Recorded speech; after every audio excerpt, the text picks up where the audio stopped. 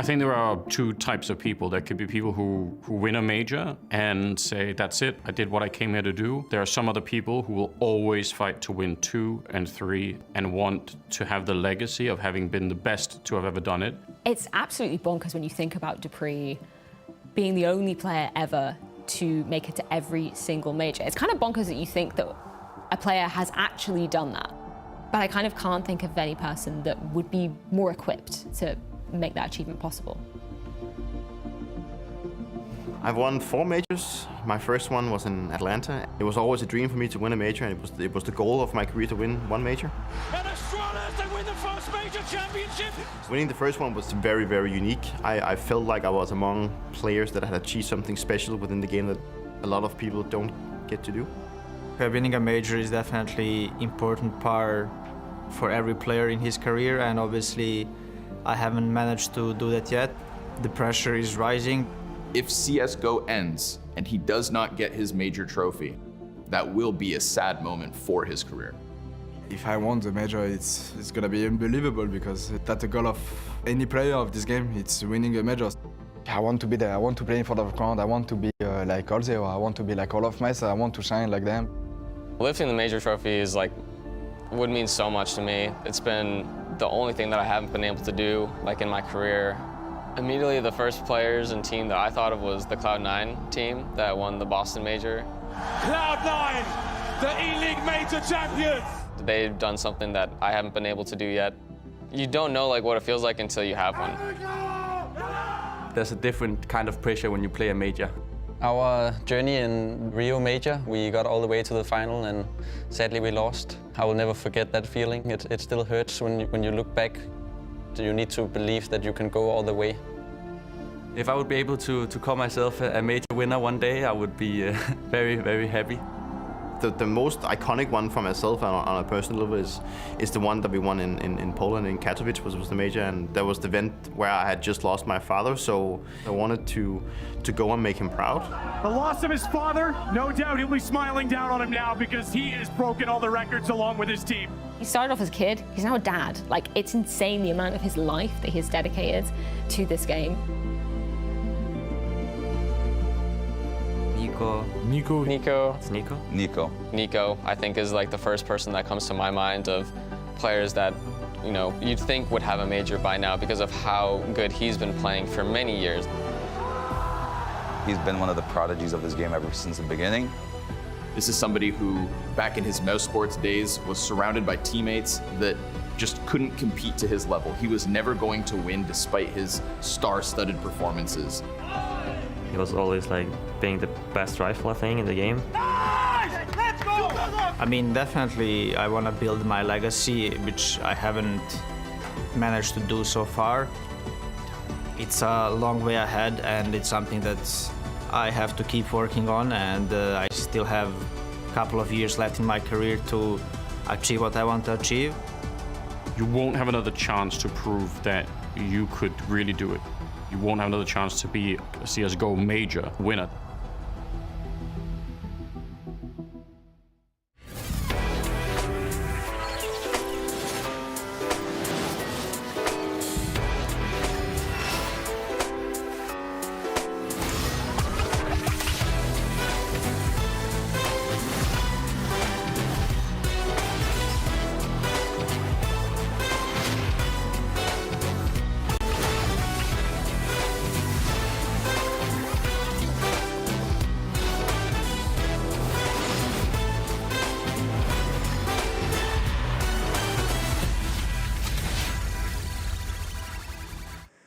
Welcome back to Paris. The Legend stage continues here today. A lot of teams being sent home, a lot of teams being moved on. We're starting to get that playoff picture come into shape.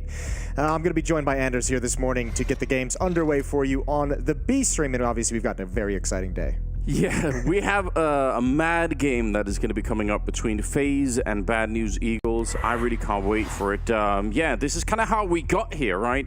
From yesterday, you see the results that were in Some of this, I think, a little bit predictable, but I mean, there were some interesting upsets. So Into the Breach beating ENCE is probably, going to be one of them. Yeah. I've got to say that was a little bit interesting. And obviously the big ones being FaZe just handling business against 9, going 2-0. Bad News Eagles taking a rough loss to Apeks, not able to muster anything. And those are the two teams that we have to highlight today because that's the big boy matchup that we're going to have onto this stream. This is the bracket so far where all these teams are falling in the Swiss system in this Legend stage.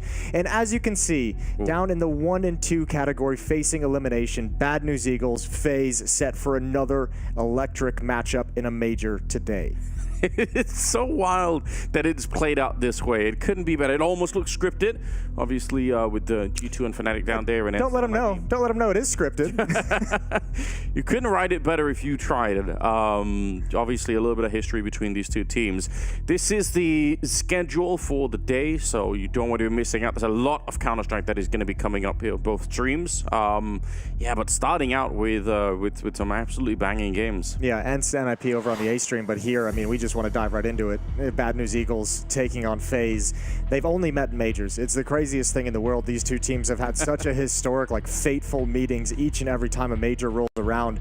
And for Bad News Eagles, a team that kind of mentioned yesterday in their interviews, they get better. They play better when the pressure is on. Well, pressure's on today. You're facing elimination. You have a chance to send the big dogs home. You've been known as the giant killer for every single major cycle we've had recently, and this is just another chance to kind of cement that fact.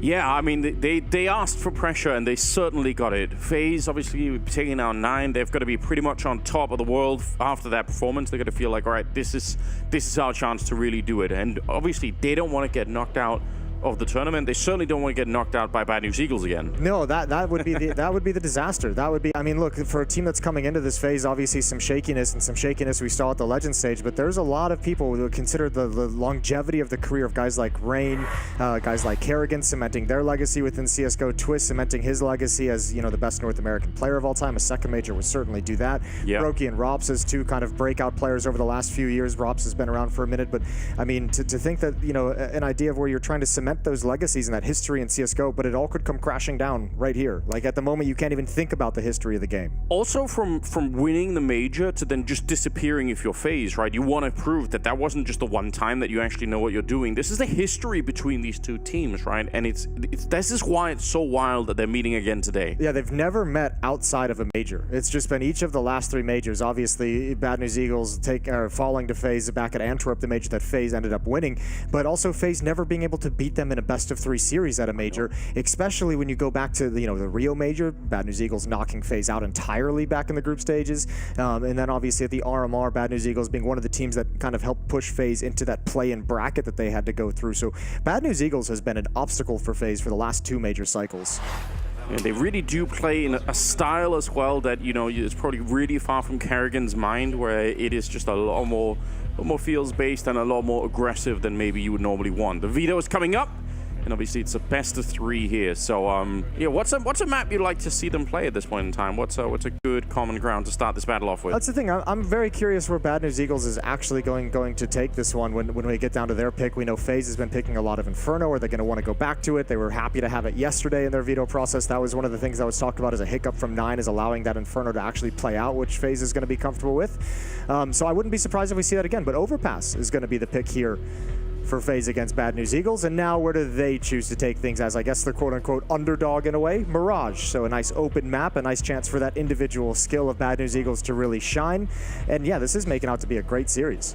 Yeah, Mirage, a map that they played a lot more than FaZe have and probably feel pretty comfortable in. And Inferno as the grand deciding map, as it was supposed to be. Well, right after the veto, we got a word with Robin as well, the coach of FaZe. Hey Robin, good to have you here again. I want to talk to you about preparation for a team like BNE, because it's unique, because you guys have played them so much in terms of the RMR, and then they knocked you out in Rio. It's become a bit of a bogey team for you guys. So when you're looking at a team that you play on repeat in tough games, what do you kind of prepare for this matchup?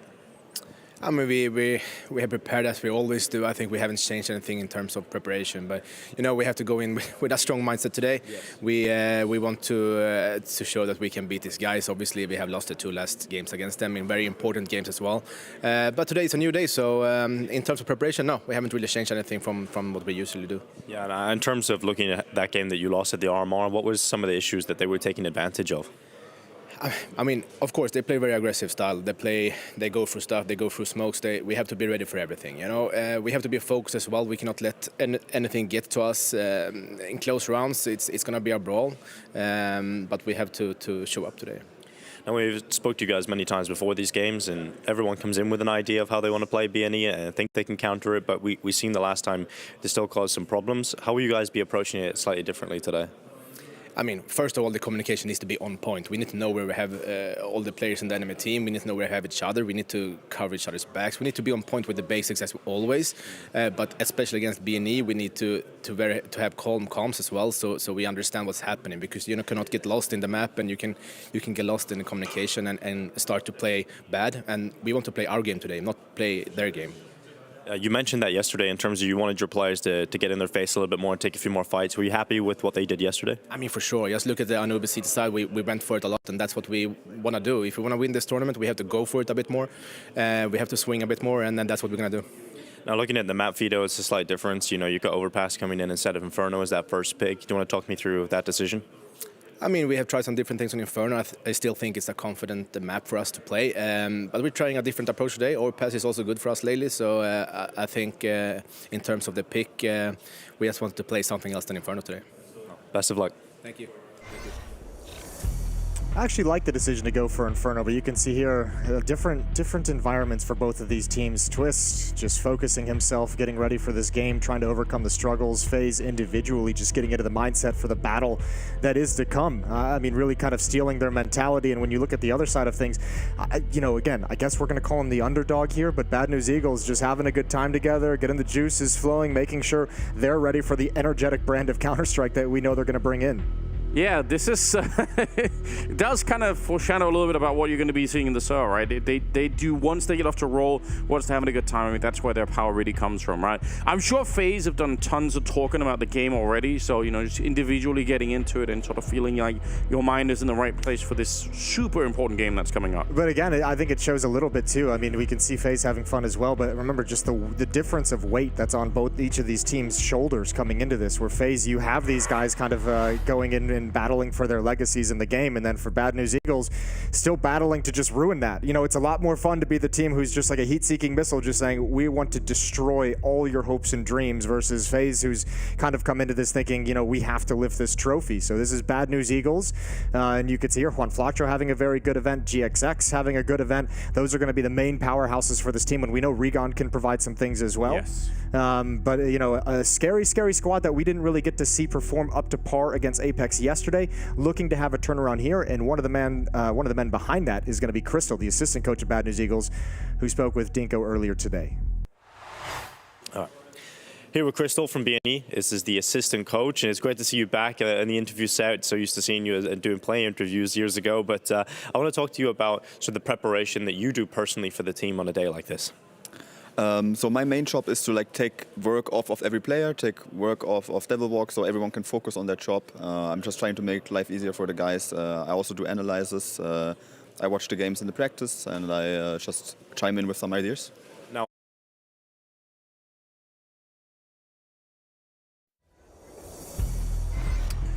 well, cut a little bit short potentially, but but the game is going to be sick. I have no doubt about it. There's a lot riding on this. Obviously, BNE, I think we talked about this last time we were covering them here on the stream, that they have something to prove as well, right? They want to prove that they're not just here to sort of spoil a couple of teams and upset the brackets. They actually want to make it through and play on that stage. Yeah, especially with all the success they've had at the past 2 majors, right? Yeah. Like they're like, we've had enough of just being the spoiler. Now it's our turn to get onto the big stage, and this is a huge, huge opponent that they've got to go through, but obviously one they've cut down already be in the RMRs and back at the Rio Major as well. So going to be intimately knowledgeable. And I think the nice thing too is for a team that like feels like they have to have some like, you know, what was it yesterday? The interview from Bad News Eagles mentioned that sometimes they have overconfidence in their own abilities. Well, now's the time to lean into that, right? Now's the time to make sure like it's better to have overconfidence than underconfidence. And now's the time to really kind of ride that energy and that momentum for Bad News Eagles. Either way, this match is almost set. We're going to see the team sitting down and setting up. We're going to head off to a break. And when we come back, it is going to be Bad News Eagles taking on FaZe for elimination in the Legend stage of the Blast TV Paris Major.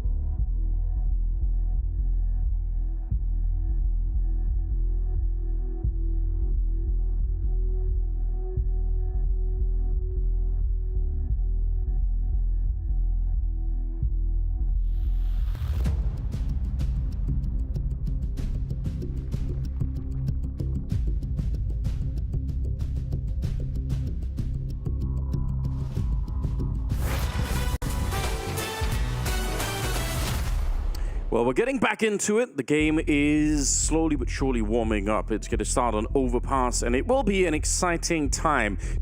I want to get a sense of what people actually picked for this one, right? Because it's been kind of close. Even I think I had a good game yesterday. I kind of saved myself, Jason. Everyone's on the FaZe side. Nobody picked BNE. Oh, at least in this group, we got a lot of talent here. Yeah, we do have a lot of people. There's another group in there. It's hard to go against FaZe. I threw BNE in there. Nice. Yeah. I like that. I just want chaos. You like the chaos? Yeah, we already got a little bit. Why not just really lean into it? Just give me all the chaos possible. I think that's admirable. I appreciate that. Yeah, why not? I mean, historically, right? They've won 2 out of 3 times, and they've won both the best of 3s. It's not a completely crazy pick that's coming out here, but Yeah, we'll see. A little bit of a head-to-head here between some of the snipers. Yeah, as we know, the AWPers in today's Counter-Strike just so very important, and Brokey seems to have picked things up. 1.3 rating in the Legends stage, and he does some of his best work when there's chaos. Not exactly the most aggressive in terms of, you know, finding peaks and finding fights, but you put him into a tough situation, and he's going to work his way out. He's gonna find a solution to the problem. He's got some fantastic clutches, so it's going to be a tough task for GXX on the other side of things to match that kind of production from Brokey. Going to be tough from everyone on Bad News Eagles to match the kind of production that FaZe can bring to bear. Karrigan, Rops, Rain, Brokey, Twist, some of the best in the business, and Bad News Eagles, one more chance to knock FaZe out of a major. We're live into the pistol round of Overpass. It's Bad News Eagles starting on defense. FaZe's map pick. Oh yeah, the weight of the world on their shoulders right now, there's no doubt about it. This is going to be one hell of a game, so just get strapped in because we're ready to go. Rigon's out on long, and he wanted to take a little bit of a fight. They've got Yuan Flatro on the other side, and he's actually ready for this peak. He's trying to go for it. Aggressive in the pistol round. Very low on health all of a sudden. The flashbang, it does slow them down. Yeah. So at least they don't get hunted down immediately. That's a team flash, a little bit of a missed timing, but they know that Gush came out onto Juan Flatro, and they really wanted to take advantage of that. There might have been a chance if they don't turn the corner before that flashbang pops. However, even with taking the early damage, at least that presence forces a little bit of utility out of FaZe, but Juan Flatro is certainly, I was going to say dead, but dodges a bullet. He should have been, and he still probably will be, right? Yeah, he doesn't know if he can fall back either, so he's stuck in this fight. He had to take it. There was nowhere he could go. He knew they might have been wrapping behind him, but Bad News Eagles have a good read of the situation. You're not wrong, Jason. They've gambled it. They're all in the B-bomb site. Scenario Synopsy, they're coming in with the kills, and this is dead immediately. Down in the tunnel. Rigon's going to spin around it, take a double kill on him. They roll the dice on that B defense, and they come up absolutely huge on it. Bad News Eagle, so pick up the pistol round. And that's the confidence you like to see out of Bad News Eagles coming into this game. Everyone's swinging on Monster, especially when you get that first kill and even the second kill on top of it from the initial defense. You know that's a tight choke point. You know you can swing even wider. Scenario and Synopsy doing great work. And from here, it's just like everyone swing, everyone fight, nobody stop it. They shut it all down. Bad News Eagles going to take the pistol. They start 1-0 in second round without a plant. FaZe choose to stick back on unarmored pistols. Just a P250 grab for Rups, and that's it. Yeah, not much to play around with in this one, so probably going to be a little bit of a one-sided affair, but that's okay. FaZe is going to be back pretty swiftly with the rifles in hand. Now, they have not played Overpass in their previous 3 series. If you go all the way back to Antwerp, that was a win for FaZe on Ancient over in at IEM Rio when Bad News Eagles knocked FaZe out of the event. It was Mirage, Nuke, and Vertigo. And then at the RMR, it was Mirage and Inferno as well. So, you know, Robin had that interview about the map veto, mentioned his words, how they just kind of decided to go towards Overpass. They still feel confidence on Inferno. Well, maybe looking to mix things up in this matchup and take it to a place that they haven't actually competed on. That's here on Overpass. We'll see how it pans out for FaZe. 0-2 to start things out, but certainly going to buy in round 3. Yeah, they're going to be back pretty swiftly. It's interesting to think about Brokey and how much he almost could be a player that would play in the B&E style to begin with, right? But obviously, Karrigan is going to have more of a structure behind it. So, I don't know how or when they're going to let Brokey off the leash, but there could be a fun moment where you could see some really exciting battles happening between just him and some of the players on the other side, right? Because he does love that chaos. You're not wrong about that. Deep nades and Karrigan and Twist actually getting blown up a little bit at the start. It's a little bit of a harder way to get going in the third round. GXX going to be falling right off the flower bed, but it's always a good position. Kind of hard to flash someone there, and usually good for one shot. Yeah, it's a pretty beefy nade. Nice flashbang to force GXX off the angle. I think if you're FaZe, you would love if this game got a little bit scrappy early on in rounds, and you were able to go into mid rounds and 3-on-3s and 4-on-3s, and 2-on. Like if you can get the mid round where you get to work the map a little bit more, I think that's going to be where they have the biggest advantage over Bad News Eagles. Flashbang in towards bathrooms, dinked on Rain, but can't complete the kill as Synopsy, so man advantage for FaZe. Down to 55 seconds. Rain is almost out of it, and they don't have that many nades left either, but maybe enough to make a difference. Yeah, but boost doesn't really do anything. Yeah, and actually now they're going to call 2 players at sign. They know where this defense is positioned. A follow-up boost coming in. Brokey, oh, good shot. And they know Juan Flatro is pinned down. Yeah, for GXX, that was a must-hit shot. They actually will get the decent flash at least on him. Brokey able to pick up the second kill there. And the bomb plant's going to be following through Scenario and Rigon. There's nothing they can really do. They're going to have to just back away. No reason to try and throw away these rifles. So really successful early round here for FaZe. Yeah, and we highlighted that AWP matchup between Brokey and GXX in this series, and there's 2 chances for GXX that go to waste. Boosted up twice, missed the first shot on Rain, the second one onto Brokey before losing his life. So early impact, the AWP not warmed up yet for Bad News Eagles. And for FaZe, it's all 5 players surviving. They're going to love that. Yeah, it doesn't really get any better than that, does it? Free AWP over to Brokey, so it does get a little bit better. A free AWP. That's a lot of money to be walking away with. And all they save on the other side are 2 FAMAS. So not really too bad. If you're on the FaZe side of things, you are happy to see this. Yeah, this is a great opening. That's a FAMAS up close there, and then obviously the second kill. That probably does it. There we go. He actually was a little bit obscured by just the texture on the back there. Could have been a bit scary, but they'll work it out in the end. 2-1 the scoreline. 4th round is coming up, and they are able to put together a buy, right? They save the FAMAS. They can buy some M4s on top of it. But this round is real important to Bad News Eagles. They absolutely need to win this one.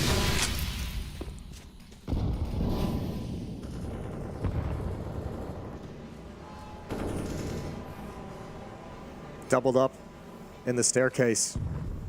Although the boost up for Synopsy, and GXX is going to leave him alone. Now doubled up in bathrooms. But only briefly. GXX is trying to decide where exactly he wants to go based off utility, and this is a very quiet creep. Synopsy is done for. No one's spotting it. That might be a mistake. That might be GXX continuing to back off and trying to figure out where to position himself, and now they're just getting picked off. Brokey makes an assumption no one else is there, but a good recovery from Twist, and the A bomb site is compromised. That absolutely feels like a mistake. That could really go back, come up costing them here. You know, Flatros on the bomb side, and they've got more than a minute here. They line up for him. That could have been an easy double kill right there, but Twist will find the headshot and end the round in favor of FaZe. There's nothing Scenario could do here. Again, not really going to be worth it to try and go for it.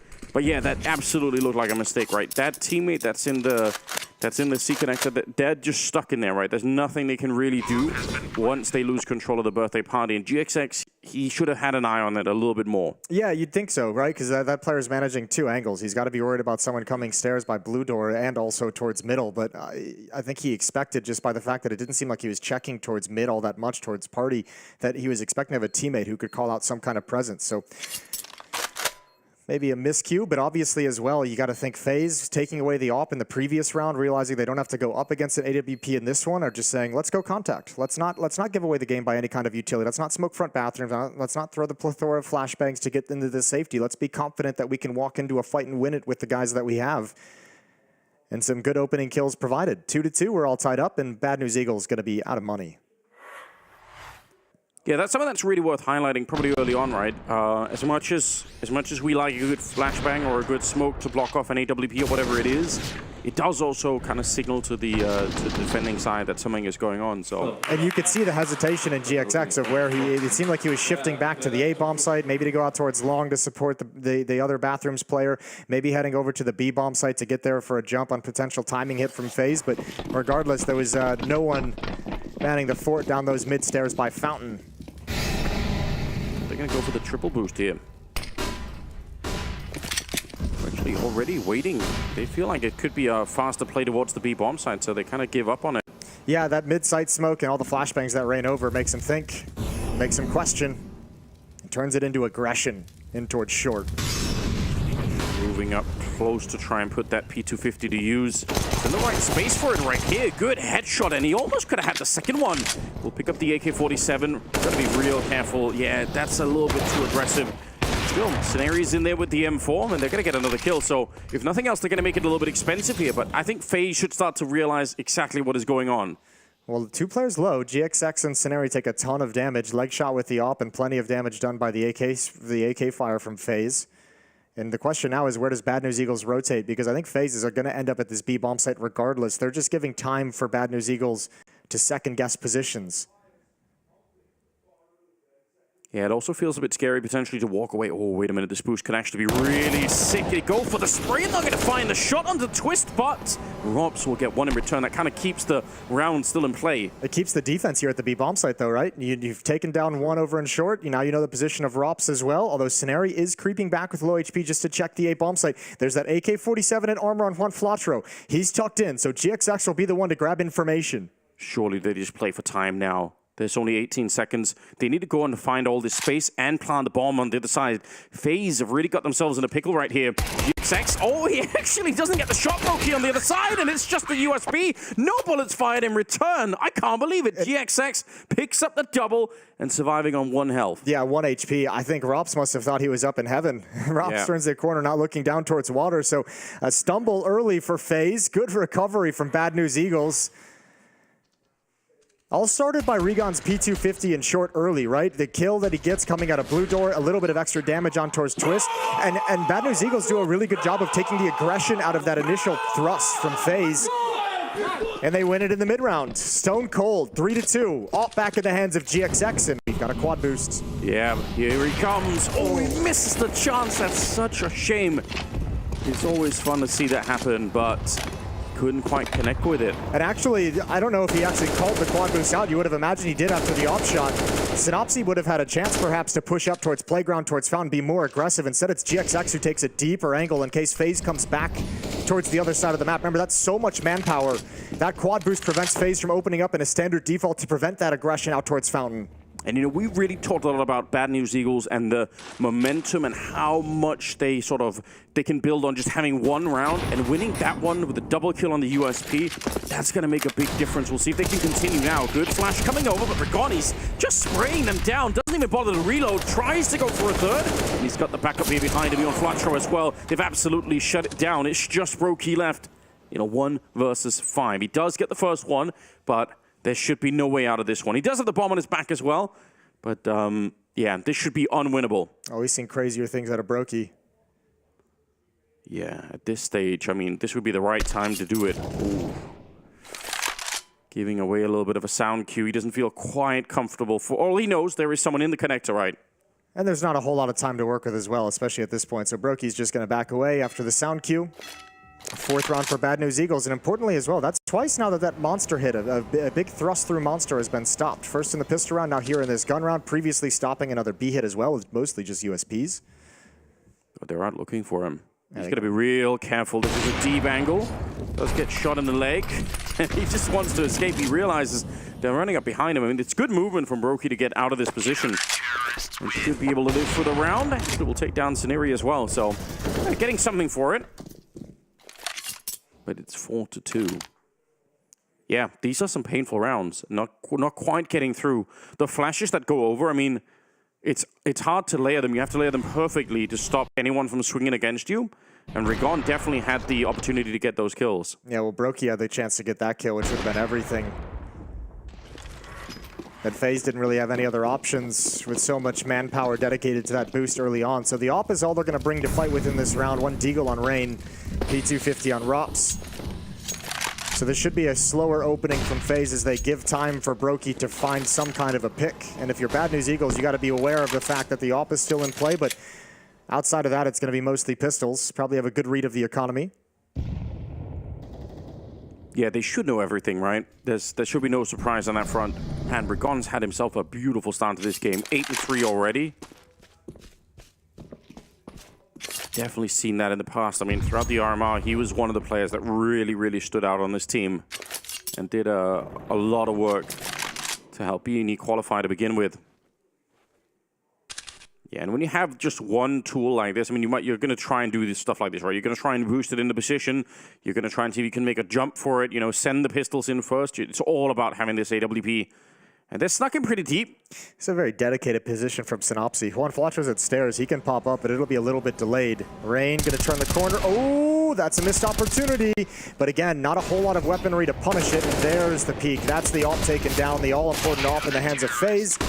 And a good collapse from the Bad News Eagles defense. They're up by 3.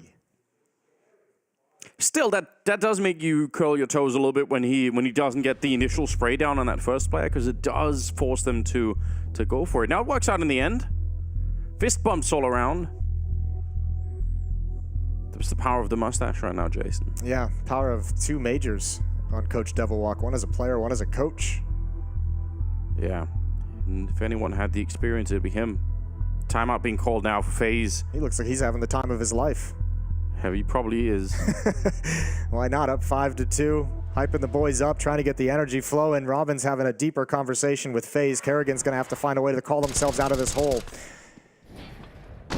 And I think taking early timeouts, I mean, I'm sure mentally FaZe are super in it still, but to stop BNE from having this role, right? Like, you're also slowing down their momentum by just forcing them to have a little bit of a break. Yeah, but they need to start finding a solution, FaZe, because the money's in a tough place. The Bad News Eagles have a couple of buys behind this one, so, I mean, the money's growing through these victories, especially considering 5 players just survived in the previous round.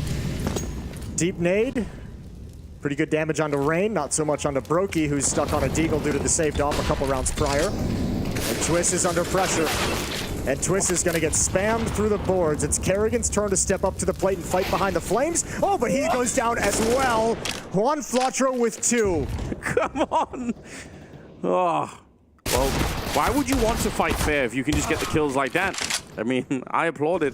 Make it an unfair fight if you can. And it just turns into covering fire for Synopsy to push up and make that play. Now, if he goes up the ladder, he'll have encountered, he's going to encounter 2 players from different angles, but he might even see the bomb, so he can let them know. Rops not able to find the kill. Oh, boy. They have got absolutely picked apart. This is one of those dreadful rounds if you're an in-game leader where you didn't even really get to do what you wanted to do, right? This is something I always think about. If you get to execute a strategy and it doesn't work out and you can cross it off your list, you're like, okay, that didn't work out. Let's try something different. This round is like, oh, well, we just lost the round, but we never even got in the position to do anything. Not even as just the in-game leader, you're exactly right, but not even just him. If you think about the other players as well, this is obviously a stretch where FaZe as a team know they aren't playing up to their level, aren't performing as well as they could, aren't performing as well as they should. And then you get killed like this with 2 spam kills, and you're like, I can't actually do anything. I can't actually play the game. So frustration is going to start mounting, especially you add in, before this round, it's a 3-round run from Bad News Eagles that started with an eco victory. So it's all piling up now. FaZe is going to start feeling a bit of pressure. They definitely will feel that pressure mounting slowly but surely. Twist with a deagle. I like this. The hunt. I mean, try and see if you can change the momentum just a tiny bit here. Not going to be able to get any kills just yet. He did spot out GXX. Yeah, he's forced the defense back at the very least. Yeah, and I would like to see them. I mean, this is the round where you can do it, right? You've got the deals and a Tech 9. So if you were going to try and sort of flex into a round and be like, all right, let's, you know, they're playing really well. They're obviously really warmed up. Let's try and see if we can't get there ourselves. This is a good round to do it in. Just to kind of prove, you know, we're not just going to get completely out-dueled every single time. There we go. That's a critical kill from Rops. Ooh, the next one wasn't expecting it. 40 HP. Twist is going to come back. It's a little bit of superficial damage on the Scenari. But that's a lot of information gained from Bad News Eagles. Synopsy's on his horse to rotate back, but the 8 bomb site is essentially already lost. Oh, GXX got to be careful. Bombs getting planted. And good tag through the boxes. That's on a Twist who's deep, and there's a flank coming in as well. Yeah, he was way behind. Good return from Brokey. Still a very hard round to win here for FaZe, but they've done a fair bit. Twist with the headshot. Hold the phone. It might actually be working out. Twist is now on his own. 1 versus 2. He doesn't quite get that jumping headshot, and GXX will find him in the end, but there was a moment in time there. It looked like he could have had that jumping shot. Yeah, that would have been sick. It's still Bad News Eagles winning the round 7-2 in their favor. Yeah, really dangerous round for Bad News Eagles. FaZe got a lot of space towards bathrooms into that A bomb site. Well recovered from BNE. But you got to say it's not bad at all. Plants 3 kills as well for FaZe, so you gain a little bit of ground and the guns are going to come back out, and Brokey's got the op in his hand again. And this is one of those must-win rounds. They even have quite a bit of money built up on the CT side, Jason. I mean, they're actually putting in so much work at the moment, running away with the early part of this half here. It's not too late for FaZe to turn it around. It's not like they can't come back into this, but they really need to do something spectacular at the moment. He pushes through the Molotov, and that's a cool play. I mean, you could tell they weren't quite ready for it. It could have worked out. Yeah, gave a little run boost over the Flames. And that very easily couldn't have been an advantage for BNE. They're playing with complete confidence right now. Look at this push, though. Rops is ready. Can only go 1 for 1. Decent damage, but he's going to call out at least 2 more at the B bomb site. So we should see FaZe start moving up long. And a failed flashbang from inside of the B bomb site, right? Like, that's supposed to go a little bit deeper. I think it got caught on the wall there. that actually might be worth it if we get a replay of that, because that could have got them both killed easily. Otherwise, Rops is supposed to be completely whited out on that side. 4 on 4, and you're right, it does tell something. And look at how far back they've leaned. They put Scenario all the way at the back of the B bomb site, and 3 people early on here at A. They don't really feel anything, so they're going to rotate one of them back with the AWP. But 50 seconds right now, and it looks like we could enter the A bomb site once again. Very possible, but I think they're going to let Rain put on some pressure. Kerrigan and Brokey are down on the stairs with Twist, so they haven't decided where they're going to go. Oh, the timing is horrific. Rain goes down, and yeah, B's the only option left. Yeah, you're just going to go for it now. 30 seconds. A little bit of an A landing on top. GXX. Good kill. Smart not to re-peek it. You know Brokey has the ult somewhere. He's going to get the blind shot, but it shouldn't make any difference at all. They're just going to keep on fighting him. That is dangerous. The chance for Brokey maybe to get that shot, but he just wasn't ready for the relentless aggression that was coming his way. 8-2. Bad news, Eagles are looking exactly how you'd want to see them right now. And everything that can go wrong for FaZe at the moment is going wrong. I mean, you think just the timing for Rain holding his AK, pulls a nade out, that's when the player turns the corner. He gets that kill, and I think one of those 2 players playing passive at B actually shifts off. Could make that hit much, much stronger. But I mean, as soon as Rain goes down and they see nothing and they feel no more presence, they know exactly what's coming.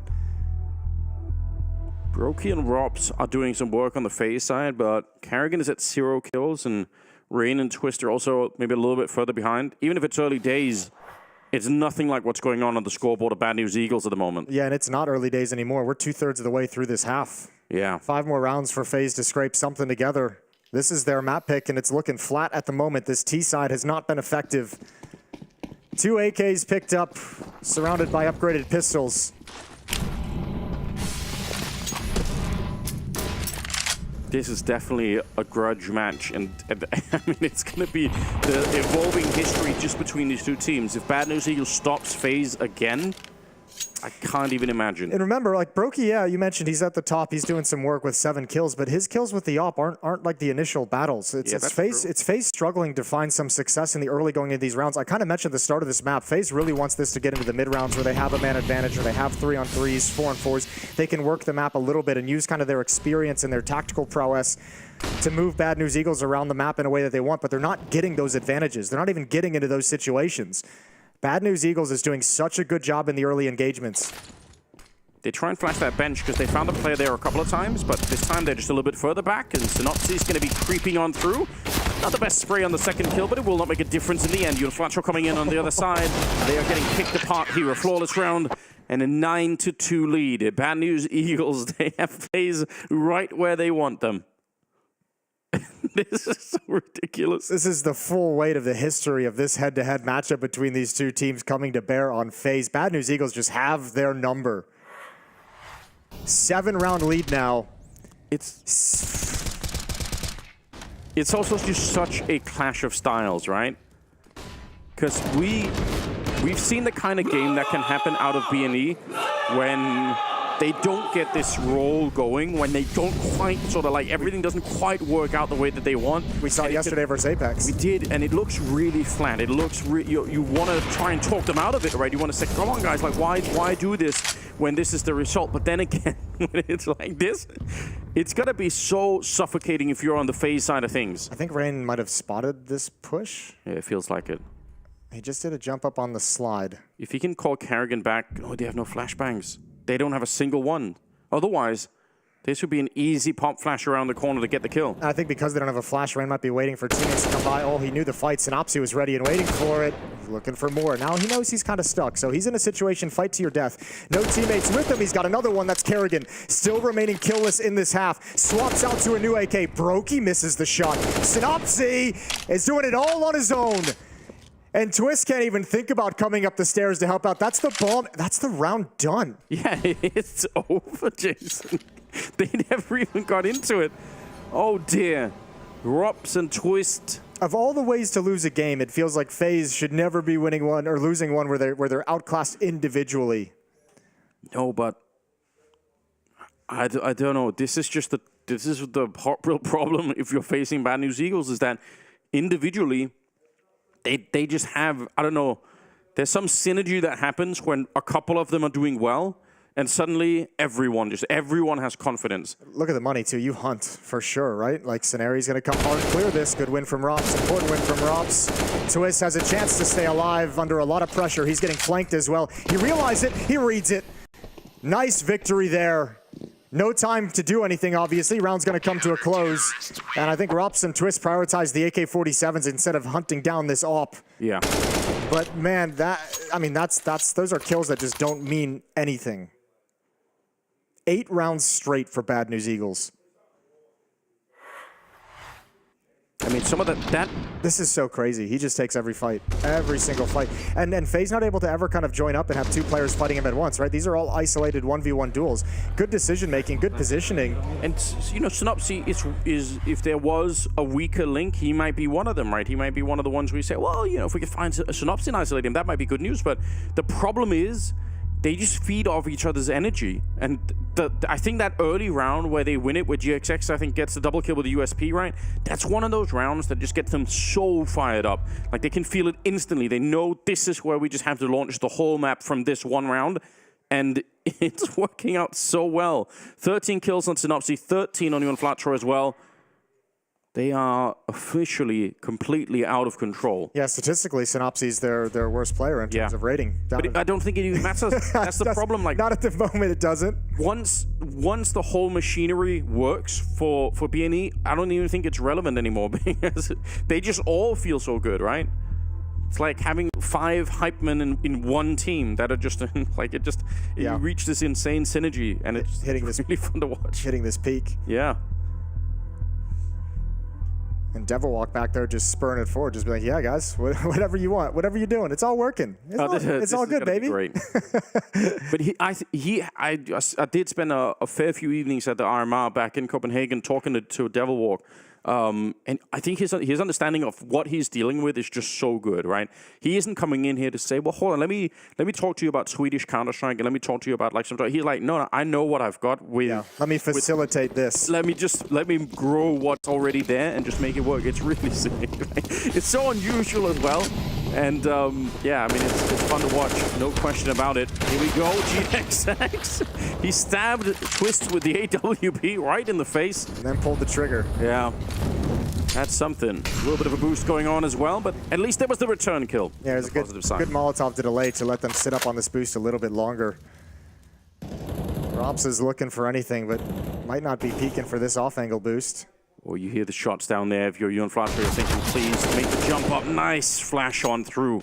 And now they have to come off the boost. No question about it. Now, as bad as this has been, there's still plenty of time for FaZe. This is the first time they've kind of got an early advantage in quite some time, although Regon's going to solve that with some spam through a smoke. This B bomb site really has been locked down for Bad News Eagles. I don't think they've really lost it a whole, I mean, obviously haven't lost it a whole lot, but every time FaZe have come here, they've just been stopped cold. This is at least a round where you're talking about that mid-round you were asking for, right? Where they haven't just completely lost a round yet. FaZe, it's 3-on-3. They got about 45 seconds. The hard part, though, is, yeah, it is what they want to work the map, but they would have no one on the other side of the map. Oh, that's dangerous. Regon's going to have to flash. He's in some trouble. He's in some trouble. Still wins it out. Still wins it out. Counter flash from his teammate. He gets another one. And now they know position of Kerrigan. Synopsy's going to come on the blue door. There's 30 seconds left, but Kerrigan, oh, he needs a gift. He needs a gift right here. He needs to find this kill. Door shut. And over to the B-bomb site he goes. Yeah, he's really locked in at the moment. There's only one way out, and that's fighting with this AK. 18 seconds. Oh, he snuck through. That's a very smart play. And he's going to go straight for the bomb plant. They're running in on the other side. Already on top of him. Synopsy's right there, and Kerrigan, there's no escape.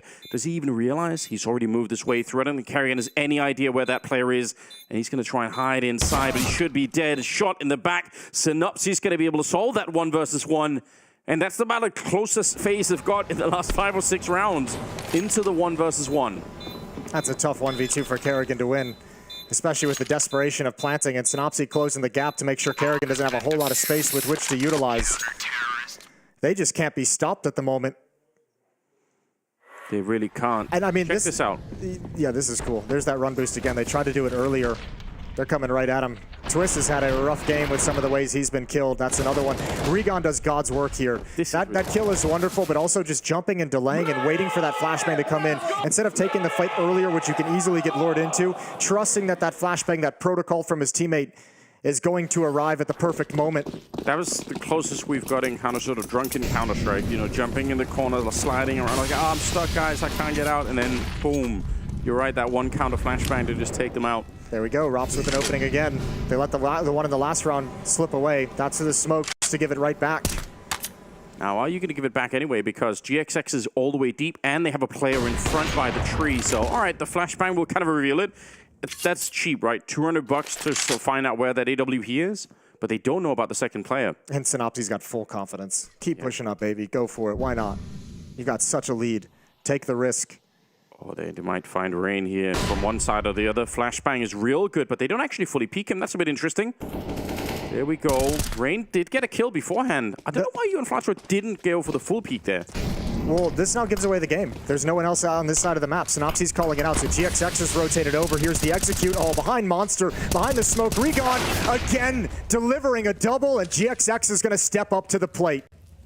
And they fall back. They don't trust it. They have time as well, so 2 versus 2, but the fact that Recon is able to come up with that kind of a double, that collapses the initial push for FaZe. We're down to under 40 seconds. However, look at who's long. Again, this is that mid-round though that FaZe should be able to exploit. The defense is split, one at B, one at A. Synopsy's tucked himself safely all out towards long, and I think he might start hearing these footsteps. Certainly the utility usage, GXX is going to get pulled back. Yeah, this is a sick position. Oh, are they going to check it? Yeah, kind of, but not really. Karrigan, that's still a really huge kill. He wasn't in a good position running through the smoke, and imagine if Karrigan was a little bit further away. GXX might have been able to win the round, but it's a good 1 versus 2 at the end, and FaZe, they finally pick up a 3rd round, having lost, what, 9 in a row? That's the problem. Like, you still don't feel good out of any kind of a win. They needed that much earlier. They put a stop at least to the 9-round run. But boy, do they need this 2nd round. They need this last round to close out the half. 4 rounds of breathing room isn't much, but with the way this half has gone, they'll take it. In FaZe, I mean, Monster's been closed. B bomb site has been closed. Look at the pressure that's applied. I mean, even if Karrigan was just reloading there, well played on Karrigan to kind of understand the nature of his opponent. Now he's like, all right, you know what? Even if it's madness, he might just be jumping through the smoke, and he did. 15th round, last of the half here.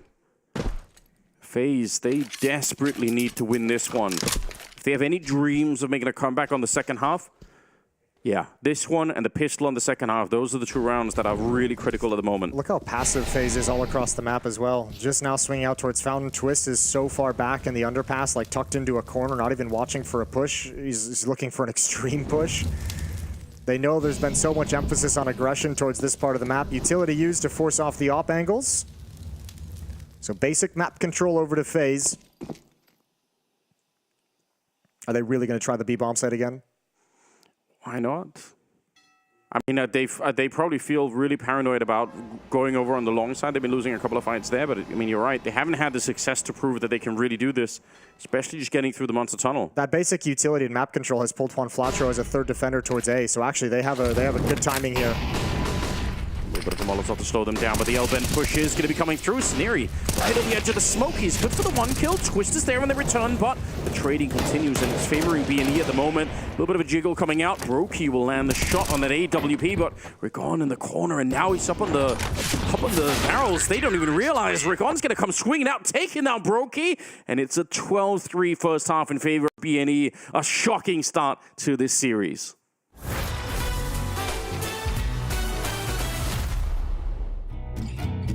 It wasn't an arena, but remember the 1v1 I had against NAV? Okay, it was like the all-Canadian round. Yeah, okay. Yeah, that one was actually funny. Right. Yeah, rewatching that, I laughed for sure. This is Canada versus Canada. Oh, nothing can go wrong here. I've never been so apathetic to an outcome in my life. Right. I'm going to apologize no matter what happens. I'm already smiling. I'm happy for whoever wins it and sorry for whoever loses. Sorry. Oh, he's just bleeding time off the clock. Oh, he's playing Twist like a fiddle. Canadians are so smart. No kit either. It's done. NAV. And in Canadian fashion, it's full pacifist. No one shoots each other. Sorry I had to blow up your site, eh? Yeah. Oh, no problem. It's just your job. That's wonderful. Yeah, the most pacifist clutch ever. You both survived and walked away. It was no damage taken from either opponent. Okay.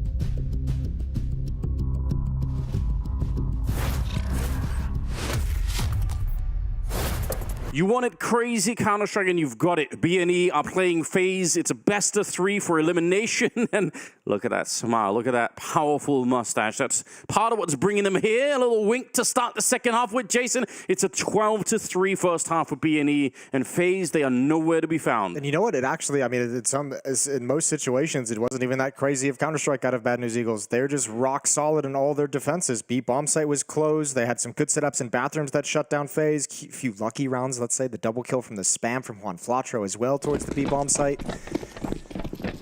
I mean, doesn't matter how it happened. FaZe is looking at this, and they've got to just be destroyed. This is not how they envisioned this game going whatsoever when they woke up this morning.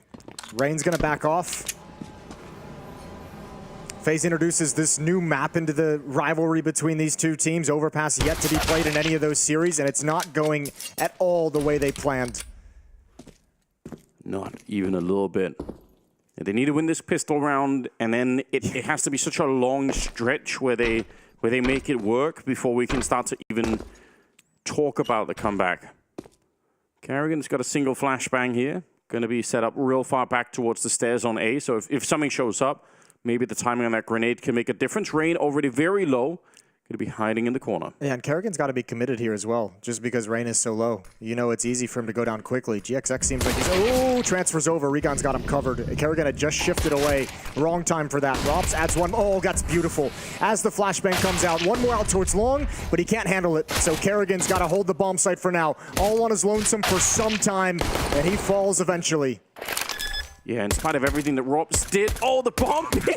Where are the shots going, Brokey? Oh no! Your Flatro comes in with the P250 and blows him up. Firing blanks down from the stairs, and now Twist 1 versus 3 here to try and recover, and he can't. BNE will pick up the pistol on the second half.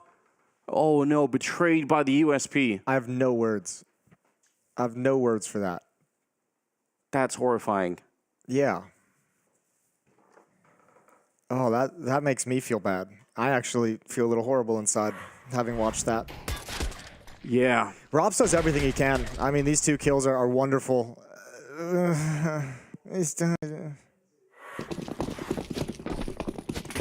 Yeah, Jason, you got any other? Talk about it, Jason. You gotta get the feelings out, you know. There's just nothing connected, did it? You really didn't. What a way to go. 13-3. And round number 17. Oh no. Let's see what FaZe can do here. We can return to a popular theme that's sometimes discussed when you're in this kind of scenario where even if you probably lose this map, right, you at least want to get warmed up. Like you want to get into the second map. It's elimination game at the major. I don't want to have that conversation. No? I don't want to talk about getting warmed up and playing yourself back into a blowout. Because I mean, it's do or die time, and it's against a team that has eliminated you from the previous major in spectacular fashion. A major you were favored to win. They almost prevented you from even getting to this major itself. True. If you're not warmed up coming into this match, like there's a problem, and Brokey's going to try and fight himself out of this. I think you kind of give this a go, but he has no idea. He's already wrapped behind 14-3. My point is just right. Yeah, there's a difference between losing 16-3 and 16-9. You know, like if you just at least be like, okay, you know what? Like, you need an excuse coming out of this one, right? You need to be able to say, okay, it was a slow start, that was bad, but if we started the way that we finished, we would have won the game, right? Like you need something to be able to tell yourself. You can't just be like, we got rolled. Yeah, I think just having to take that angle at this point almost speaks everything you need to know about this matchup. Yeah, well, I mean, surely FaZe aren't thinking that. I'm just saying, from like an outside perspective, there's got to be something here. Like, there's something to hold on to. Yep. Oh, it's so ridiculous. Oh, FaZe fans in shambles. No question about it. I mean, most people you could see sort of pick FaZe, right? But I think everyone must have had that thought in the back of their mind, thinking, well, on the other hand, you know, what if it's one of those days? It's because it's like, regardless of how it's played out, right? It's just almost unthinkable that this would happen. I mean, FaZe just recently winning the Grand Slam, the Intel Grand Slam as well. I mean, the run that they've had over the past year and a half, 2 years. It's almost unthinkable that they wouldn't be able to come into this game just ready out of the gate. And I don't think anyone still wants to admit that it's happened. 14-3.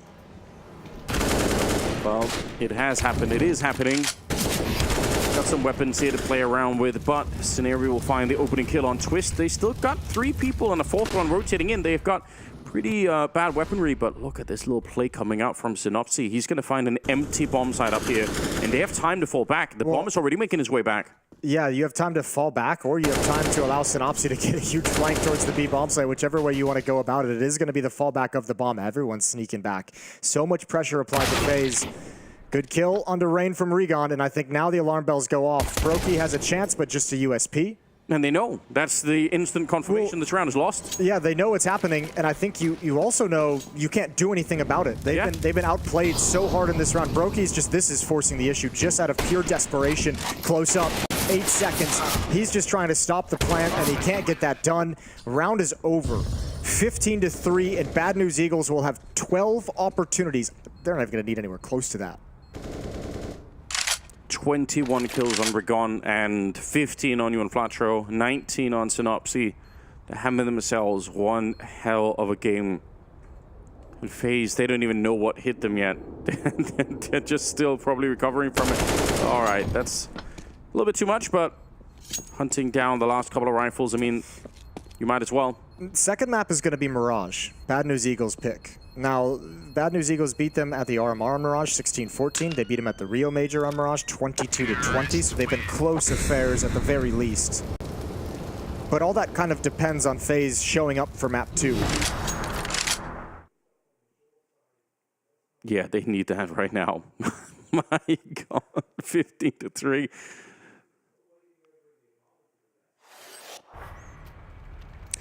Over on the A stream as well, we do have NIP taking on ENCE.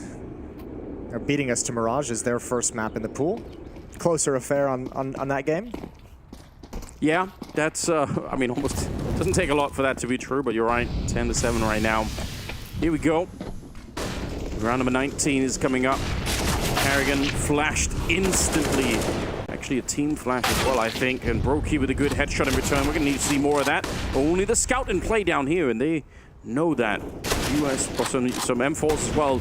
They're not really in position just yet. Brokey doing a lot of work, but it still might all be for nothing. He erupts on the other side, and Rain walks into the shot. It was Juan Flat to take it down 16-3. As Bad News Eagles absolutely crush and demolish FaZe on the opening series. Yeah, no chance to warm up into that one. Any hopes and dreams of just playing yourself back into form? That is unbelievable.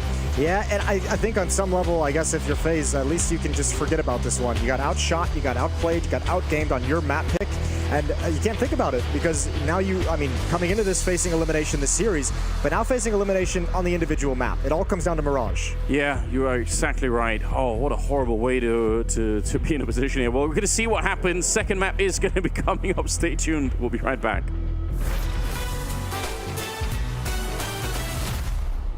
And round 5, what do we get now? Okay, so we got Elise, we're going Elise again. I'll just try Carrigan, because I think Carrigan is going to give me a lot of hints. GKS, Justin Savage, Justin Kill Savage. He's older than 24. AK-47, more than 5 majors. And it seems like he is not European. It could be Nitro, but at the same time, I think he's been... I'm going to try Nitro. So that's exactly the same result. Not so familiar with all the NA players, so it's maybe a bit tougher on me, this one. Okay, let's try... The team is not Liquid, so no one from Liquid could be it. Maybe Rush? We can try for Rush. Twist is Canadian, so not that guy. NAV. But then again, it could be NAV, but at the same time, but maybe Canadian, I'm gonna try NAV. Hooksy. Wait, it's not Europe. Electronic. More than 8 majors, and it's not even close to the Russia or Europe. Russia is not it, but I have the age, range pretty clear now. American teams, it's Liquid. Liquid? Only Liquid. It's not OC. Stop thinking Liquid. I'm only thinking Liquid. Who else is playing in North America? And he's played a lot of majors, it seems like, so it seems to be like an obvious name, to be honest. Stewie 2K. He's from America. He's retired already. And he's younger than 27. Imagine. Maybe he's playing Valorant. which was the roster that Cloud9 won the Boston major? It was Stewie, Automatic, Rush, Skadoodle maybe? No, it's because the weapon is AK, so that wouldn't fit. Could it be Tarek? Let's try Tarek. Let's go. Why was that one? That one was really hard. Yes, it's Tarek.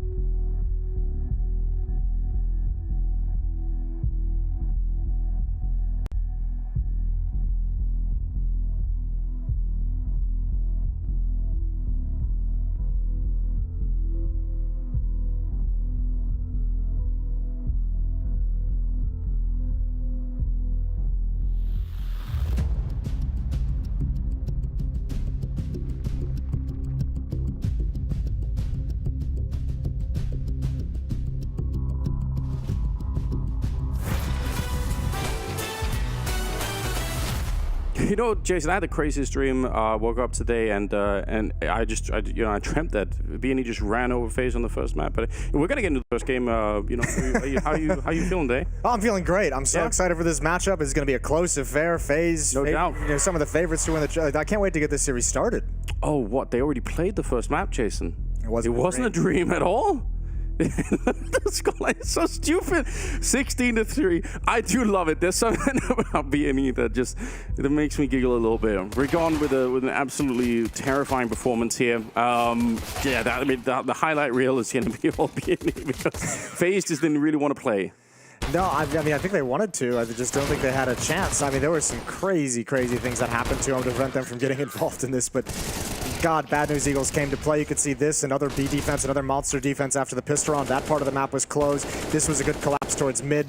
This part of the map was closed for FaZe throughout most of the game. GXX was being aggressive. They had a couple of those run boosts around the Molotov on short to be able to get into the action. I mean, what can you say? Yeah, what can you say? Not much if you're on the FaZe side, it turns out, but yeah, they were all individually playing really well. Sort of a great mix of aggression. You've seen Synopsy in some of these rounds. This is the round where he just single-handedly taken over absolutely everything and controlling the entire map, winning 3 fights. Obviously, too, I mean, let's say, as well as Bad News Eagles played individually, some real stinkers of games from some of the FaZe players as well. Quiet from Rain, quiet from Twist. Rops had a couple good entries, but like he couldn't really get involved in the action because nothing was being produced elsewhere on the map. Yeah, strategically, I don't think Kerrigan had the impact as Overpass would have liked game planning coming into that. Their map pick as well. Brokey's op wasn't really involved in too many attempts at opening until later on in the half when it had already slipped away. Nothing went good for FaZe. Not at all. And I mean, the AWP didn't work. The USP didn't work either. Don't bring that up. Why are you going back to that? Because you have to laugh if you're going to cry otherwise, Jason. Well, you might not. You actually picked BNE to win this one. I did, but it didn't feel good. I wanted a little bit of chaos. I wanted a little craziness. Yeah? Yeah. You poked the chaos meter, and now here we are. Here we are. It's my bad. Yeah, it is your bad, Jason. I'll take credit. Feel bad. I'll take credit for beating FaZe, for knocking FaZe out of the major. Right. That's fine with me. Yeah. Let's bring up Regon, because he actually, I mean, coming into this, obviously a great game plan over for Bad News Eagles.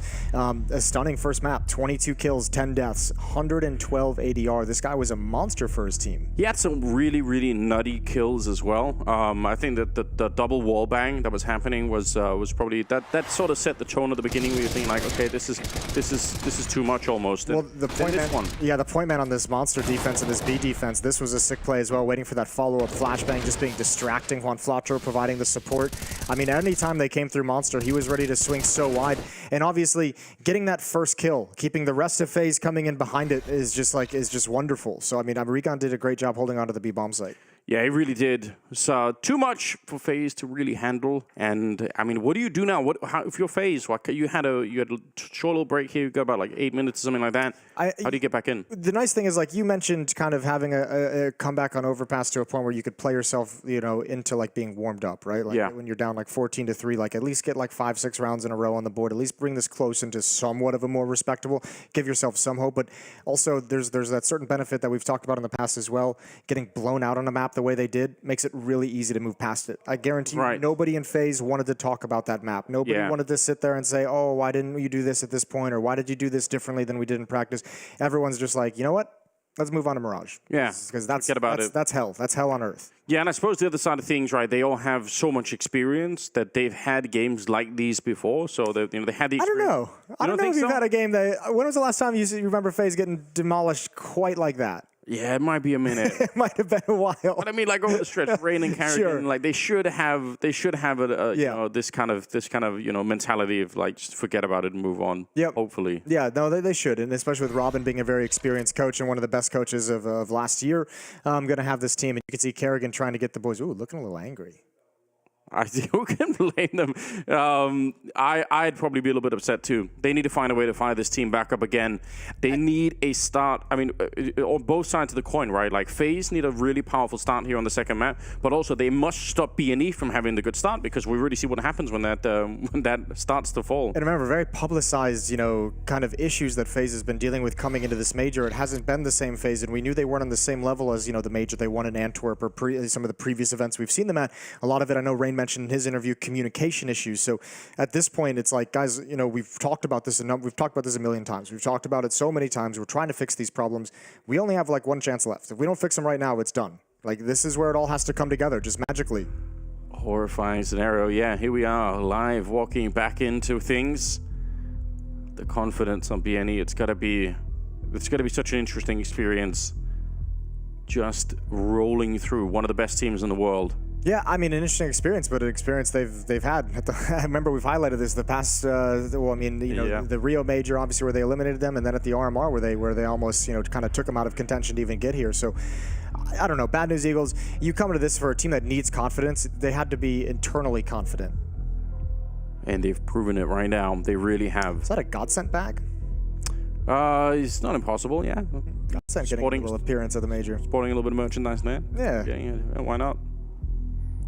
I still can't believe I still haven't really recovered. I don't know how FaZe are going to recover. I haven't recovered yet. Look, there's a certain element of this for FaZe where maybe we got swept up in the storyline of like the Carrigan and the idea of FaZe kind of closing out all these different stories that they've had throughout their career. But you go to the other side, Bad News Eagles is just a pure esports story. 5 guys from the middle of nowhere that have made this work, that have made this team dangerous, are now are knocking on the door, the biggest stage. What a beautiful experience it might actually be. We're gonna head off to a break though. We're gonna take a little bit of a pause in the action. Everyone catch your breath. Everyone get some water. Whatever you need. We're coming back into it, and then FaZe is do or die.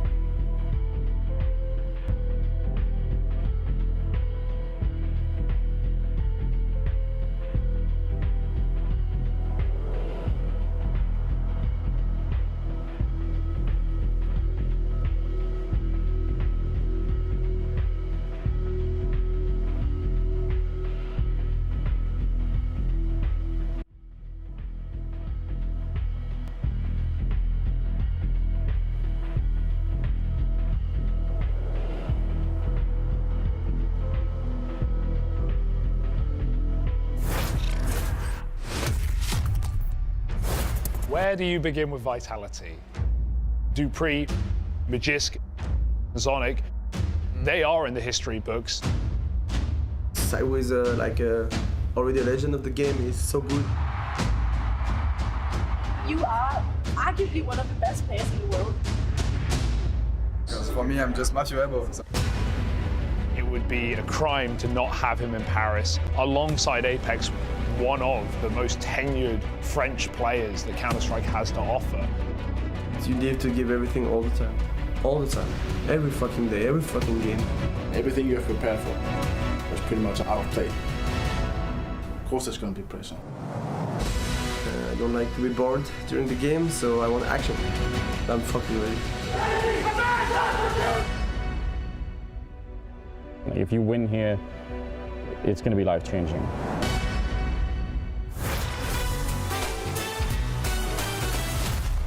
Yeah, well, Vitality already made it. They are good to go. They are ready. FaZe and BNE, they still need to qualify, and this is not even it today. Today they need to stop themselves from getting eliminated. FaZe, they've got their backs to the wall. They lost the opening map. They didn't even replay the opening map on Overpass, and now Mirage is coming up as the second map. That's a good way to put it. Like, FaZe not even thinking of qualification at this point, just survival. Yeah. That's what this map is. It's just survival for FaZe. Take a look at this. This is Rigon on Overpass, just to show you a little bit of some of the really cool dynamic that's going on. This is the double wall bang. Flatro. Put some respect on that name. Yeah. Oh, yeah, you're right. And he's actually looking at his teammate's monitor half the time when he's doing that. He's checking to see, because his teammate is in connector, right? So he's able to call it out and say, you know, sort of roughly where the bullet's landing. Like, am I holding this side or the other side? Like, it's so sick to see that kind of thing. Like, you could see it here as well.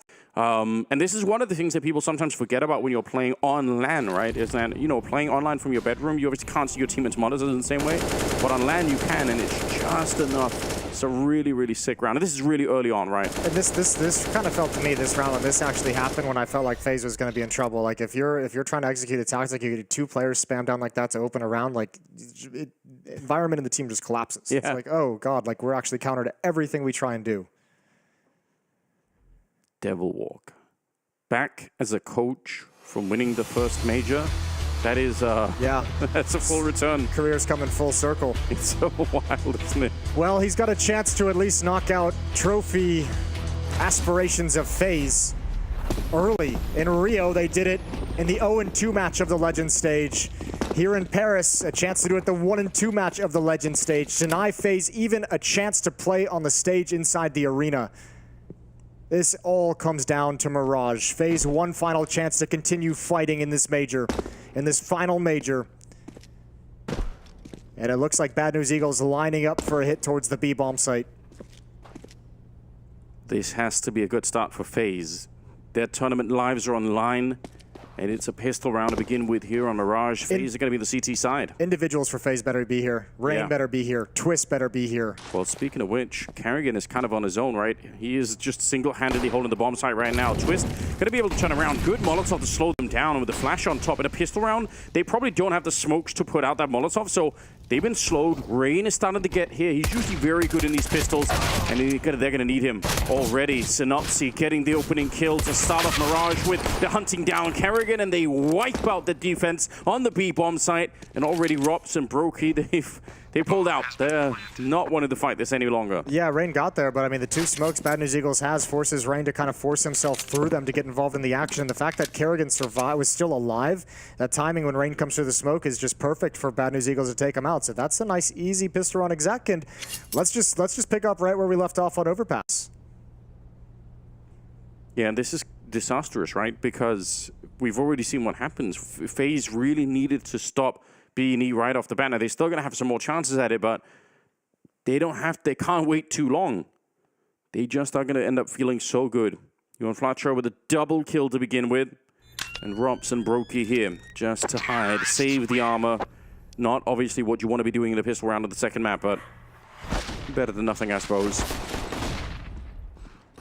Yeah, Twist going down, just left Carrigan very... Oh my god, he actually got the he got the goosh on Rain coming through the smoke first. Yeah, but I mean, look at when Rain's exiting that. It's right when Juan Flatro is like swinging around. It's just the worst timing for Rain, who's just getting his vision back, and the first thing that happens is a bullet hits him in the side of the head.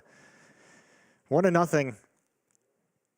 FaZe gonna buy up into this. FAMAS on Rops, Scout on Brokey. MP9 on Rain.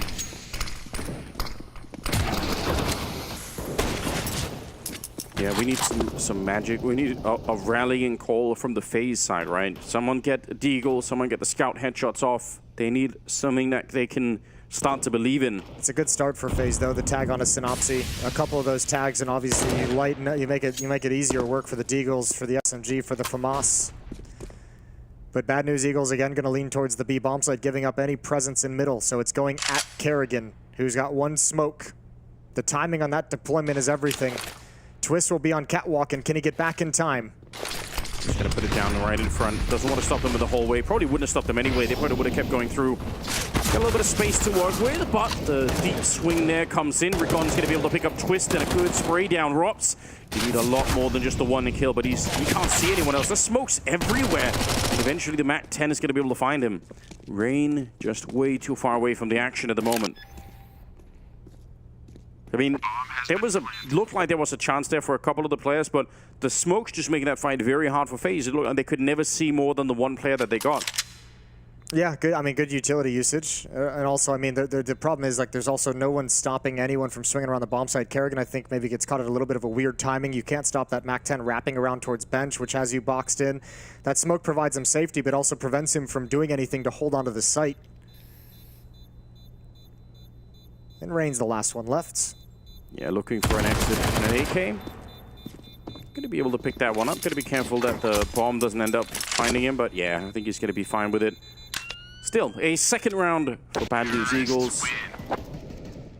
Back-to-back B execs, and we've already seen a number of times in this tournament on Mirage. If you struggle to hold on to that B bomb site, you're going to be in a lot of trouble. And I would be surprised if Bad News Eagles doesn't come back to that site a number of times in the gun rounds. Because why not? I mean, no criticism, but go target one of the weaker individual players you have. Go target Kerrigan if you know he's going to be. You know, Twist just had a bad game. He's the supportive element at the B bomb site. So you have two players who had really rough games on Overpass. Test them early and test them frequently to see if they're going to be able to rise to the challenge. Yeah, absolutely. You want to try and make it an unfair fight. You want to try and see if you can really stress out someone, especially someone who's anchoring a bomb site that has such a pivotal role. Boost this up, and Synopsy had kind of the right idea, but it's a little bit later than he was expecting, so hasn't really seen anything yet. He might just be straight dead here in the middle. Rain takes him out, trying to see if he can crouch on through, and they're going to go behind it. They're saying, all right, we lost the mid presence, so let's just try and execute onto the bomb site and see what we get here. 4 versus 5. It's a good start of the round for FaZe.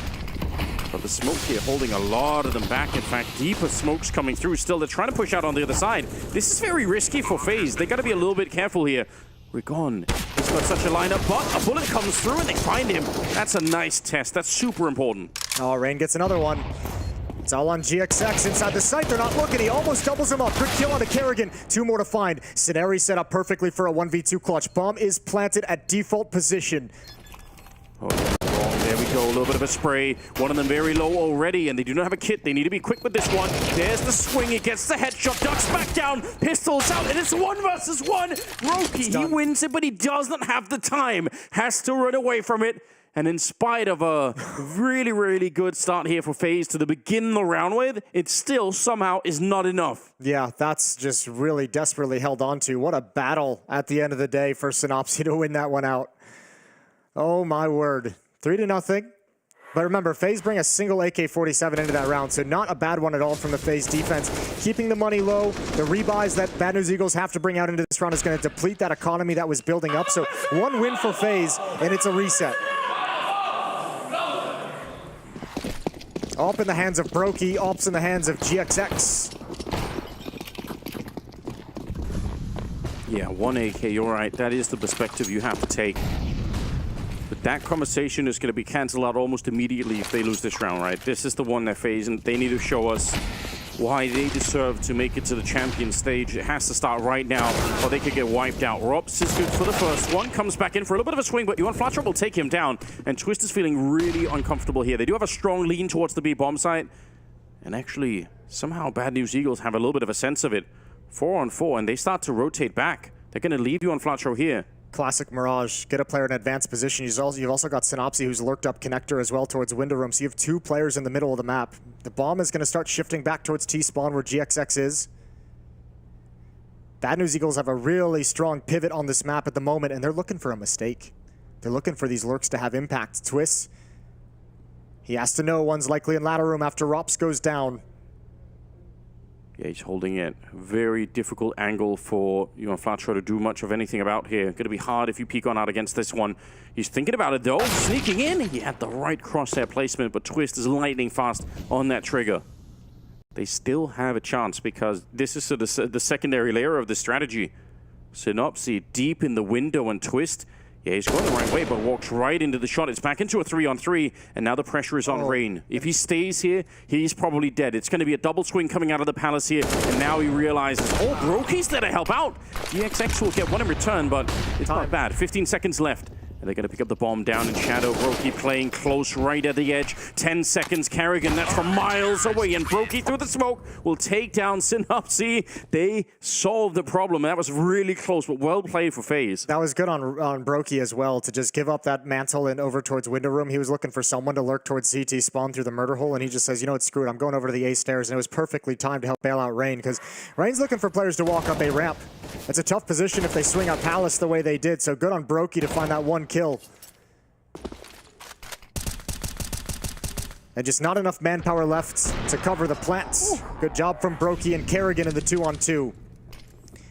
Yeah, I mean, Carrigan coming in at the perfect time to get that, super important. And even though it's costly, I mean, FaZe obviously going to take the win, but even though it's costly, it's back to pistols for Bad News Eagles due to the damage done in the previous 2 rounds. Yeah, this could actually be the first time that FaZe have a moment to breathe where they feel like there's something here that actually could be working out for us. If they win this round and avoid any deal nonsense. It's a full investment for Bad News Eagles, right? Pistol and armor, they've bought up due to the double save factor, but they've got no utility. And that's, the utility has been really helpful when they've made these B-hits work in the pistol round and in the second round as well. Smokes up everywhere, flashbangs to give them that extra second. Carrigan and Twist are going to have clear lines of sight. Yeah, and Carrigan just needs to stay alive, right? He just has to not commit too much to the fight. Oh, look at GXX again, though. Just able to lurk up. Now Carrigan knows he's under pressure. Twist over on Catwalk's going to be able to respond and set up Carrigan nicely for another kill. This time the B defense holds very strong. It's only Rain who falls towards A. And FaZe have a second. Yeah, well played. That's the second time, though, Bad News Eagles has been able to walk up connector, though, without being spotted. Right now, I'm just happy that FaZe I'll take it, get the win, try and build anything right now. And they're going to get even more because B&E just cannot buy here. They're going to be real low on the economy.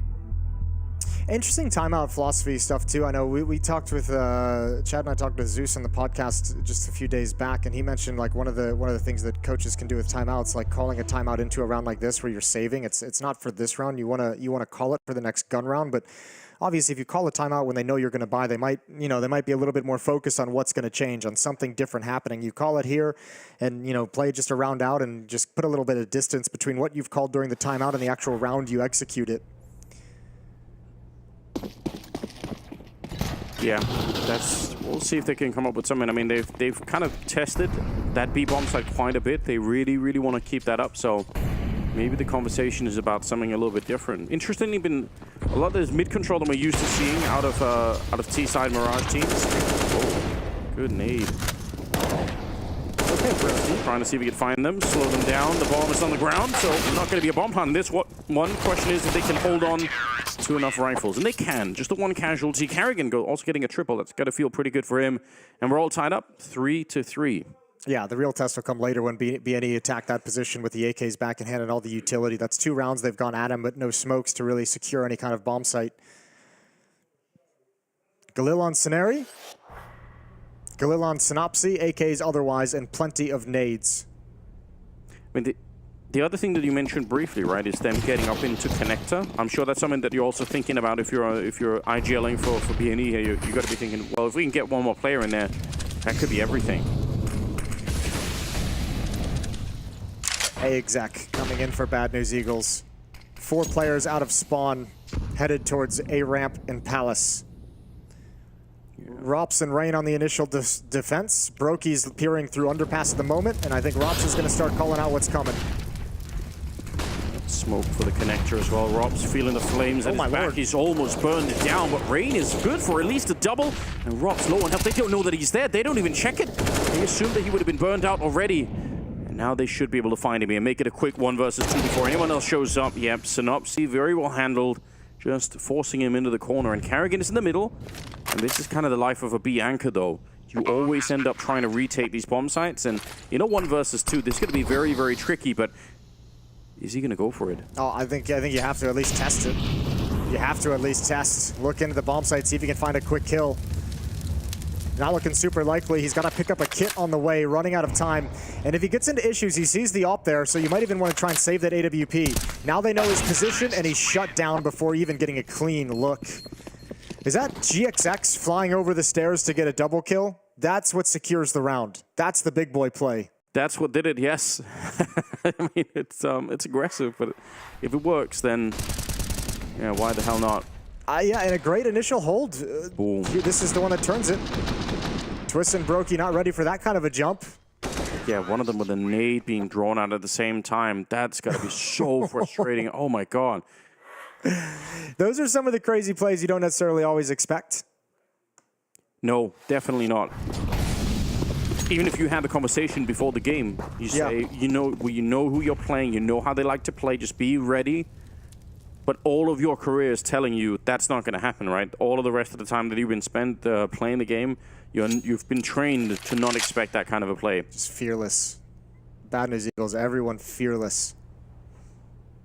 This round slows.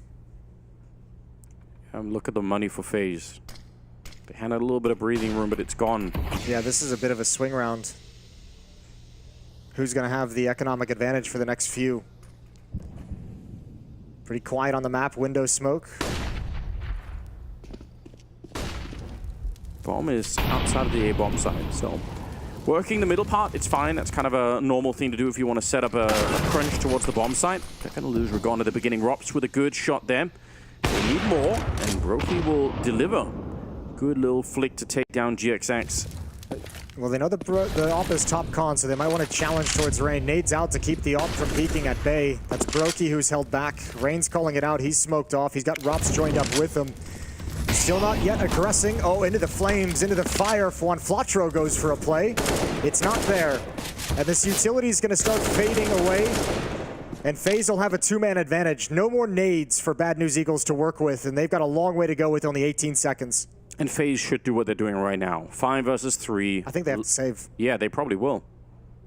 But if FaZe start fighting, that's exactly where they could allow B&E to get back into the game. So you got to appreciate it. You know, Flatro trying to find his way out of the fire as well. He's going to be found by Brokey. Okay. So, super important round. I mean, all the rounds right now are important for FaZe. But they tie up the game 4-4. They don't lose a single player. They need to have such a great first half right now. They need to make this very one-sided. You just want to see FaZe lock this down and get all the remaining rounds, basically. Oh, nice shot from Brokey at the end. Unfortunately for Bad News Eagles, they get no kills. They get no damage done. Yeah. So FaZe right back into a decent amount of cash behind him. Pistols upgraded around 2 saved rifles. And Rob's playing down here. They don't have a great economy, so there are no Molotovs to burn him out of this position. Should make it easy for him to pick up at least a couple. Very clean on the first one. And this is a little bit scattered all over the place right now. Synopsy's been waiting over in the B hallways for somebody to maybe take a jump here so he can get the shot with the AK, but Karrigan is playing it quite safe, jiggling in that corner. Very, very hard to find him, and you see just the spot. Smart play from Karrigan, I think. Why would you want to try and fight that too much? Miss nade from Twist. Brokey's on for the hunt over in Con. He's overextended, though. Nobody nearby to help him out if he gets into trouble. This Tech-9 can do some work. Regon's going to come from the underpass as well. And Brokey sees nothing, so backs away. Ready for anything as Quiet has descended on the map. They're in a position to try and pinch this bomb site, right? With 2 from middle and 2 coming in from the A ramp. The entry kill would be everything for them. This is a smart play from Brokey, though. Just evacuate that mid portion entirely. You're going to watch window room from the B market. You're expecting the B exec, but he can make sure that nobody's getting wrapped upon, or at least can have the information, calls it out. That's going to give attention over to Rops, although not that it mattered much. Good Deagle shot, good Tech 9. Oh, one more could be a disaster. All of a sudden, this round gets a little bit sketchy. They should still be in control of it, but you're not wrong. That was close to being a headshot. Flatro going to get the bomb plant, but will get immediately wallbanged down by Twist. That's, yeah, there are a ton of ways that could have gone horribly wrong. He could have got the first kill there, but he also could have got the second headshot down in connector. Either way, looking on the bright side, Jason, it's a 5-4 scoreline. FaZe are in the lead. Yeah, a little bit of damage done to the economy, but not too bad from Bad News Eagles. The plant's going to help out massively. They still got Synopsy and Scenari, who saved 2 weapons previously. The lack of that bonus money hurts a little bit.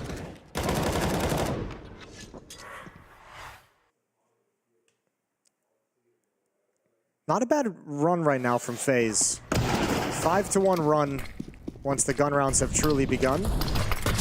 I like this double orb setup from FaZe, though. I don't necessarily like that they're both in the middle playing. I wanted one of them to be the B-bomb side to take that deep angle, but not quite going to be possible. 4 versus 4, and he got close, but still could not find the kill. And now they are getting picked apart here. GXX going to be going down next to Flatro on his own. Twist coming alive a little bit here. Good triple kill for him. They'll save both the AWPs, and they extend their lead now, 6-4. That's a wonderful sequence from Twist, and that might help them play into this game a little bit more and wake up. They need him. And that was some round-saving kills, it felt like, from Twist as he shifts over. Good adjustment from Brokey onto a player coming up con as well. Almost caught him with the timing. This one right here. Takes the dink, but able to flick down. Twist just hits headshots, as we know he does. 6-4, 2-round lead. FaZe starting to roll. 6-1 run. GXX on the boost, but nobody there to receive on the other side. Rob sliding in to check the underpass instead. With that second AWP, still kind of curious to see it in this position. Uh-oh. Ooh. That's scary. He's coming back for more, though. He's not afraid. Into the window behind him. Rain is going to be going down, but that window boost is horrifying. Rigon, look at him. He's all the way into CT spawn now. They have no idea. Oh, shit. They've exploited this mid so many times, and you're exactly right. Brokey has no clue what's coming. No. Bad News Eagles, everyone shift over to A and wait for this, because Rigon is probably going to have 2. If he's got trigger discipline, there's no reason for Brokey to turn. There's 1. That's Rain to go down, and now it's just a question of when Rigon decides to pull the trigger. He's waiting for it. No one's behind him. He's still safe. Got to be a little bit scary because you're hearing the steps. He's going to knife him just to make things even worse. Oh my god, here's the opening. 4 versus 3. Rops good for the shot. Bomb on the ground. He comes back for more. And that is a tremendous kill to take down GXX. Rigon and Scenari shook now. 2 versus 3. And they have got the bomb back in their hands. They got a little bit of time as well. There's Rigon. He's picked up an AWP. Everyone is opening in this round. Kerrigan sneaking on through in the spray. It's just fine. Rigon now alone to try and clutch it. And the bomb is at his back. He's inside of the smoke, just waiting for them. Rops is right on top of him. They don't know. He snuck on through. How did he get here? Oh, there's Rops coming back for the check. An absolutely sick round from Rops. And a triple to get another round for FaZe. Yeah, that was so necessary from Rops. What a beautiful performance with the AWP, saving the day. But you got to be worried if you're FaZe. Again, another round where mid is able to be exploited. They get that boost up without anyone knowing due to Rops' position in con. Nobody having eyes on window. That could have been a disaster. If Rops doesn't get 3 great kills here, look at this on the cross. Just before the smoke plumes, a little bit more patience perhaps from Bad News Eagles, and that could have been a very solid round for them. But FaZe responding after overpass. They've wiped it out of their memories. A 3-16 loss on the opening map of this elimination series, and FaZe is rolling now in Mirage. They really are. The fact that Rops came back for the check as well on against the last player, that is so hard to do, right? He probably feels like he just disappeared. Rops feels like a player, though, who's just like eternally patient. Just waiting for that smoke before making his play, checking it. Hadn't known where Rigon had gone to. Okay, here we go. There's a chance. There's still a chance for this series and a chance for FaZe to stay alive in the tournament. They are down a whole map, on the verge, getting knocked out, and saying goodbye to the final CSGO major. I think many people were expecting it. Certainly not in the style that happened on Overpass. But you're right.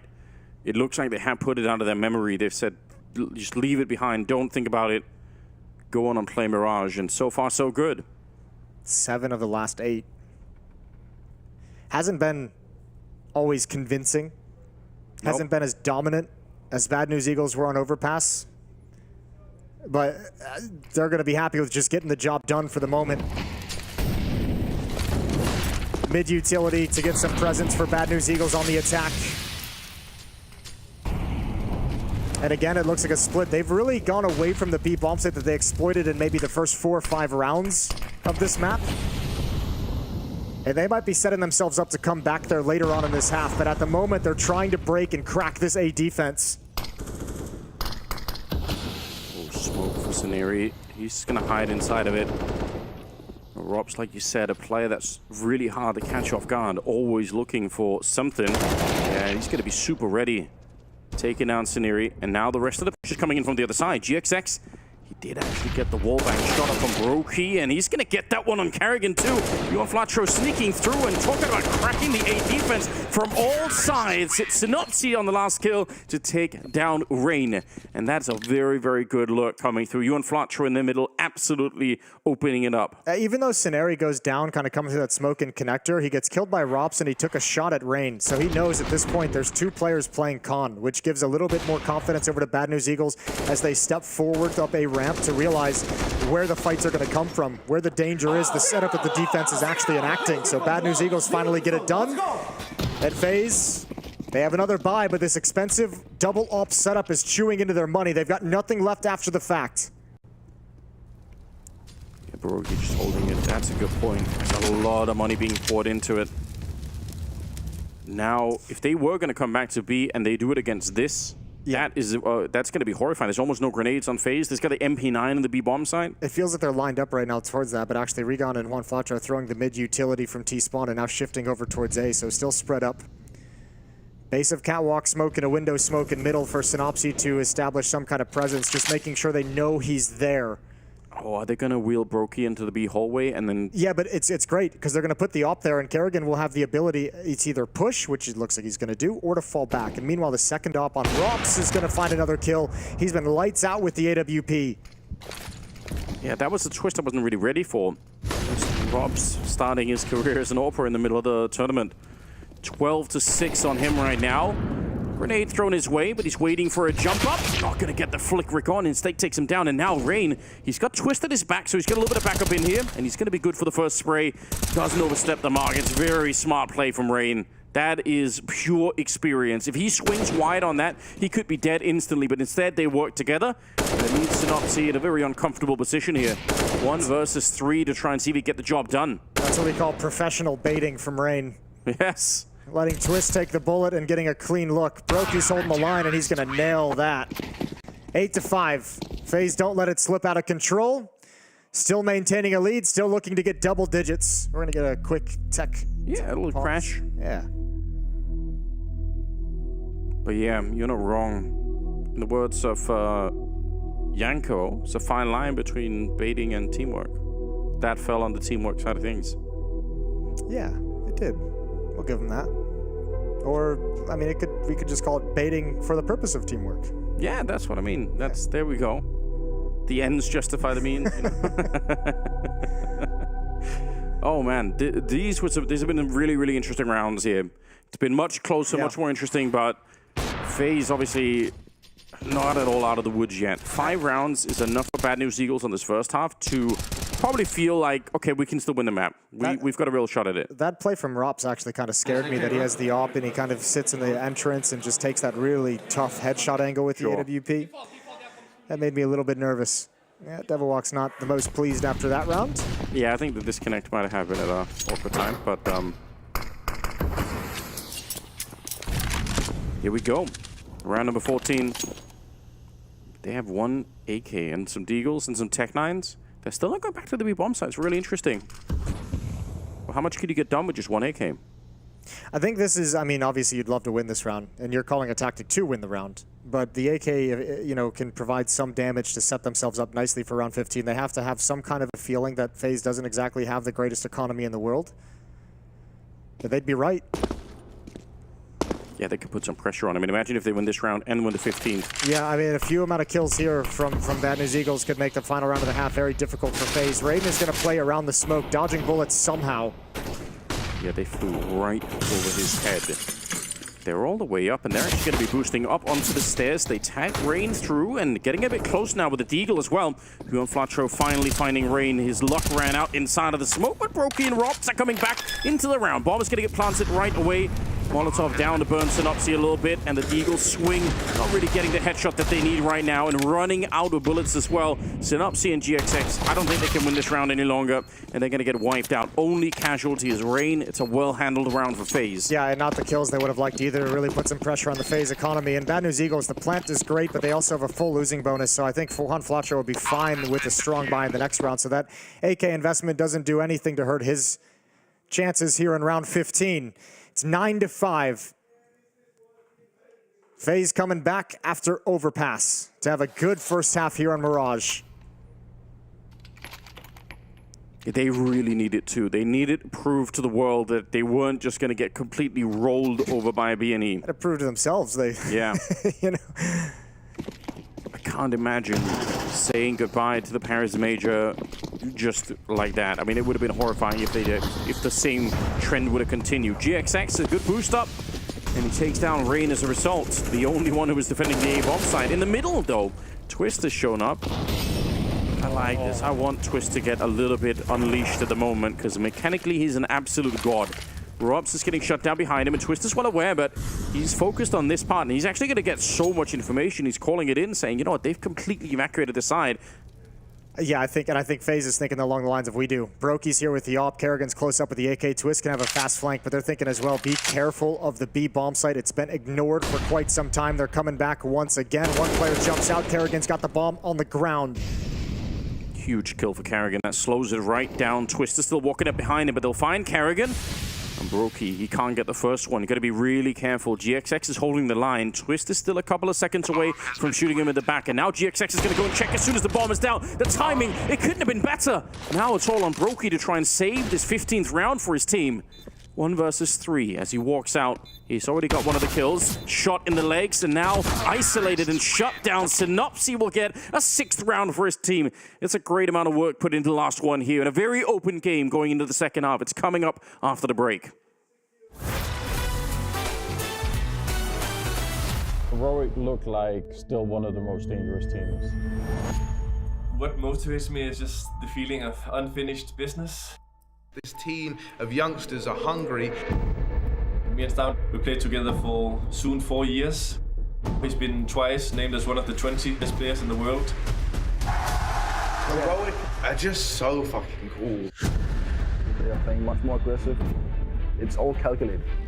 Leaving Counter-Strike Global Offensive with the last major title. Nobody's gonna come take that away from you. Nobody's gonna say they ever won the last one. You fucking did it. Anyone we draw is gonna be feeling way worse than we are drawing them.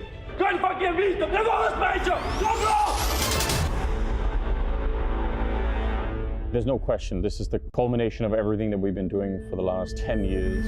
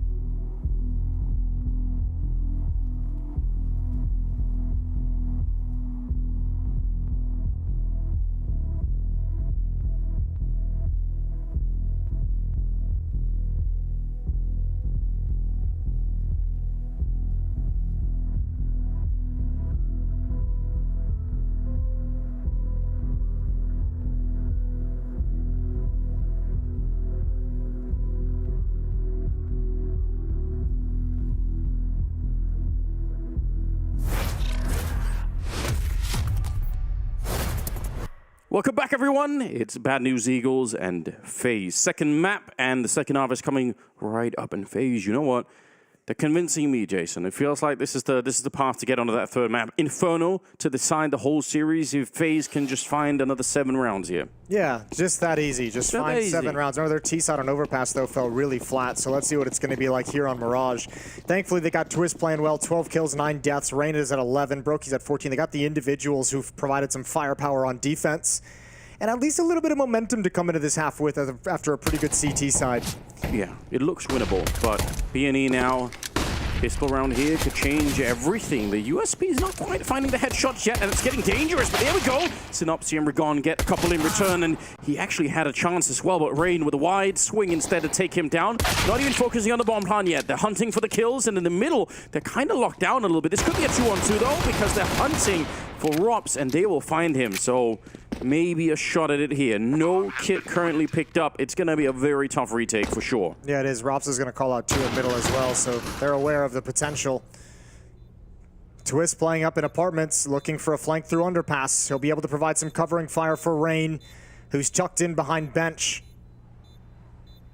And it shouldn't be doable at all. So much time already off that clock. I don't think they could ever really find this one. Nice shot from Rain. He's going to try and continue. We'll find his 4th kill at the end of it. Taking out GXX, Cincinnati, and FaZe to win the second half pistol. That's got to be such a relief. That looks sketchy as well. It always makes me nervous when those B hits on the pistol are coming out, but no one from FaZe actually exits the hall on the initial contact. They remain bottled up, and a couple of kills goes against them, but good job from Rain. Thank God for Rain in this round if you're FaZe.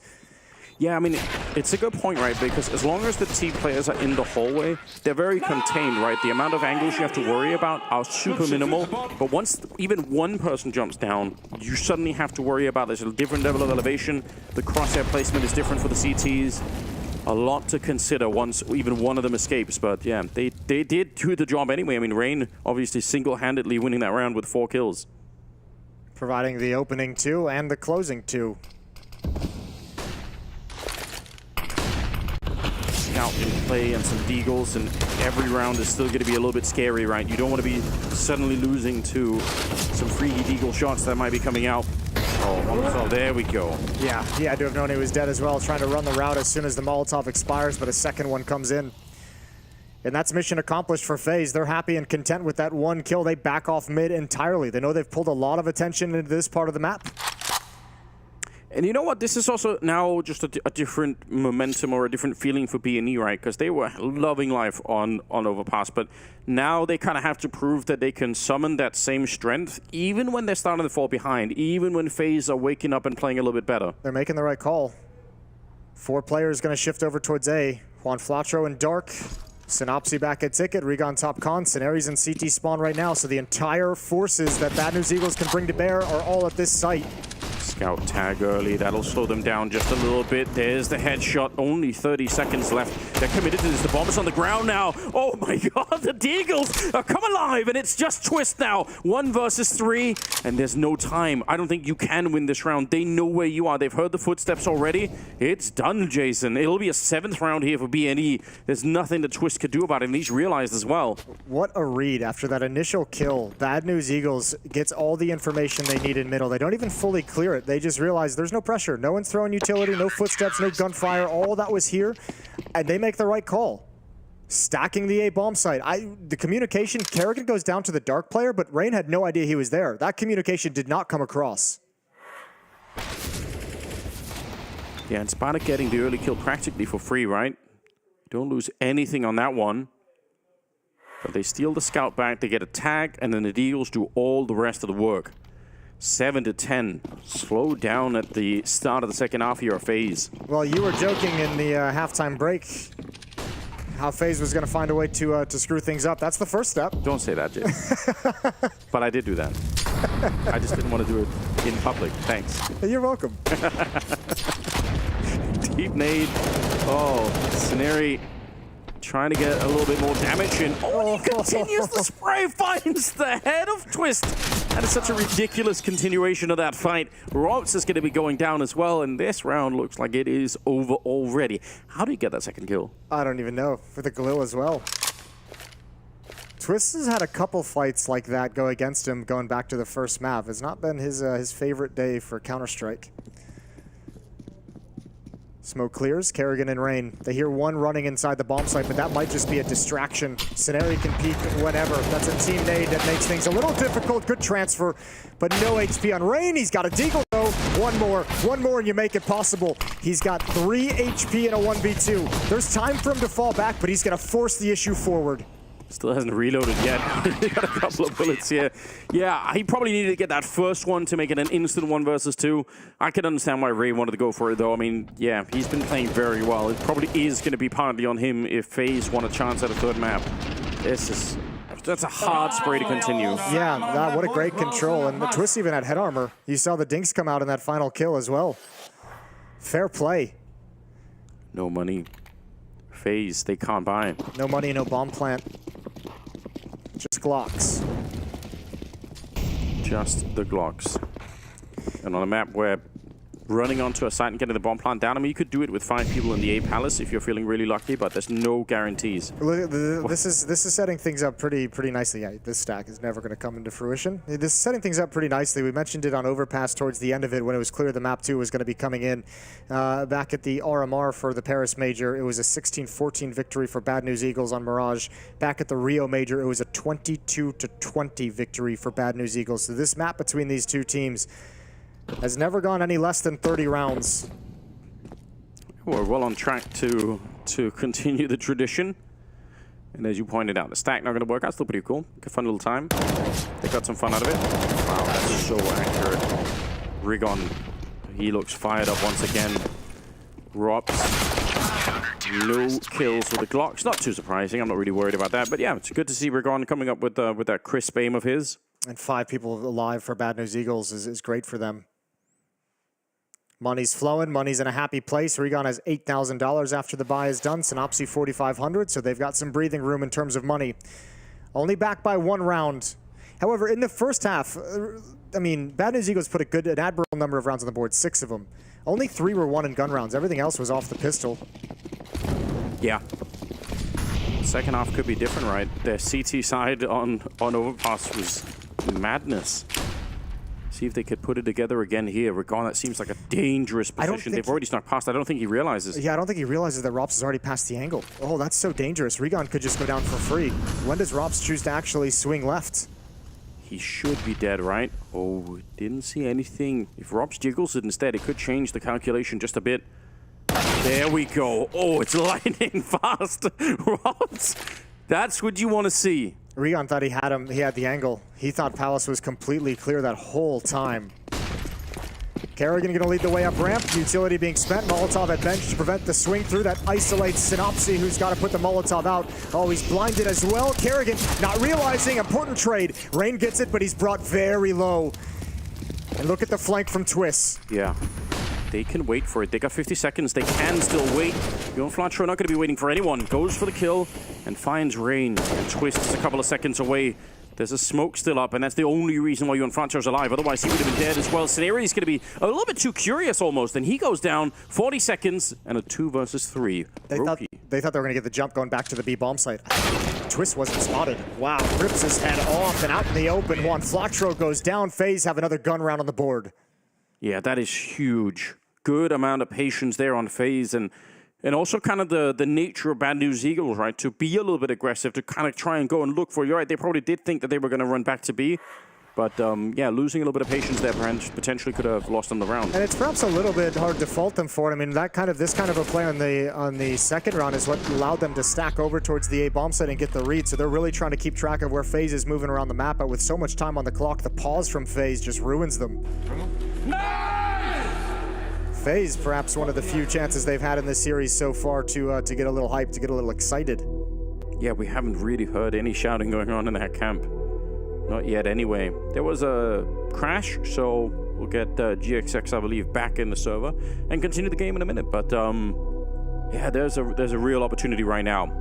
Rain 18, Rookie at 16, 15 for both Twist and Robs, and you know, even Carrigan, he's got 9 kills, but that's also partly because they only went B in the first couple of rounds, and then he's been kind of bored for the rest of it. So second half maybe a chance for him to do a little bit more, but yeah, he wasn't doing much at the start of it. And you could see in that previous round, like stylistically, how Carrigan likes to play. If you're new to watching, he's going to be the one leading the way up the ramp. He's going to be the one leading the way on his executes and his calls for the team. He's the one creating space, so sometimes hard to find kills, and obviously you're there to set your teammates up that are coming in after you.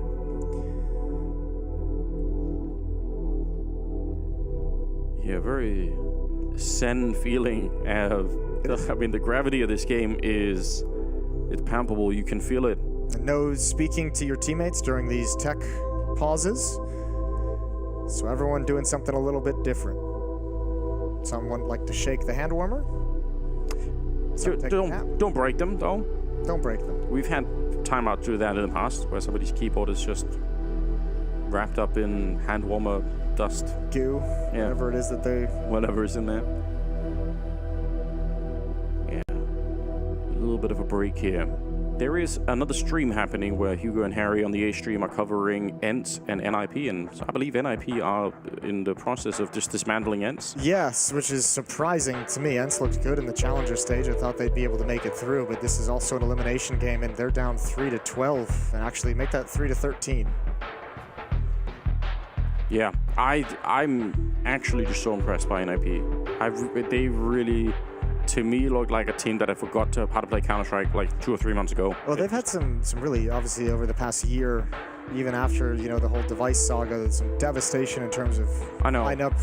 Losing Hampus. Hampus was a big one to lose. I wasn't sure if they'd be able to recover that one, but through all of the various roster changes they've had over the past 2 years, they've somehow been able to find ways to just keep their head barely above water.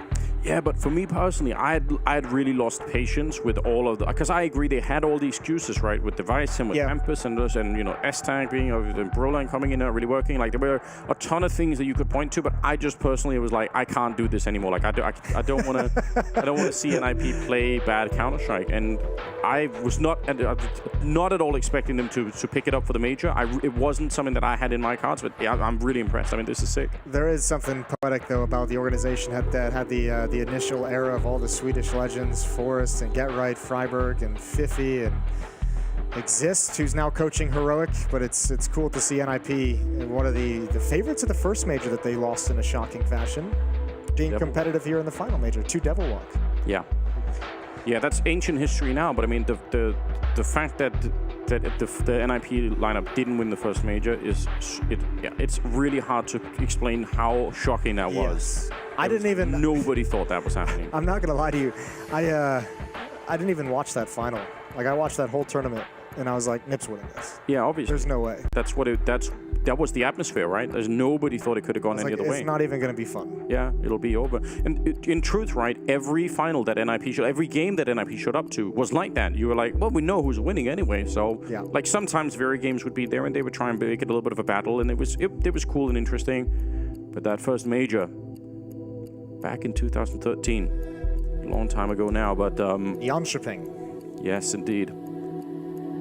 Devil Walk taking off his pants in celebration. Classic. I was wondering if you were going to go there. Of course I'm going to go there. Yeah, things have gotten a little bit too professional for that these days. I guarantee you. I bet if they, like, I mean, look, there's like what, maybe like a... I'll take off my pants, Jason, if BNE win this one. 0.5% chance that BNE is going to win this major. But surely Devil Walk takes his pants off again if they do it. 100%. I can guarantee it. I've not talked to him about it, but that is happening. Wow, they are really getting beat up here, aren't they? Yeah, this NIP lineup is... There's someone else. All right, phone back. I'm assuming log back into Steam, so probably switched out the whole PC. That happens every once in a while. Yeah, and it just, I mean, just gives you, obviously, we mentioned the experience of FaZe, and obviously now too the experience of Bad News Eagles at these events. Like, managing these tech pauses in such a high pressure situation is its own little struggle and battle. Sure, yeah. Yeah, it really is. Just a 2-round gap here between the two teams. 11-9. And you said it's been 30 rounds when they played this map in the past almost every single time, so why not have it happen again? Why not go the full distance?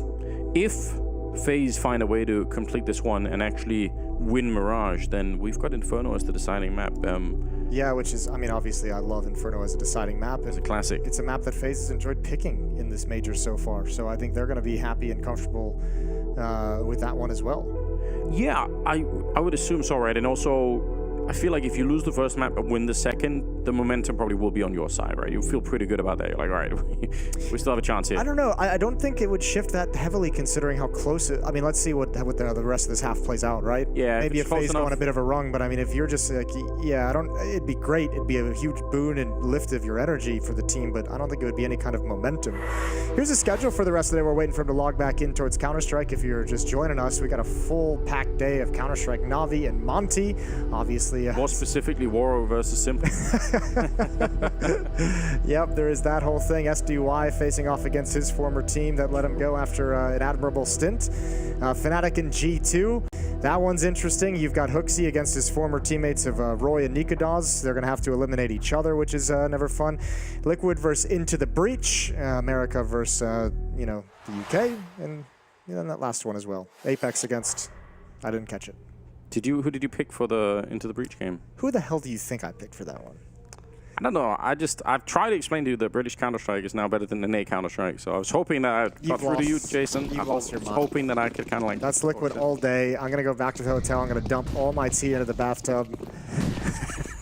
Reenact the harbor.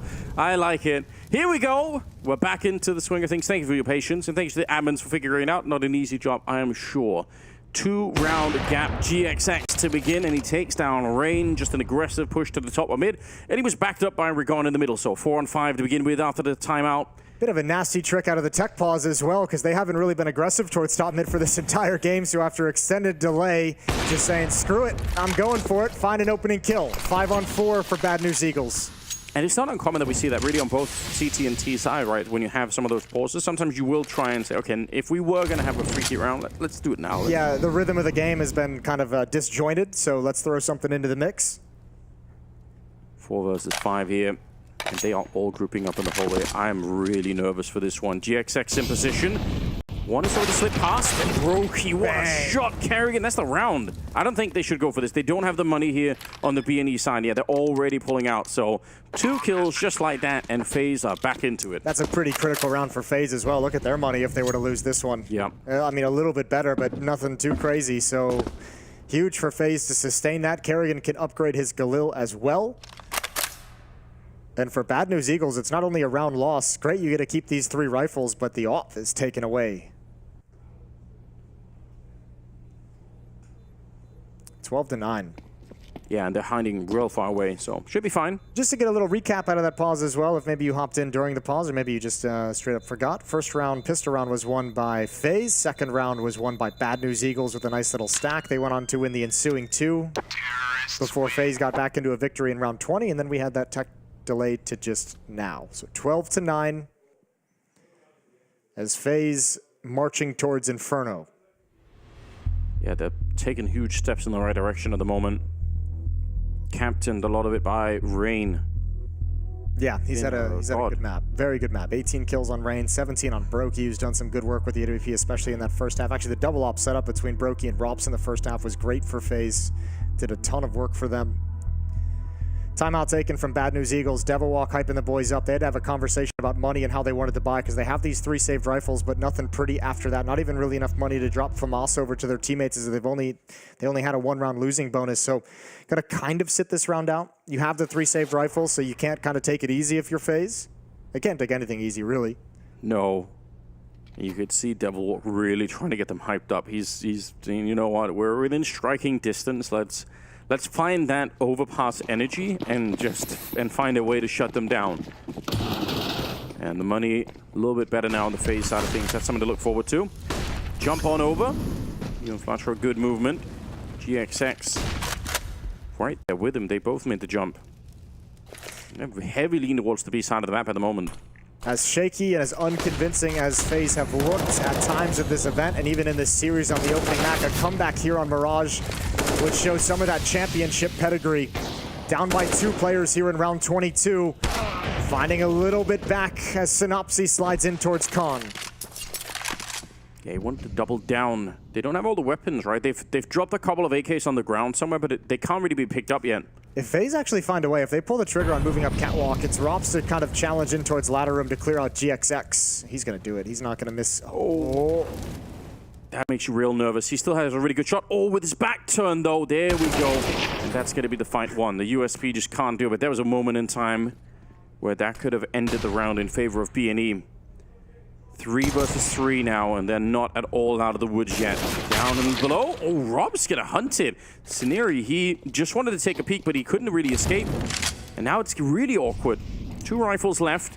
Ewan Flatro, how good is he gonna be this time? Good headshot to begin with. Puts up a smoke to buy a little bit of time. He wants his teammate to try and get there to help him out. And actually, they're gonna take the bomb into the window. They could go anywhere right now. 25 seconds. Putting a couple of shots on through. They're not gonna go to the B bomb side. They don't feel like it.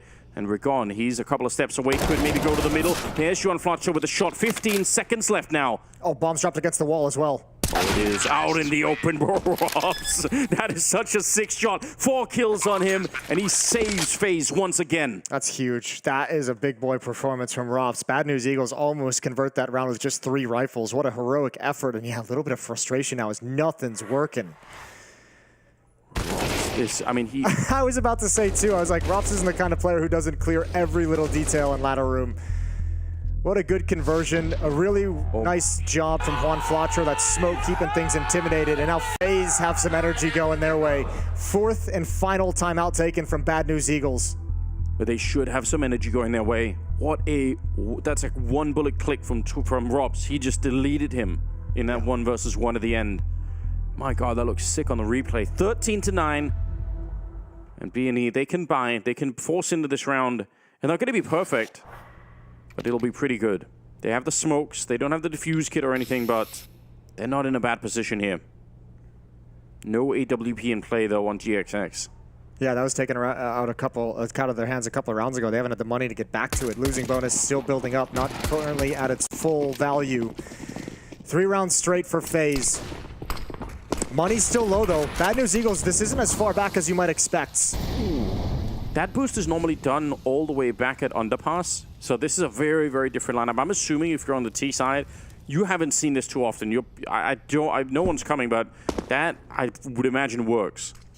Because if that boost, normally, I would say, almost 99% of the time, it's going to be at the back of that Underpass instead. Okay, FaZe showing an A execute, showing a smoke wall at stairs and towards top con. Window room as well. So after that stack delayed, FaZe take mid control a little bit into the round. Brokey's trying to clear out Palace with the help of Rops. Brokey's got the bomb, so this is looking like an A split, but FaZe can give this a couple different looks. They have the utility set up to allow Rain to activate and challenge towards the B bomb site with Kerrigan. This can turn into a fake real quickly. And this is so many different looks. I don't know if Bad News Eagles really understands what's happening. Yeah, I doubt it as well. And now, GXX is an area. They're the only ones that can stop this. They need a monstrous hold right now. A boost up on top. This is the kind of trick that's good probably for 1 kill, but you need a lot more than that right here.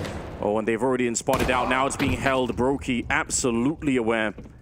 And I think they need to save these rifles. They do now. Well, they just get picked apart. This is such a well-constructed round from FaZe. So many different looks, so many different pieces of utility showing different attacks, and I think Bad News Eagles just get confused on the map. Rain just gets an opening kill to someone not even looking in his direction. That's so well played for FaZe out of the timeout. That's a really cool round to dissect. Yeah, we need to clone Mahone. Get the double Mahone zone going. Clone Mahone into a double Mahone zone. There we go. That's what we need. And Rain, he was feeling confident in that fight. He knew he had him. That boost up in CT spawn as well, as you mentioned, probably only good for 1 kill, but the downside of it is if you don't get that kill, then you also pass over information that 2 players are in CT spawn, so FaZe are loving it when they swing out and they spot that boost. Even more so when they get the kill. Just pistols. Bad News Eagles is going to have to fight from behind. Rain's already crossed towards Catwalk. Juan Flatro calling that out. 3 defenders here at the B-bomb site. I mean, they won a round earlier with a scout and some deagles. If they could do it again, that would be bordering on criminal, you've got to say, from FaZe point of view. They feel like they have this map in the bag. Yeah, but again, this map, they've just been getting destroyed once the guns have come out for FaZe. FaZe has really, really worked them when they have rifles. 3 gun rounds in the first half for Bad News Eagles. This one started out, I mean, what, maybe 1 gun round that they've gotten on their CT side. Look at Carrigan. He's checked everything. He's all the way deep on ramp. Now, he didn't check all the way towards T-spawn, where Synopsy was Broky's going to go down. Oh, the bomb? It's not going to get planted. That's very awkward. And FaZe only have 2 players at this bomb site. Kerrigan, this is a really difficult recovery mission for him. Oh, this is a nightmare. This is an absolute nightmare. Not like this FaZe. Oh, Twist is trying to get back into it. They're fighting it a little bit too aggressively right now, BNE, because the bomb isn't even planted yet. There's the shot. Flatro will take down Twist and Robs. 25 seconds for a 1 versus 3. This seems like an impossible round, but he's going to start to walk a bit closer. They do have money in the bank, but still, only 20 seconds here. He's trying to see if he can get out into the open and maybe find a shot on someone, but that dream's already gone. Only 14 seconds. They don't have to fight him any longer. They can just wait it out, and there won't be a shot at Robs winning this one. Just 2 people in the bomb site. They find the bomb right before he gets planted, and BNE, they've stolen the round. I think that's a little bit misplayed from Brokey and Kerrigan in that bomb site, or maybe just Brokey planting at basically one spot where Kerrigan can't really cover him. If you plant, you can plant default with Kerrigan up on the balcony. He can cover you towards CT spawn, but that out in the open with a player over, I think in like Rain was in like B halls, Twist was in middle, Rops was kind of coming back through T spawn. Well, that's a gift given over to Bad News Eagles because now they can still play for the map. Yeah, they can. And presumably Kerrigan, he might have even called it out and said there's nobody at the A ramp because he actually might have check, right?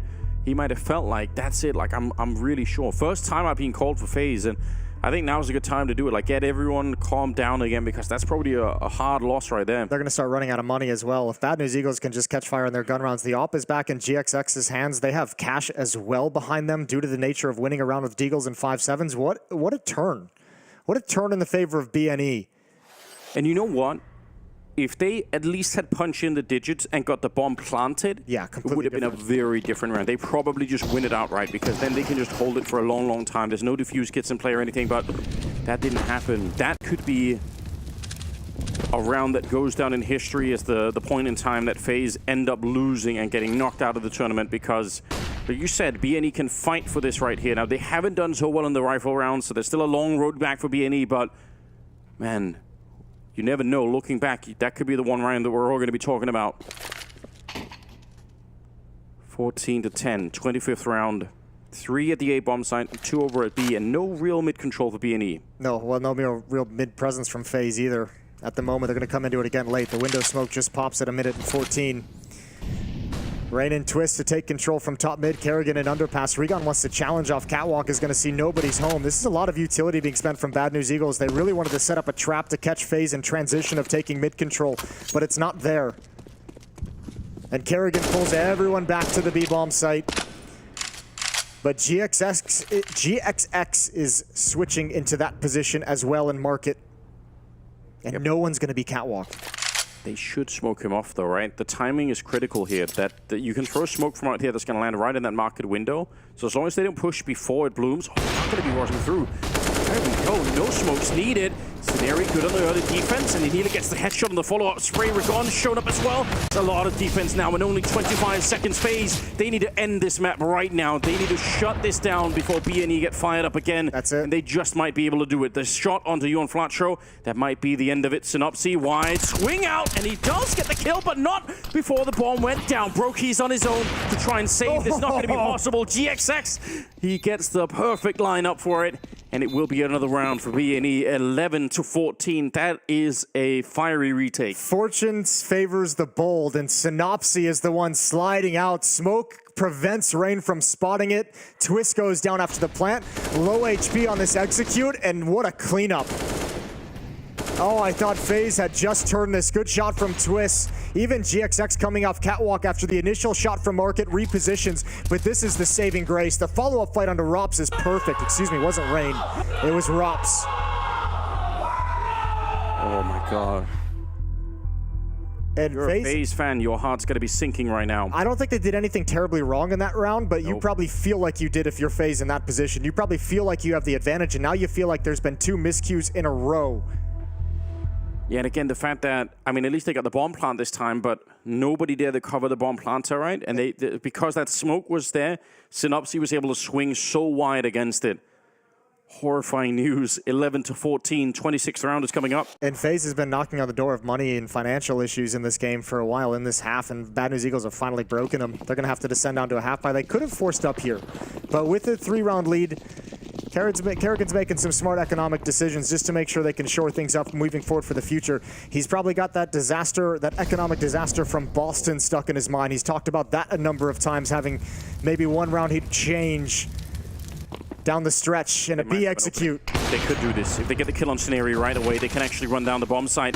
GXX is good for the first one. Oh my god! No way! A flick, he takes down Twist. He continues, call him GXXX, because he's broken him down. Oh my god! It's an ace with an AWP! He is about to send FaZe packing!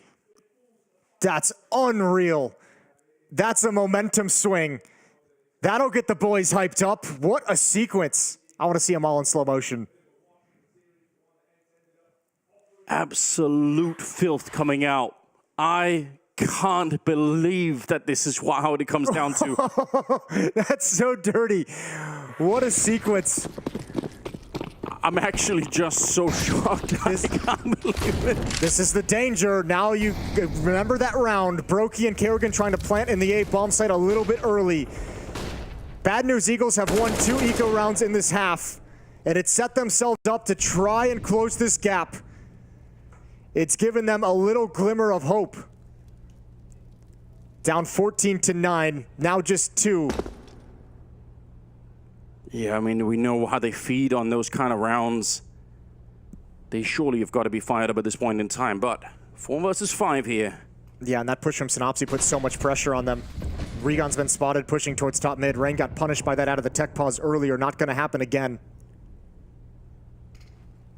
FaZe are just worried about the last 2 rounds. They just need 2 more, and they've already set themselves up pretty nicely here. GXX, that could have been a kill on Kerrigan, but going to be down to 13 health instead. Look at Regon and Twist, though. Oh, this is a big one. Twist, oh, not sure where the next fight's going to come from. Over in Palace, though. Brokey might be able to have a box in. It's no off. They need these fights. Brokey gets the headshot. Oh, Scenari's doing everything, but he runs out of bullets. FaZe is starting to swarm in. Reinforcements have arrived, and Regon is somehow alive. He ducked down. How does he stay alive through that? Molotov in the corner. He's not going to burn anyone out just yet. But there is a shot here. They know that someone's back there. The smoke reveals it. And GXX, he's hoping for a jump. He wants somebody to get a little bit too curious. There's Regon with a kill. Kerrigan was low from earlier. 20 seconds, and he won't miss a single shot here. GXX to try and see if he can save his team again. 1 versus 1. And only 12 seconds here. Rain, do you go for the bomb plant or do you go for the kill? It looks like he's already made up his mind. 8-7, seconds now. He's trying to move forward. Rain, he just needs to hit the spray. Almost there, but no! GXX, he has done it again! Rain doesn't commit to that. He doesn't commit to the swing. A little bit scared right at the end. As you said, he made the decision to go for the kill, and he wants to spam instead. Oh, it's all come crashing down for FaZe. Oh, wow.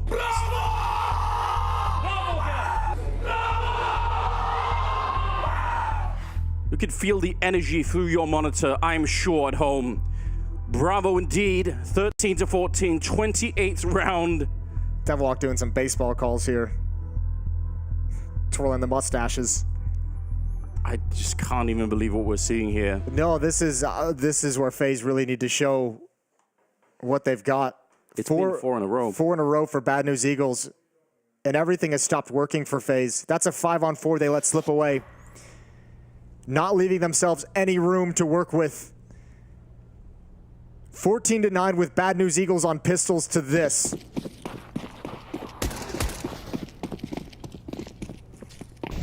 All right, setting up. They were fast on the B-bomb side last time they had this kind of buy. They're going to try and switch it up a little bit, but the problem is they're really far away, the CT defender, so they can't run anyone down. There's no one close to the A-ramp that you can just run over. Some deep in the HEs, doing a little bit of damage. They're trying to get close to it here. Might be possible.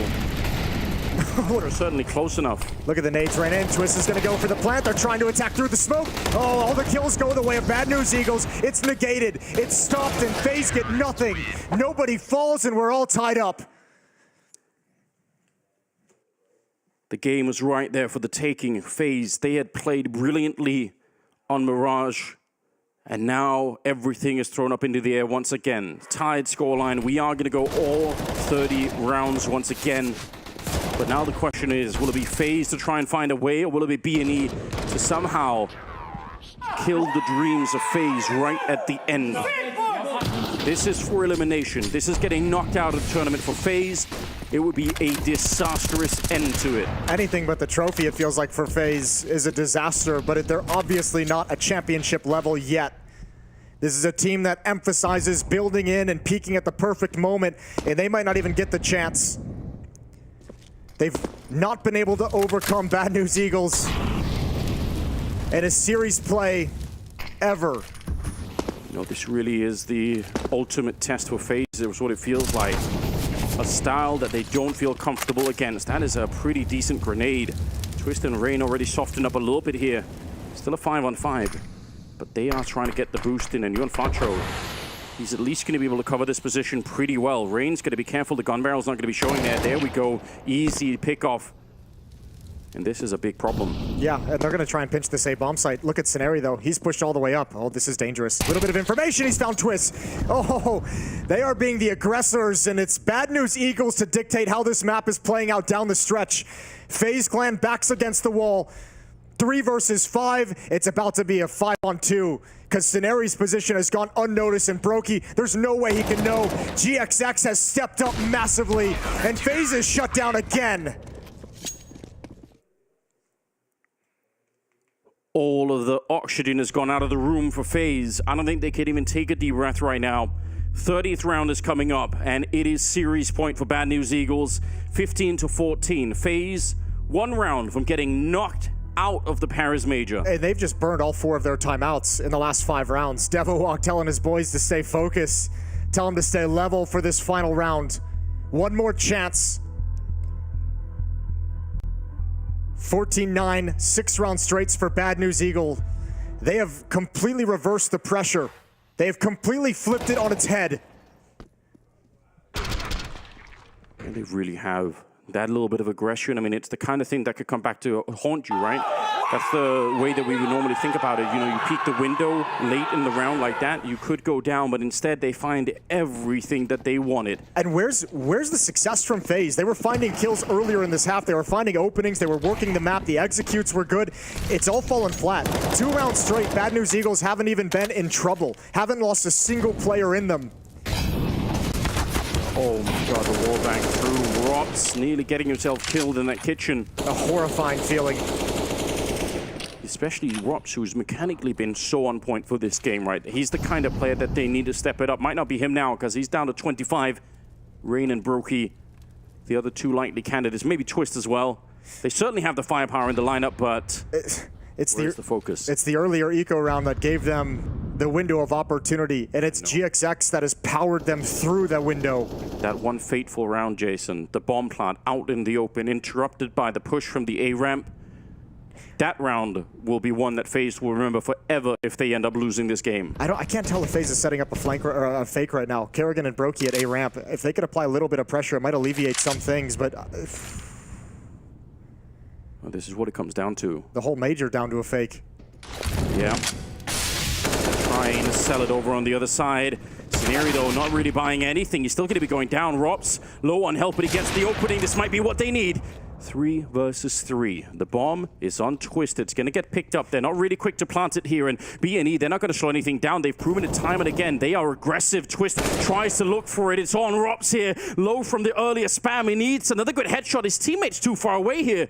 And he's got to be careful there. There is a flank coming in, and Synopsy, he's snuck under the bomb site. 15 seconds. They're almost out of time here. Nice shot from Rops. He's back into it. He's got the triple. He wants to keep the dream alive for his team, and GXX, the only one that can stop it. It's Brokey to get them into overtime. But Rops, when they needed him the most, he stepped up. He gets spammed on a 25 HP at the start of that round, and what a trio of headshots he delivers.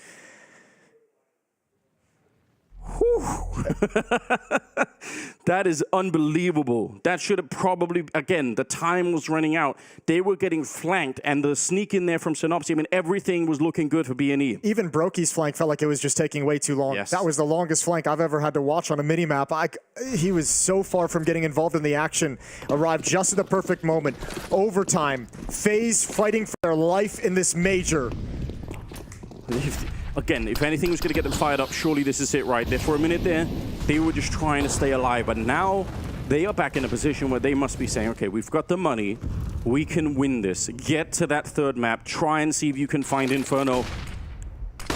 Don't let this be the last chapter for FaZe in CSGO. Oh, Rain. They're going to be pushing up. Rain, he is way too smart. Takes him down, twists with a shot. Oh, and oh my god, they're just killing them everywhere. This is it. Scenario 1 versus 5. He's going to get the first one, but it shouldn't make any difference whatsoever. I mean, in overtime, you might try and go for it anyway, but it should be a lockdown. And a wonderful tactical change up from Kerrigan and FaZe going into overtime, just saying we've kind of ended this half being a little bit more slow and tactical. Let's let the leashes, let's take them off. Let's let the boys make their own decisions. A loose structure, and everyone exploits different gaps in the defense. Scenario, you don't necessarily need to save, but he's going to back away. Actually, excuse me, you do. 10K start money at the majors in overtime. Yeah, true. A little bit different from the rest of the circuit. Man, what an experience for BNE to kind of probably settling into the thought that, okay, maybe we actually just might lose Mirage, because it was a really big lead for FaZe, to then coming back and then almost doing it, but now into overtime. I mean, this is where players are really made. Like, you have to prove something completely different. You're going to have very few chances in your career to have the experience that BNE are having right now of double, tripling down on the focus and proving that you can do this even when the pressure is this high. Not many players will ever be in this position. 16-15. Great awareness from Rain. He might have heard some footsteps, but certainly the flashbang, I think, gave up the game. And remember, he's encountered that same push from Regon from like maybe twice in regulation, once from GXX as well. So hyper aware of a potential for that play. 16-15. 19 is the winning number in this first round of overtime. Yeah. And look at the money on BNE, right? Because of the start money, definitely got to be really worried about this double AWP. Yeah, I was going to say, that's the real kicker. Switching it to 2 ops. Could have implications for that third round if BNE can't win it.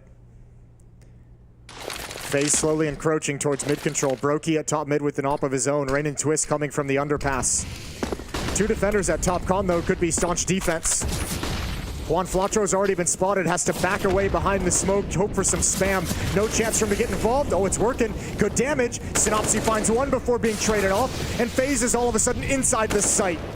So much damage through the smoke, but they're somehow able to find a way through anyway. You might have to think about saving, though, with this double up. If you don't get a kill going your direction, that might be the one they needed.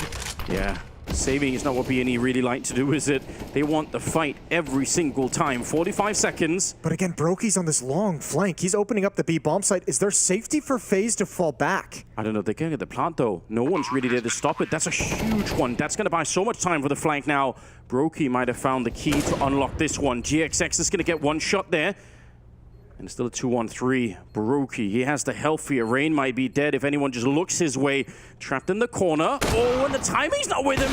There's the shot, and now Brokey's revealed himself. They should be on it. They have a kit on Scenery. The gun goes down anyway. Brokey's fighting for it. He saved them in regulation, and now he's trying to save them again. One more second. He tries to get the jump and the defuse right in front. He was hoping to get them off, but they never came off that defuse. GXX with the double, and BNE, it's a hard round to win. Yeah, I don't think there was really the safety. That's a long time for Brokey to kind of bail out and go for that flank. That's a long time. That's a long space for Rops to have to fall back after the bomb plant. And Rion gives them the kill they absolutely need. 3-on-4 to find Twist in that situation. I think part of it, too, is the fact that the retake begins earlier than FaZe probably expect. They get into that pretty quick. They're not waiting patiently to see if anyone's going to make a mistake. They go force the issue. And we're at 16, tied up. And by the way, in forcing that issue, like you pointed out, they risk the double AWP. They risk having no economy going into the last round of the first half of overtime. So there was a lot on the line to try and get that job done. And here we are. 16-16, tied up once again. And that double AWP stays alive. Still curious. Normally, when you see double orbs on this map, you put one of them in the B hallway to have this the presence in middle instead. You can put that catwalk defender a little bit closer to middle. Recon. Have we seen this angle yet from Bad News Eagles? Nope, not yet. We've seen the top mid pushes. Yeah, GXX is holding the other line, so the orbs just covering each other right now, but they're going to fall off it. Nice shot from Recon, not normally with the AWP, but he's going to get straight traded by Brokey. Yeah, not needed to go back for that trade. Brokey shuts him down. They'll be happy to have the 1-for-1, the equalizing kill. Now FaZe can work the map. Kerrigan's going to pull his team immediately over towards the B bomb site. Scenari sinks closer onto Catwalk, which pulls GXX into position. It was his ace at this B bomb site that powered this comeback. Look at Synopsy pushing into the Palace on the A side. Is that enough information to start to rotate towards B? They could still be at the A ramp. They could still be middle for all BNE know.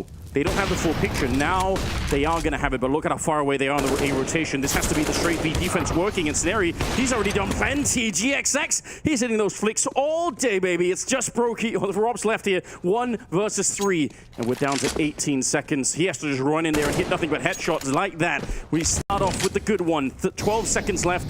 The bomb, he could get it with on Rob's. I mean, he's had a couple of rounds already. It's doable here. He goes straight for it, ice cold in the face of the Molotov. Swings out for it, gets you on flat throw, and no, the flank is good. Synopsy's gonna be there, and Robs had no time to adjust. That's a 17-16 lead. Yeah, well, the way Robs is shooting right now, if he had time to adjust, I think he might have been able to hit that headshot. He's been so on point for FaZe. Bad News Eagles now 2 rounds away from knocking FaZe out of Paris. The pressure is right back on. They got themselves here. They got themselves into overtime. And this round looked really, really winnable. Time for one final deep breath before the plunge. Team switch sides. FaZe now defending in overtime. And their defense was rock solid in regulation, but this is a brand new game from the first 15 rounds that we saw. The war between these two teams is unending right now. Just BNE have got the better of FaZe in every series so far, except for the best of 1. But best of 3s, it's been BNE coming out on top. Something that's hard to explain on its own, but FaZe just can't find a way to defeat them. They're going to need to win all of the rounds here, the second half of overtime. And Synopsy through the smoke into the window, taking down Rops. The bomb is back in T-spawn, so Rain and Twist, they might be putting a little bit of pressure, but the bomb is still quite far away. Here's that challenge. Bad News Eagles had space here plenty of times in the first half. Getting up connector without a whole lot of resistance. Now challenging again. Twist gets a little bit of damage done to him. This A hit is going to come in eventually, but Regon's the only one making the initial play. Do Bad News Eagles want to press the issue now? Do they want to push forward? Yeah, they do, and Twist will as well. He's out swinging with the M4 and taking down Synopsy next. We gotta be honest though, Recon got so much information, right? Even if he dies, he knows there's one towards CT spawn, one towards Shadow, but because his teammates are so far away, they can't even use that information for anything. Yeah, and they're coming through smokes as well. There was still smoke up at the top of A ramp. This is how the round began. Brokey with the pick in towards Palace. Synopsy does what he can to exploit middle, and off that kill, Regon got positioned to challenge in towards the A bomb site, but Twist arrives at the perfect moment. Long-time anchor for Team Liquid, exceptional in the position, able to switch over and have a little bit of nostalgia for a pair of kills. 3-man setup in the middle for the FaZe side. Even the flashbang will not stop Recon. He just held down Mouse One and deleted Romps. That is a ridiculous beginning. Should have been a perfect flashbang to set it up here. Brokey revealing his position, that scope, they hear it on the other side. Twist jumping down, Regon's got the grenade in hand, but he just gets the rifle out, and it's not far off getting the kill either. That could have been working out. Synopsy wants to use that aggression in the middle to push his advantage over here, but he's very exposed. He could be going down. He's about a step away from getting shot in the side of the head, and now he's definitely dead. Kerrigan able to pick it up, and the bomb is making its way to the A-bomb side. Yeah, but that pulled Rain back. That presence, Kerrigan was calling it out, and Rain actually shifted over, so there's a little bit of space to work with at the A-bomb side. Defensive utility put out by Rain. He wants to get involved in the action, wants to help try and put a stop to this. Oh, eats a ton of damage from the nade, but it's all about his timing. When does he swing around the smoke? He's being held by Scenari. There we go. Rain going to be found. GXX. He's back on that scope. 2 versus 3 now as Twist. Oh, what a transfer. GXX, he's a bullet away from death, and surely they're going to be able to find him here. 35 seconds. They're just going to run him down, give him no space to work with. Just pure manpower. Brokey will take him down, but Twist, the real hero of the round. 3 kills on him, 18 on FaZe. They're 1 round away from Inferno. Yeah, that gives 6 kills over to Twist in the first 2 rounds of the CT side in overtime for FaZe. He's been a god for them. A wonderfully constructed round from the Magician. Bad News Eagles had 1 chance to close out the map in regulation. Fair play that FaZe get a crack at it here in overtime, 18-17. And Bad News Eagles have to fight with 2 Tech-9s. A grueling comeback from 9-14 in regulation for Bad News Eagles. And it might go to waste. It might. They're going to try and get the job done right here. Rain good for the early stop. Synopsy out of it. And they can't follow it up. The Molotov slowed them down. They weren't even going to be able to try. You know, Fatro taking a fair bit of damage himself. This seems like it's already been slowed down to the point where it would take a miracle for B&E to actually pick up this round. We might be seeing Inferno. Rain gets 1 more. We finally dispatched off. Rox will pick up another kill. He's in the corner. They don't even realize it's all on you. And Flatro, he's down in FaZe. They survive. They get to fight another day. Inferno to decide this crazy series. And look at Rops, man. He didn't even look happy. He just looked relieved to be done with Mirage to make it to a 3rd map. FaZe live on to fight another day, and we get an Inferno decider as both these teams are going to have to calm themselves and reset for what is going to be a clash for survival. We're off to a break. We'll be right back with it.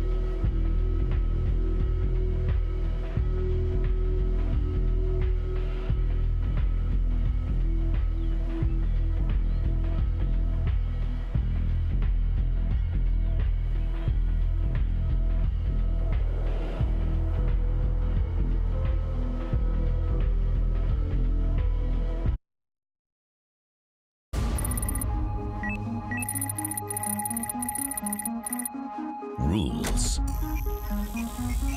are meant to be broken. Forget everything you thought you knew. This is where everything changes. New histories will be written. A major future redefined. The time has come for a major evolution.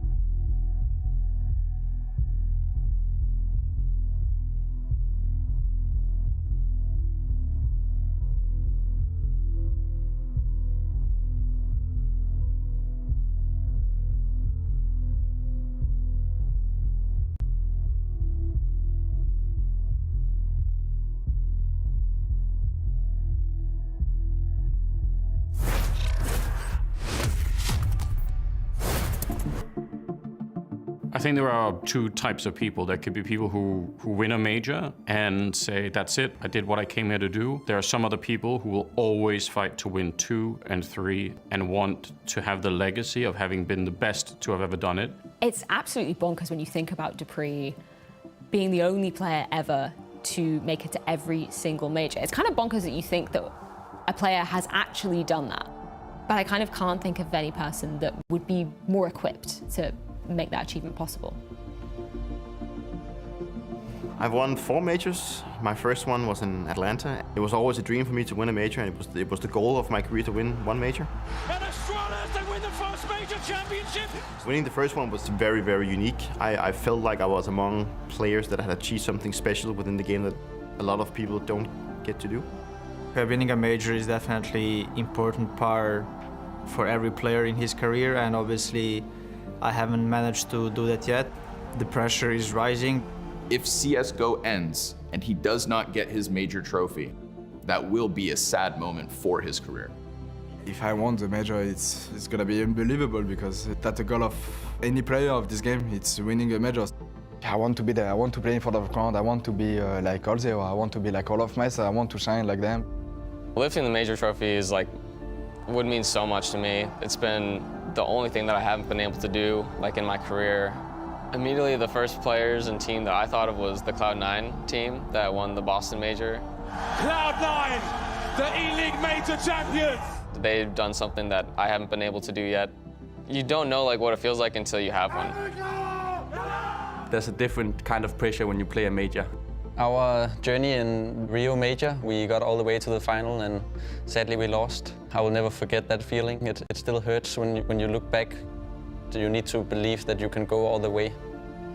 If I would be able to call myself a major winner one day, I would be very, very happy. The most iconic one for myself on a personal level is the one that we won in Poland, in Katowice, was the major, and that was the event where I had just lost my father, so I wanted to go and make him proud. The loss of his father, no doubt he'll be smiling down on him now because he has broken all the records along with his team. He started off as a kid, he's now a dad. Like, it's insane the amount of his life that he's dedicated to this game. Nico,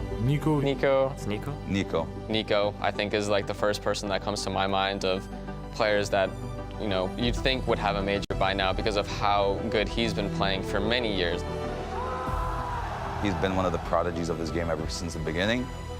This is somebody who, back in his mouse sports days, was surrounded by teammates that just couldn't compete to his level. He was never going to win despite his star-studded performances. He was always like being the best rifle, I think, in the game. Let's go! I mean, definitely I want to build my legacy, which I haven't managed to do so far. It's a long way ahead, and it's something that I have to keep working on, and I still have a couple of years left in my career to achieve what I want to achieve. You won't have another chance to prove that you could really do it. You won't have another chance to be a CSGO major winner.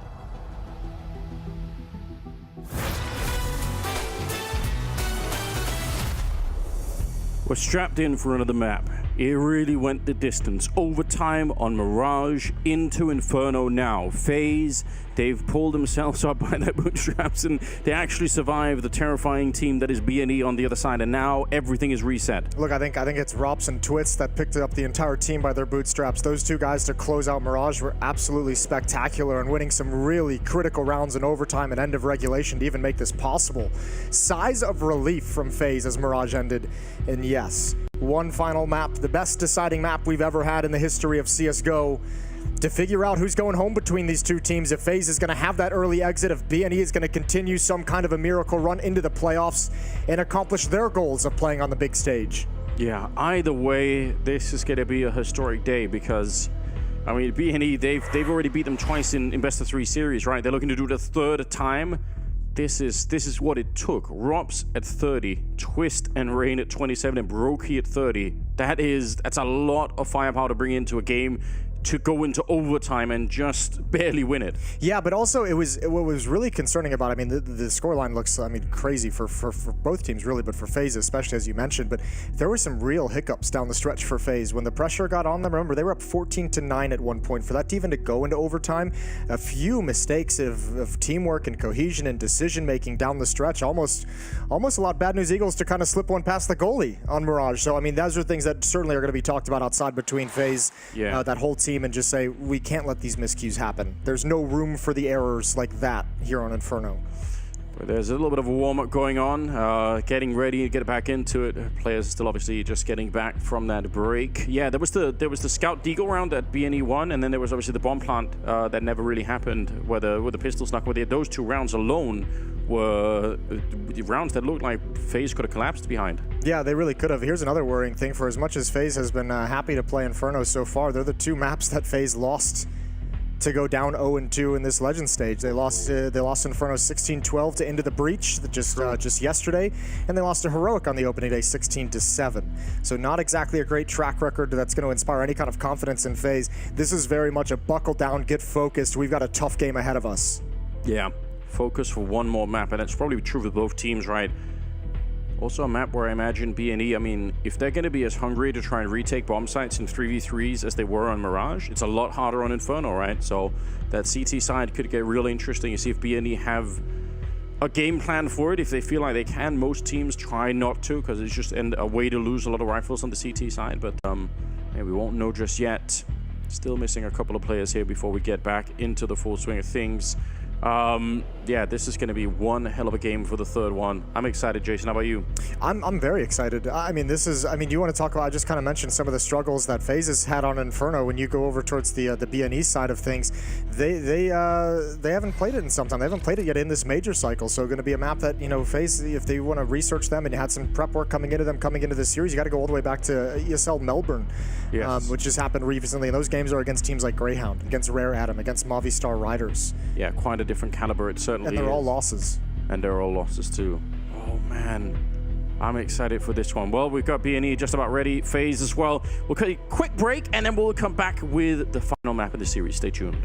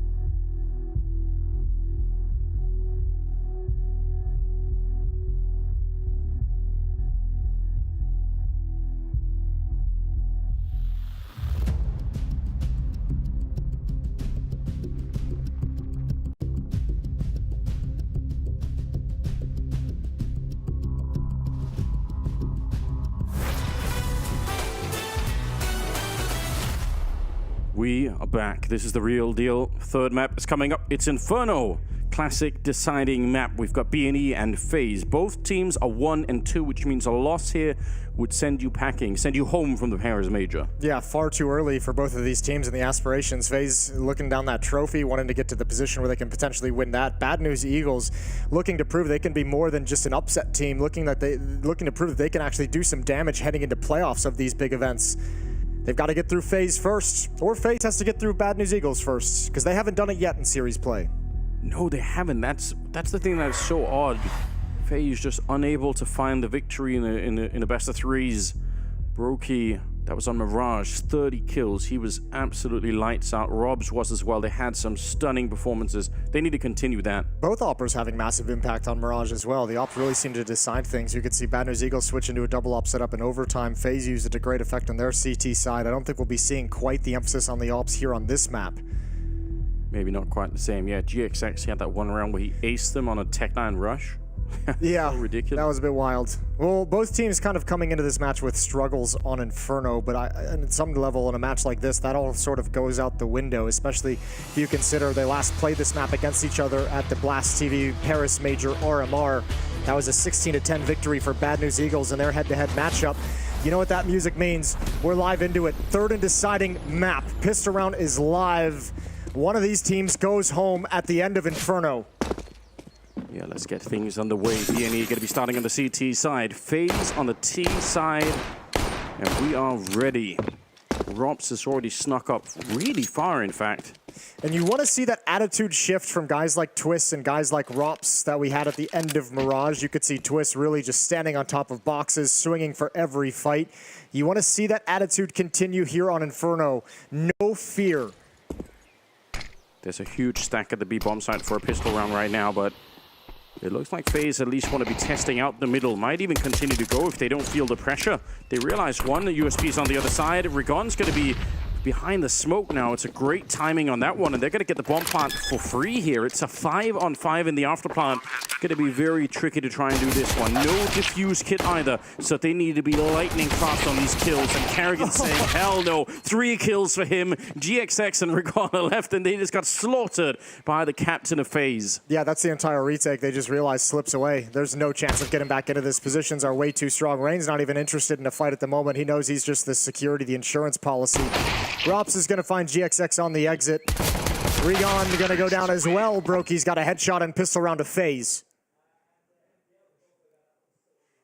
Yeah, that'll get people fired up, and maybe especially for Kerrigan, had a very, very tough time at the start of the series. But I think kind of made up for it on Mirage already. He did enough to try and anchor that B-bomb side, even if it was a little bit tough at the beginning. Ended up turning it around and had a great calling, at least in the first half of their offensive side on Mirage as well. Things kind of slipped out of control when Bad News Eagles grabbed some momentum, but outside before that, he was outplaying him completely on this T side. Second round. 3-5-7s. Scary pistol to be up against on a map like Inferno, where you have to get a little bit close to it. And also a scout and a deagle.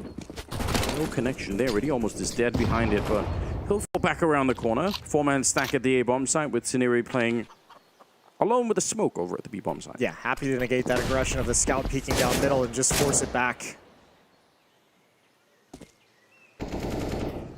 Gonna start creeping their way up with brackets control. No emphasis on Banana quite yet, although Rain with his MAC-10 could fall back and help secure that late in the round. As is so popular as well in Inferno on these second rounds, wrapping around the bomb site, using the range of your Galils and your AK-47s against mostly pistols seems to be a working solution to any kind of a stack. 4 players here, though. Yeah, ooh, early tag. That'll slow them down a little bit. Good shot with a 157, but the return is even better on the FaZe side.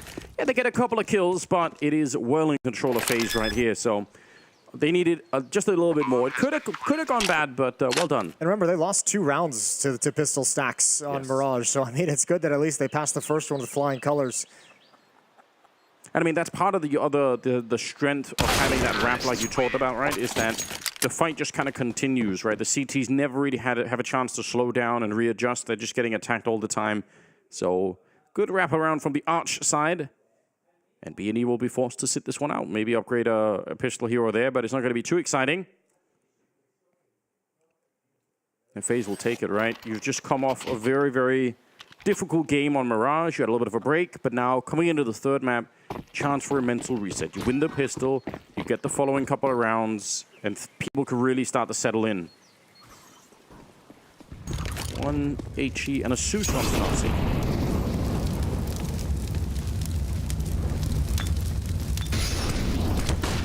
Oh. Rion wanted to fight, was waiting for that Molotov to end.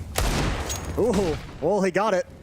He found it. Beautiful shot. Rain's coming to this round with just a Glock so that he can be a little proactive and create some space for his team, but it's Brokey who's being the aggressor towards CT spawn. Regon didn't expect it on the rotation. He's got one. There's the Zeus. Rain goes down, but it's not going to turn the tides. And FaZe survive with 3 as they go up by 3. How did he get it hiding inside of the bomb site? Just behind the center box, just chilling. How did he know that someone would jump up there? It's a ridiculous way to get a Zeus kill. Peekaboo. But just a Glock, like you said, on Rain, so I guess. Not even impressed at all, Rain. No, he doesn't care. care. Smile. He doesn't care at all. He's seen everything. 3-0. Guns are out for Bad News Eagles. The op in the hands of GXX, although no armor on him. Plenty of nades and utility for this defensive side. This first round is super important, right? For BNE, you need to win this one to establish an economy. It's all of the basic stuff you need to do on the CT side. And if you fail here, then FaZe will really start to pick up some steam. It's going to be Regon going down early in the round, and that really softens that B defense quite a bit. Yeah, and early pressure provided brackets due to some utility that normally shows mid control, a mid take from FaZe. The Molotov in towards lane, smoke on the left side of mid. GXX is going to swing out a little bit wide and see that it's clear, but likely a re-exec coming in from FaZe. Hoping to draw out all the defensive nades. Wow, look at the rotation. Full-on gamble here, Jason. They've said, let's put 4 people at the A-bomb site, and we either save the rifles, or we get a real crack at actually winning the round. It looks like FaZe know. And that defensive the defensive smoke as well that goes in towards mid kind of lets FaZe know they want to actually battle for brackets control. So not a fight I think they really are interested in at this moment, especially in a 5-on-4. And yeah, Kerrigan's just calling to execute in towards B, at least to investigate with the man advantage, and he'll see that it's completely clear if he moves forward. I don't like where Rain is at the moment with the bomb. I know they have to go deep to find him, but it just makes me nervous to see it. There we go. Good shot. 5 versus 3, and Brokey's holding it. The runaway, almost a bait to lure someone into the peak. You hear the footsteps, you think, okay, that's it.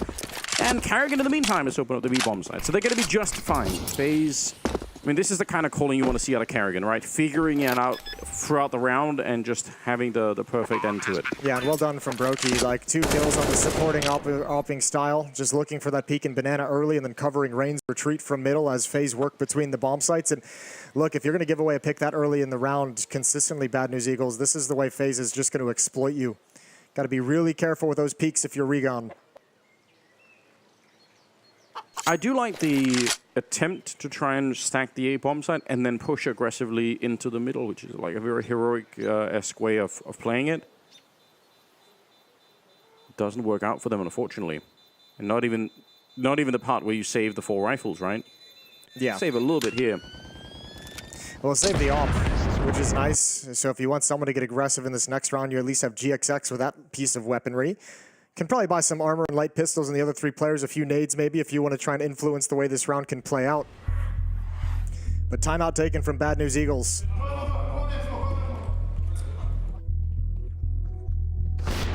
Anytime you hear an enemy run at this level of professional Counter-Strike, you always have in the back of your mind be thinking, I wonder if I'm getting sold something here, you know? Yeah. Because people go through a lot to try and hide their footsteps, obviously, so it's always a bit suspicious, but yeah, they bought it this time.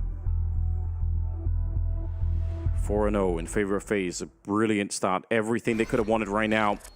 And BNE, we've seen slow games from them before, right? You brought up the game against Apeks, where they never really, it's the best one, obviously, but they never really got it up and running the way that you would have wanted.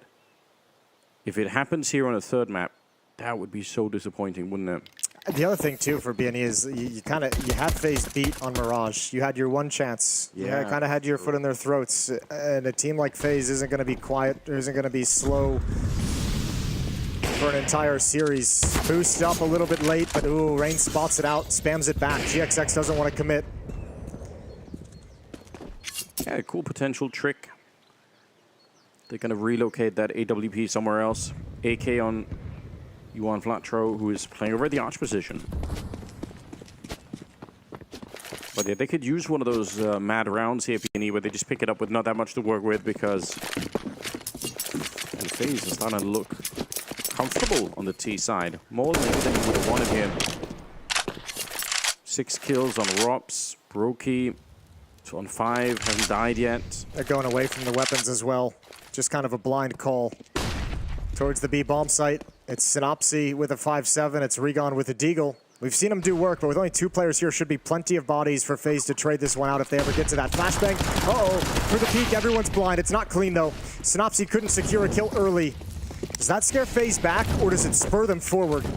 Yeah, they know someone else is in there, right? Because that was a flashbang thrown from another player, so at least you have that information, but you don't know if it's 3 people inside of the bomb site. You want Flatro showing up on the other side by the coffins. With that AK in hand, but he is absolutely murdered before he even gets into play. Rain just takes him down, and 24 seconds here. Regon's going to be sneaking out. Oh, the bomb's planted. He's going to go for one. Another one. Oh my god, if he had the third, maybe there would have been a round. Now it's on GXX, but I don't think he's going to be able to do this, unfortunately. That is really, really cool. Ice in the veins of Regon in that one. You saw him he saw his brain work through the issue of who he wanted to go for first. And GX is going to move forward. No kit, and now he's boxed in. No escape. And that's the AWP hitting the deck. FaZe win the first 5 of Inferno. Scary moment there. I thought he was going to try and do it before the bomb is planted, but I mean, there was still plenty of time, right? I mean, not plenty, but there was time. 21 seconds as the bomb goes down, so... Oh, God, it's close, isn't it? You can't even really be mad, but that did look so cool. Yeah, I mean, it's almost like, I think it was Juan Flatro rotating over with the M4 towards Coffins that gets picked off. It's almost like his death, it just made that possible. Yeah. Almost a pretty crazy recovery for Bad News Eagles.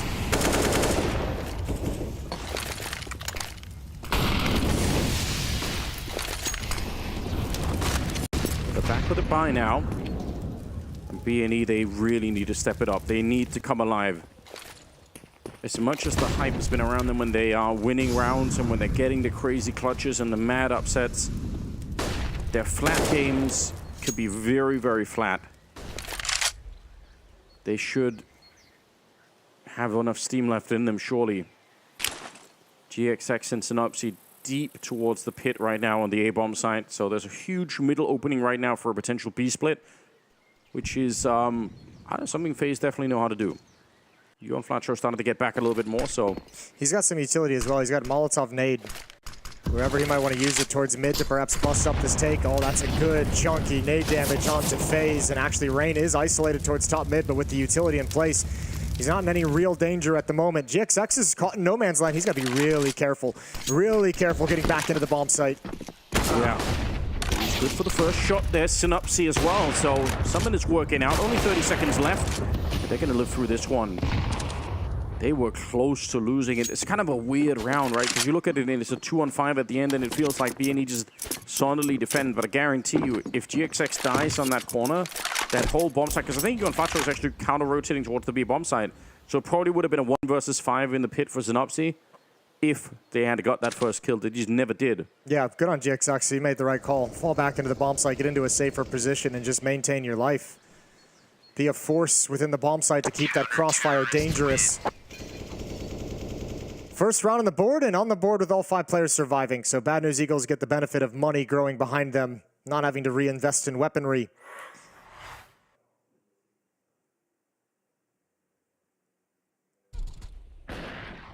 Yeah, hugely important. Probably not quite enough to get everything fired up, but you know what? It's certainly better than nothing. No, but let's see if they can build upon it. Let's see if they can get to that kind of unstoppable defense we saw, I would feel so long ago, on Overpass.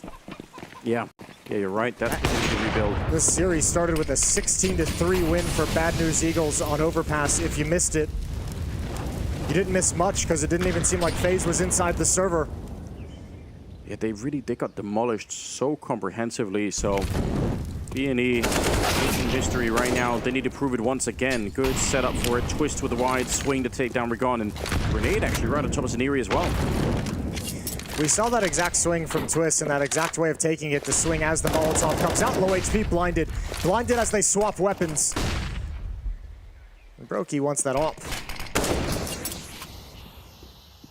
But we saw that exact take of top banana from Twist earlier in this tournament. To screw with your timings, and now there's a gap in the defense. FaZe calling out. 2 players shifted over towards B. There should be space on Rap side. And on the rotation, going to be blocked behind smokes. They still have time, so they're going to slow it down just a little bit, FaZe. They want to see if anyone's going to be coming through the smokes. Down in the pit, they set up a bit of a wall in the middle of it. They're going for it. Sidopsy right through. I don't think you see anything there, but he catches Rain regardless. 3-on-3 as Rox is going to open up the library. 35 seconds, and they are going back towards Scenario. They catch him out in the open.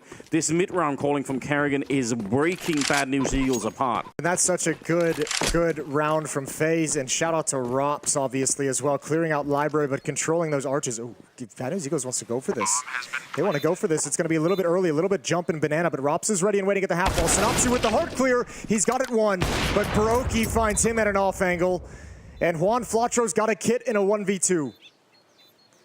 How do you check this out? The grenade actually could kill Brokey, but then are you expecting for a second player to be there? I doubt it. HE. That's a coup. Oh, there's one, but again, are you going to be checking for the second? No, it doesn't even matter. Doesn't get the damage on the right player, and Brokey will take him down instead. FaZe 6-1 in their favor, and things are just looking way too good right now. Brokey is 7-1, but Robs is 11-2. He has taken over the first part of this half. And that's kind of how he ended Mirage. Remember, he was looking like he really got on point. Yes. You mentioned playing yourself back in Overpass when the scoreline was so spread out, but now that they're 2 maps deep into the series, Rops is fully switched on. Yeah, he's locked in right now. Timeout being called from FaZe. And that's in spite of some good victories here. They know this is an important round because Bad News Eagles, with 5 players surviving previously, have the money to rebuy. So that's the conversation. FaZe, they know they're going up against a buy, and they know if they can win this round, they take the money away and put Bad News Eagles in a little bit of a hole for the next few.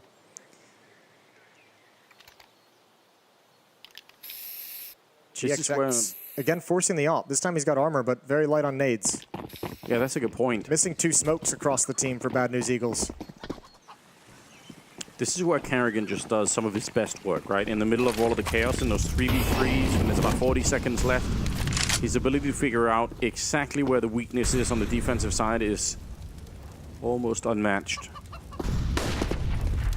Rigon, Scenario, and GXX, all of them pushing 3 people down the banana. Some deep nades coming in. Scenario will start to fall back, and they're feeling a bit uncomfortable. Leave GXX here with the AWP. That is a classic. Oh, and Rigon's actually going to stick around. I thought they were going to just leave him completely alone. They want to bait him into it, right? Take an op shot. You think it's going to be a solo op or in banana, and then all of a sudden Rigon's posted up on top, and actually he gets blinded and falls down as well. That's a cool idea, though. Yeah, Bad News Eagles not really interested. They've been picked off a couple times, and they know they've just been worked because of it, so they're not really interested in those early engagements if it's not a picture-perfect fight. And you can't really blame them. And now the lack of utility, the lack of smoke starts coming into play for Bad News Eagles. Oh, here we go. A little bit of a push for information. No flash around the corner. Just Synopsy stepping up for the swing. Scenario going to be going down. Kerrigan with a jump around the corner. That was a weird fight that he somehow won anyway. Vatro alone. The spray continuation. The transfer is absolutely perfect. He swings wide for another one. 3 kills as he tries to win the round for his team. GXX will come in for the assist, and that is a huge amount of defense. Juan Flatro, absolutely the hero of the round. What a stand. The transfer after the Kerrigan kill onto Twist is the real heartbreaker if you're FaZe. It's absolutely disgusting. I don't know how Kerrigan gets the second kill. Kind of jumps awkwardly into it. He's just looking for information. This transfer right here saves the day. And well done, managing 2 angles, a vertical stack that Rops and Brokey are fighting in, but that's a beautiful 3rd kill. 4-round lead. Both teams low on cash. FaZe force up what they can. Yeah, they figured out the economy too, like you said. They really know. Jump up from Twist. Oh, he's so good at these openings. He's had, I think, the 3rd opening here towards the top of banana. And this time assisted with a boost by a teammate. But that's a work of art. 4 versus 5. Synopsis pushing the hallways over at the B side or the A side, but if Scenario gets dropped here, this might be the end of the round. Flatro's coming to join up. Another boost. Oh, they line up. 2 kills. And there's Brokey with the op shot, looking for the follow-up peak. Supportive opping impact again. Smoking the choke point. Access to the B site. Oh. GXX is hoping to get lucky with the nade, but it doesn't go deep enough. How does that not do more damage? It really looked like it should have. They have a second crack at it, though. They have another HE. Nah, they want to save this ult. It's so important. They have no kits either. Well, you say that. Okay. They just run for the smoke. That was the question I posed at the beginning, right? This is what teams will normally do. They will never even think about going for the retake because it's so hard to retake both A and B bomb sites. But B&E throwing away a rifle just to test the limits of what they could get away with. Yeah, it's hard. It's hard too when you're down 2-6. Because you want to do everything you can to get more rounds on the board, but this is going to be the only weapon that Bad News Eagles have in the next round. I say that. What's the losing bonus at? 1,900. 2,400, excuse me. It's not great, is it? They're kind of right on the edge. It'd be really aggressive to force this out. I mean, they are the kind of team that would do it, right? And they, like you said, they're starting to get pretty far behind. GXX can drop a FAMAS over to a teammate, to Juan Flatro. He's actually already bought a 5.7 in armor, so they might just be descending to some pistols around this op and looking for the next round to be their next gun round. Brilliant work from FaZe at the start of this half, though. You've got to give it to them. Yeah, they're looking confident in a way that we haven't seen on the previous 2 maps in the series. Well, this is also what it means to be a championship caliber team, right? Is the ability to kind of survive the grotesque amount of pressure that was applied to them throughout the first 2 maps, and then find a way to get the reset, find a way to believe in the project once again. That's what FaZe are doing right now. GXX. I like the aggression. Difficult to play in those A hallways because you can't unscope. It'll give away the game instantly. Walking around zoomed in there. Rain and Rops will start to fall a little bit back. They were on the other side, but it seems like they're going to shrink away from this position and start to get to the banana position instead. 3-man setup inside, but again with the limited weapons. Can be defended, but definitely not easy. We've seen these stacks work before. Back on Mirage, a couple of them. Need some fortune with these Deagles. And Regon's going to be smoked off. You have to imagine Scenari's going to be smoked off. I think Kerrigan's coming through this smoke as well. There's the pounce. Both teams coming forward with flashbangs. Everyone blind for just a moment. Scenario with 2, but all the return frags go the way of FaZe. And now priority is put on Bad News Eagles, once again saving the op. Good counter flashbangs coming out from FaZe, right? They throw the initial smokes and they throw 1 flash to get through the smoke, but then there's actually even another flash that goes in the sky behind them, and I think that's the one that really wipes out Regon as he was trying to get through in that Coffin's position. Well done, well played. 8-2 in their favor. FaZe are making a really good case for themselves right now. And this is a conversation we haven't really had to have yet, but now Bad News Eagles, they could take their first loss in a series here to FaZe and get knocked out of the tournament. The history between these 2 teams, I mean, this is the rivalry that's really starting to get some real weight behind it. Yeah, Bad News Eagles 2-0s FaZe in a series at the RMR. 2-1 victory in the Legend stage of Rio to knock FaZe out of the tournament. Yeah. 0-3. And FaZe have had enough. Yeah, they're looking to return to favor, aren't they? Yeah, it's looking good so far. What a recovery in the series after that opening map. 6-round lead. How many rounds for FaZe here, Jason, before you start to lose hope for B&E? How this first half just? If this gets up to like 10-2. Okay. That's when I start to get worried. There's still like a small chance of recovery. Okay, that's the danger. I mean, if I'm honest with you, I'm already a little bit worried for him. All right. Just have somebody to look for. Yeah, they're getting really, really close. It's not just worried because of the scoreline, though. It's just worried just based off watching this game and how badly they're getting beaten at times. None of their aggressive moves have worked. They haven't really been able to control Banana with any kind of significance. Regon got picked off there earlier. Twist found a pick. Look at the confidence now. Look at the confidence now as you swing in. As FaZe starting to snowball into an extremely dangerous T-side. Another man advantage for them with over a minute on the clock. Yeah, the confidence on Twist to take this fight. I mean, one thing is for him to open up Banana, but that's all the way inside of the B-bomb side. just going real deep with it. And he's going to be allowed to escape as well. He'll swap out for the AWP because he's low on health. Yeah, well, Twist has always secretly fancied himself as a powerful opper, so he's one of those guys. Yeah, I don't think he's going to be too displeased with how that's worked out. 40 seconds here. Oh, hope or not. That grenade was going to take him down. Good defense right now. Flash coming up with a kill, but he's going to get shut down. Brokey and Robs, the two heavy hitters of this team right now, just clearing open the bomb side. The bomb is going to get planted with 27 seconds left. Scenery down through the middle. He's already made a bit of noise, and he's going to fall back. I mean, Rain would have heard that. This is already done. On the call coming in from GXX as well. Not going for it. Let's not commit to anything. No gift given away. 9th round for FaZe.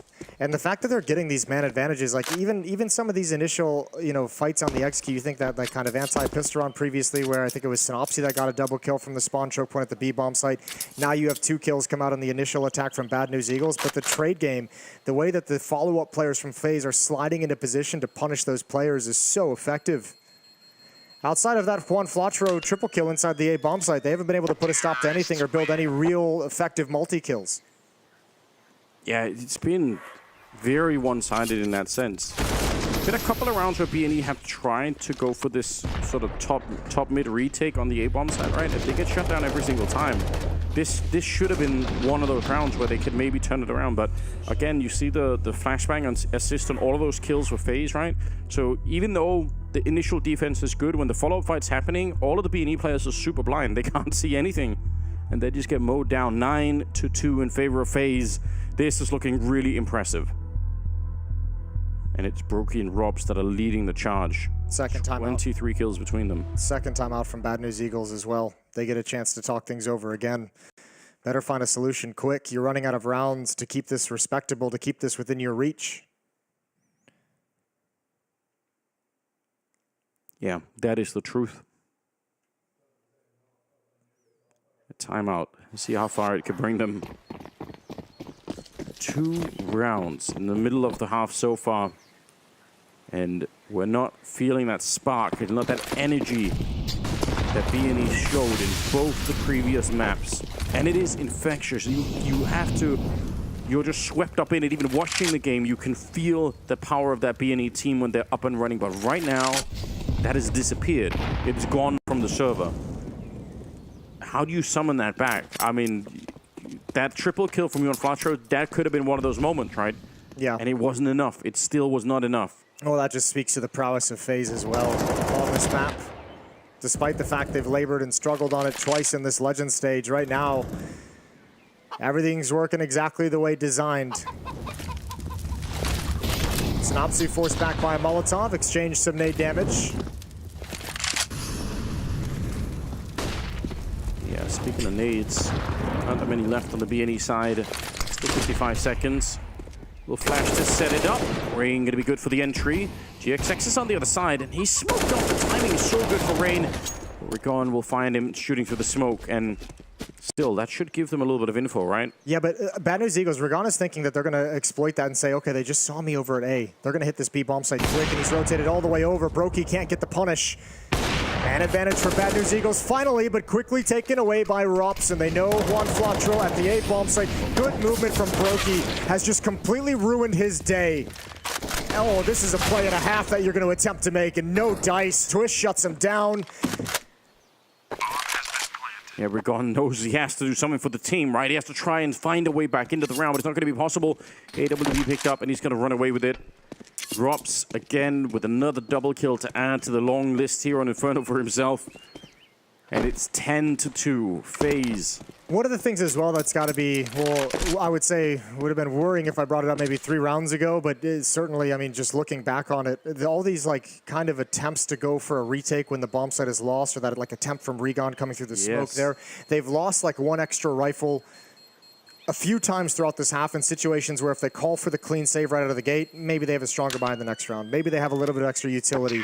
And those little details, I mean, could be the difference of them being able to find a way to get around the board earlier in this half.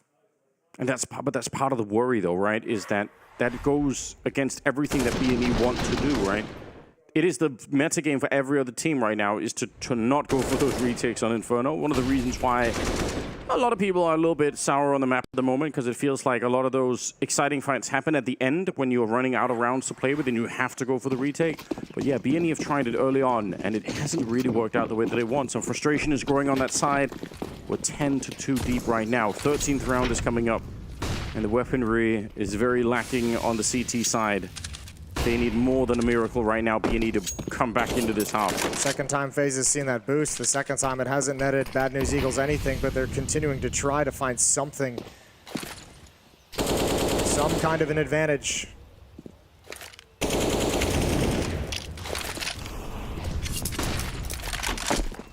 Twist also, even though scoreboard-wise, he's got 5 kills, but I think 3 or 4 of those are openings on Banana and in the B-bomb side. So that's a very misleading amount of kills for him. Yeah, quality kills from Twist so far in this game, even if quantity isn't quite there. Mid-take and brackets control. FaZe once again have a lot of room to work with. There's the swing out. Scenario can only get the one. What a transfer from Kerrigan, crouched. But he's got the op train on his position. Oh, I think Rops might love that. He knows he's boxed in. He knows he's got nowhere to go. Rain has crept up lane. And there's Rops with the trade. Brokey watching for the flank, and FaZe have everything covered. And Brokey's so hungry. He almost just ran into the middle to take the fight. Did think better of it and fell back to a secondary angle, but a double kill for Brokey. 11-2, and they are crushing Bad News Eagles. Yeah, and it's going to be heartbreaking for Bad News Eagles. They had their chance on Mirage, but now you've seen FaZe just kind of show that championship level and quality to come back into a third map and just run away with it. 9-round lead, and they haven't been particularly close. In the last 5 rounds that FaZe have won in a row, only 2 players have died in each of them. Ouch. Yeah, let's put it like that. Nice opportunity there. Brokey sticking around. It's Twist again with another opening on Banana, and nearly could have been shot for the smoke there. Brokey did up kind of low on health, so he'll probably have to be a little bit more passive. Molotov in the corner. Oh, and he just swings out for it. Rain trying to hunt him down. That actually could have worked out. Synopsis there on the other side, so a bit of a standoff now. Yeah, both of them toying with the angle. Oh, the AK wins out. Good damage from the M4, but the AK headshot is superior. And look at that, yeah, they've shifted away. They're out of position at the moment, so Juan Flatro is going to have to try and just kind of take a deep breath and try and force the issue. He's going to walk right into Brokey. They're getting played like a fiddle. Yeah, they are absolutely getting outplayed on every level. Individually right now, FaZe are stepping it up. Brokey and Rops are there, but also the understanding from Kerrigan in the backline. In the middle of some of these chaotic rounds, when it's been close, when it's been to the 3v3s, Kerrigan has managed to find the bomb sites every single time. Scenario and GXX, they can't even really fight for this one. It's going to be 12-2 in favor of FaZe. Wow, they are going to send BNE out of this tournament in a matter of minutes at this point in time. They're not slowing this down.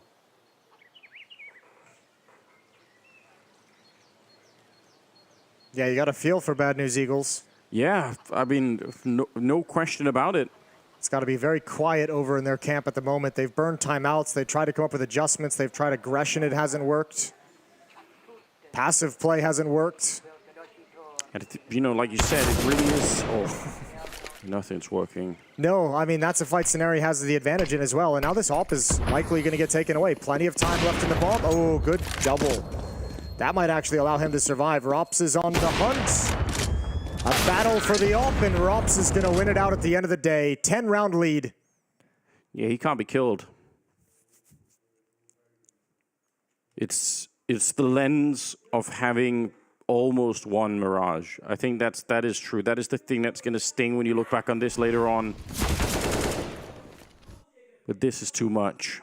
12-2. FaZe unbeatable in this opening half of Inferno.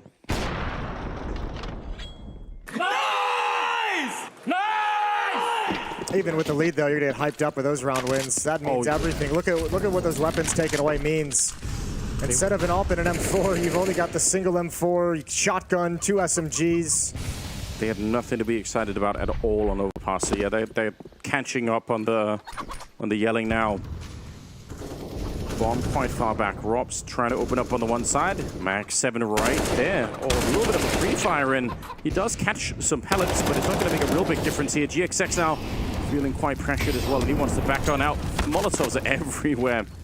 And he's going to burn down at least a little bit. Still a 4-on-5 at a good opening. Yeah, and another man advantage for FaZe, which they've had no issues converting throughout the entirety of this half. And this kind of FaZe cares about every single round. Yes. And an elimination map.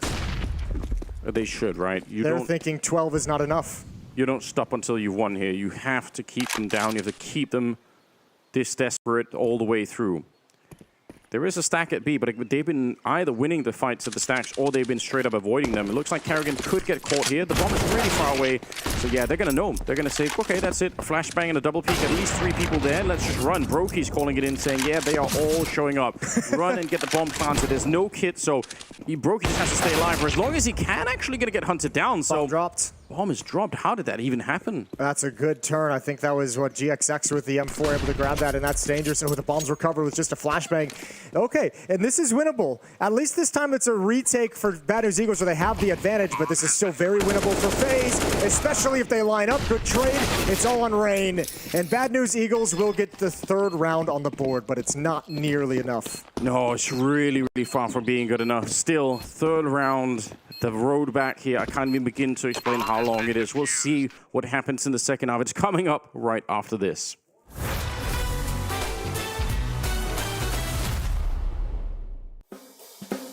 I remember more Monte clutches. Right, yeah. You know, it was weird. It happened in Abu Dhabi.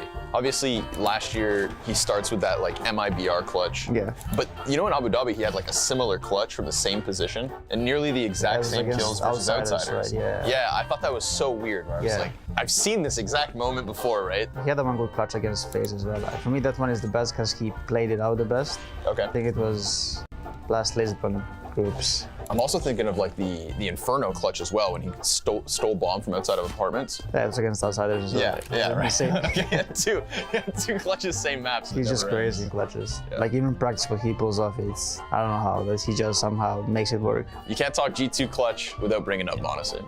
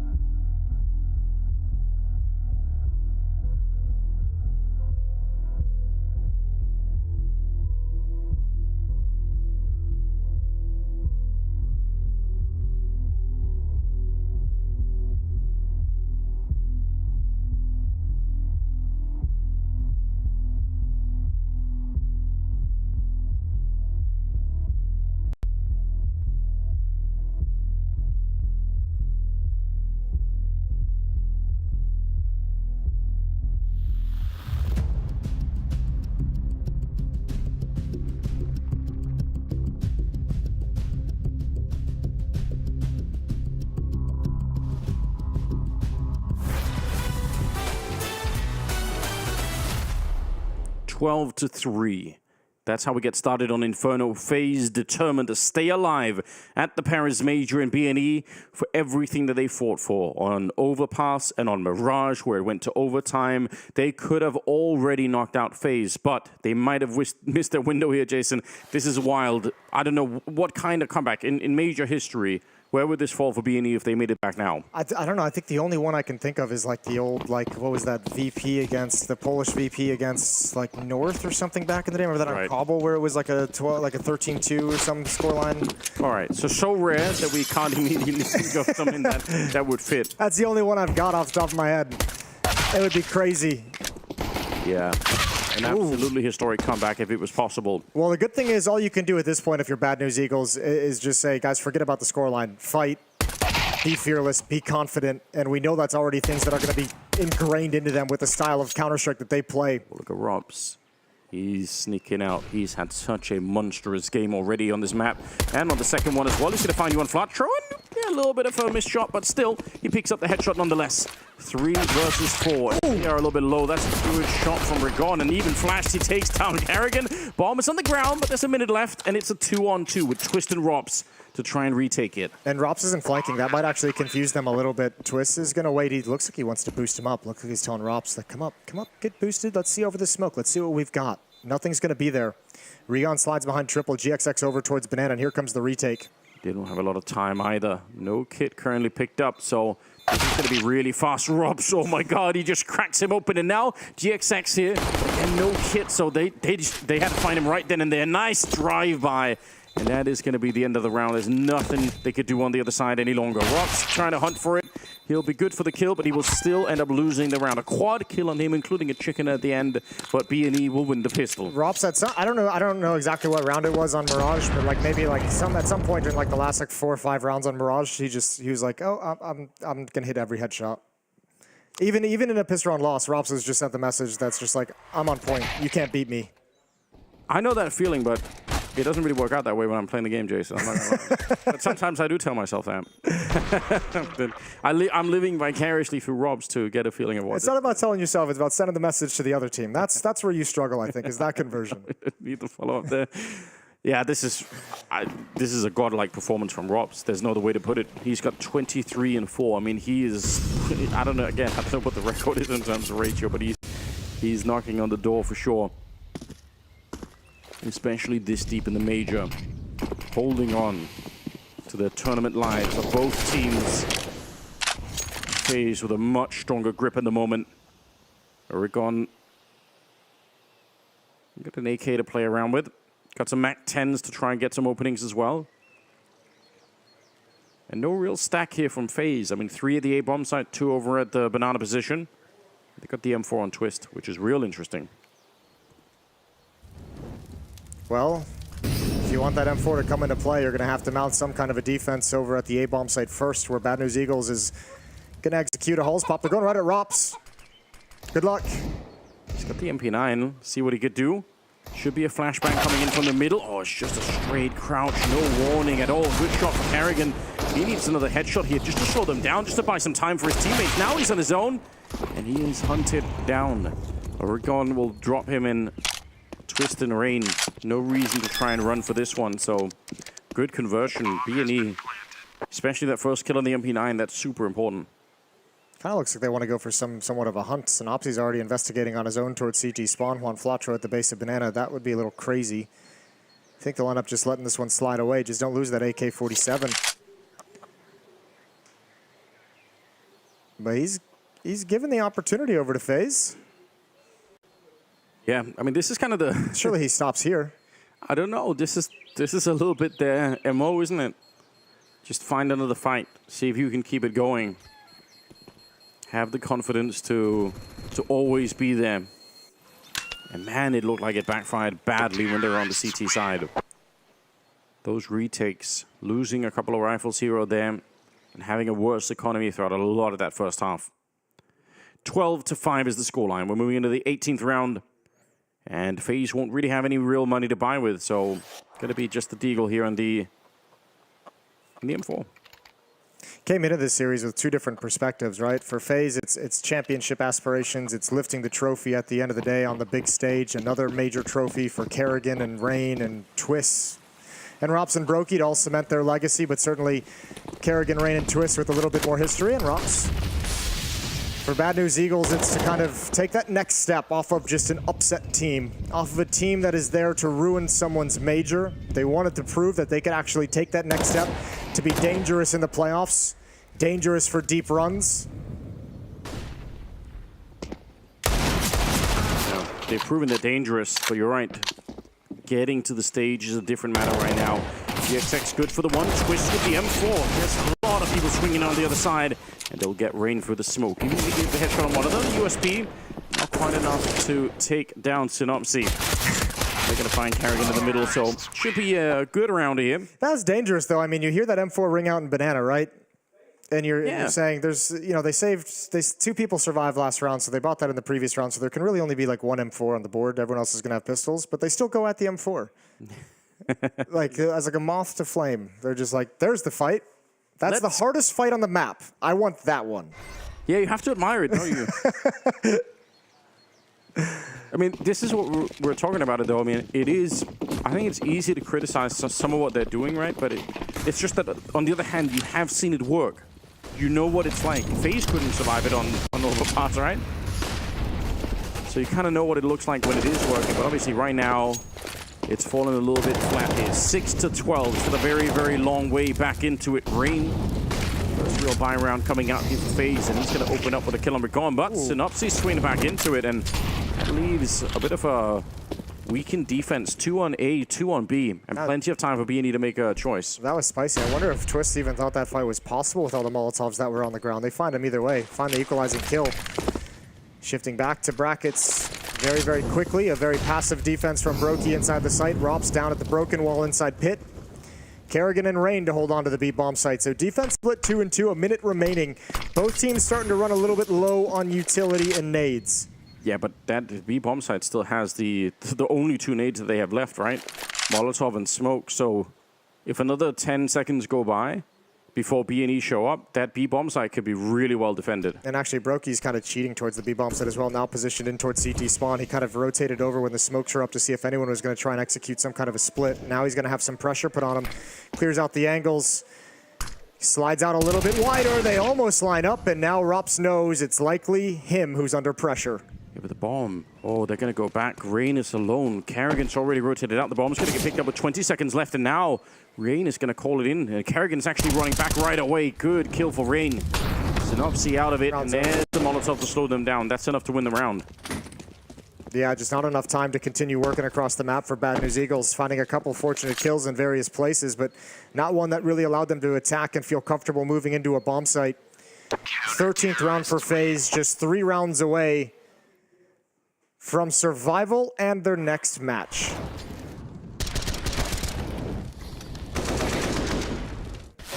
This got a little bit closer than I was expecting. With time running down and the bomb being dropped in the middle. It's like 30 seconds when they're walking towards that arched position. That's not a lot of time. Yeah, well, they just never like found a way. I think they were trying to execute a split on through CT spawn to the B bomb site at some point during that round. Brokey obviously puts a stop to that. When that happens, you have to go back and get the bomb, but you still have someone challenging B, still someone maintaining presence at A, someone getting the bomb and having to decide which one he's going to head towards, and it all just kind of fell apart considering the time. 7-round lead. Yeah, okay. Over on the other stream, Monte are about to win the first map, it looks like, against NAVI. So, a lot of history there. Obviously, a little bit of trash talk going back and forth between Warrior and Simple, so that's in the back line. But SDY playing his whole teammates, and Boros also being a maniac once again. You like to see that. I like to see that. You do like to see it. 13-6.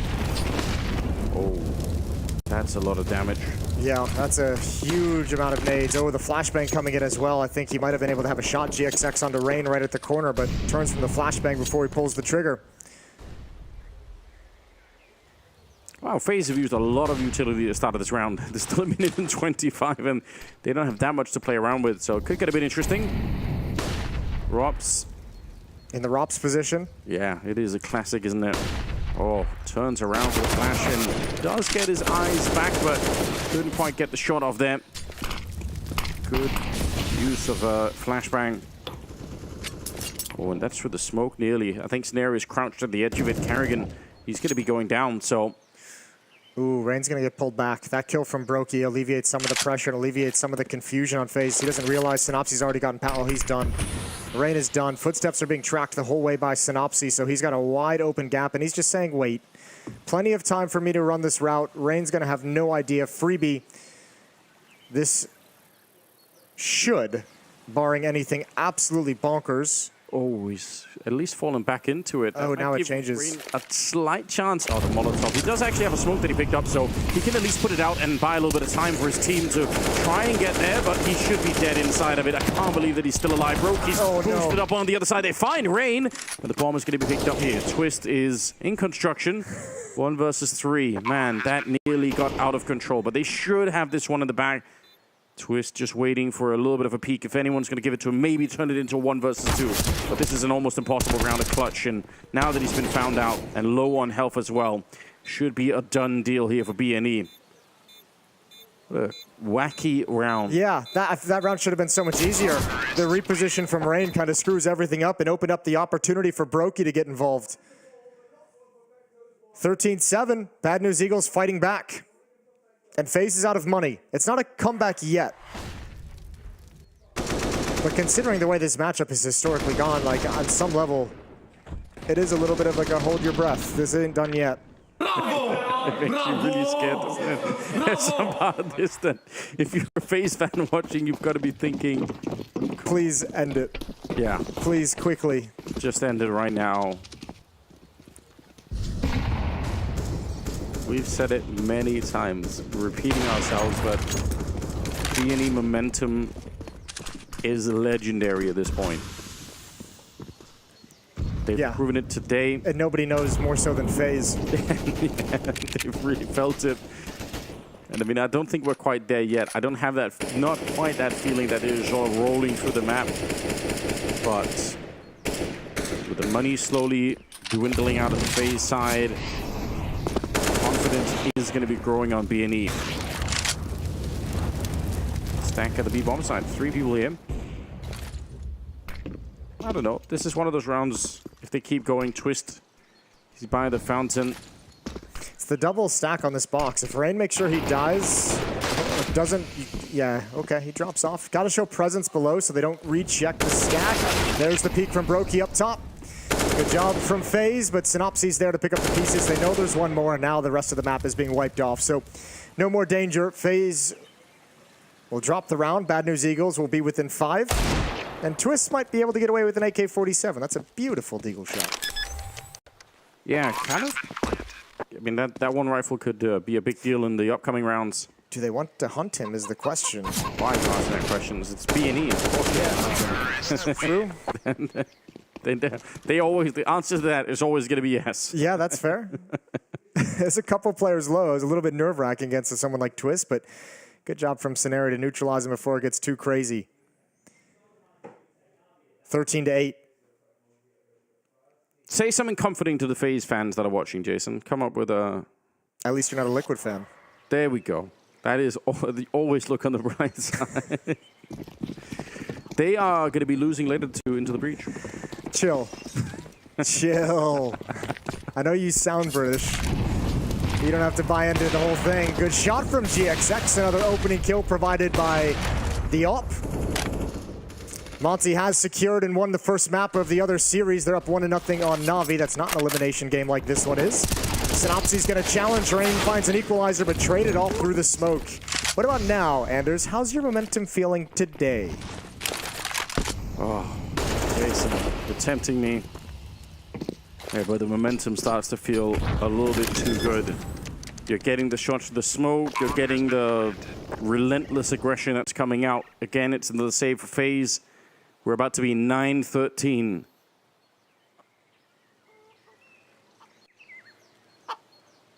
This would be one of the all-time legendary comebacks if it happens for BNE. They got 3 rounds in the opening half to get knocked out of the tournament, right? this is going to be a quick bye-bye.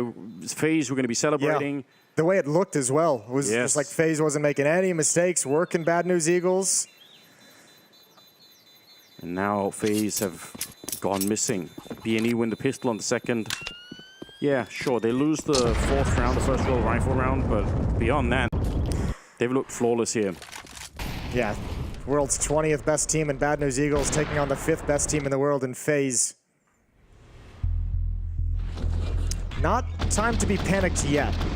And you have to say as well, as a timeout's taken from Bad News Eagles, their 4th timeout, their final timeout.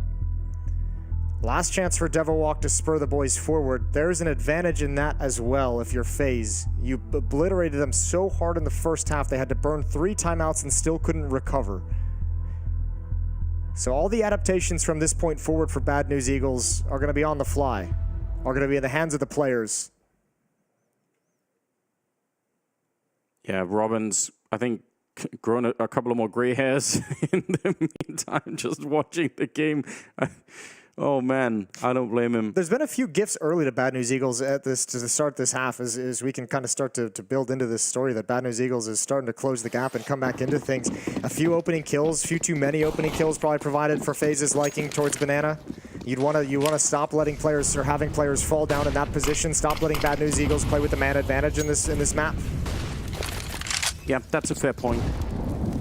You got to think as well, how long before Robs decides that he's going to continue on the run that he was on? Yeah, but again, look at his position over in, I mean, where he plays at pit and at halls and balcony. Like, if they just keep hitting this B bomb site, finding a pick there and eventually ending there, Robs isn't going to get a whole lot of attention for how good he's been playing.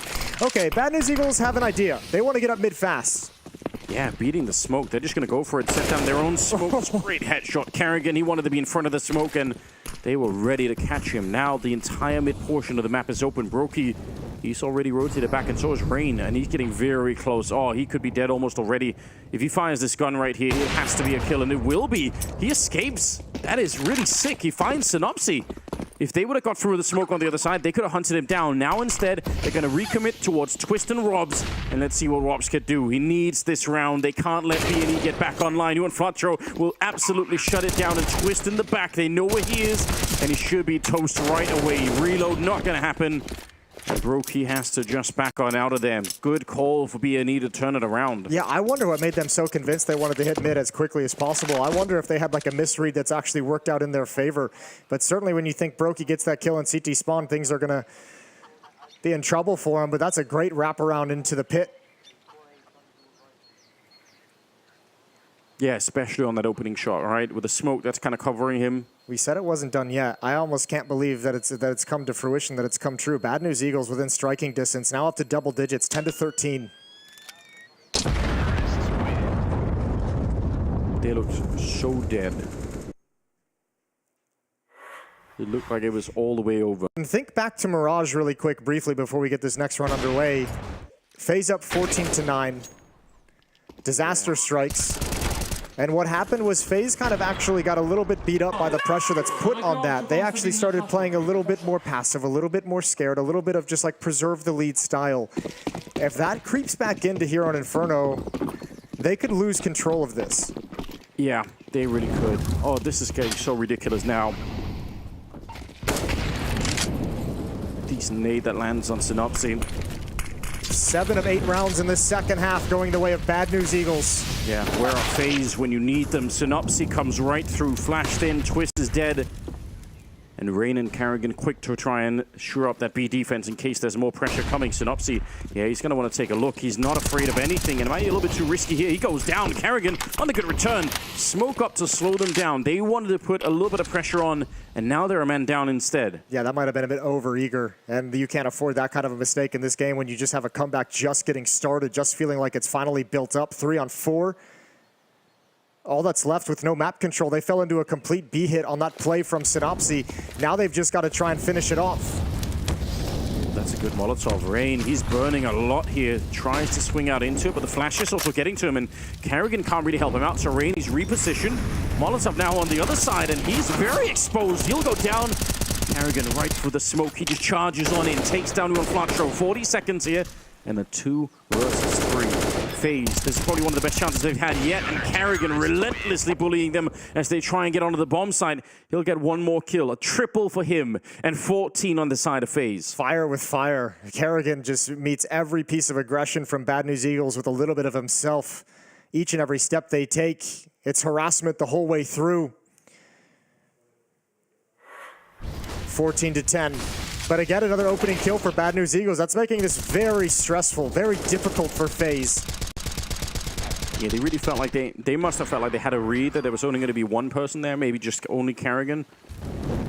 Not this time. 14-10, and that puts a huge break. What a flick from GXX. He blows Rain out of the sky, and it's a 4-on-5 to start with. I can't believe they continue to find these kills. Yeah, I mean, you mentioned it like 5 rounds ago that FaZe are giving up a lot of these fights on Banana. And there's been 3 more since then. Yeah. It's become a real problem, and this time, Twist actually is alone. Kerrigan shifting over now, but there is a timing. Smoke up is going to slow things down. Synopsy and Juan Flatro using some utility in middle at the moment to put some pressure and force FaZe into a decision. I think Robs was 23-4 at one point, right? And he's 23-9. So he's really had a real slowdown. Like you said, part of it probably due to the way he's playing. But obviously from BNE, that's also great, right? They've really cooled him off by just not really fighting him until a couple of late rounds where they managed to convert the kills on him. Look at the stack that's going on here. Yeah, FaZe are reading this perfectly. They know the B bomb site has been an emphasis. Brokey's shifted over. He's got utility as well. Support utility from Spawn. There's the swing from Kerrigan. It's not there. Out in the open. Brokey's waiting to come through. The Twist might have provided him the opportunity, and he stands tall. Transitions behind the box. One more kill for Twist. Oh, no way! Opened up through the box, and now it's all on Rops. That is absurd. Twist thought he was safe back there. It looked like he had the coverage. He was just waiting for Rops to show up. And then out of nowhere, he's found Rops now. 1 versus 2. The smoke is down freshly, and he's going to be found by Synopsy. They walk into the 3-man stack. Carrigan had the right call. They had the defense at the B bomb side, and it was not enough. 11-14. And this is devastating. FaZe now. The economy comes back into question. And Twist was making a stand. The way we saw at the end of Mirage, when he just started standing tall, taking every fight, he wins 2. That's an all-important kill from GXX to get him through the box. This is how the opening began. Rain jumping up just for a piece of information. Look at this, Twist just doing work. Yeah, this should have been a round winning. Absolutely, it's a sick play, but my God. That might have been the only way they could have got him. Yeah, frustrating that you can't even get involved in the fights after that. 14-11. I can't believe how much fight this team has in them. So impressive from Bad News Eagles to stay in this after the first half, 3-12, coming storming back. And they forced FaZe to concede some of the economy. A half buy from FaZe with SMGs and pistols. Again, making an economic decision with the 3-round lead. Yeah, this is obviously really, really smart. Like FaZe, they got to be thinking still just 2 more rounds, so we could be a bit dangerous here, but we'll still have to buy in the next one. Even if it goes 14-12 here, we still have a very good crack at closing out this game, putting BNE behind us, and continuing our tournament lives. Both teams facing elimination here. Nobody wants to go home yet, I guarantee it. We're gone looking for a little bit at the corner. Just going to take a little jiggle. Smoke up, trying to provoke them. This is more than anything else an attempt to try and bait out and find out how many people are there. Oh, this might be a trap. The gap in the smoke might make Regon feel like he can do it. Always spots the shoulder first. Good jiggles, but Twist pounces. One more, and Synopsy's coming right through, baby. Oh, a lost fight. What do you do now? They knew that there were 2 people in there because they saw the smoke on the other side, and they ran into the MP9, so that's a bit tricky, right? They continue to try and force the issue. They kind of have to challenge the smoke. They kind of have to go through this kind of immediately before FaZe realize what's happening. It's silence over at the B bomb site. They need to find Rops. They need to find him quick. Brokey's going to realize with that smoke that A is the end goal. Yeah, and I guarantee you Rops is going to be bloodthirsty as well. He's been zoned out of so many rounds right here in the second half. There's a little bit of a burst. He's good for the one, actually. It's Brokey on the other side to get the kill, and they will at least get the bomb plant now. 2 versus 3. ENCE with a lot of health left. GXX on that AWP. Both players have saved this team many times already, and now they're stepping up to try and do it again. The retake is on, but there's no kit in play. GXX quick to get rid of Twisted on the other side. It's a perfect peek. ENCE will take down Carrigan, and I don't think Brokey can do this. He goes down as well. It's a flawless end to the round for BNE. 12-14. Even if FaZe got close on that one, the fight continues. They survive a scare, Bad News Eagles. Twist almost shuts them down completely at the B bomb site. Going back, Rops almost shuts them down at A. Tough round to win, and Bad News Eagles survives. We talked about this as how horrible this would feel for Bad News Eagles to go out flat in the third map after the first half. Yeah, they're not doing that. They got to be filled with pride at the moment with the way that they're delivering in this second half and coming back into this game. Yeah. GXX, give them another crack at it. Conversation goes the other way now. If FaZe can't find a way to win a 12-3 half on Inferno, I mean, that would be more disappointing than almost anything. A lot of FaZe votes in the chat of Blast TV. Yeah. Oh, man. Here we go. 27th round. Box dropped a little bit far back. And this is actually, I mean, in a way, this is good for FaZe. There's been no real engagement. They obviously haven't found an opening kill, but the fact they haven't lost anyone has got to feel so nice, so different. Yeah. And look at the way they're parking 3 players at the B bomb site for this long. Yeah, they really don't want to give up that early kill. Rickon started to get a bit close, and Brokey will come and find him. That's a very good kill. Should allow them to get a bit of a rotation going over. Only 2 people at the A bomb site. Robson, Carrigan, setting up a bit of crossfire to try and see if they can stop anyone from getting out. And actually, Robson's going to be dropping down. That's heard. ENCE, he knows. And he sneaks on in. How has he been allowed to do this? That's a free kill on Robs. Carrigan just not in a position to stop it, but there's only 30 seconds left. ENCE will find another headshot. That's Twist going down. And with a knife in hand, Rain, he's just over-rotated. They're going to back 27 away. seconds, they will back away because Synopsy is holding the CT spawn. They've managed to slip the net. They've escaped. And ENCE was yelling. You could see him on the camera. He's shouting at them saying, yeah, they're coming through middle. Wait. Brokey's in Banana. This is a one-on-one at the B bomb site. Oh, I think that kill might seal things. If he can find this frag, though, it's going to put pressure. Oh, missed shot. GXX has it. 13-14. Oh, my God. What a call that late. You actually win the fight at the A bomb site. But because of Synopsy, you say, let's rotate back instead. You're not wrong, though. There was a world in which he maybe could have had that kill Brokey and it could have been different. But it's 13-14, Jason. This match won't end. That round's so chaotic. I don't even think FaZe realized what was entirely happening. There's player lurking in towards CT spawn. Obviously, Rop's giving away the balcony position. ENCE able to get involved. That's such a weird round to figure out how to try and play in the heat of the moment if you're FaZe. Bad News Eagles keep finding solutions. And once again, FaZe out of money. 3 P250s. How do you deal with this?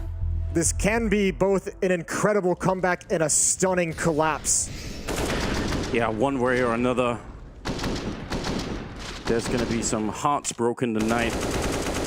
And if you're FaZe, like, you got to be shocked that you're even in this position. This half has to be slipping away. This has to have felt so fast for FaZe to lose the lead that they had. It doesn't get any more intense than this. 3 HG's been picked up on the FaZe side. They've got a little bit scraps to work with here. They would love an early bombardment on that banana position. Anything to go their way. Scoreline's about to be equalized. Nades. Oh, one of them actually would have landed there, but it kind of bounced off the wrong side.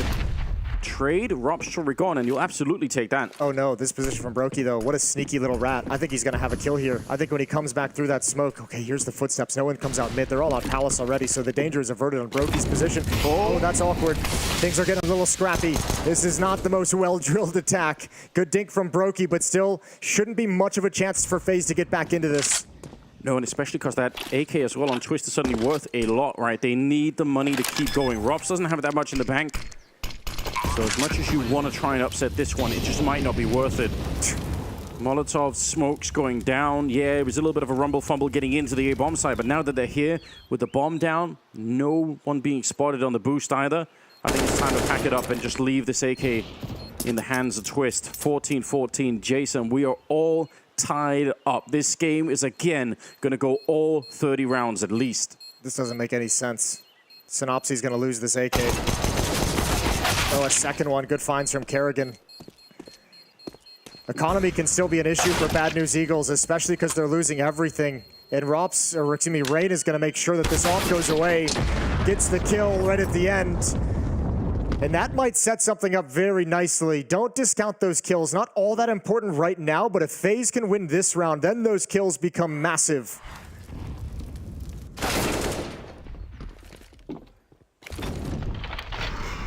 We're all tied up. The first half, if you're just joining us, if you don't know, it was 12-3 in favor of FaZe. They were looking to lock it out. They were looking to continue their major run. And now instead, we're back 14-14. FaZe have only won 2 rounds in this second half. BNE, they are right back on top and looking to see if they can get one of the biggest comebacks in major history. That's what they're looking for. GXX, though, finally a round that actually goes the way of FaZe at the start of it. He's been getting that fight so often. Synopsy's going to get sprayed down. It's the AK that they stole from the previous round. Back to haunt BNE. 5 versus 3. And this is what FaZe have been waiting for. Finally, that fight goes in their direction. Finally, they're the ones to win out the opening engagement in Banana. And building on top of it with twists. A double kill. FaZe, they have the experience, they have the pedigree to hold on to a round like this one. Oh my god, it's close here. Rigon, he's holding it. Twist is thinking about it on the other side, but they should know. Jump in the back here. I don't think they realize Twist is up close. He continues on. 3 kills on him. The spray needed a quad. Rain will pick it up instead, and it's 15-14. One single chance now for FaZe to end the madness. And now those kills at the end of round 28 come into effect. No losing bonus was built up for Bad News Eagles. They only got $1,400 out of that loss, which means they are fighting with scraps right at the end of the day. Huge exit kills for FaZe set them up to just barely get out of this map. Mac 10 on Juan Flatro, 2 Tech 9s, 2 Deagles, not a single rifle on the board for Bad News Eagles. What a comeback to fall flat at the very end. Yeah, you drew the picture for us already, Jason. You're absolutely right. The economy here for BNE, that could be what ultimately lays them low on this one. 30th round, 15-14. It all comes down to this. And Rain will begin with a kill on Synopsy. That's all the way at the bottom of Banana. They're going to try and put some pressure on Rops. Again, he's had a very, very quiet second half. He was great. He was a champion in the first half, but he hasn't done anything for a long, long time. And now they need him more than ever. M4 in hand in the corner. He's going to get flashed in. The spray is good. He picks up the 1 and nearly a double. This just might be it. FaZe, they have found a way through. Scenari's on his own. It took everything they got, but they eliminate Bad News Eagles. And what a relief. FaZe on their feet. Unbelievable amount of strength that it took to win this series. It didn't need to be this hard, but Bad News Eagles ensured that it would be. They took FaZe all the way to the limit. Very little jubilation as FaZe escape with 2 extremely narrow map victories, and it gives them a moment, just the briefest of moments, for them to be happy about shaking this demon off of them. This demon that has terrorized them at the past majors, ended their runs early. Finally, they've overcome it, but they've got more to play. They've got another match tomorrow, and for Bad News Eagles, it is an absolutely crushing and heartbreaking loss. It is. You're going to be thinking about that second map that you could have won. It went into overtime, and you're going to be thinking about just having a couple of more rounds in the opening half of Inferno as well. Just the scrappiness of that high-pressure round. Molotoving yourself out of halls. That round got away from Bad News Eagles, and all the kills, the garbage kills at the end of the round have an impact in the next one. Yeah. It doesn't get any closer than this. But what a fight. You got to show some respect to them as well, because what an absolutely stunning performance they showed up with here today. And we can all feel that heartbreak. Oh yeah, no question about it. All the emotions on the line. I don't blame them. They put everything into this game, and they almost brought down FaZe as close as you could humanly get. What a series it was. Yeah, I mean, yeah, I have no words. This is crushing these guys. This is their 3rd time in a major, trying to kind of make a name to go deeper into the tournaments. Haven't yet been able to get any kind of action on the big stage. Haven't been able to play in front of the biggest crowds, despite being one of the most exciting teams we've had at the majors in recent history. Yeah, they have that plan, and they they believe in it more than you could even imagine. We do have the interview ready after the game. What a game it was. Dinko, please help us out. Yeah, an incredible matchup, and this team, they have so much fight in them. You guys have so much fight to come back on that final map, so many close rounds. You give us another great show, but when you look at the energy, there must have been a big dump after that second map. You have to expel so much in that Mirage game coming into Inferno. Do you think that played a factor in getting a slow start? No, I think so. I think you know, they started hot, and it's hard when you get money control or can't get money control on CT Inferno.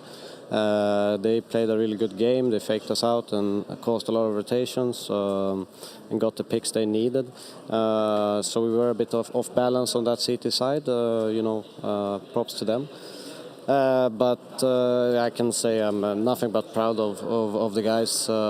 It's one of the best teams in the world, and to fight like we did and be so close, it hurts a little bit extra, of course, but they've been amazing. The mentality we showed, the way we trusted and believed, even when we were down like that, it's yeah, a little bit heartbroken, but of course we should be proud.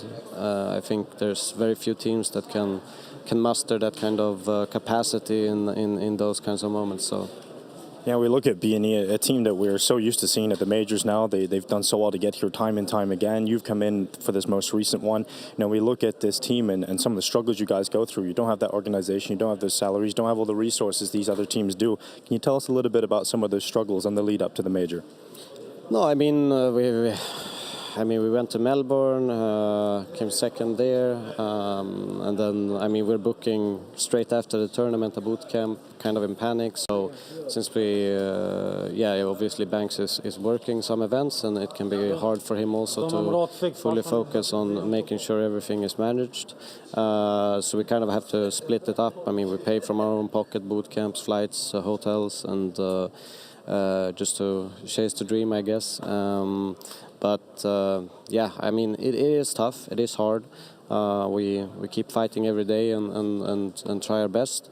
And it is much tougher than people actually think, I believe. But you know, I have to give props to everyone of the players, and because we're doing it as a unit, and we keep fighting. And yeah, that's really it. I just want to ask you one quick question. You said chasing the dream. You've been doing that for a very long time. You were at the first CSGO major. You won it. Now you're here at the last CSGO major. I just want to leave it open to you to put your final words and final thoughts into your CSGO major journey. No, I mean, we had really tough opponents. We played our hearts out. We, you know, it's been a mental struggle, but I want to just thanks to all the fans for supporting us and being with us from day one, you know, and how they've embraced me, the Albanian community. Much love to you guys. We tried to fight till the end, and this time it wasn't enough. Thank you. Commiserations. Back to you, Anders Moses. Eliminated our bad news Eagles, but not without a struggle that will go down in history as a really impressive one. Yeah, credit to Devilwalk as well. A very tough losers interview to give, and look, credit. He said they tried to fight till the very end. They fought till the very end. Goddamn. Yeah. That whole way back from 3 to 12, so they can at least be proud of that battle that they gave up, and they put out, and not giving up the whole way through. 16-14 victory for FaZe on that third map. A team that's just, you know, championship aspirations, but just barely at the moment keeping their head above water. Yeah, I mean, getting eliminated by FaZe, though, you've got to say that it's not like there's no walk in the park, right? That was going to be a tough game every single time. It has been in the past as well, and they certainly showed up for it, right? But ultimately, just this time. We do have Robs ready for an interview as well. Yeah, I'm here with Rob. So what an incredible game that was. FaZe survived to fight another day. B&E, it's been a bit of a problem for you guys for a couple of majors, the RMR as well. How much of a relief is it to get that off your back? Well, this win is huge. I think everyone has been wanting to get revenge on B&E. Last major, we won against our Antwerp. We won against B&E, and we ended up winning the major. So hopefully repeat. Yeah, hopefully. Well, I'm looking at Carrigan going out after that first map. Obviously, a very, very slow start to this series. We've seen some footage of you guys outside. Carrigan was giving a very impassioned speech. Can you tell us a little bit about maybe what he was saying there? Yeah, we went outside after the overpress game. I think we played extremely bad. We got wrecked on the T side. We were 2-2 in the start of the game, and then we lost to a saved AK and the USPs, I believe. And that's when, yeah, we just, I don't know, we hit the brick wall. And Carrigan was just, I think, being a bit loud and shouting at us, like we need to take more initiative and play more as a team, because I think that's what we missed on overpass on the T side.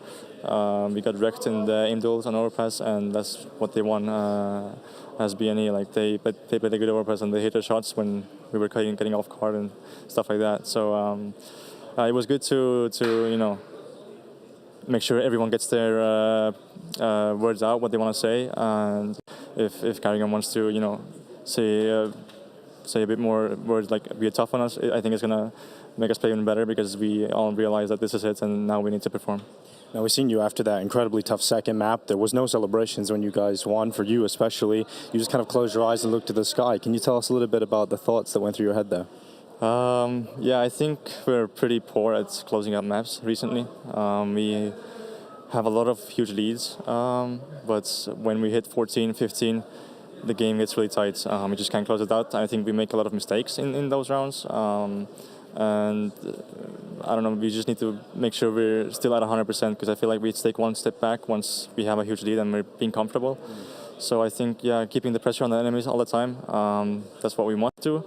But yeah, I think winning Mirage on overtime like that, it was getting to overtime, first of all, was as hard as it could have been. I think we were up 14-10 or something. Then they're up 15-14. We lost like 5 in a row, I think. And then winning the last round was extremely tight. It could have ended right there, you know. So I'm just really happy that we actually did it.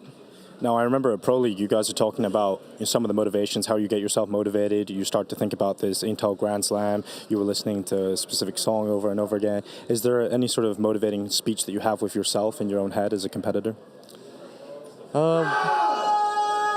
With myself, I try to make sure I am satisfied with just how much hours I put into the game and how I feel in the server.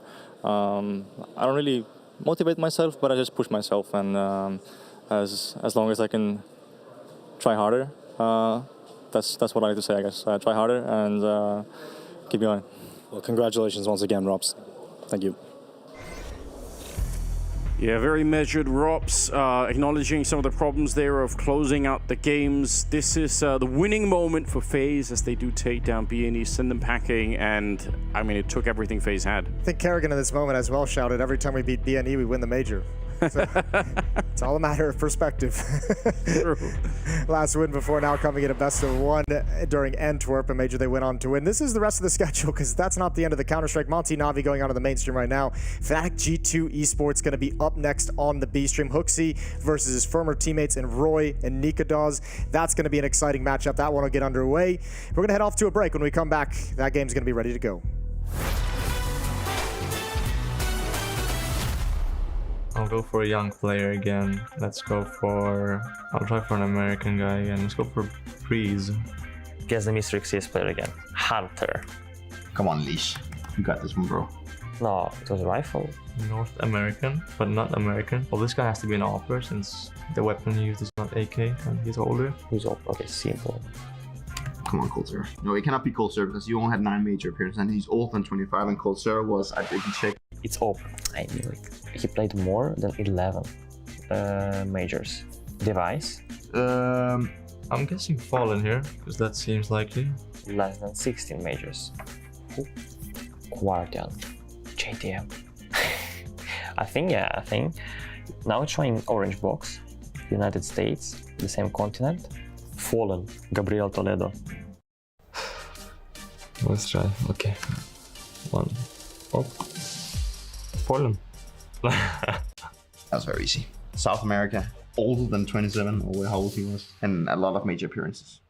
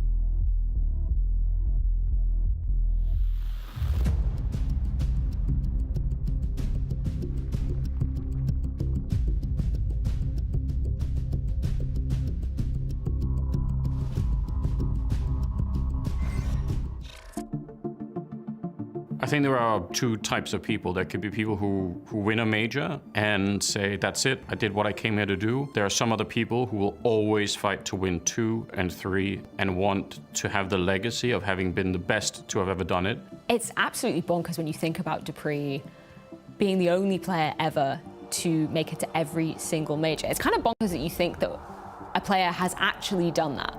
But I kind of can't think of any person that would be more equipped to make that achievement possible. I've won 4 majors. My first one was in Atlanta. It was always a dream for me to win a major, and it was the goal of my career to win 1 major. And Astralis, they win the first major championship! Winning the first one was very, very unique. I felt like I was among players that had achieved something special within the game that a lot of people don't get to do. Winning a major is definitely an important part for every player in his career, and obviously I haven't managed to do that yet. The pressure is rising. If CSGO ends and he does not get his major trophy, that will be a sad moment for his career. If I won the major, it's gonna be unbelievable, because that's the goal of any player of this game. It's winning a major. I want to be there. I want to play in front of the crowd. I want to be like ENCE. I want to be like all of myself. I want to shine like them. Lifting the major trophy is would mean so much to me. It's been the only thing that I haven't been able to do in my career. Immediately the first players and team that I thought of was the Cloud9 team that won the Boston major. Cloud9, the E-League major champions! They've done something that I haven't been able to do yet.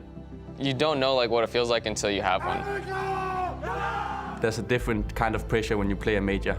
Our journey in Rio Major, we got all the way to the final and sadly we lost. I will never forget that feeling. It still hurts when you look back. You need to believe that you can go all the way. If I would be able to call myself a major winner one day, I would be very, very happy. The most iconic one for myself on a personal level is the one that we won in Poland, in Katowice, was the major, and that was the event where I had just lost my father, so I wanted to go and make him proud. The loss of his father, no doubt he'll be smiling down on him now because he has broken all the records along with his team. He started off as a kid, he's now a dad. It's insane the amount of his life that he's dedicated to this game. Nico, I think, is the first person that comes to my mind of players that, you'd think would have a major by now because of how good he's been playing for many years. He's been one of the prodigies of this game ever since the beginning. This is somebody who, back in his mouse sports days, was surrounded by teammates that just couldn't compete to his level. He was never going to win despite his star-studded performances. He was always being the best rifle, I think, in the game. Let's go! I mean, definitely I want to build my legacy, which I haven't managed to do so far. It's a long way ahead, and it's something that I have to keep working on, and I still have a couple of years left in my career to achieve what I want to achieve. You won't have another chance to prove that you could really do it. You won't have another chance to be a CSGO major winner.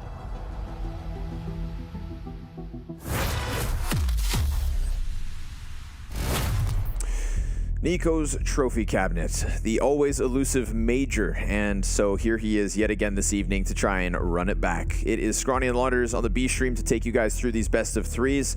Of course, up next, G2 versus Fnatic. We've got a top 8 major team in Fnatic versus G2, who didn't get that chance in Rio and now are trying to fight back from the 0-2 a la FaZe, who we did just see take down Bad News Eagles. They got their revenge over there. Their run continues. G2 are really trying to embody that exact same energy. Yeah, I think they watch that game and they go, man, FaZe barely scraped by. Now it's our turn in a match that everyone expects us to win, to do the same. That pressure can't matter today. It's just got to be about, it's honestly got to be about playing above, way above what they've been doing so far. They took down FURIA yesterday as their first win here in the Legend stage. They lost to Bad News Eagles as well, a team that have been taking names, and they also lost to Vitality, but there was sort of no shame in that one. That was a close game, and Vitality went on to 3-0 the stage. But for G2, this, again, just like yesterday, this is just about surviving. Of course, with the 0-2 start, brutal to have to play through, the 3 best of 3s, but if G2 want to achieve what they expect to at this major, Fnatic are a pebble compared to the competition ahead, so they really need to show some good form today. I think Fnatic as well, written off by so many coming into the Legend stage just because, much like Into the Breach, easy run through the RMRs and cold starts. That was supposed to be the tale for both of them, and while Into the Breach later today plays Liquid in a 2-1 for a chance at playoffs, you know, Fnatic have kind of met expectations in that negative connotation. But G2, obviously, Challengers run fantastic. We got to see the absolute world-class performance from Monte on the op. And then once Legend stage began, we had a very quiet showing out of Hunter. We had a rebound, though. Yesterday, I think to me, it was very much about Hunter. It was very much about Nico. The Kovac were able to move this G2 team away from that 0-2 elimination game. I mean, FURIA, for as much criticism as we want to throw on them and their T-sides and their identity crisis, you know, a lesser team, lesser than G2, would have maybe still given them any chance. But FURIA were dominated. And one of those people was, of course, Nico, 1.29 rating so far at Legends. We were able to catch up with him earlier. Nico, it's another day, another high-pressure game, but I wanted to start by asking you, what do you do personally to get yourself ready, like mentally, for these kind of games and these kind of moments? I don't do really anything special personally. I just feel confident in ourselves and in the team. I think we showed a good face yesterday. I think we played really good and everyone behaved really good while playing as well. We had fun and I didn't really feel like it was an elimination game. So yeah, nothing too crazy. I think a lot of it comes from the preparation. So we are very confident in what we have worked before this event. And I think that we are also a much better team than Fnatic right now. And I think if we show up, we will not be having too many issues. You basically answered like 2 of my questions in one. So I was going to say, you actually seemed a lot happier yesterday. There was a massive mood change. Was this just off the back of a team talk? Yeah, definitely. The first day it felt very tense, as I already said yesterday. So we just tried to, or sorry, 2 days ago it was very tense. And then yesterday we enjoyed much more. Obviously we were off to a good start on both maps, so it was easier. But it's important today that if the things don't go our way, that we still stay very positive and just focus on what's in front of us. So yeah, it was our topic after the first 2 losses on the first day, and I'm happy to see the difference already yesterday. And what do you make of Fnatic as a team right now? Because they struggle against like the elite teams like yourselves, the top 10 teams. They don't really get to see too much damage done from them. So should this be another comfortable one?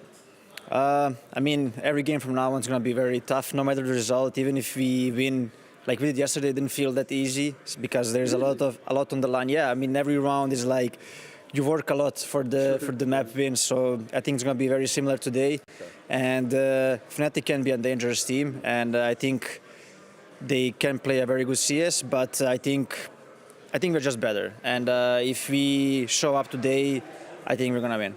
Let's see if we get it. Nico, thank you very much, man. Good luck. Thank you.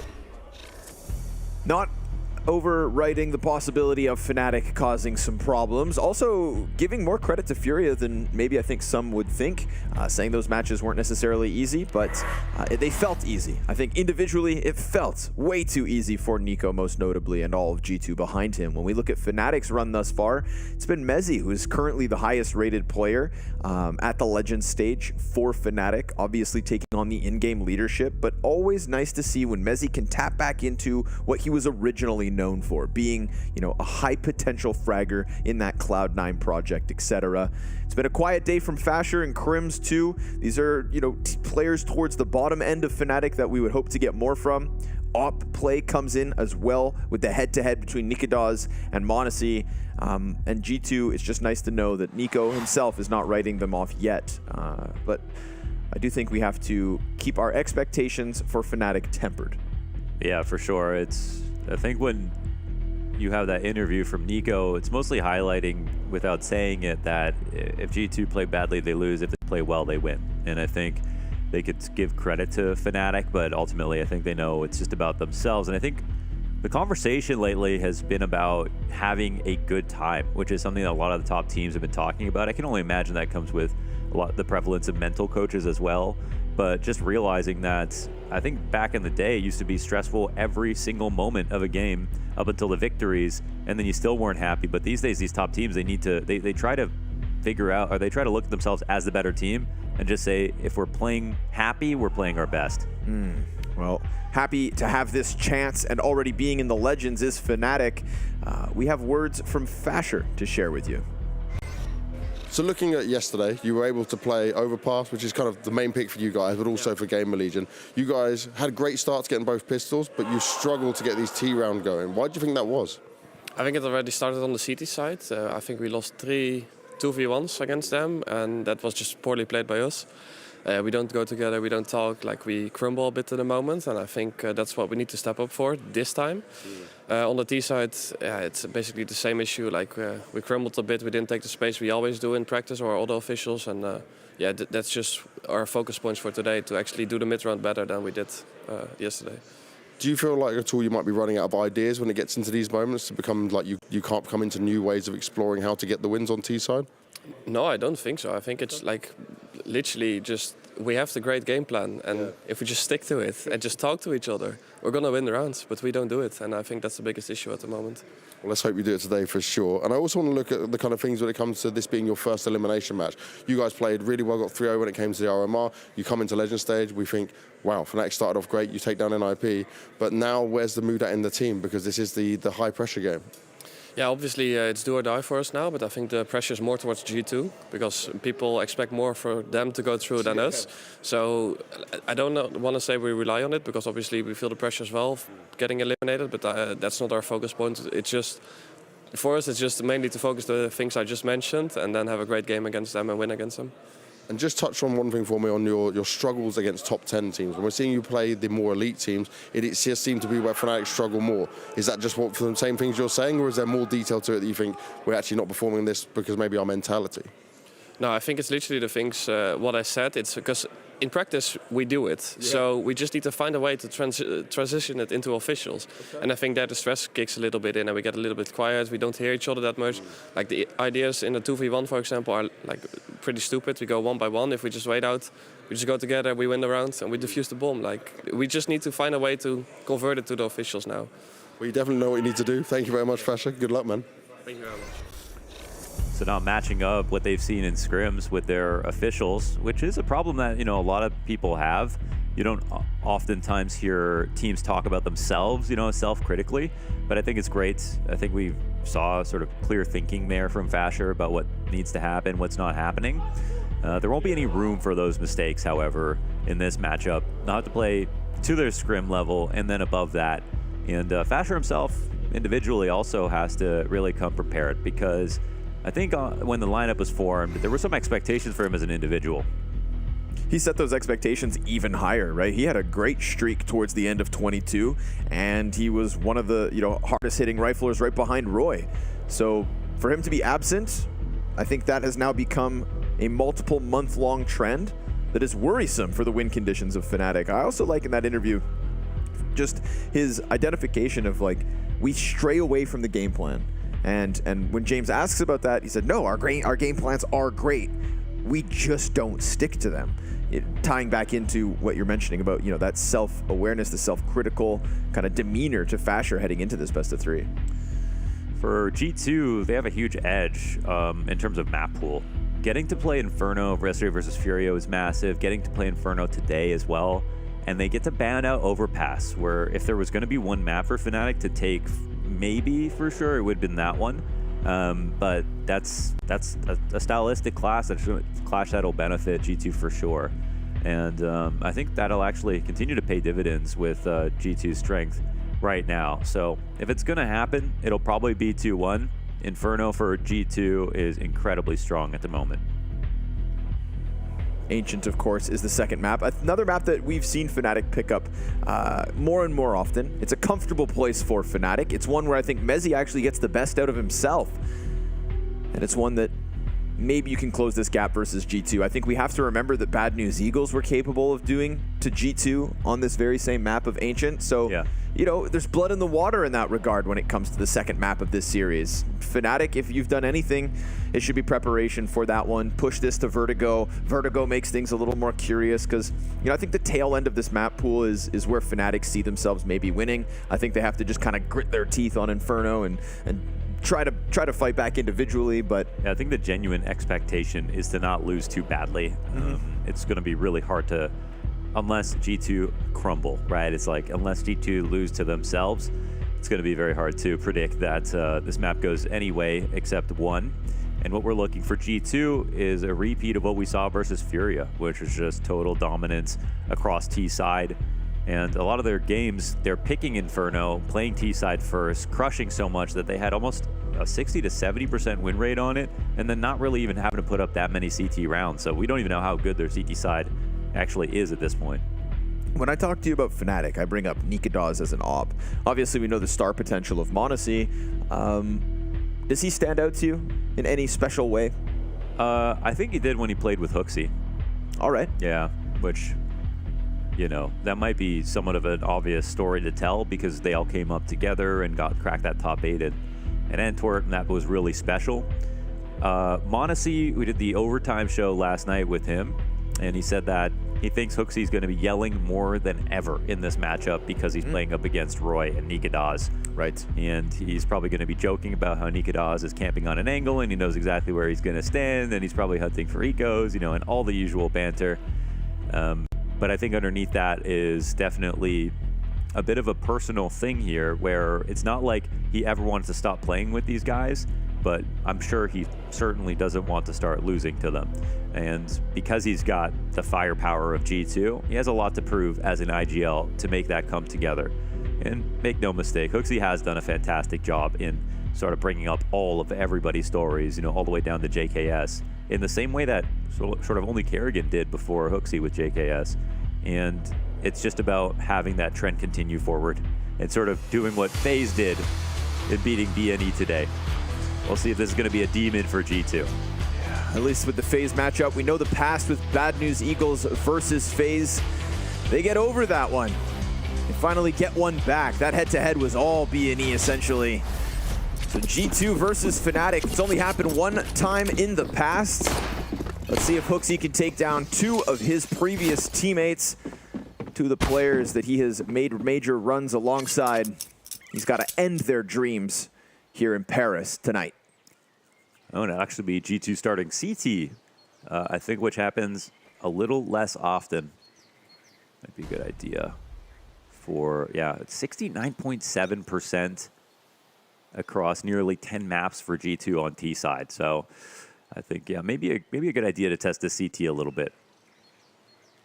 Then curiously, Fnatic picking T side, right? So they're doing a little old school G2. JKS keeps his head tucked. He's got a good blind side there on the double kill, but Crims gets traded right there back. Nicely done from the pit player to just keep those 2 distracted. Really enabled the graveyard setup to pay off. Nikadaz gets his head rocked. Hello, HooXi. Yeah, there he is. Already. Yeah. Monte said he was going to lose his voice today. He's already hyped about that. Happy to see his captain playing well. There is always the thing where it's like, if the IGL goes to another team or you know, multiple players, who would you rather have? And I think in a lot of cases, the IGL is weighted more than the individual riflers or oppers because they're the ones carrying all the information, right? It's Nikadaz and Roy who know how HooXi calls, whereas it's HooXi who knows how Nikadaz and Roy play, but not necessarily how Mezzi calls in the exact same way. Yeah. The brain of the operation. Okay, this one could be pretty fun. HooXi now, dead. Fasher.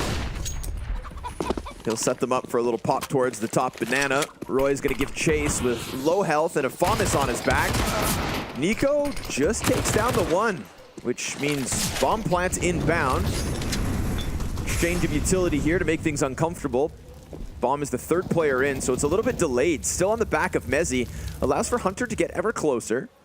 Crims is holding this with the Tech 9 up top. Bomb plant should, nope. No spam. Hunter's gonna let his teammates get close. Doesn't even take a peek off the flash. There's another flash, but this one's on Hunter. So the smoke goes out first for the retake. Block off banana where there's not actually anyone. This is by no means a winnable, fully guaranteed one for G2. Look at that, 3 kills straight from Fnatic. They thought they were taking their time, setting up their retake, that a smoke towards Banana would help. But I think the fact that the flashbangs on Hunter allows for the pit player to just stay so honed in on CT cross. All goes well for Fnatic. I think I heard Hooksy in that last round say something, come B. Yeah. Well, Fnatic heard your call to action. Said, oh, there you go, Fasher. Yeah, they said, let's call his bluff. So Fnatic, you know, have got some criticism because coming into this point, they got through the RMR 3-0. And they played 3 games so far at the Paris Major. The highest ranked team they played in those 6 games is 14. Okay, they played against NIP and they lost, and they actually won that game. And then after that, lost to Monte, lost to GamerLegion. No shame in that. But G2 are by far and away the highest ranked team in their way at this point. Couple kills towards top Banana as yet again we get aggressive from Fnatic. Crim should get caught. But now he's on high alert, so he'll just walk away from this. Funny that we think about how, oh, Fnatic, like, you know, what's this run? You're losing to GamerLegion, losing to Monte. Well, dare I say it, Monte a round away from top 8. GamerLegion later today versus Apeks for, again, a match to top 8. Those 2 teams end up being the opponents that Fnatic could have faced in this stage of the major. Lo and behold. That's true. It is almost no shame to lose to anybody at this right? major. You look at those results a month ago and you think, damn, Fnatic's done. Yeah. But with the context we have added to it in the last few days, oh, how quickly things can change. G2 feeling that after winning Pistol and losing these 2 follow-ups, but they'll keep 3 alive. When's the last time Navi didn't make top 8 at a major? That's a great question. That's... I have actually no idea. When that's not even something anyone's considered. You know, of all the teams that could fail, whether it was G2 or FaZe in the last couple of majors, of course, you could see why. But Navi were not one of those. My goodness.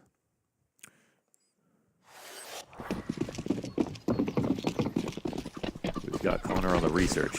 I'm out there. Gonna pull up the stat. I am Jamie. Fnatic on the full buy versus just mixed up guns. Try to win another round.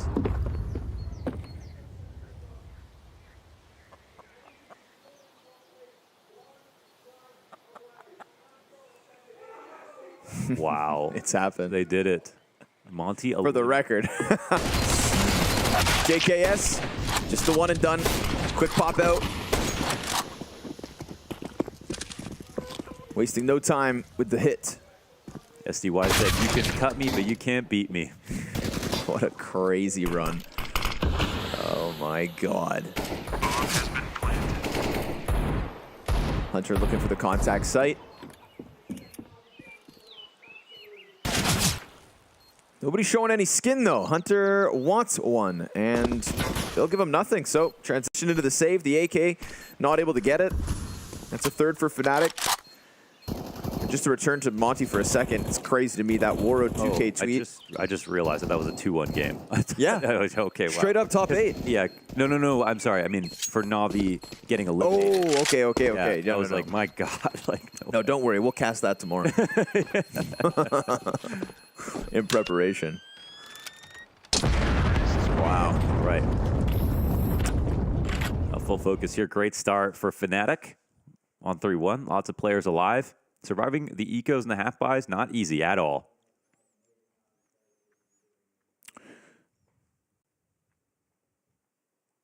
PGL Krakow 2017 was the last time Navi did not make top 8. Oh, wow. That is quite the run. Respectable. I was 12 years old. Dinko wasn't born yet. Chip was still an asshole.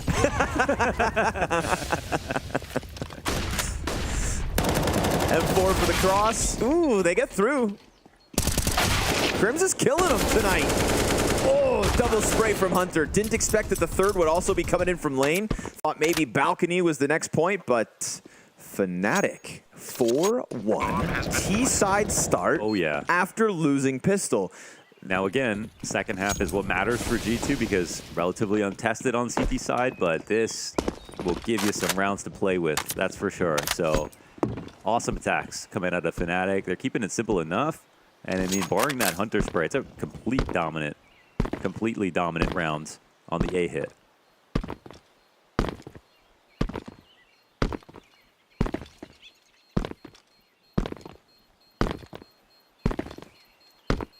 Sounds like we're building something in Minecraft. You know when your shoes are wet?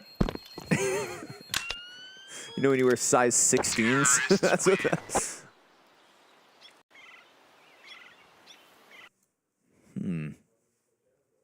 A curious start, dare I say.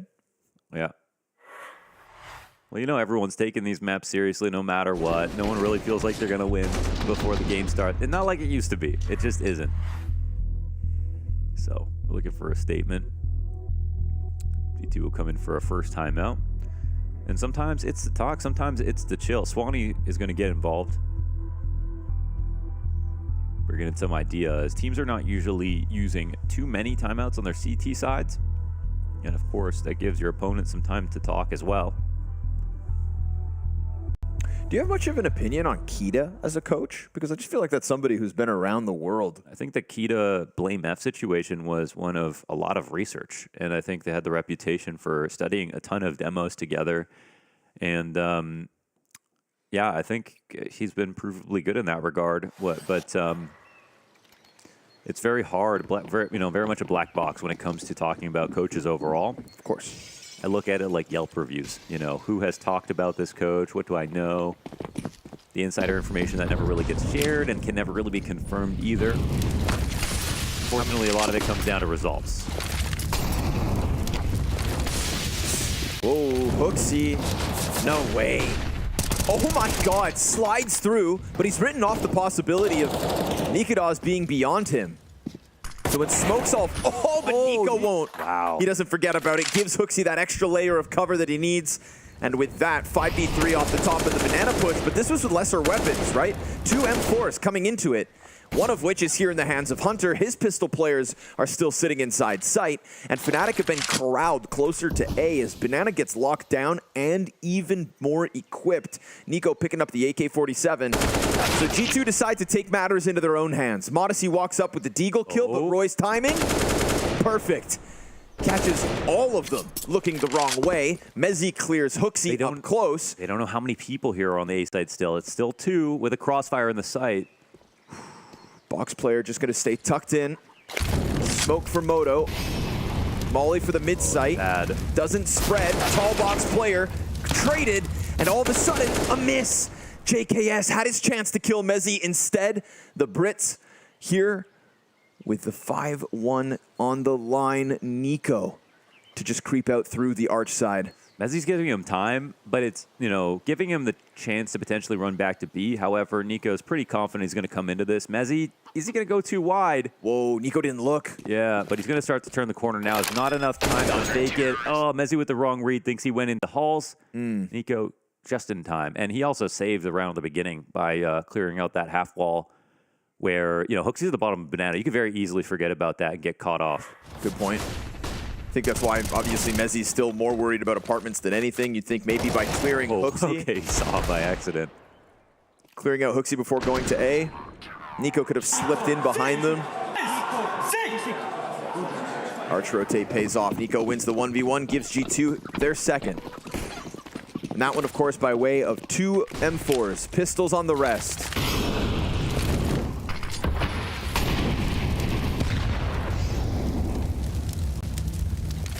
Early Banana fights, all about finding damage, not always about commitment. G2 have nice varied defenses where they come forward aggressively, retake at good timings. Here's one of those options. The boost might come up on the half wall. There it is, far back, nice, takes out Monte. Nico, nothing. Oh. Fasher and Nikodas, clean headshots. Hooksy with a lot to do. Gets Fasher off the back. Third player is still in the smoke, so Hooksy's not going to run the risk until he decides to go back out. But that is the perfect amount of time to get Hunter into the mix. It was actually a great time to fight with the smoke and CT up. But this is a material advantage for the T side. Frag grenade off the mark. Chip damage, nothing more. And Roy, instant headshot. JKS stranded on the other side. We've got Fnatic right back at it. A nice coverage, and Nico plays top sandbags quite often. And I just remember, you know, Boomich, the amount of times that he would play up there, and then he started getting countered a ton on NAVI, and it sort of fell out. No one was really doing it. In the last year or so, it feels like everybody started to perch up top sandbags, but you could see the hard clear coming in. I mean, he didn't even think about Nico off the side of sandbags on an off angle. He looked for him up top and found him. So great boost on the in-between timing after the re-aggression came, and perfect read on Nico's position in that all too common spot. Well, Fnatic, they're bringing that fight today. That's great to see.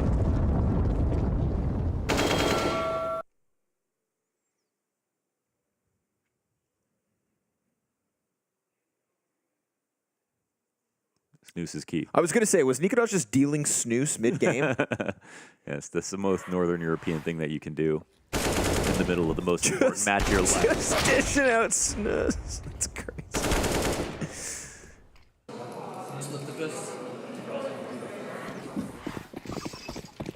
That 5-2 lead suddenly feels even better. Back to a tough spot. Single M4. Man.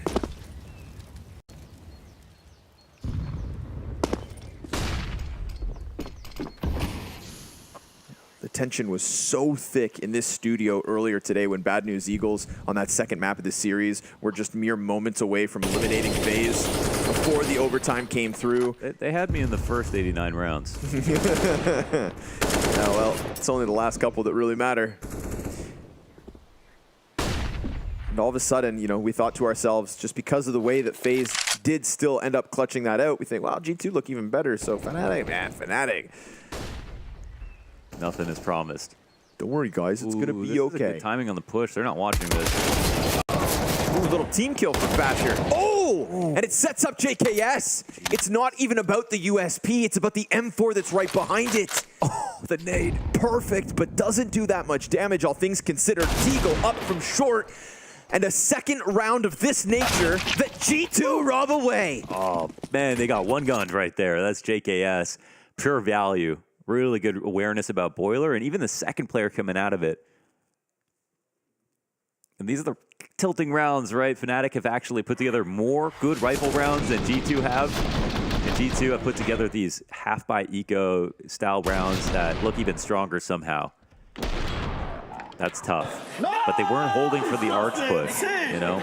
Usually the guy who might be smoking Moto will be holding left side, and they were very focused on Boiler side with no smoke on arch and no vision either. Gotta watch every gap, you know? Easier said than done, but c'est la vie. Yeah, nobody's going to take these 5 rounds away from Fnatic, but they're giving some pretty critical mistakes over to G2 to keep them in early. And if you give them that runway, caution as they're about to take off. Damage done to the 2. Oh, the nade is good. Almost finishes Fasher. These 2 terrorists from Fnatic's camp are so tagged up on the approach. Hunter sees Roy trying to get up into the library. This one going down real smooth. But Fasher has found a little timing here to wrap back around library. Hunter on the reload. Oh, they know he's here, but they're not checking it. Fasher's timing could be massive to unravel all of this. Trigger discipline. He's going to get both. He's going to get 3! Oh, no, never mind. Monte turns it back around, just gives them the saving grace, dives into the library, and JKS from the corner, just pistols, you say? Nikodas has a bomb plant for Fnatic to flex. Sloppy CS. And a smoke up on Moto to keep G2 at bay. Yeah, they don't go for the lane play. Oh, it's a CT smoke that gives him a gap. Nikodas, is he going to peek into this again? Hop shots ringing off. Rifler's getting closer. Nikodas' position compromised. Hooksy gets popped by Crims, though. And Fnatic, with the Monte Deagle powering up as it is. Yeah, he's getting a lot of Deagle shots off today. But no round. No, sir. Nicely Still done from Roy. You know, even though he didn't get 3, he set it up so well. But of course, Monte with a wicked whip into library to deny it. Gave him a chance to come in for the retake. Maybe got everyone killed, however. I didn't even, the third player. Yeah, I'm kind of surprised they don't worry about the CT timing because Library was smoked that entire time, and they had 2 players there. So, you know, criticize Fnatic for not worrying about Arch when JKS pushed up last round. Same could be said for G2 here. That was sort of an unforced error. Yeah, for sure. They're just thinking that the player they tagged up as he jumped into the Arch smoke is the one that they killed stepping into Library. They wrote off the possibility of the second. No. He shot at both, remember? They shot at both of them. Yeah. Yeah. I did see them both. Mistakes like that. Damn. Well, I think Fnatic deserved a mistake to go the other way. You know, Sure. You lose to a couple of light rounds.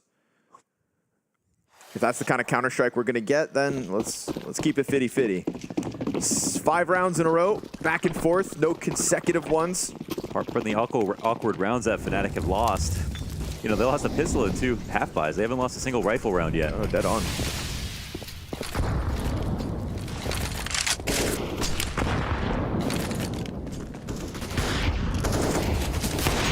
They want it fast, but honestly, going to stop them for sure. So the full B idea, well, they'll have to cancel on that. And sometimes it's enough information to know the op is down, but they're going for the re-aggression. They're trying to get the Monte rotation.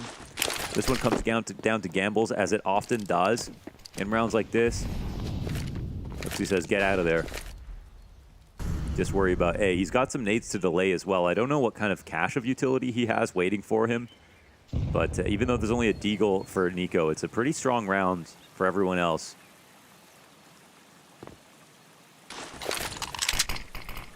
So the 1-minute smoke comes down. He can call for some help. They don't see anybody on lane side. They're missing information on halls, which is an option for the CT side, but 2 smokes come out, and I think G2 now.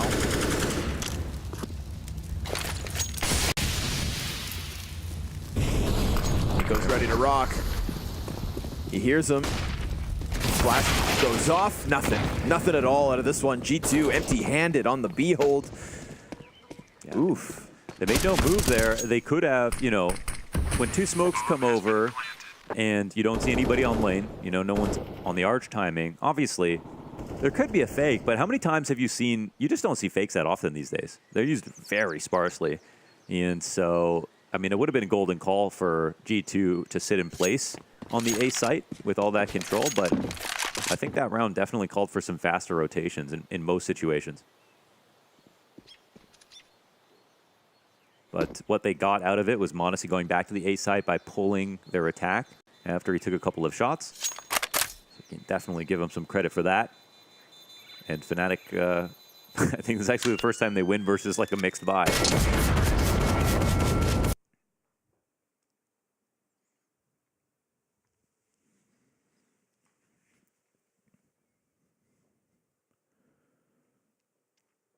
Two nations that I think are interesting to have here all across teams in the Legend stage are, you know, with Into the Breach, it's England, and with Poland, it's, you know, Krasnal, who just made top 8. That's Shuhei. That's true. You know, 9 were there, obviously, but didn't make it. But now Pasha's got a reason to complete that trip, regardless of if anyone else makes it. But Fnatic with Mezzi. It's a fun conversation to have. I mean, this feels like the best CSGO major for the Brits ever. Who had that on their 23 bingo card? Couple easy pickups to start this round. So we sat here talking about how G2 aren't able to convert rifles. This one looking clean again. Just the USPs for HooXi and Nico. So the fact that those 2 pieces are able to move forward, drop a kill apiece, and then catch HooXi taking a quick little glance around the corner of orange. Oh yeah, that's a lot of utility down. They don't smoke it as well, so. All Fnatic really need to get back into this is that open B site. Huge pickup for HooXi to go down and the other player on the B site to just be smoked off the entire time. I don't know if they have the option to retake. Utility's too low. They gotta come in, you know, with a smoke on banana and basically walk up and crossfire or try to dismantle the crossfires. But Fnatic are playing with insight, which actually gives G2 a small chance. High amount of attention over towards Coffins. Crims is just gonna rely on Mezzi, play counter flash instead. He turns, works out wonderfully. Crim's able to react for the first one. Mezzi pops the second in the background. They can grab a second gun and escape if Nico wants to go in on this, but it is Fnatic to respond, and Nika does, my God. Quick peek and a headshot to Monte. Nico's gonna soften him up. Oh, they got to run, actually. They'll be okay. Yeah, they'll stay alive, and they'll also get to the app. So Nikadas, that's a round actually Monte, really should have focused on saving properly there, even for the off chance that he ends up dying. 3v5, Mo. Using the two weapons. It was this one kill. It's so massive to take out the guy who's shoulder spotting and trying to smoke from oranges. This is what he needs. You're only going to have one chance to get that shot in, and then you're sitting behind a smoke, and then rotators are coming over. So even though Hooksy only has the USP, he has such important utility. To change the course of that round entirely.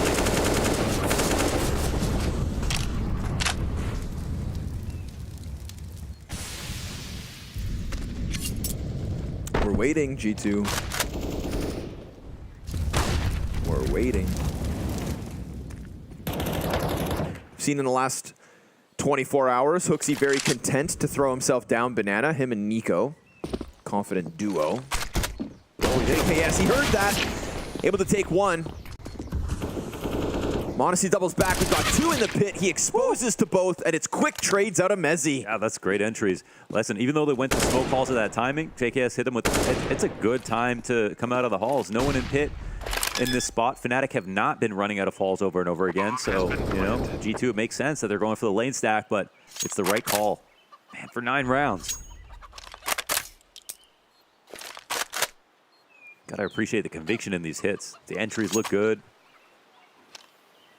And this half could have been a whole lot worse for G2, honestly. A pistol and 2 half buys are the only 3 rounds they've won.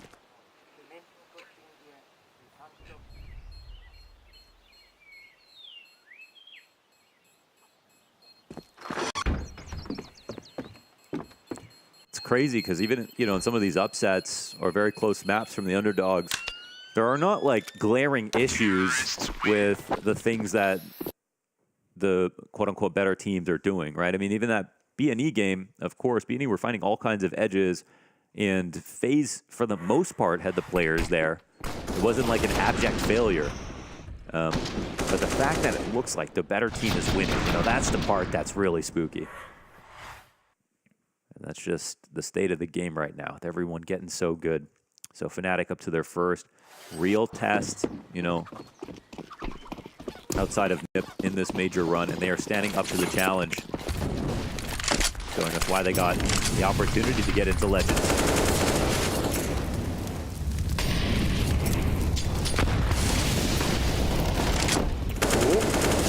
Nikadas locking horns with a couple players. Ooh, goes through it. Hooksy thinking he could get a reload in on the front side of the half wall, as if smoke would get respected. Little tidbits of health here, keeping the double Fnatic players alive, and Monte's deagle can spam away. Doesn't always need to be clean. AK? A second. And then remember, low health already. Oh, man. This would be a pistol and 3 half buys. It looks like it's going to be the case, too. Nikadas 3 HP, Fasher with 23. Oh, my God. That's how it's going down.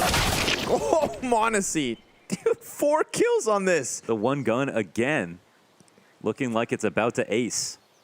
Dasher wants to give it to him. He'll come through the smoke. Is the kid gonna do it? Come on, cue it up. Man's got 20. Still an excellent round. Deagle spam up in Boiler, gets his paws on an AK, and then just claws apart Fnatic towards top middle. They are not able to extend out, but again, you're winning rounds like these. Where's the straight up gun rounds? You might be worried about G2, but the fact that just numerically they're climbing the board in this first half, they're going to be so comfortable on T side that this could be tragic for Fnatic. The fact that they gave up 3 half buys and the pistol. You could say Fnatic won the half. They look like the more impressive team. They did everything they needed to do, but they also gave up some of these rounds. And you got to think it's only a matter of time before G2 can figure out how to win on a rifle too. So let's see how Fnatic keep a meter stick between them and their opposition and really lock this down and show how dominant they were on these rifles.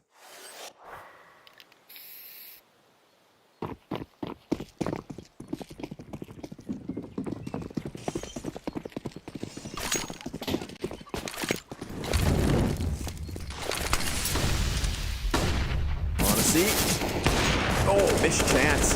But they don't kill him. Nope. Good evasion out of him, keeping his head tucked, popping up for the one shot.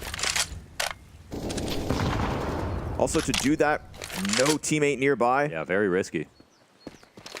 I think he definitely expected to die going in for the repeat, but no punishment. They're coming though, Fnatic. Not gonna shy away from a top banana play. Double miss out of Monte. Uncharacteristic for the kid.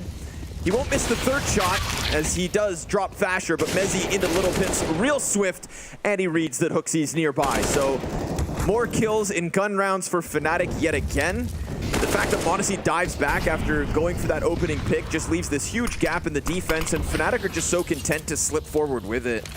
They don't seem shy to go knocking on the B door.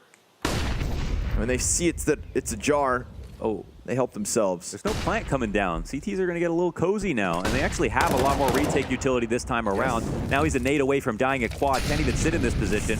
Ooh, doesn't have a smoke. Wow, can't get out of there. And they still haven't planted. Man, this could have been so free by the looks of it, but a little uncertainty. They put pressure on CT. They probably should have planted coffins that quick. G2 are thinking that it's actually going back to the other side, because why wouldn't they have put the bomb down? Somehow this could favor Fnatic. Lucky to pick up that smoke on the ground. Definitely gives a bit more confidence to the T's to go for this plant finally. But Nico could come through. He's challenging, and Nikodas stops him then and there. Oh my gosh. Now at least rotating back to the A site opened up the road for Hunter to take this towards Banana, but Mezzi, oh, he goes through! Just feeling comfortable to slip in back behind them, but the smoke will block him off, and the counter util doesn't completely deny Hunter. That's Nikodas' job. The AWP recovers it, Fnatic recover it. They look so stranded and scared inside the site, but then that one piece of util picked up in the little pit, and it goes all the way Fnatic yet again. That's sort of the most black and white, clear, bad round of the G2 that we've seen so far. Of course, they could read into this position like, yeah, maybe Fnatic will go back to the other site, but Nico pushing through the smoke in the 3v2.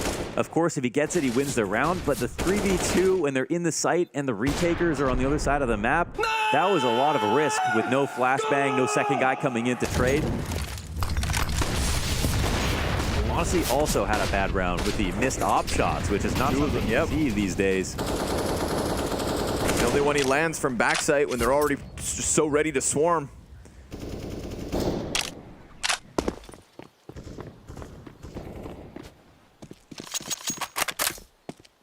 But he's still the top fragger on the team. Crims clears the rafters, and Hunter, we're gonna hope that Nico can soften up or slow anything in mid, but he's met by Crims instantly. Okay.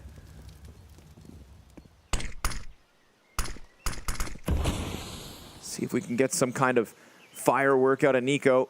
Last round of the half, or else G2 will have a pistol round and 3 half-buy victories, and that is it. And we can sit here and tout that T side as something that is world-class, but talk about making your job harder than it had to be. A flat-footed CT side. But at least Nico's between it all and capable. They're gonna walk out of halls. CT walking back to B. HooXi's not watching. Nico's just been left. He's been stranded here on his own. Way too much to ask of Nico. They're already down into the pit. He sees the util. Now, if he kills the Nikodas to his left, that's low health. He can turn it back. Perfect! Nico! He sections off 3 kills when it was nothing but him in A. And so there's a chance. The slimmest of margins for G2 to come through with this retake. HooXi having abandoned Nico. And Monte being on 30 HP. Is all of that effort from Nico for nothing?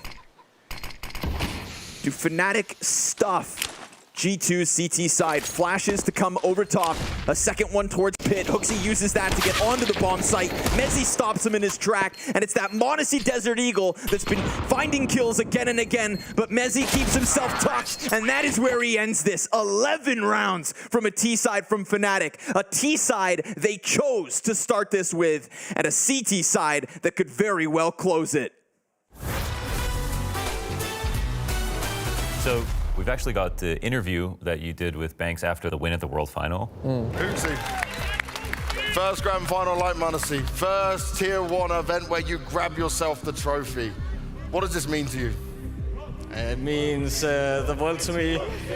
This was the event where I won my first arena match and then I win the trophy as well. That's pretty perfect. And well, I think it's obvious what I'm going to say next. I'm not going to stand here being crybaby because I've been crying for a week straight. But obviously, I would wish that my father could see that I actually accomplished something. I think he would be proud of me for once. And I don't know. I think we're all very proud of you. Guys, one last time, give it up for your Blast Premier World Final 2022 champions, G2! I think I cried. I was casting. The only thing I could think is I just kept thinking the word bittersweet. After some time now, could you break down what this moment was like? I can say that I don't have any tattoos. And for the first time in my life, I considered getting a tattoo of a roller coaster because that was how that year felt for me. And this was obviously one of the biggest spikes of the roller coaster for sure, both up and down. It was definitely bittersweet, yeah. That's a good word to put on it. Was it hard to enjoy the moment just for what it was? Was your mind in two places at once? Yes, for sure. I was walking down the stairs like after we won and we were going to the trophy, and already there I thought about my dad, and I feel lucky that I haven't lost anyone that I love before this. You just kind of get reminded that there's something bigger and more important than CS, which I kind of forgot. It was definitely not easy to enjoy.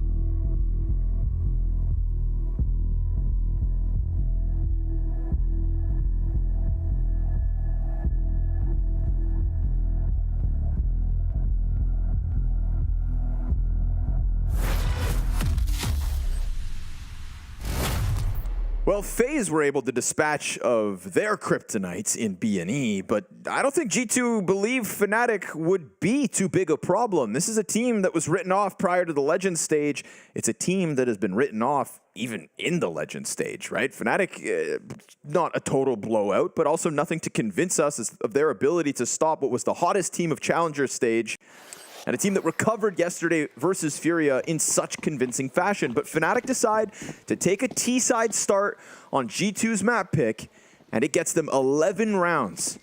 Now still, Unicorn has G2 as the favorites to win this series, and we know that G2's T-side is phenomenal in its own right. But can they really bring it back? Roy, dual Berettas, just lets those bad boys go. And he only manages to find the one kill. It's a Kovac double. At a man advantage in the pistol, this is exactly what G2 need. One of those 4 rounds already on the scoreboard was a pistol round win. Yeah, the sad reality of this game is they could have an abysmal first half and still maybe bring it back. We'll see if the retake comes in from the CT side. First flash, they're looking to scale quickly. No one in the oranges right now. It's the double emo, the classic. See if it pays off here for the T side. He's going to help out. Nico from New Box. Too many targets for Crims to take down. And so all good G2 for the start of this T side. And yeah, Fnatic actually showed a lot of variance, whether it was the A attacks or the B attacks and the full conviction, doing it sort of at the beginning of the round sometimes a little bit later on. Good mid-rounds rotating back and forth. G2, they're going to really abuse B sort of as much as possible. And it's just because they're so good at winning banana control in the first place, it just makes it hard to play against. Because you're like, if I don't take banana control, I lose the round. And then if I play passive, If I play passive, I'm going to lose a round. If I fight G2, I might lose a round even faster. That's sort of the catch-22 playing this team right now. But Fnatic know that, and they know Inferno was going to be G2's map pick. So let's see if they've got any answers.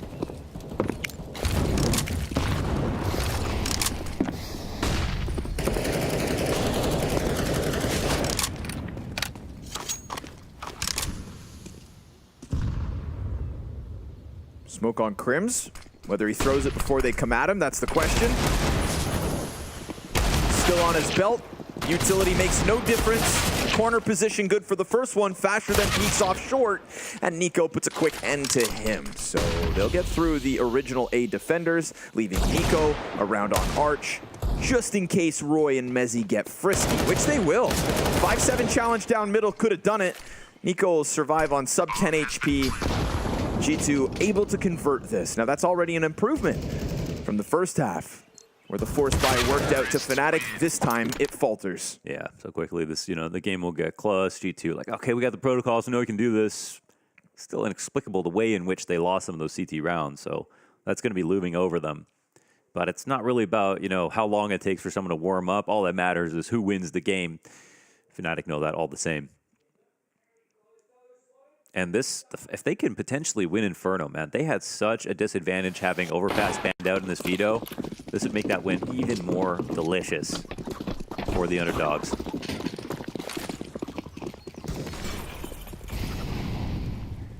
Glass USPs for everybody. And this weird futuristic gun that Fasher's holding. The power of nature. Go back to Greek gods. You think so? I think so. I don't know, man. They were kind of pricks. They were pricks, but they had good lore, and they were more believable. You know what I mean? That's true. They had a lot of sex. A lot of war. Inspiring. A lot of violence. Yeah. Yeah, maybe we should go back.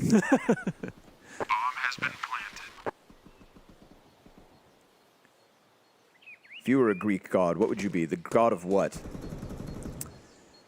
I would probably be like Hermes. What about you? I can't pretend to know what that is. The messenger god. Ah, well, yeah, we are delivering messages right now. I feel you. Nothing.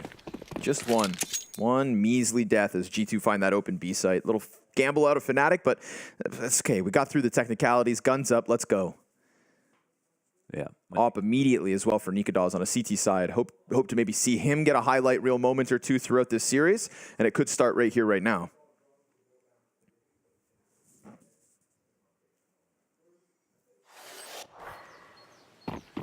This is where the real match begins.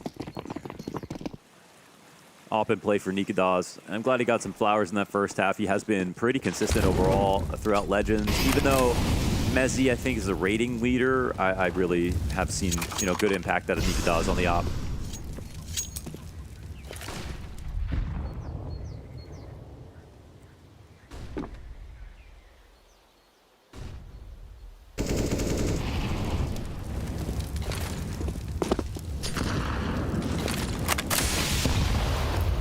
Posturing going on for Banana, but no overcommitments, no loss of health. Yeah, we can count against the unconfirmed damage here from the CT side. Lots of nades coming out, nothing landing, so they don't soften up the T's just yet. Just a preemptive artillery. And now this is the establishing shot for G2. They have options on both sides of the map. And Nikodas will try to squeeze back if he gets this kill. He can make this different. That's a big one. He got dinked, but it's a wall bang. Honestly, too quick for his own good. The pillar takes the brunt of the damage. Nico given a chance to pop Roy at the B site, but then he's met by smoke. We can start to see Mezzi and Fnatic inching towards B. You want to be there just in case they come through, but at the 25-second mark, Nikodas in mid gets cleared out by Hooksy, who finishes what Monte started, and the smoke in Arch denies Crim's line of sight. It's a quick move from HooXi, but it also welcomes Crims to follow suit, and there's nobody else holding from middle. So a second set of eyes towards the bomb site, but the short push with 3 pans out for G2. They don't have enough map control. Crims starts to get nervous about mid play. Roy will come up, and they'll clear things out right now.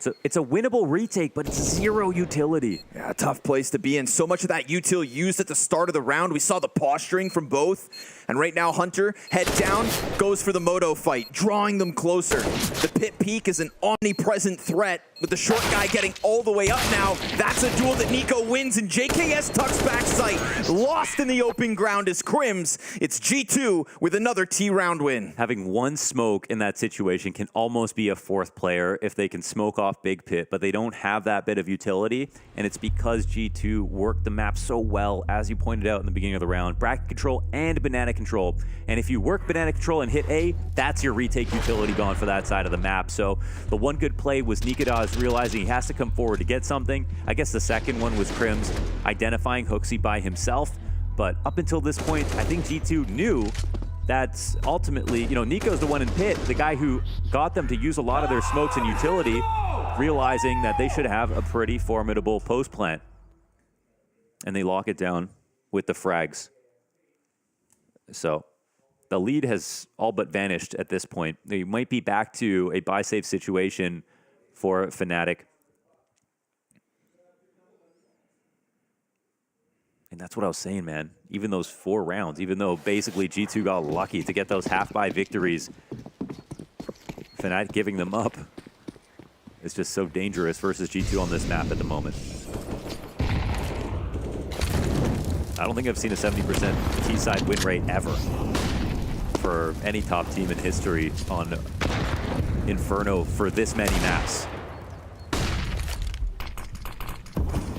And we thought to ourselves, maybe this was just a symptom of the challenger stage. When we saw G2 play versus both Mongols and versus Complexity, 2 lesser teams than them, massive T-side comebacks in order to close those games, where all of a sudden, you know, we're nervous for G2 in the first 15, and then it's all good. Well, Fnatic could be the 3rd victim of that exact same sickness. G2 proving they can do it over and over. Of course, they're still trailing, so work to be done. The path is very clear.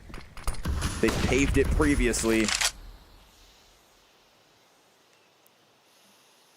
Flash is top middle. For all Fnatic know, there are players right there, right around that corner, and with nobody over towards short to go for any kind of a peek, they're just going to sit there waiting. Good call-out play for Nikadaz, right? In between these 2 smokes.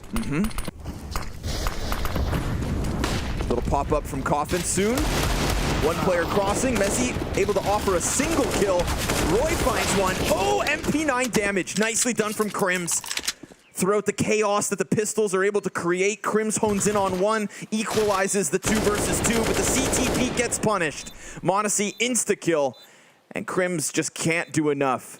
I mean, he's got NiKo and Monte to deal with in a 1v2. More major than experience than many combined. And Crims stuck between this pinch of talent on G2. It is them on fire, trailing by only 2 rounds at this point, and getting through that B site despite the pistol stack, no problem. G2, smooth sailing thus far since switching sides. Yeah, on the precipice of what can be another massive comeback here, where a lot of teams are struggling to find Inferno consistency. It looks like there's some different streaks going on, right? You have Vitality, who have put up so many good games on Nuke. We had actually Navi and Monte's Anubis streaks ended by different teams, of course. Monte just ending Navi's, I believe. There's dominance there, but it's amongst different teams on different maps.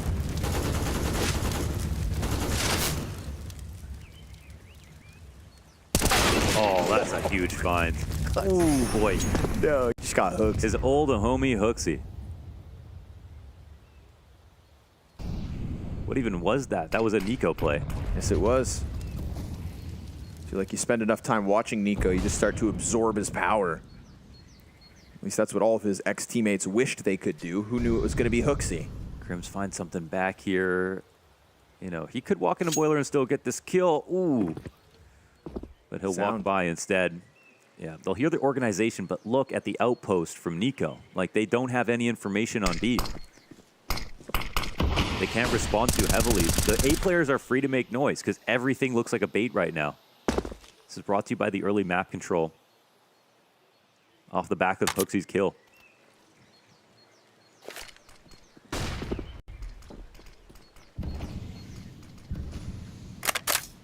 Couple flashes to still be thrown out for the pop-out balcony.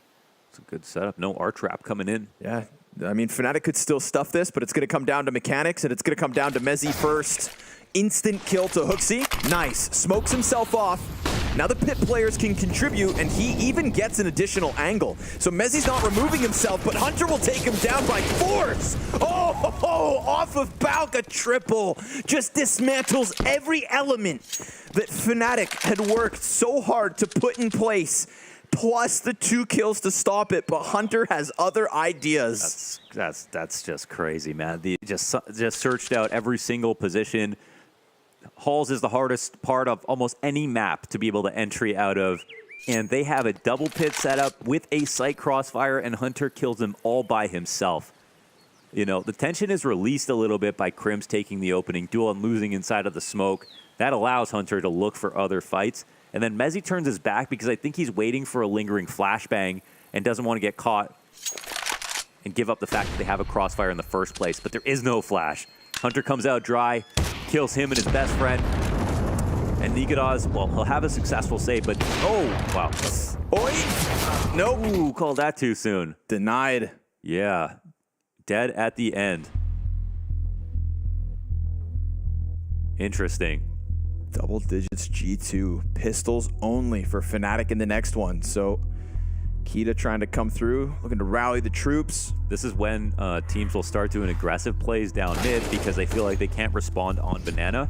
I would say that Fnatic have favored survival more than anything else for the early parts of the round and then look to good rotations to make up for this. But this is where everyone gets caught off versus G2. So I think you should have some test into ult, at least in the beginning of the round. Try to set up a big flank. That eases up the rotations without having to take banana control or full force down mid. But I think it's at this point in the game where that play might become obvious. We'll see if Fnatic try to partake in anything like that, but they might give up the lead here with this round. Coming in with slight guns on the half investment.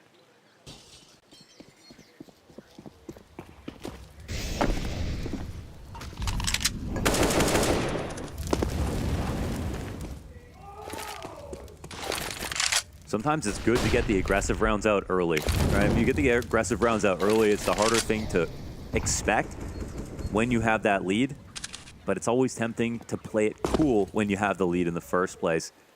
So this is on Mezzi, you know, to come through with the call to change the game. It might be as simple as taking the fight all the way down banana next round, but there are alternatives.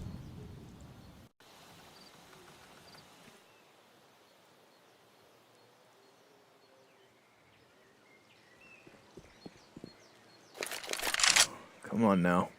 This is a chance, Fnatic.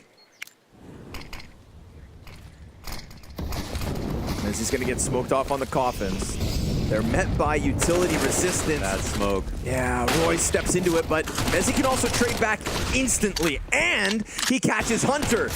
Modesty's op fires back. We've got a player stuck behind Nubox. That's a distraction for Crim's MP9. Again, he comes through with the impact. That CT smoke is always him challenging. A frag to Nubox. He deals with Nigadaz. And all the while, Fasher still so far removed that JKS can slip in. He uses the fountain to block off one end, but that smoke is temporary, and now he needs to commit. He just lost his chance. Crim's peaks, gives him the lifeline he needed, and now still worried about construction. It's Fasher to clutch it from Banana. MP9s and pistols, a B-site that simply wouldn't fall. Sometimes with JKS, a 1v3 feels like a 1v1, and that felt like one of those moments, but he doesn't read the Fasher rotation, and Crims with his double MP9 kill saves the day. And also the opening frags. You got to give it up to Mezzi. Damn. Those were incredible scout shots being hit. This is a round that G2 can afford to lose, though. Make no mistake.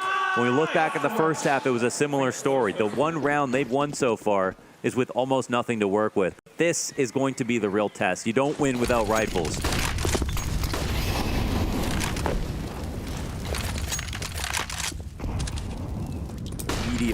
They immediately fall out of the opening tactic.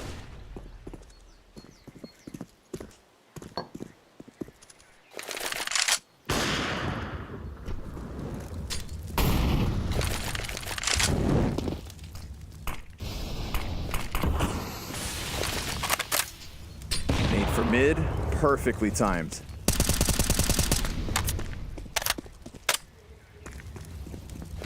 Nico looking like he wants to go test Banana in the meanwhile. They'll continue to exchange utility. We've had a lot of util burned at the start of the rounds. Got to look at top Banana right now. Nico on the other side of this. Dawes holding the angle. They're coming at him. He's not alone. Oh, Nico playing with the idea of a peek. They have to fall out. Did he see them both? They can't go. Now with that smoke, they could leave. It's their own choice to stick around.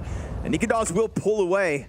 And it's at this point of the round where a lot of time has been burned off the clock, so decisions need to be made soon. And with all that presence towards mid, there's actually no commitment behind it. Roy is taking a hell of a gamble, one hell of a chance. HooXi sees him and seizes the chance, but then Dawes decides this is the line in the sand. Drops HooXi back in response. 20 seconds, they're trying to charge forward. No smoke yet. Finally, that comes down, opens up the cross. Mezzi spray off the mark. Dawes can't challenge yet. But Hunter, no plants! The no-scope headshot, and now hands busy. Do they take another chance? They deny it! They get the kills they need, G2. Oh, by the skin of their teeth. The clock, their biggest enemy. And Fnatic just can't deny it a second time. Wow. So G2, 11. I feel so bad for them. They had to work so hard right there. Of course, this comes down to HooXi clearing top car and Roy not being exposed. Being exposed when he should have known. Dawes comes in, and if there was just a few seconds left, a few seconds more of delay, if Roy got one kill, it's a totally different outcome to the round. And he chose to play that as risky as he did. You know, the attack comes in at almost the same timing if he's playing back in the site, and they actually have a chance to win doing that. But they delayed long enough to make this round close because they did try to keep on to car control. They did put pressure back on G2, and they did delay it down to the clock for the first time so far this half. So that was the best look on a rifle, if there's some credit that we can give to them. Problem is, there's a lot of money that goes with that, and their lead once again in jeopardy. Are you going to get another Scout MP9 play out of Mezzi and Crims? What's the call, Mezzi?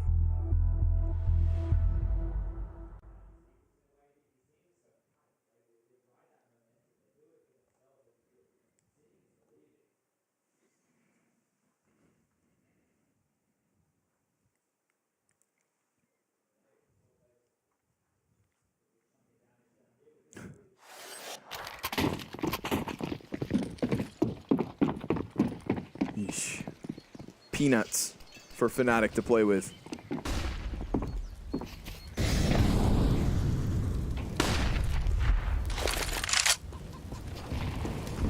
Far more passive out of the gate.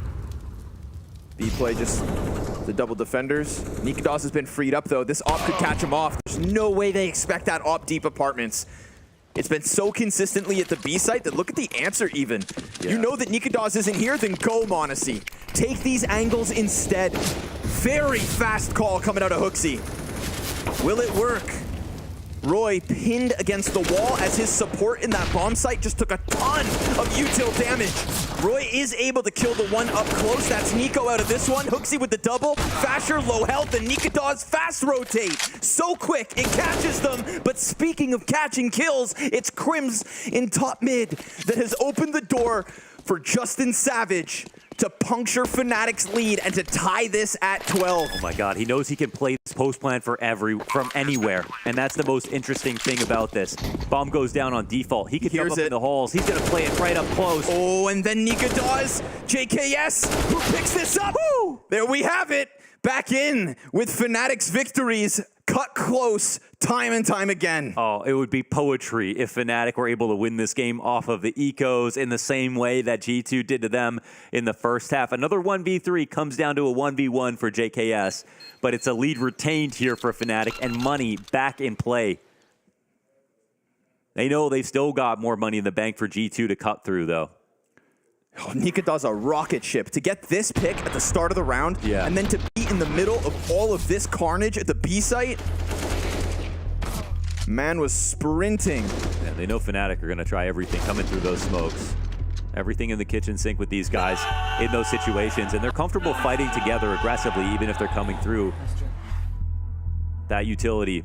Third timeout called for G2. And either team could trip over the finish line at this point.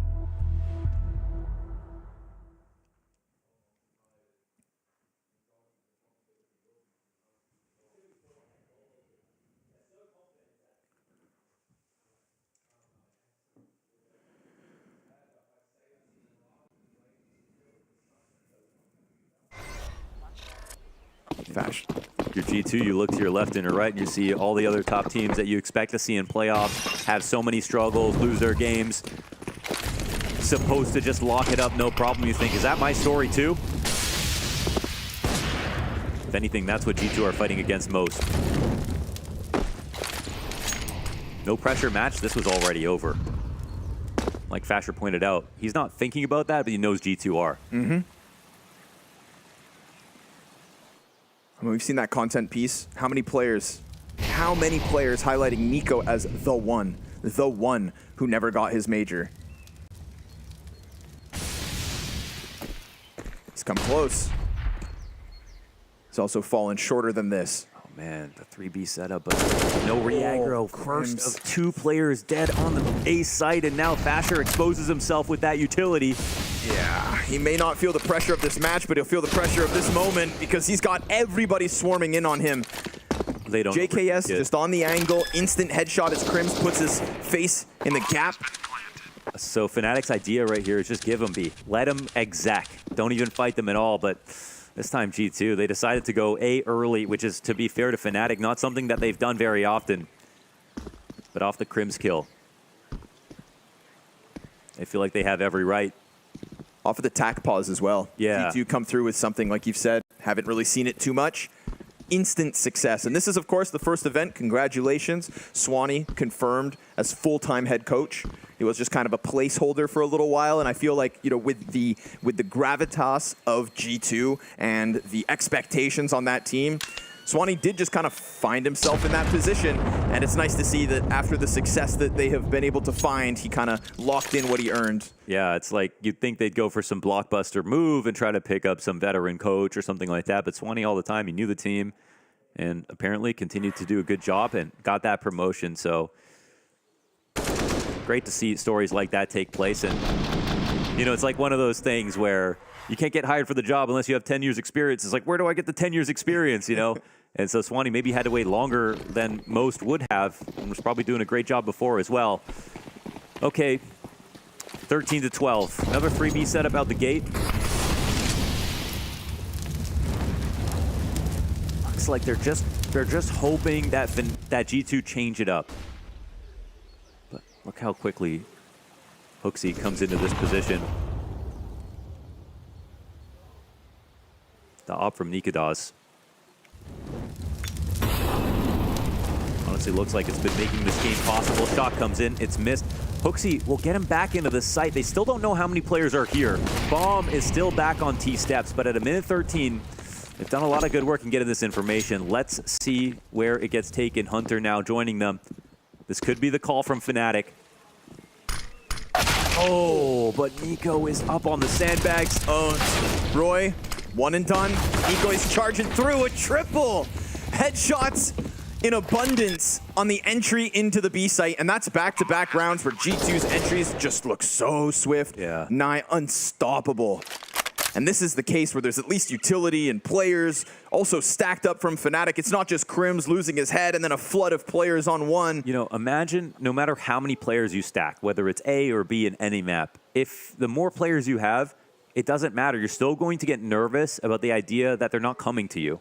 And so you're always going to have someone coming forward. So when HooXi won off the corner of that smoke very quickly, knew that sandbags was clean, and Nico stepped up on the sandbags and just waited. They had the time to do it because they cheated at timing. They flashed Nicodas back off, but they knew no matter what, he's going to come back to the well. They have to find something else, because if they sit there 3B and it's an A attack again, they're going to have nothing but regret, and Nicodas already took a shot. Well, no regrets putting Nico at the front of this tip of the spear for round 26. Knew that Roy was up top as he trades out HooXi. To be fair to Nico, this is good awareness. You know, they set up that boost inside CT spawn way earlier on, and it could have been G2 thinking this is a 2B setup, and that guy gets 2 kills, and the round is still live. Tied up, folks. An 11-4 first half for Fnatic, but G2's 4th dominant T-half on Inferno so far here in Paris, the 3rd of which is a comeback as challengers seem to get close to the finish line. False hope for Fnatic, a la Mongols and Complexity. The call's going to be a fake. The walkout into halls. It's a single pit setup. Hobbit Molly comes down to put pressure on these guys to fall back out of these spots. But they'll stay. The smoke is here. They're still going to be nervous about this, of course. Little challenge. Oh, and he knows that someone was on sandbags, but Mezzi goes 1 step lower. However, there's still 2 CTs there. Nicodas pulls back from that close arch side. He wants to join him on the bomb site. He gets tapped out of it. Fasher, again, a chance to shine. The hero of the pit is denied more than just the one. So the 2 A defenders with only a single kill between them. And Mezzi, who was tagged up from that Nico engagement top banana. Nico did what he had to, got his kill, slowed them down, and unfortunately, Fasher just can't put up a multiple kill moment. Yeah, he's getting decimated in the pit, man, and he has to use his utility a lot sooner. He's not putting himself in a position to hit them as they're exiting the choke point. The guy coming out of the door needs to die before you can move on to other plays. Once they swarm you and they get into mini already, your teammates are compromised on the site. You're going to get max 1 and 100% traded. So we're not getting enough prophylaxis out of Fasher. They're getting punished on that side of the map now when B was already a problem. And so the individual game starts to become part of the conversation here for Fnatic once again as they're being exposed. And G2 will finally take a lead after countless rounds. And honestly, a war back and forth with Fnatic vying for position in the second half. But this T-side dominance has started to become too much.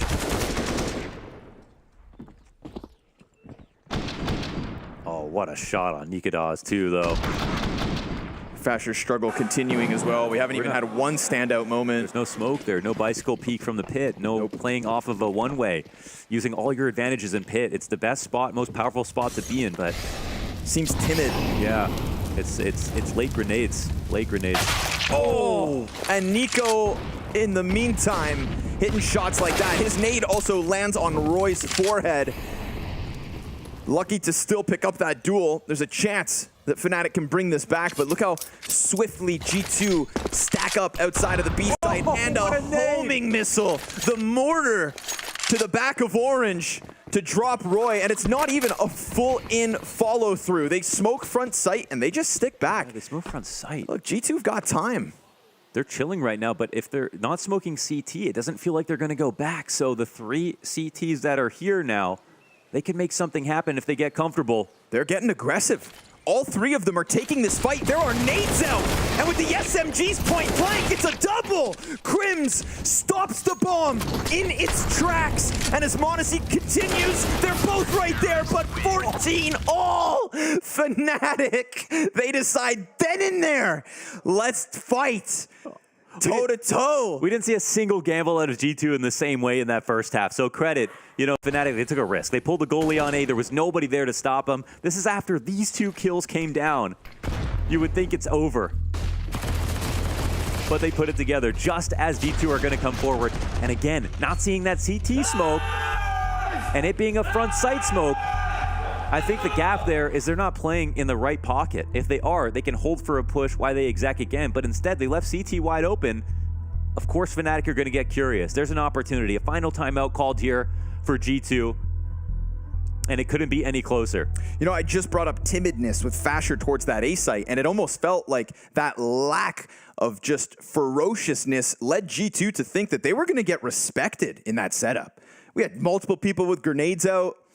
You at one point saw all 4 of them just kind of looking at each other, tossing grenades amidst themselves. Like after they got that HE kill, they needed to cross out to the right and just make sure they could stop any kind of push like that, because that's all that Fnatic had to work with. It was free. Yeah, but Clear sight. They made it work. And now full buy for both teams. Round 29, who knows what happens? Let's get it. Almost all of these CT round wins by either pistol or half buy. The off guns on guns. That has dominated the conversation for this map. It's the half buys, 100%. T-side tail of the tape. Frag grenade to soften up Roy yet again. Didn't stop him last round from getting some pretty important kills, even once that second frag found him. And Nico's been a beast on Banana. This is a map streak on the line for G2 and a major on the line for G2 in this Veto.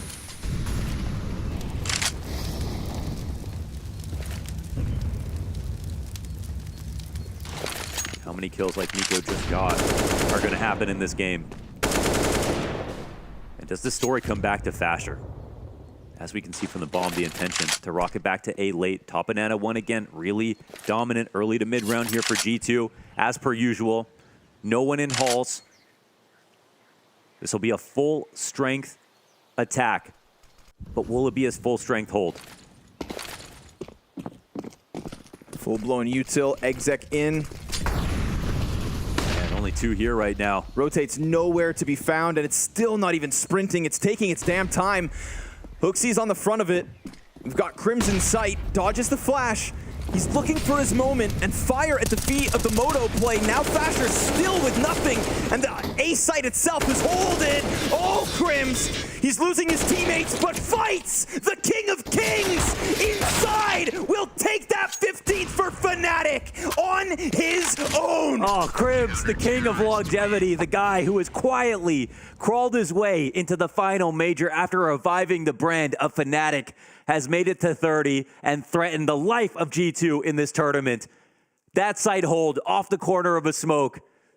Fasher doesn't get his and they still win it. And when he's lost in that smoke, think of the panic that's sinking into the back of his mind. That last bullet kill on Monte. They could have traded him with anything.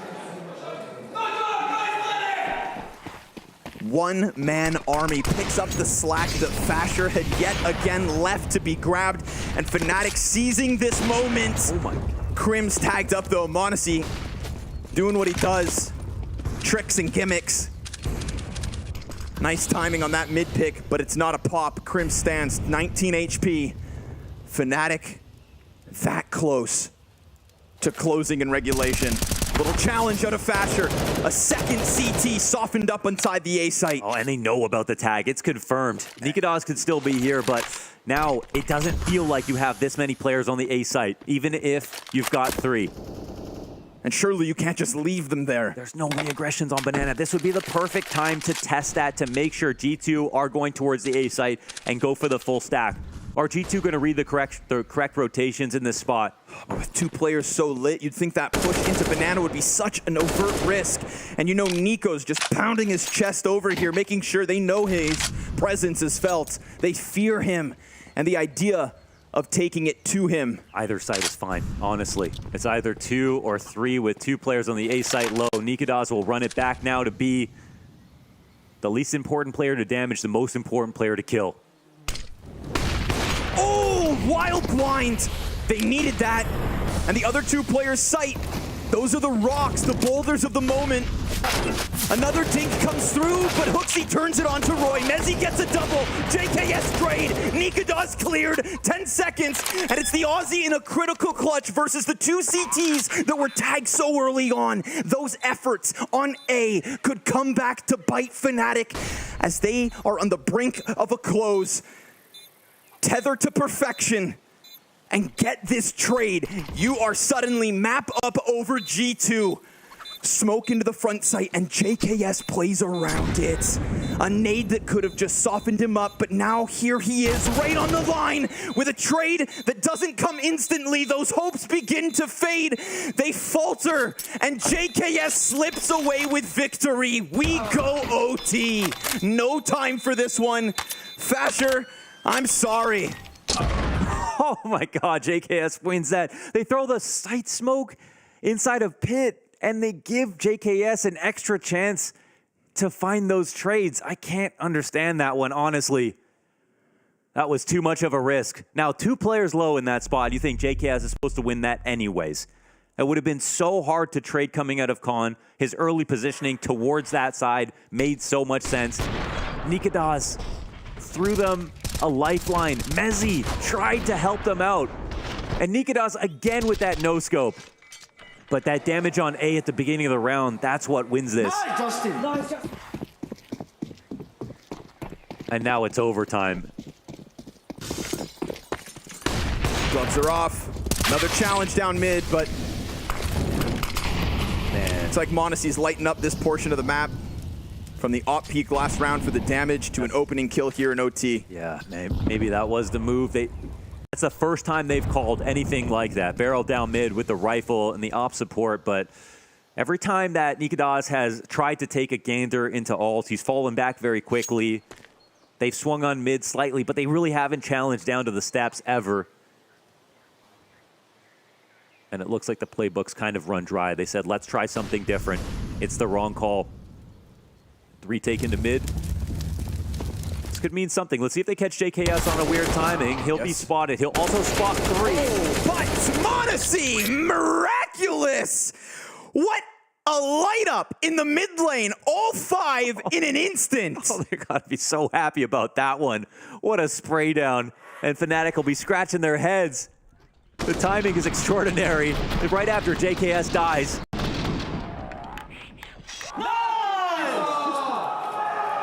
Where's the "you're so sick" Ilya, huh? At this point, I feel like he comes to expect it. And talk about an uptick here in impact from Monte. Just that little bunny hop around the corner in round 30 to soften up the arch play. You can see the electricity on the fingertips of the Flash. But down he goes. At least taken back by Nikadas. Play it from the sidelines. Oh man, tactics like that are huge though. We were missing that a little bit, Hunter. Traded. There's a trade back, yeah. So, yeah, okay, 4v2. We aren't seeing early round advantages like this from Fnatic, it feels like, in the last 15 rounds. They finally kind of let go, you know, of trying to play too structured, trying to play too carefully. Getting dirty. And it's paying off, but is it paying off a little bit too late? We'll only find out what the outcome of the match, but for now, 1:05, and they have 4 kills. Oh, how does Nico unravel this one? He's going to jiggle this a million times. Yeah? Go for the, yeah. He's like, he just knows. He knows what's waiting for him. You can see him picture it. He's mad at himself for not getting both. Yeah. Mechanically, there are limits. All right, that's a great round out of Fnatic.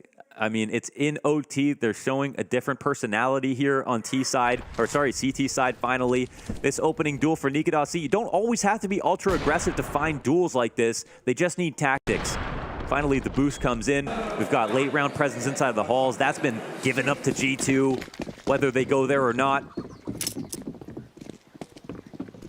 And we saw what happened in the first half for G2. OT is going to show us their CT side again, so there's some onus on them to win 2 in T rounds. Oh, wow. Very fast. Hooksy at the front of it. Drops Crims. Nikadas dinked, but he doesn't fall away. He sticks around. And with Fasher getting cleared out from stairs, he knows he's locked in. His decision not to leave comes back to cost him. Look how fast that is out of G2, just pouncing on all fronts of the A site, right back in with that aggression. And individual skill from almost each and every individual. Hooksy with the double, Hunter and JKS finding kills apiece on both entrances of Apeks. That is G2 with 17, reflecting the success of T-sides in regulation. Roy's gonna try his damnedest, but it's the fact he's smoked off and Hunter's in library that it is indeed a second to G2's offense. Yeah, close to locking in a second OT. They get the right ratio of rounds here in overtime. A lot of that comes down to Nikadaz's shot missing. Unfortunately, put himself in a good spot, but also with missing, didn't feel like he could ever fall back, even though we saw he had a small timing. That is unfortunate, but it was G2 also showing stuff they didn't do in regulation with the fast up mid play through that very deep smoke that it used to be the case. People were throwing that smoke so they could threaten the nade down, go for a deeper spam on the stairs. And now people throw it on autopilot. And so the call out is that they threw the deep mid smoke, but they're not pushing. They're not threatening an alt play. And the call out is correct from G2. They take full advantage. This one was in the clasp of Fnatic. And you know what? They got to focus on the fact that G2 won a pistol and 3 half buys in the first half and nothing else. They didn't show anything on CT side. The game plan was so solid out of Fnatic. It's easy to have a short memory when you're playing, but this wouldn't be the time to do it. HooXi hasn't been yelling nearly as much as we may have forecasted, and it's because the pressure has been on G2 this entire time in such a massive way. There was no time to celebrate.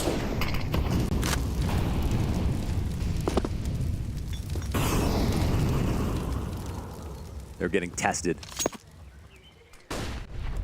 by a team so many wrote off.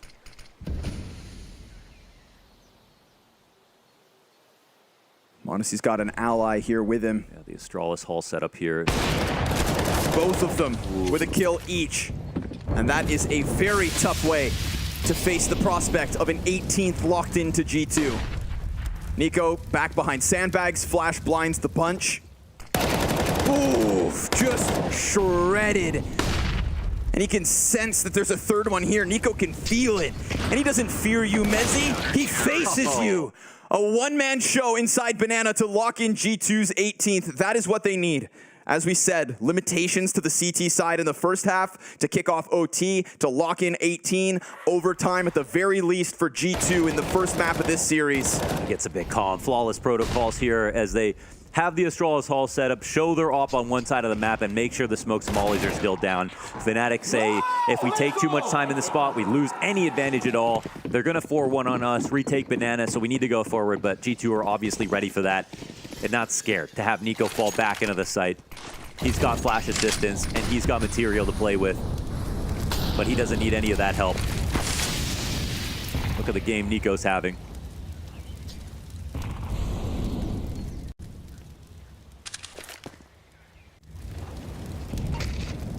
Something different. Immediately a transition in the setup. Leaves Monte on Arch, frees up HooXi to go join Nico, and they're just banking on Boiler. Could get weird if Crims goes through Apps without any kind of Balk presence out of Roy. They have mid being spotted by Monte. No Arch smoke coming in. Roy with a dry peek and doesn't hit the instant headshot. And they transition back. And if they try to chase them, the tease through mid, well, Monte was ready to rock. And now they're worried about the end of Hall, so catching up every step of the way so far. Crims goes down. Absolutely stuffed.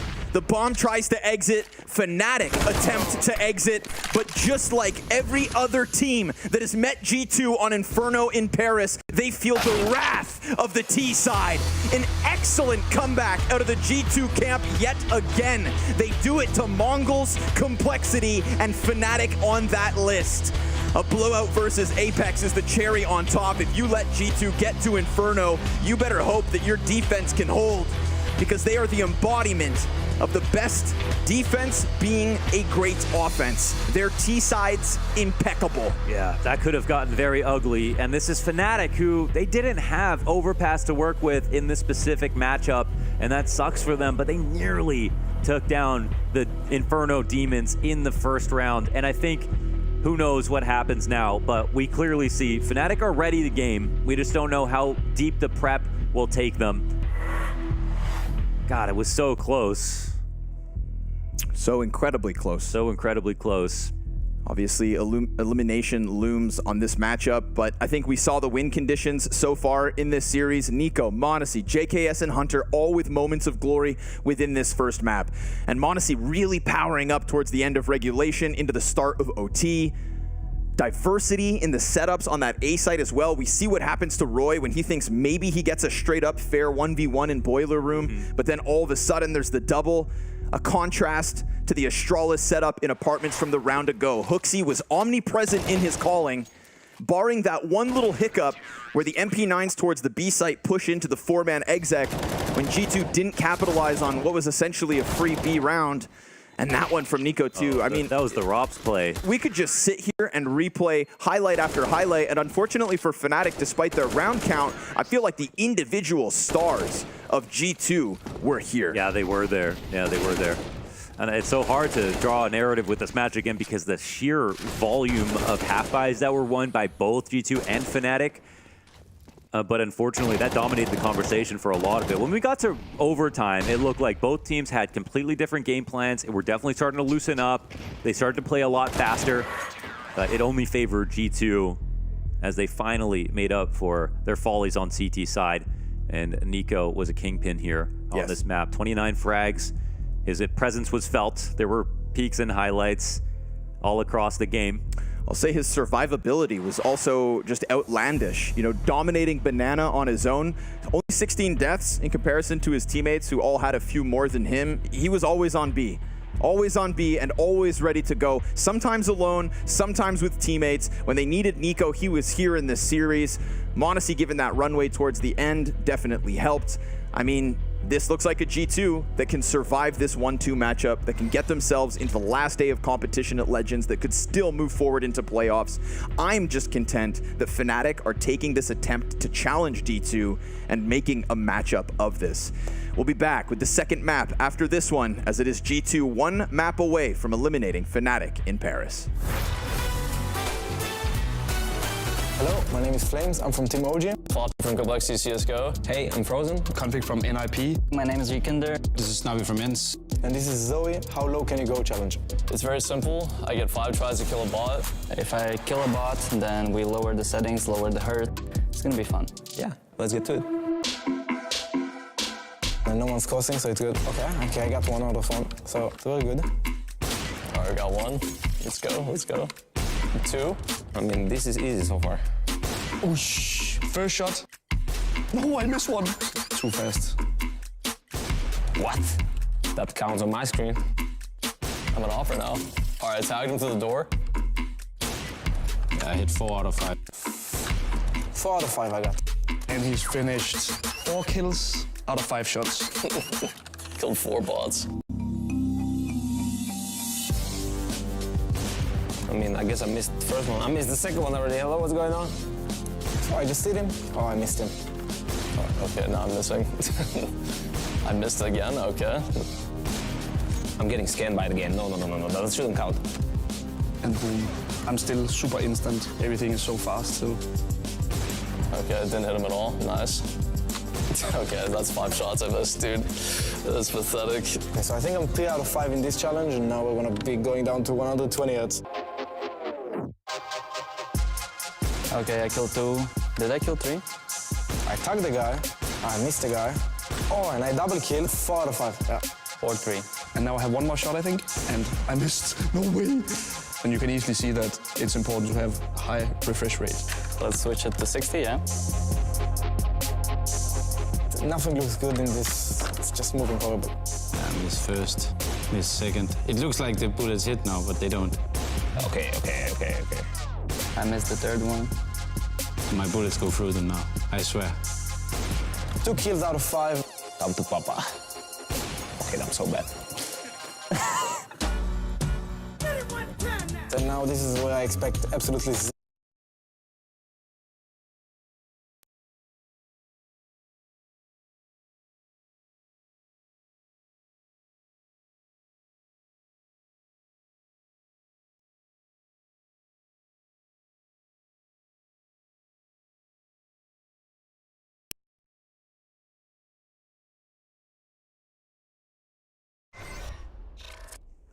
Hello. Yeah, forgot about how short that break was. Right back into the action. Hey, what's up? Don't mind me. Yeah. Coming back in. All right. Ancient. How do you feel about Ancient when we talk about Fnatic versus G2? It just feels like it's just major Counter-Strike right now, which is like, you know, if I wanted to draw a story about Inferno, it was that G2 are going to win, and it's going to be really simple. But we look at the game that was played and that I just can't help but think it's circumstances. So at least for Fnatic, this isn't a high win rate map to play against on G2, but obviously they can still play it. The thing that's missed the most is overpass, but if it had to go anywhere else, this is the most sensible place. Now, Fnatic themselves are 4-4 on the map. Their best wins, looking at it here, would be Ninjas in overtime. They beat 9Z. They lost to FURIA on it in overtime. It isn't out of the realm of possibility that they scoop this up. The conversation is mostly about the fact that this is, very possibly 2-0 for G2 and a 2-1 if Fnatic can win Ancient, where it's not their favorite map to pick. Right. We can show H-Stream as you guys are suddenly checking this one out. It is Liquid 13-10, Mohan. It's coming home, but the home is in NA? I don't know. This is like, this is like the American Revolution, kind of. When is the last 1776? Maybe. Was the I don't know. We're Canadian. We kind of just we waited for them to let us off the leash. We don't have as much bite as our American brethren. So yeah, it must have been. Yeah, Nafly's probably confused about this whole situation. What's the beef exactly? Yeah, guys, can't we do this peacefully? Let's squash the beef. Can't we just ask for a spot in top 8? Yeah. Well, Into the Breach have shown a lot, but BO3s can be a different animal. But I think Into the Breach, they definitely look good in a couple of spots, especially on Inferno. In that FaZe game, that was one where it was like they just looked like the better team, first of all, and it didn't look like FaZe were doing that much wrong. It was an off map by Rain, but still. Cypher, he's got an entry here, and he has got some very nice ones. He isn't afraid in this stage, and his interviews have been hilarious. I like that every time he stands up after they win a map, that unfortunately for Cypher, the guy sitting next to him is like 6'10". Right, Rollin is a huge guy. I want you guys, next time you see it, when Cypher stands up and gives Rollin his hug, it's like a son, father, like nuzzling his head into his chest. Yeah, it's like Mihu and Snacks. Yes, exactly. Use a Polish reference. Right. I remember those good days too. So no, you're right. Cypher, adorable and very funny. Very funny. Yeah, he said, "Screwing my own pick'ems by winning," which is hilarious. Poor guy. But obviously Into the Breach, I think it's awesome that we get a team that so many people put 0-3, just shedding those under expectations. Yeah. Is that a word? Not really. Nope. But you want to just focus on casting the match? I feel like at this point we have to. I mean, I'm looking at the server. We don't even have G2 and Fnatic in the game yet. They're on their break. It feels weird not being able to watch a Liquid game because I feel like generally I get to cast those moments. Yeah. We do get a lot of lucky Liquid moments, obviously. It could be painful though, That's why it's nice to just have them on the second monitor. Yeah. If I need to feel good, I look over, and then if it stings, I can just look away. Focus on the game. Yeah. Yeah. Yeah, exactly that. G2. With MindBody Esports, this is their sports psychologist that has come in. I believe his first event was right before the Abu Dhabi World Finals. And look what happened there. They won. Couldn't have been a better time for him to join them. This is really a team that's kind of setting up themselves with an organization, with the support system around just the players. We've gotten some of the best out of G2 lately. But then there was that downwards trend, and now we're trying to get back to it. I think it was a 0-2, and I asked Huxley, I was like, did you guys talk about that last match? And they're like, I think we talked too much on this team. Sometimes you just got to go. Fasher still looking to find his footing, arguably, here in Paris. That was not a good CT side from Fasher on Inferno. It's sort of damning when you see your pit player use their nades late. Of course, the great pit players is like, well, the smoke's already in place. They got the molly down. They're like ready to take the first kill. And it's very hard to figure out when to do all of that. But that's, if you're going to be the pit player, that's literally what your job description is. And we didn't really see that prophylaxis out of him. So that didn't inspire too much confidence, to be honest. Meanwhile, the King of Kings, Mr. Crims, that highlight reel moment inside of the A site. Obviously, the other A player by default for Fnatic was doing a bit better than Fasher, but also at times ending with just one kill. Had his multi-kill moment, did shine, as I feel like Crims is going to at least once in a series. But once isn't enough when the A site was such an intended target from G2. Not every round, but when they threw it in, they took it more often than not. Yeah, they're quite varied. But yeah, I think the game is won by the fact that they got all the map control they wanted almost all the time without dying. And that just eventually resulted in G2 winning, even if it was close in the end. I'm surprised it didn't beep when they did it, when they tried to use a metal detector on ZywOo. Because he's a cyborg. Exactly. Well, I mean, we gave him the best like silicone padding we could, you know. True. There's no way Gaben created ZywOo and, you know, gave him mediocre tech. Yeah. I wonder if he'll show up to the major to meet his son. Wouldn't that be the grand reveal on stage? ZywOo. This is Darth Vader moment in flip-flops. ZywOo, I created you. Yeah, I think these odds, while brutal, are pretty fair. And even if you get to OT, if you don't win, you know, it's. I think G2 are just happy to get the map out of the way. The thing is, even if G2 lost Inferno, they'd still have a pretty good chance because they don't have to play overpass in this Veto. So deck is totally stacked against the team on your screen.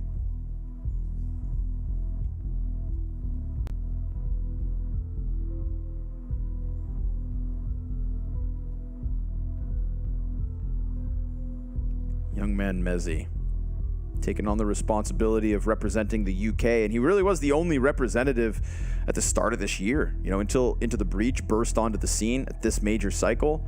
You go back to like Katowice, that was kind of the talk. A nation behind him.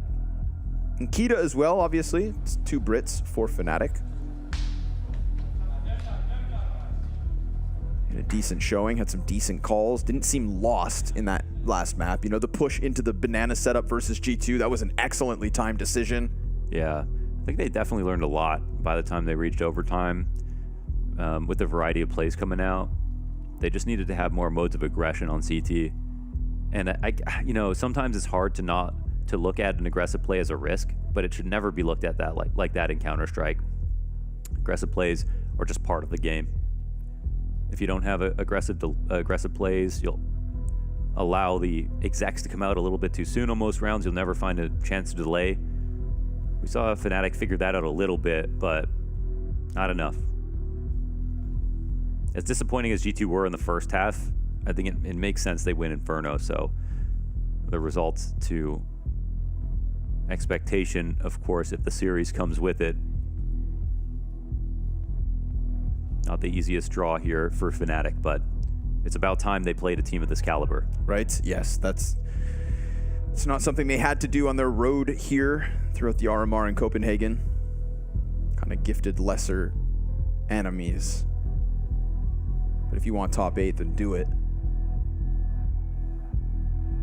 G2 obviously not invincible either. Tight first map of this series. A loss in a best of 1 versus B&E. That one kind of shook us all, but alas, here we are.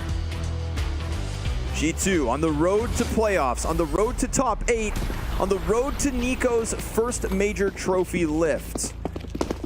Still a few games to go, but this one, just 1 map left as far as G2 are concerned. Fnatic's map pick of Ancient, they'll begin on the T side. And we've got JKS's dual Berettas set up outside A main where the bomb does indeed encroach. Monte starts it, gets aggressive with his pistols, and catches Crims. Ooh, baby! That second set of Berettas only gets 1 kill. Roy, the only player from Fnatic to get much done. Time for a spray. You gotta tag enemy territory. That's like when you pee your pants. Yeah, a little nervous there, but plant would have been huge. But G2, they do something similar to another round where they pick off half the site or half of the other side of the map, where if Crims isn't flashing and he's just there holding, it's not obvious they're actually going to hit A. But because they take out Nikodas and the flashes come out, it's like, okay, clearly it's going to be an A site hit. So they're really ready for this. Nice, let's go, guys. Dualies are winning CT rounds in a lot of big games these days.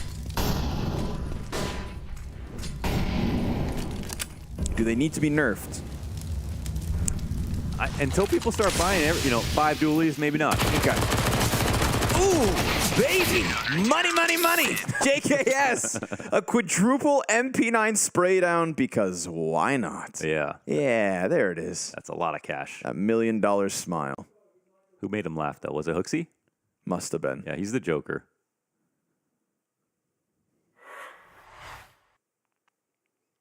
And last bullet on the last kill. Well done. 2-0 start. No losses there. What does this T-side have to offer, Fnatic? It's going to have to be an offense worthy of a major top 8. Of course, even a win here doesn't mean playoffs. Just dodge elimination. Hooksy's MP9 shreds what's left of Mezzy. And they're just going to push out into A. Why not? Ball got exposed, but they take Monte down. Yep, they could still recover this. Smokes into Donut. Flash and Molly with it. Hooksy's got the lineup. Perfect! Just sits where he needs to and awaits the commitment to the spray. Beautiful headshot out of Roy. Oh, to go down 3v5, to fly out from A main, to lose your bomb plant attempt, and then the double kill clawback from Roy. Let's see the Nico clutch. He's got the lesser weapon of this situation, but Roy's actually not watching. Just got his attention back up in place, and it's a Roy triple kill, the star of Fnatic, to find himself impactful in round 3. Everyone just talks about how old Roy is, but that was anything but geriatric. That was some beautiful stuff. Oh, wow. There was some nade smoke there, I think, that allowed Hooksy to see that first frag coming. And it's actually the HE from Hunter that steals us away from Hooksy, but the lineup would have got it regardless. And, well, I think that round was over until Roy just put together that 2K. Even if Roy dies in Dona, that's a pretty favorable 1v1 for the T side, so not bad. Luckily for G2, so many kills with guns that the buybacks looking nice. Those MP9s paid off to set them up for this one. Monte's AWP. Well, it sits inside of Donut, which means even with this mid presence being taken by Fnatic, we'll see how close they're allowed to crawl. Oh, almost. Yeah, it's a big tag, but they'll give up Donut control. There's a lot going on the map here from the T perspective, right? We've got Banana being taken along with the potential for an A-site hit, and they're in through mid, but are they fanned out too thinly? No refrag here as Fasher goes down. Roy battles back, and this takes attention away from Mezzy. You know, do they clear this out? We'll see from Monte. Nope. And so even with little health, the little that remains on 3 of the 4 from Fnatic's camp. Okay, but JKS. Yeah, that's kind of passed over as they see him run away from Cade, but now he's... Bomb is so stranded. Oh my god, Bomb's in an awkward spot. And they know that the flanks are going to come in. So Nikodaz, I mean, this round isn't over. The only thing that Fnatic have to do is come to this side of the map, but there's no guarantees they get the kills and allow this play to come in. And Crims is low, so Mezzy gets killed, obviously. Single bullet does the trick. Hooksy's drawing Crims in, and JKS, well, it's him versus Crims for the clutch. He can't run away entirely. Crims is going to chase it. Little style as he gets to the base of ramp, but JKS doesn't hide. JKS fears no man. Stoic in an ice-cold clutch because Bomb gets stuck. Bomb gets stuck, man, and that is the problem sometimes with the default with too much aggression going on, because you have a spider web of players that can communicate, but when those threads get stretched out too thinly, then they snap. And we see a point where you can't trade back, you can't help your Bomb out, who should have a partner with him, and your lurks become obvious, and suddenly the position becomes just as confusing for you. You know, even though you've created chaos, well, suddenly you've also introduced randomness. And that's where G2 could actually sit and wait, because we actually got past the time where the Bomb could even make it back to the other side of the map, even if it was open. It would have been scary for Nikodaz to start walking out. Pretty confident last position for JKS to post up on. I'm just thinking, Crims could have gone through cave, technically? Yeah, yes, but Crims didn't wait. Oh, yeah, and if Crims walked, then JKS would have to check his flank. But Crims kind of ran down into that and threw his flash, and he ran through the smoke as well. Oh, nice clutch then for JKS. Also had to get over there to stop that Bomb from escaping.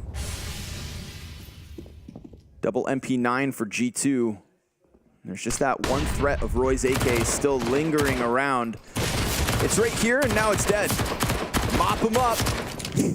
MP9's tap away. Just farming the money tree that is Fnatic at the moment. Desert Eagle off the mark. Despite the damage being done, it's 5 up for G2 and a CT side that can truly start to run away here. Yeah, heroic round from Fnatic and Roy specifically to get them their 1 on a rifle. That was good. And, you know, creating chaos on Engine is a great way to start to win T rounds. But, again, can't get fanned out too thinly. Got to make sure there's always refrag potential. And that's why you see, you know, most optimized teams are going forward with 1 lurk. Maybe they're getting ready to hit the A site as a lurk dies or that sort of thing where they get information on the opper. But right there, they were kind of testing all 3 points of the fort. Charging again. Oh my god. That's going to cost them. Mezzi just looks down this lane like, okay. It takes both kills. 5v3. Can't get the next one. Monte doubles back. And his rifle, too much to ask for as he was already on half health. So G2 wanted a fight, but they didn't put up much of one. Yeah. Nico was almost at his final destination. I think he was going to get comfy in that pocket if they got the kill and then start to hold down the door defense. But the tactic does not work out. And Nikita's can punish the op. Doesn't know about the other rifler. Hunter's going to wrap around incognito and look to catch him, but Nikita's is ready for that. Really well done from him. And a fast default crushed here from G2. Good. Good for Fnatic. You know, put some respect on it. Mezzi literally 2 backs turned. Now, they don't have elbow control. They're a couple seconds away from not even needing it, though, as they push down into those spots. So really important timing for Mezzi to catch. Just a little flaw in that aggression. A little gap in the cover.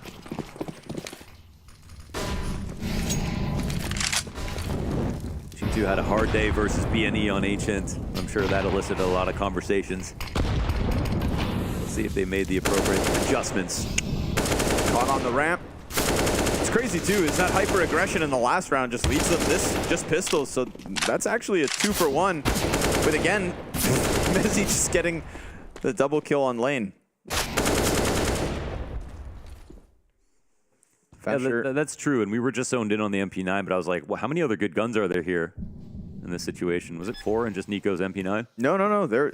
Oh, no, there's 2 MP9s. Oh, okay. 3 real ones. Okay. Maybe they felt some pressure to do something crazy then. Fasher's on the brink of an ace. And Liquid are on the brink of taking the first map. Holy moly. Versus Into the Breach, or as Harry likes to call them, Into the Playoffs. Into the playoffs with a B. I'm going to watch that round real quick. Oh. OT? It's never easy with Liquid, is it? Oh. Fasher, there it is. An ace in the end. So he'll get his numbers up, but we know what you're up to, Fasher. Padding versus an eco. Overtime between Into the Breach and Team Liquid. We were missing a lot of overtimes, and now suddenly we're getting them. We're getting them, yeah. The pressure finally is good. Brought them. Good. Competition's getting closer. The transition into every ace here at Blast TV says Ace of the Day in the background. But no offense, Fasher, I don't know if that can be considered. You're just bullying pistol players inside of a B site. It's a top 5 ace today. Yeah. That is an ace. An ace of all time.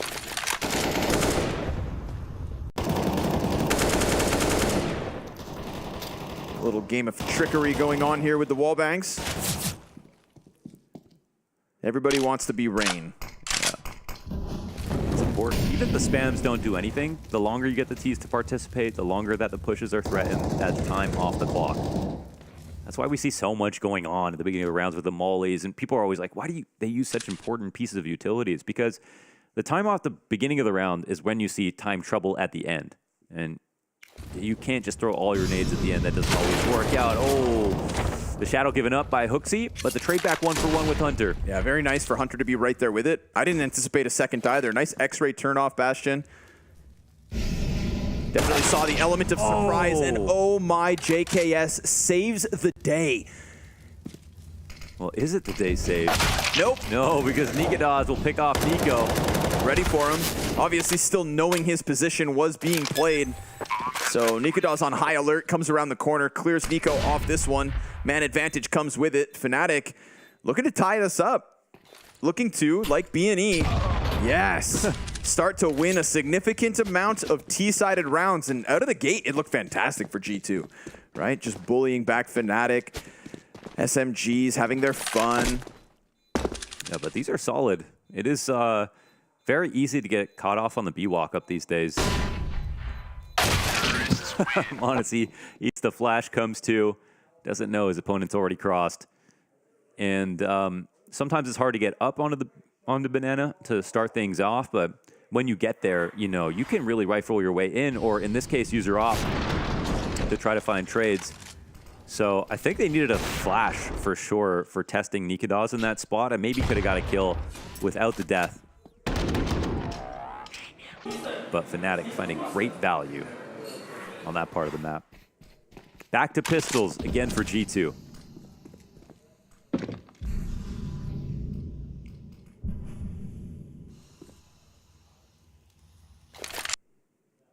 Ancient turning out to be an excellent map for Fnatic.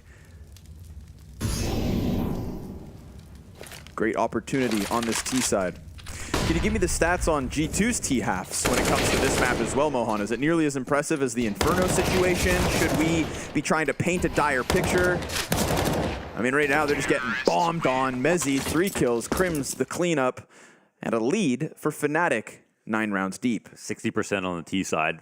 Okay. So just a really good T-sided team as per. It's just that this is, they didn't want to harp too much on the stats for this one because 3 maps played in the last 3 months for G2, even though they have a lot of games overall. And the T round wins, they're pretty balanced in general, win the map.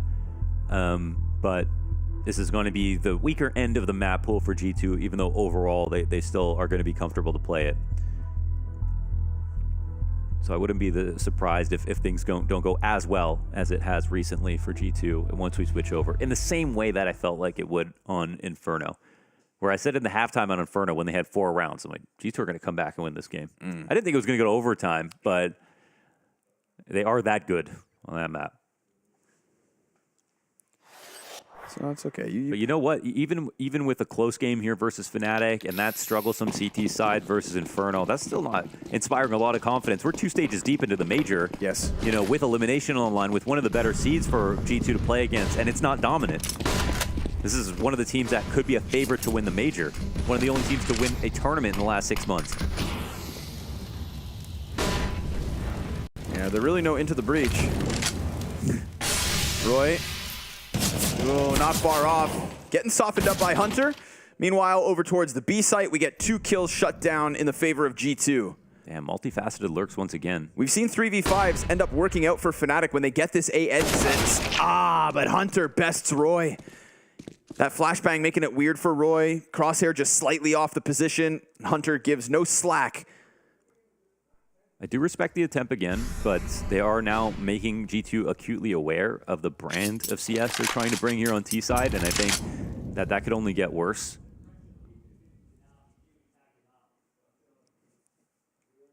We'll see if they stick to the game plan or if they try to change something up, but no set plays so far in this T half from Fnatic.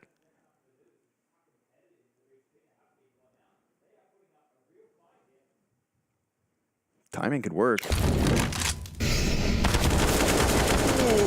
Not with that one. Oh, that angle's so good. Yeah, kind of dirty. Like every bullet went into him. But covered off by the big bricks. So G2 tied this up at 5. Looked like if that entry goes nicely, then the peek towards the molly could have been punished by the second. Now there's still an open door here for Fnatic. We didn't get to catch these ones, but it's 2 players up ramp. caught off by Nico and Hooksy. Yeah. And good on Hunter for staying very aware of the timings that could have occurred outside of A. This is an overstressed game plan. They're trying to create an open wound and then attack it from all different sides. You can't bandage any one point. Keep information really high on the T side overall, but so much is demanded of your individual level in a game plan like this. There won't be entries available for the T side. Oh, Crims. That flash from Mezzy saves his life. Oh, another one. It gets Hunter. Beautiful flash assist coming through from Mezzy. God damn. There was a half second in that moment where it looks like Crims is just going to get stuck in the corner holding his grenades and praying to God he doesn't die. But they were perfectly timed. Perfectly. He remembered he himself is a god. Came at the duels 5v3 thanks to Crims and Mezzy. Without Mezzy, no double kill. Without Crims, same situation. The flash again. This time it's Roy's. Every CT in middle has died to a flash assist.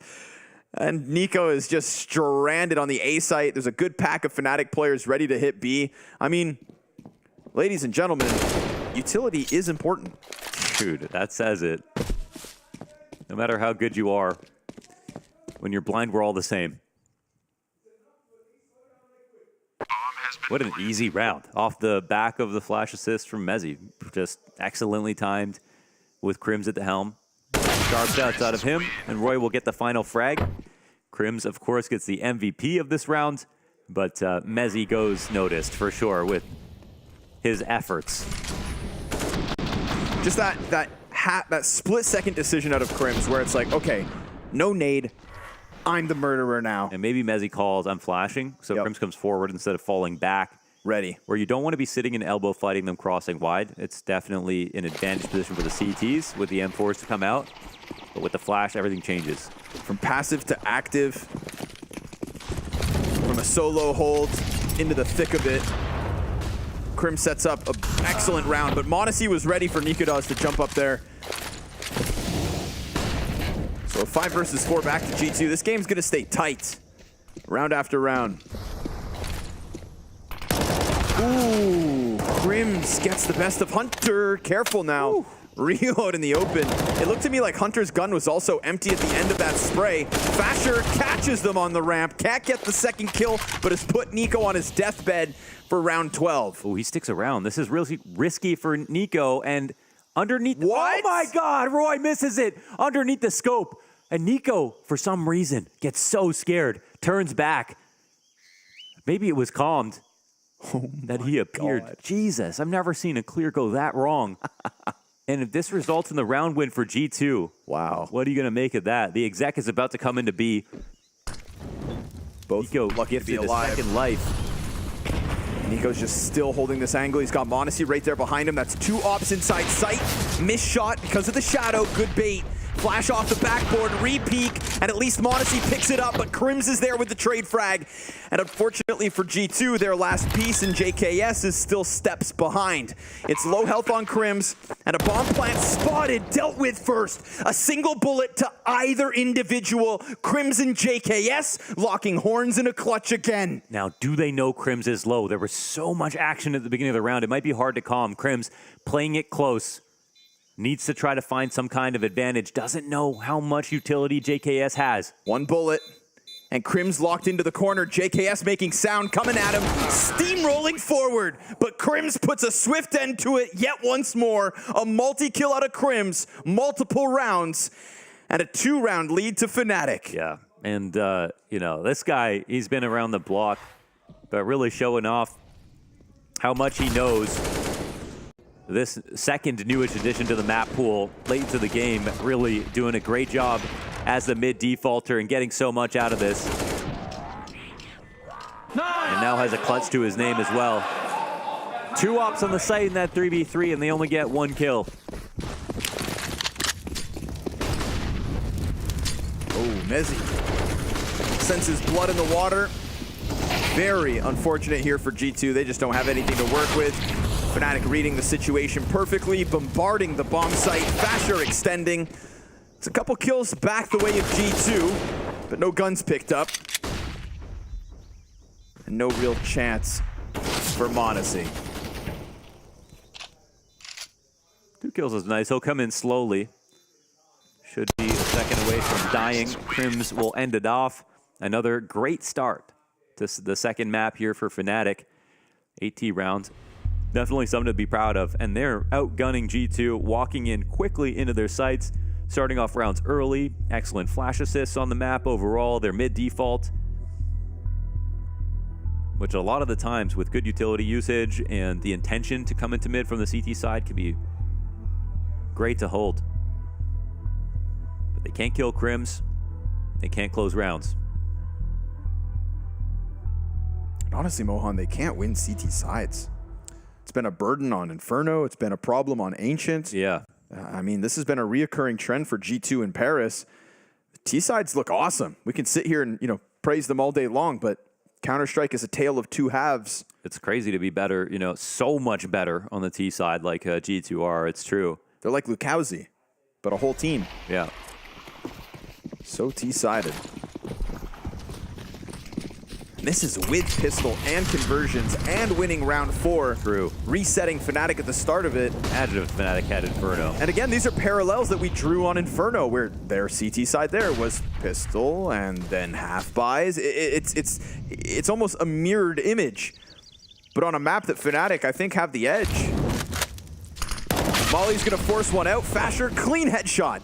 He gets dinked, but JKS can't overlap Mezzi. A locked-in position here for Crims. Roy actually kills Hooksy before Crims can get a piece of him. And so, difficult decision for Nico and Monte to try and make. Man. You know how desperate it will be to try and actually get on top of that bomb, but they're going to throw out some retake util. There's that looming threat of a mid-peak. Of course, that deep B position shown by Roy.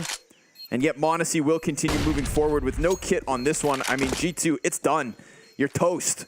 And you can't leave towards B. Roy's going to take a swing at these CTs, and he'll catch the back of Monte. Nico not deep enough out to give cover to the op. Now the only weapon he can save, if he's lucky. He's tried dot before. Let's put it that way. Oh, that's another solid round here on the 8 entries.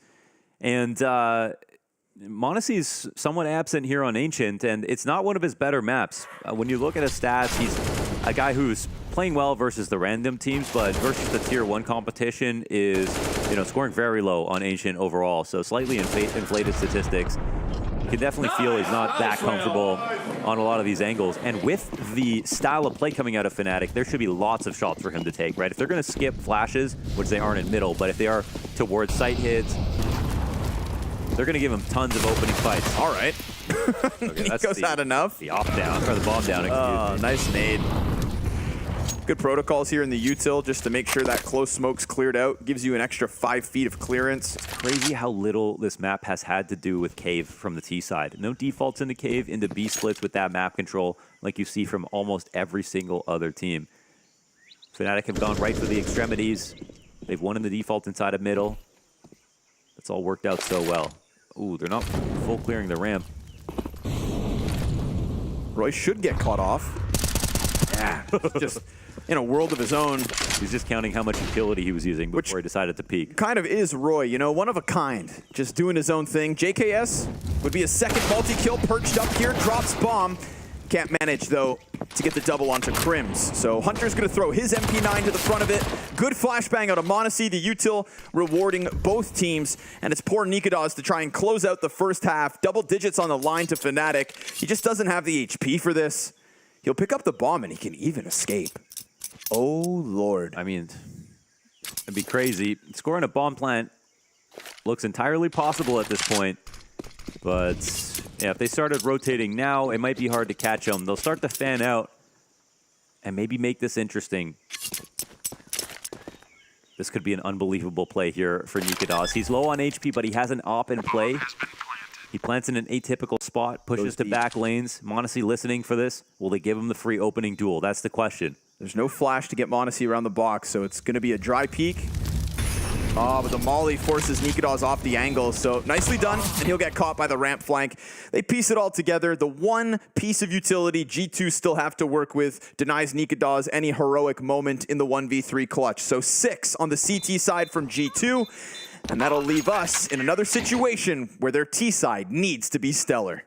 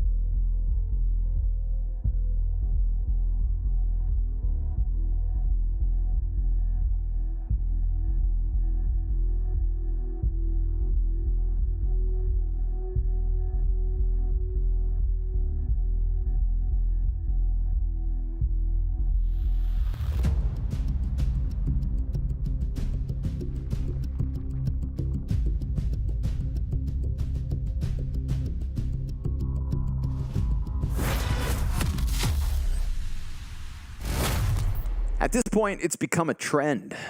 Lackluster CT sides out of G2 throughout this Paris run, and domination on the offense. So the fact they're taking to the T side of Ancient, maybe that's not too bad. It's a problem for their future matchups, but it is one that I think they can still solve well enough here. We saw the individual levels of G2's stars looking great in the first map, and as that match got closer and closer, they continued to power up.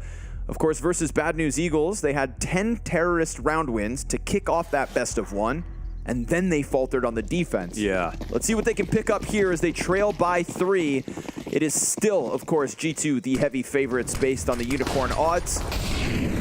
And right to the point of it all, Fnatic just throw bodies down middle. G2 gonna mirror this with an A main pop off the flashbang. 2 players in sight already, bomb included. A couple others to sit back for the post plant, but they won't have any donut control. So the spacing does get awkward. Yeah, and the bomb not out in the open in this spot. But Hunter is the player to watch for sure. He's going to come in slowly on the flank. His job is to not die. It's also to win the round if the CT trades come in, but it's going to be hard to find. JKS starts. Beautiful. Oh! The Aussie with 180s on 180s slaps back Fnatic. Yeah, the 45-degree angles on a bind. That was unbelievable with a Glock. I really thought I was watching Nico for a second. Oh, bask in the glory that is Justin Savage. He's playing this spot because they have so many T's in position that he's the loose one to take first contact. He was never supposed to get more than 2. To grab 4 is unreal. What a turret.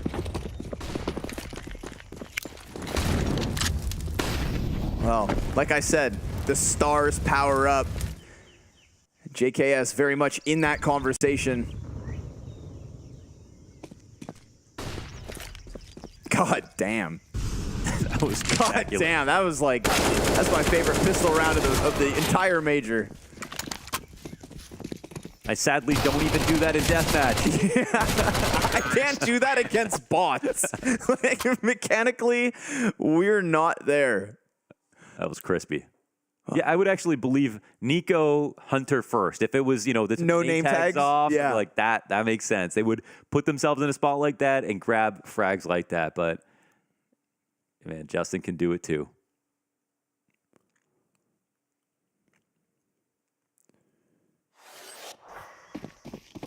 That was legendary. And now it's a 1-round game. Hooksy's calls on these pistols have been super solid to avoiding the intentions from Fnatic to start off the T-halves.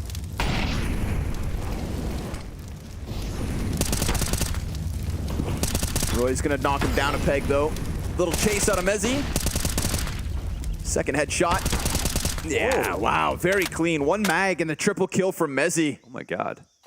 Or excuse me, 2. Still just stuns G2 on the approach to the B site. Yeah. Now you're feeling real good. You're strutting your stuff after JKS kicks it off in pistol, but a rude awakening in round 18. Little chance for Hunter to create space. The bomb can still run over, but as it runs, Monte's been heard, so Roy's going to lurk behind him. Yeah, I think the T's know to watch a flank in this spot, but it's very hard to get your bomb down in this position without full nades and lots of players. A few shots get missed. Monte is going to take attention now, and he's still got HP. My so God, this B's becomes a 1v2. Another donut. Oh, wow, okay. Basher ends him then and there. He kills 2 inside a donut, doesn't expect that third. Looked to plant. He was anticipating 1 CT and another on the flank. Mezzi was doing what Nico wanted to do in half 1 with this B control along with Roy.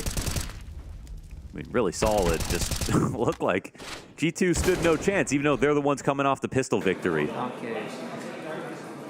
G2 will have to take that on the chin. No conversion.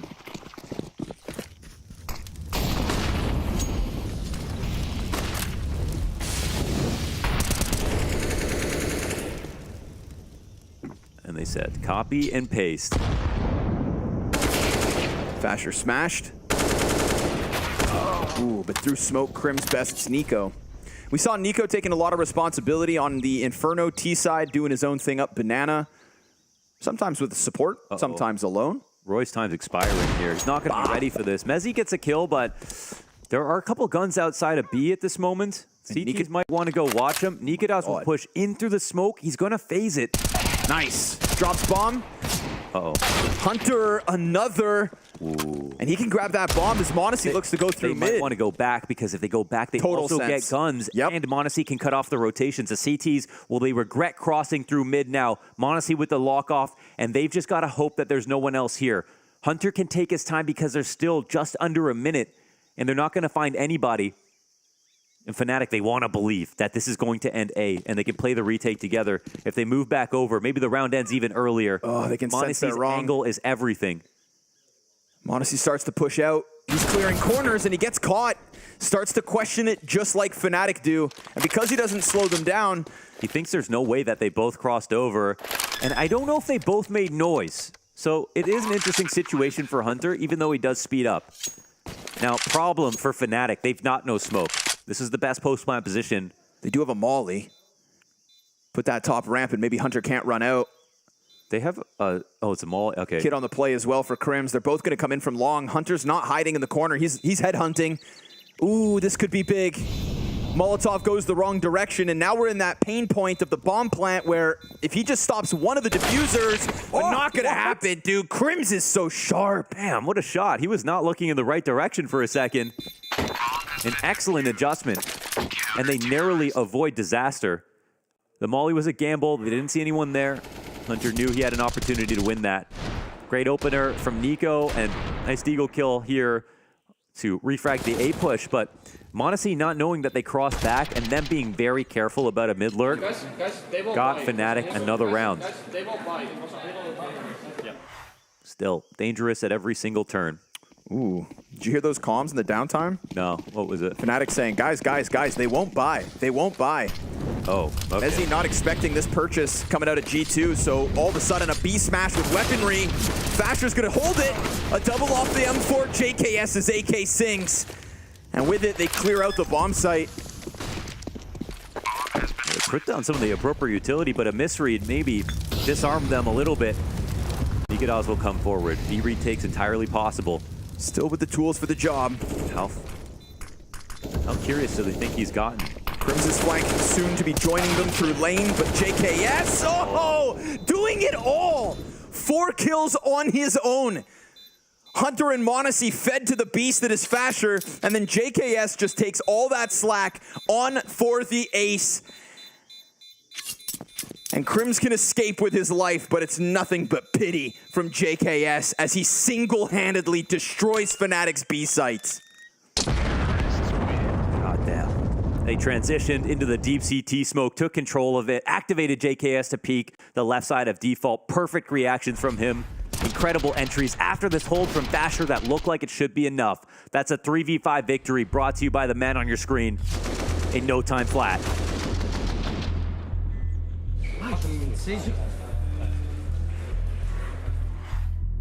Started with a little misread on the money, and Fnatic will call a timeout. The lead narrows.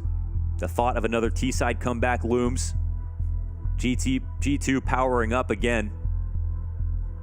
Kicking it into turbo here with his attack onto the B site.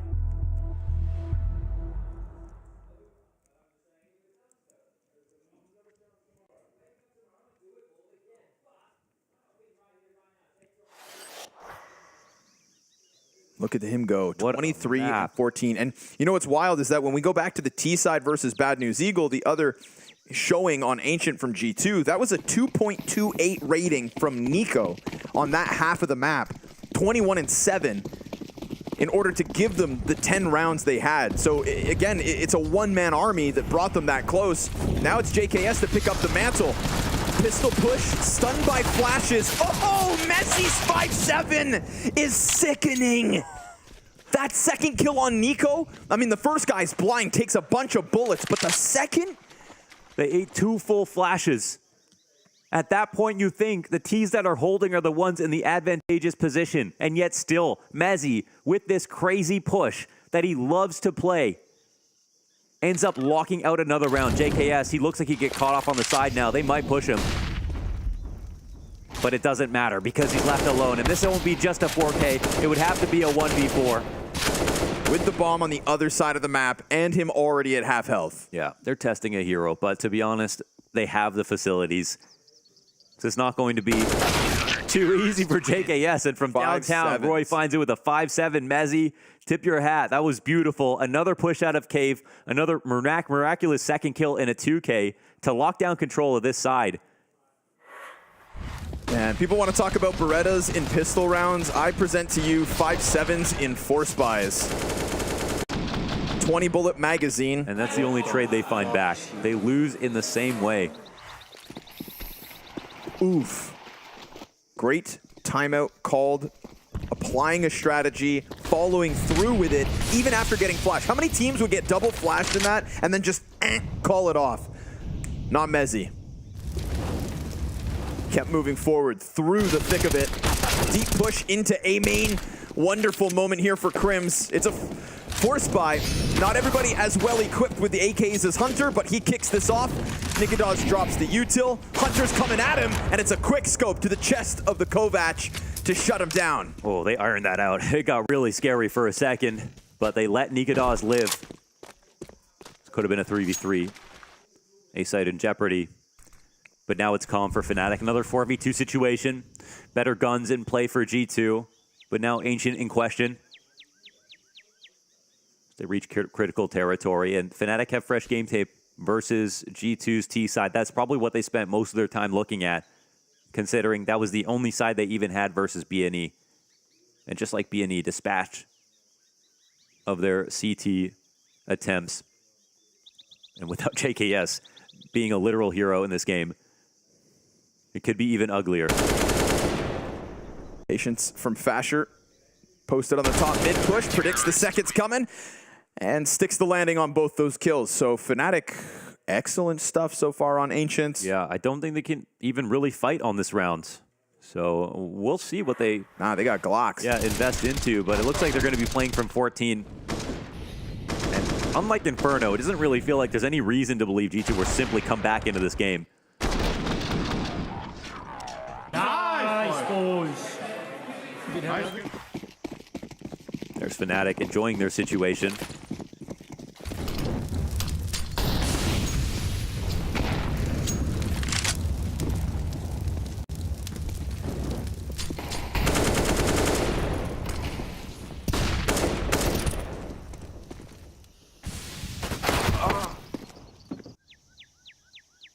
G2 know they basically are using this as a pseudo attack and give this up. Just trying to find kills if they can. This one's nearly over. Monte still only has 8 kills.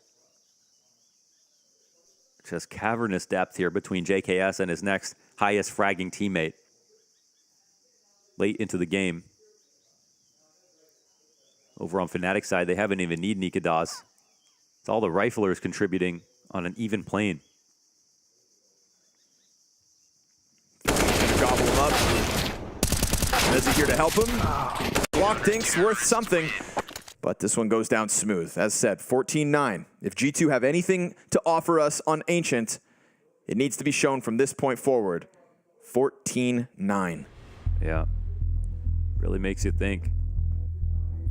Inferno was like a couple kills away from G2 getting eliminated. Yeah. Don't get to play overpass. If they did this, you know, first of all, I was a Fnatic doubter. Getting into Legend stage, looking at their run, there was no reason to believe they could instantly level up to opponents of this caliber. If we look at a lot of their recent games, they've been doing okay for sure, but not like Fnatic era good. They're definitely coming up, but have their own flaws. But such a disadvantage to come into this game specifically versus G2, and somehow looking to take their map pick even though it's not their best map.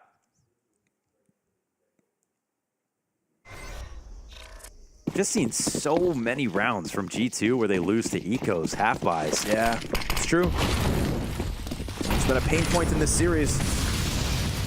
And like it was for Fnatic too, but it won't matter for Fnatic if they just win. As he burns out Hooksy, Nico down to Roy, who's got a great position to keep holding on in mid. Decides to forfeit it. Whoa. He could have been exposed to what is three teams out mid. He sprays away Hunter, who's not looking. Monte, clean double kill. And as he taps at Nikadaz, that Opper gives him space. Now he's got bomb. He has to go and join his teammate, but Fasher could find Monte with his back turned. Monte, he looks back, but not in time to stop it. And now all that space that JKS has taken already is for nothing, because he has to back up into the line of sight of Nikadaz. Nikadaz gives him the freebie. Ooh, he doesn't want to go back in.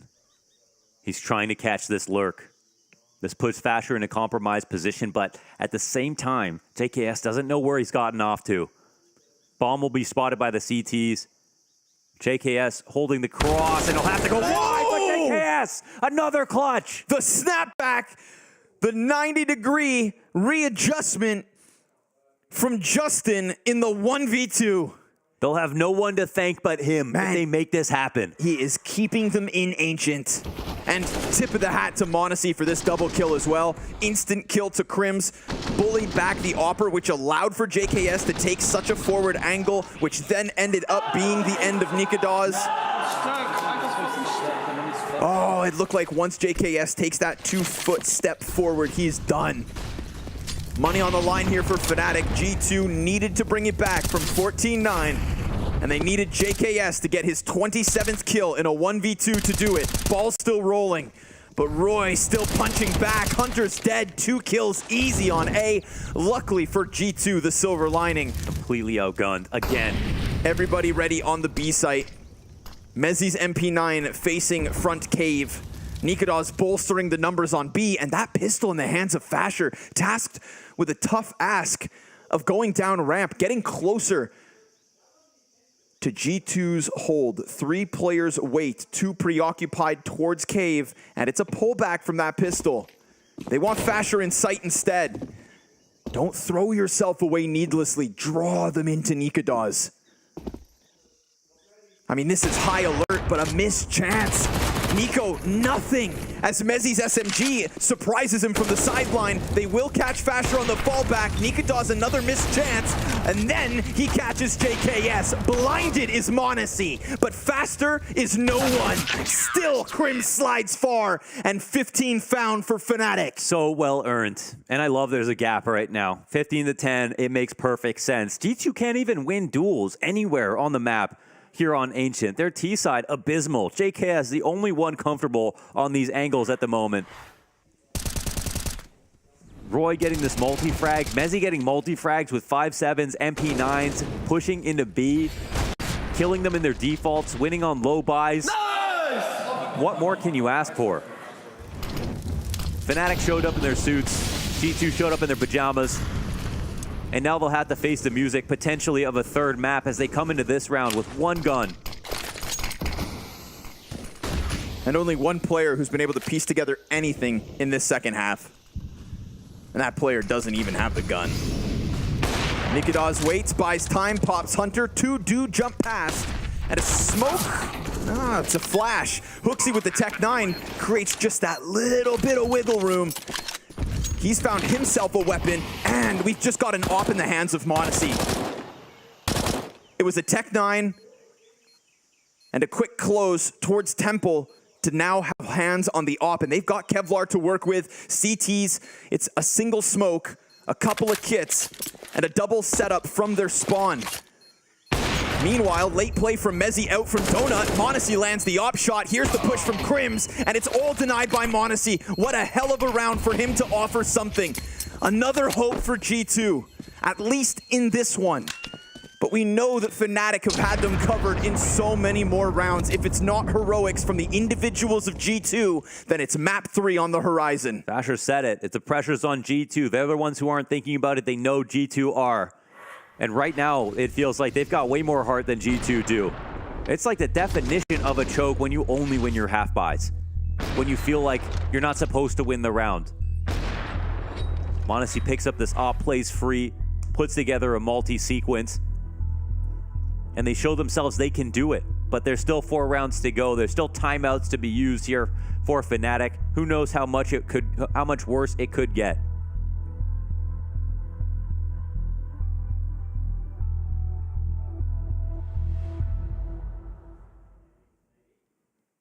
Money's not great for the CTs either, so now they have to deal with the same problems G2 did. The door is left ajar for G2's greatness to seep through. Are G2 that nervous? You know, obviously, JKS doesn't know what's going on in that regard. But we're seeing Nico, Hunter, both miss. Fast one. Not going to waste any time. Deagle of Fasher. There's two. Oh, he's been so good for these multi-kills. Nothing beyond that, but he's done his job. Put it up with damage on the others. Nico's caught his impact. Monte's been taken out of this. Suddenly, all of a sudden, there's that glimmer of hope. What? The eyes of Fnatic with no bomb down. Pistols swarm the site. They cannot afford to lose these. And yet with Monte iced out of the round with the smoke, they are going to fumble it. A push up to the B site that should have been theirs. And instead, it's Fnatic to push this to 3. You know, I wasn't calling it a choke for G2 and any of these maps, the O2 start or anything like that, but that was nerves. The sheer amount of rounds that were won without rifles, without armor sometimes, it's inexplicable. And Fnatic are right there catching all the disasters. It was 50-50 on Inferno, and that cost Fnatic, but now they've earned themselves a third. And G2 aren't playing their game. No, they're not, and we go to Vertigo, a map that we know Fnatic would happily take it to on this series, a map where I think more of these wild rounds, these force-buy wins can come through. We have ourselves a sloppy series. We have ourselves a nervous G2. But of course, at the top of that board is JKS, 27 kills. He was here to put G2 through this series 2-0. That's a massive carry wasted out of G2, out of JKS. Like, he bought them so much time. Literally, so much. Despite, you didn't even count. I literally have to take my shoes off to count the amount of ecos that G2 lost. And yet, still the game was that close. It honestly feel like it didn't have a single other teammate until Monte in the last 3 rounds. Honestly, ridiculous. I think the interview with Fasher, he was 100% right. He nailed it. And you could still lose versus a team like G2, but Fnatic are playing just good enough. Just good enough on a map that they like to play. That's where this series will end. G2 need to find that core, that stability in this series. They need to keep Fnatic at arm's reach. They need to post a CT side that they can be proud of, or else all of a sudden, we say sayonara G2 here in Paris. After the break, the final map between Fnatic and G2 with elimination on the line.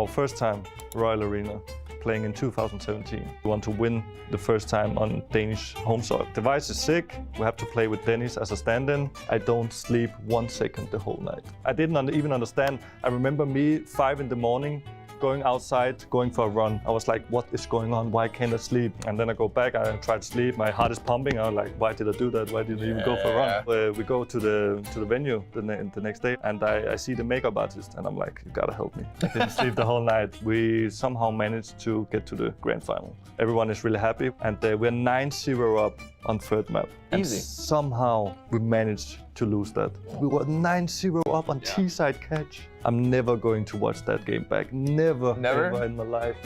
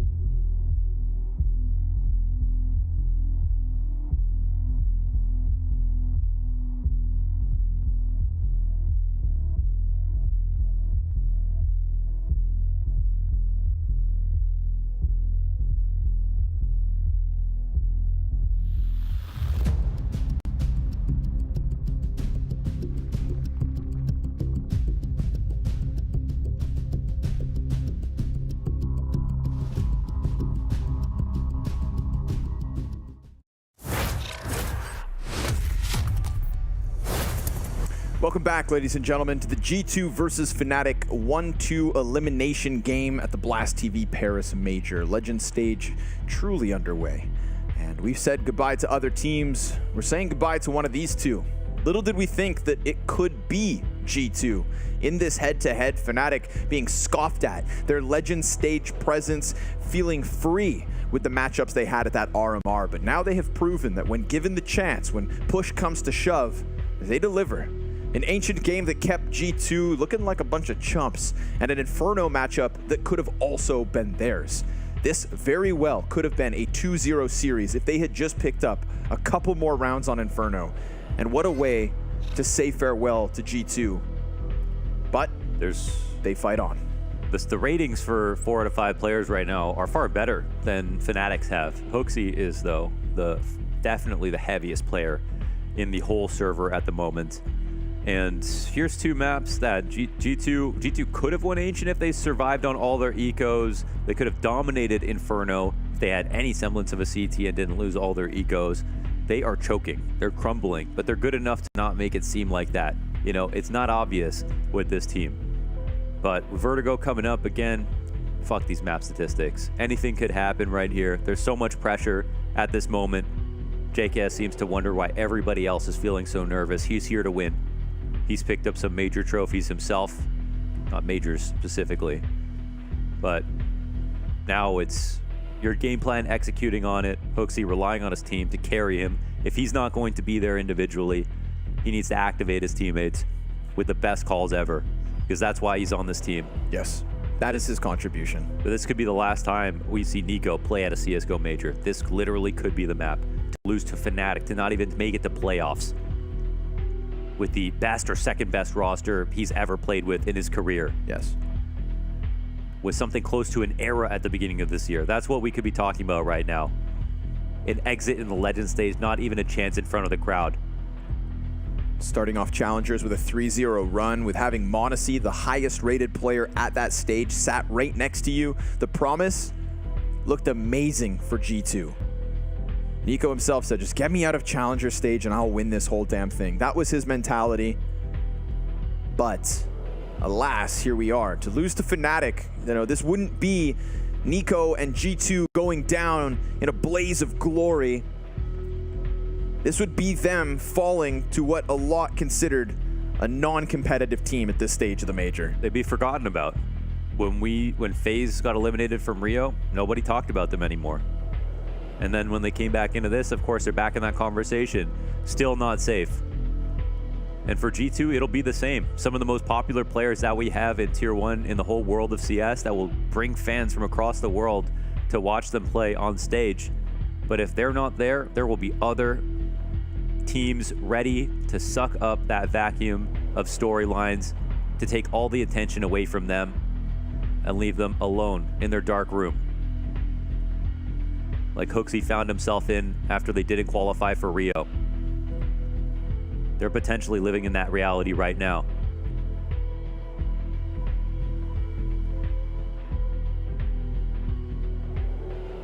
Meanwhile, you take a guy like Crims. He's got his chips. He's been here, he's done that, he's done it all. Yeah. He's hit higher peaks than every other player in this server at the moment. You know, I think Crims is a bit of a sleeper member of Fnatic. He's the guy that you want to put on those big stages, but we don't just get Fnatic there too often. A moment like this, an opportunity right now, he's not somebody that's going to get shook by the nerves. Roy, Mezzi, Nikadaz, and Fasher. These are players that are looking to prove themselves more than ever. And in that second slot, of course, is Roy. Roy is no stranger to top 8 at majors. Roy made his name, in fact, on that journey with Copenhagen Flames, becoming a star at an age that most players never even get a chance to break out with. He's doing it his way and dismantling HooXi's world, all while in that process. It's a daunting opportunity for both of these teams. We all wanted to walk into Paris and write the Cinderella story that would be Nico's first and only CSGO major trophy lift. Well, if you want to be the champion, you've got to play like it. Alongside the kid prodigy, alongside the best of Australia, who is inside the server, it's now or never, G2.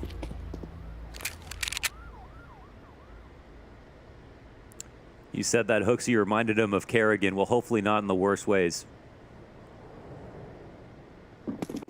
That nervousness shook FaZe in 2018 all the way down to the core, and it affected everybody's gameplay.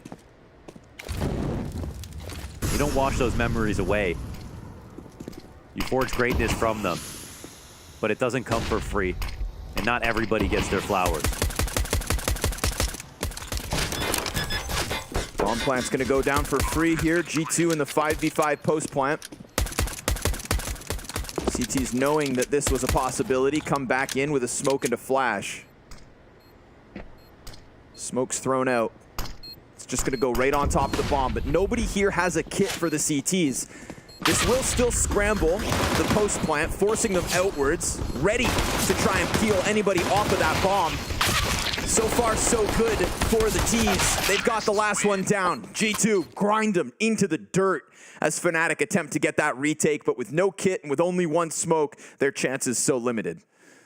3 T-side pistols, 1 in this series for G2. The game plans out of spawn have been fantastic out of HooXi. The conversions, however, haven't always been there. So job number 2, win the second one. Job number 3, have any sort of half outside of the pistol rounds.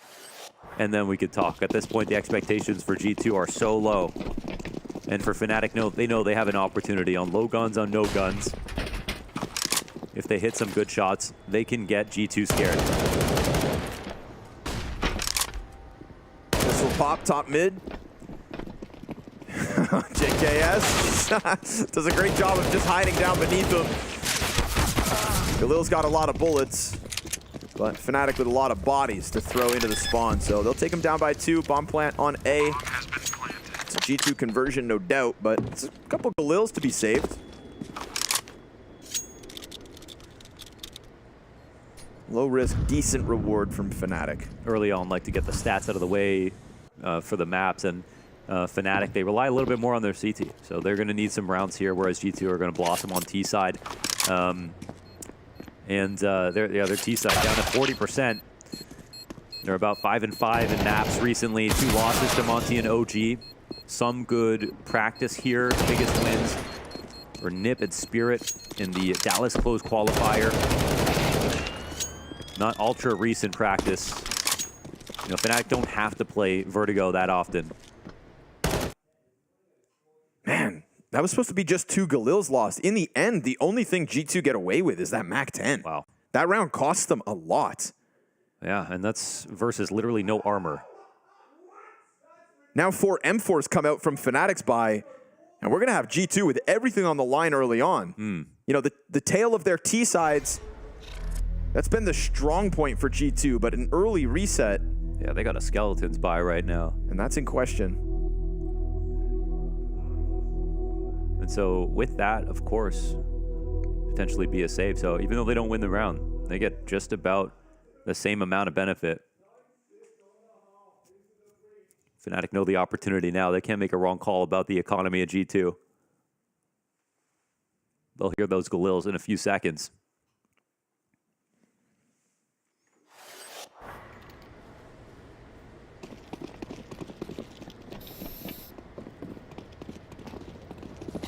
I don't think the nerves are just going to disappear. That was map 2. And things look wiry.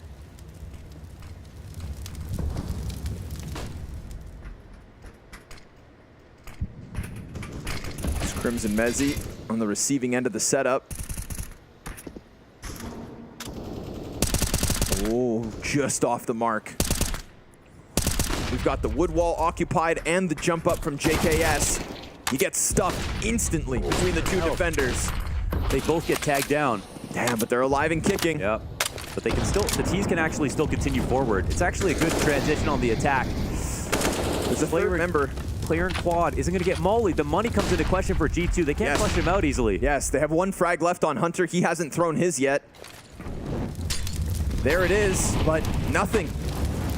Light utility, they can't finish off what was 2 easy duels. Crims continues to fall back. The quad player still in position. This patience out of Mezzi is fantastic, but does it still pay off? Yes, Hunter's dead. Crims comes out through the smoke. This is impact from players with 26 health combined. Those dinks are nothing but damage, negligible in the face of Fnatic. They hang on to that B site, and G2 gets stuffed. It wasn't a bad try, but you know, 2 players staying alive here with them both going down to 80 HP. That sucks. That molly pushed Hooksy forward. He didn't have a way to go back, and again, it's the low buy. They don't have the extra molly for quad to try to scale. They don't have the flash to help Hooksy get into the site on an emergency protocol. They don't have the extra smokes to create chaos. And that's because they lost 4 guns to USPs.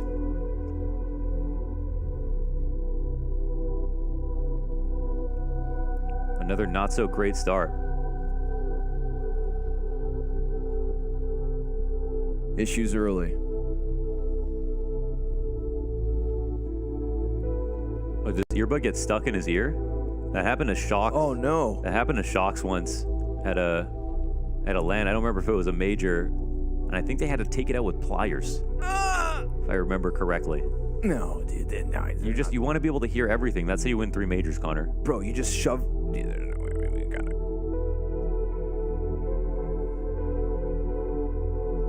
Oh, like a worm. Yeah. Once my friend got a fly stuck in his ear, and then he ripped off the back half of it, and it was buzzing inside of his head. What? Is it still in there? The doctor made him wait because there was a line. Oh my god. So we went to the internet cafe, played Dota. with a bug in his ear? And it was buzzing like while we were playing. And he couldn't play his role properly. But I couldn't really get mad at him because he was going through unimaginable horrors. But we still lost the game and I was upset about it. But then the doctor got it out. Man, he was never the same. I would go and crazy. I mean, I remember back in Rio, we were out in the ocean. I had a rogue wave smash into the side of my head, and just trying to fall asleep that night with water in my ear, I was going nuts. Just know that feeling like when your body is just off. Yeah. Mans has an earbud stuck in his head. Crims truly has seen it all. Yeah, that's playing to win. All right. Well, that was gross. The bug or the... All of it. Yeah. All right, back to Nico's final major here.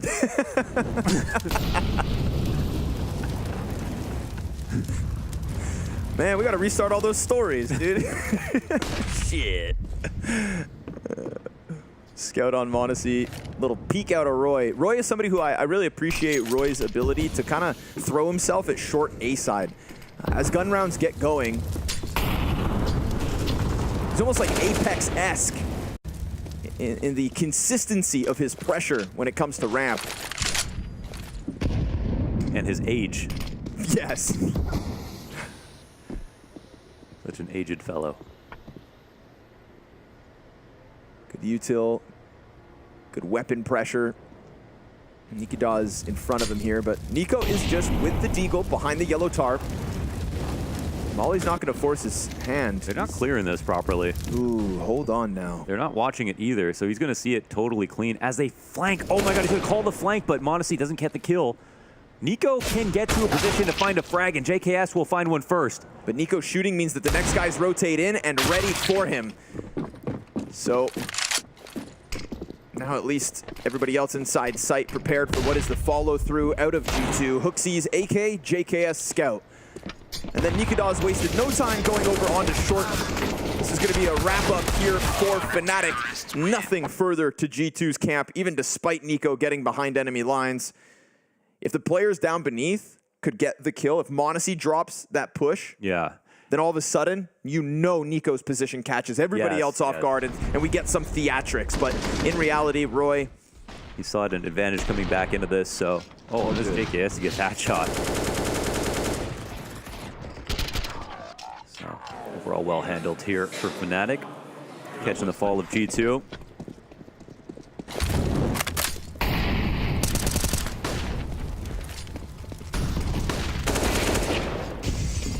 Down goes this one. Nothing for G2 in round 5. Imagine if Crims pulled the earbud out of his ear, and then a second one came out. Okay, yeah. From the Fnatic era? Mm-hmm. Yeah, it's just been in there this whole time. And he just put it in his mouth. Okay, stop, dude. All right, I shouldn't have. That's on me. It's like aged cheese. Oh, fuck. Oh, my God. One in France. One in France. Crunchy.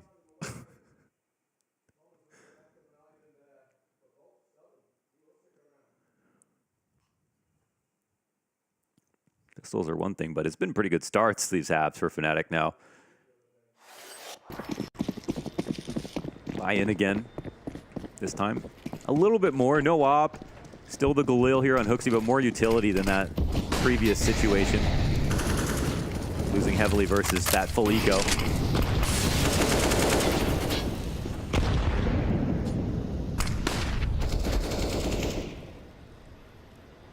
Ooh. Crims is ready. Uh-oh. Awkward. Oh, man. Damage on both. Oh. I mean, damage on 3, but everybody survives on the Fnatic side of things, and we're going to get all of G2 just trying to pounce into B. Mezzy smoked. They saw Crims. They saw Crims on A. So with full confidence, they dive this bomb site, and now 4/5 of Fnatic are on half health, and yet still they fight on. A jump around the side from Crims denied. Fasher pushes out, but Hunter ends it. Jesus. And there we go, G2. Fnatic just gnarly, throwing themselves at those fights. That's me after I watch one heroic demo. just W. They got so worried. I mean, they had Mezzi back gen. They knew G2 were on full commit. That definitely could have gone wrong from G2. Honestly, it feels like today they could lose rounds like this, but they hold their own, and the spacing isn't ideal, and the first kills don't come down for Fnatic. So a massive opportunity here for G2 as they close out and actually keep so many alive. Oh, Nikados right back to it. Nico down. Oh, that Molly nade combo. That's pretty solid. Yeah, Nikados out. That's that pressure Roy loves. Always content to take it to anybody who looks to challenge him on ramp. And I feel like killing Nico first, he's so ready to go. Crims catches Hunter. Fnatic are shooting right now. Yes, yes they are. And I think that's why we get that last round where they just try to charge through smokes. They've caught off G2 individually in other rounds throughout this series. But if there's one person that G2 have been relying on, it's the Aussie. And JKS flushes one out from back quad. Flanks coming at him though.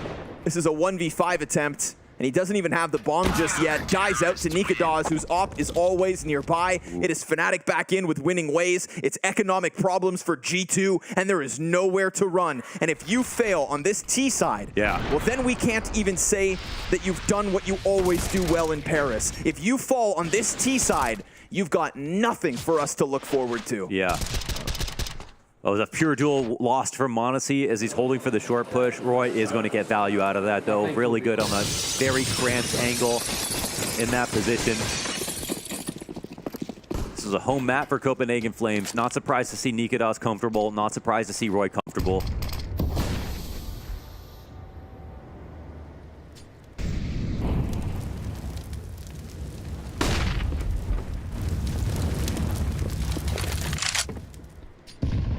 Oof. That won't help what is already a dire spot. Vasher gets a double with the util. Simultaneous kills and nobody here to get him out. Plus the assistance comes through from Roy. It's a slaughter on the anti-eco. Fnatic do have a quota to meet here, though. They do suffer a little bit on their T side, so down to 42%. So, I mean, this one's going to get topsy-turvy, but I mean, one thing's clear. It's not going to be dominant. G2 win a great round, they don't make a sequence happen. I feel like they haven't gotten any sort of rifle rounds back-to-back since map 1.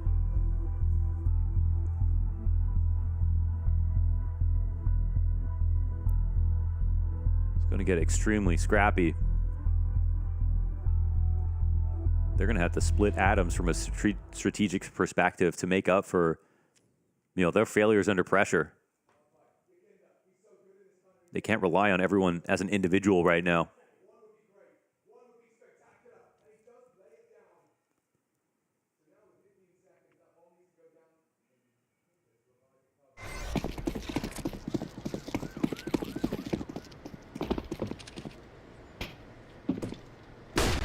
Walking the op top mid, Nikados. I feel like the pressure's been on ramp. Hooksy's not ready for this.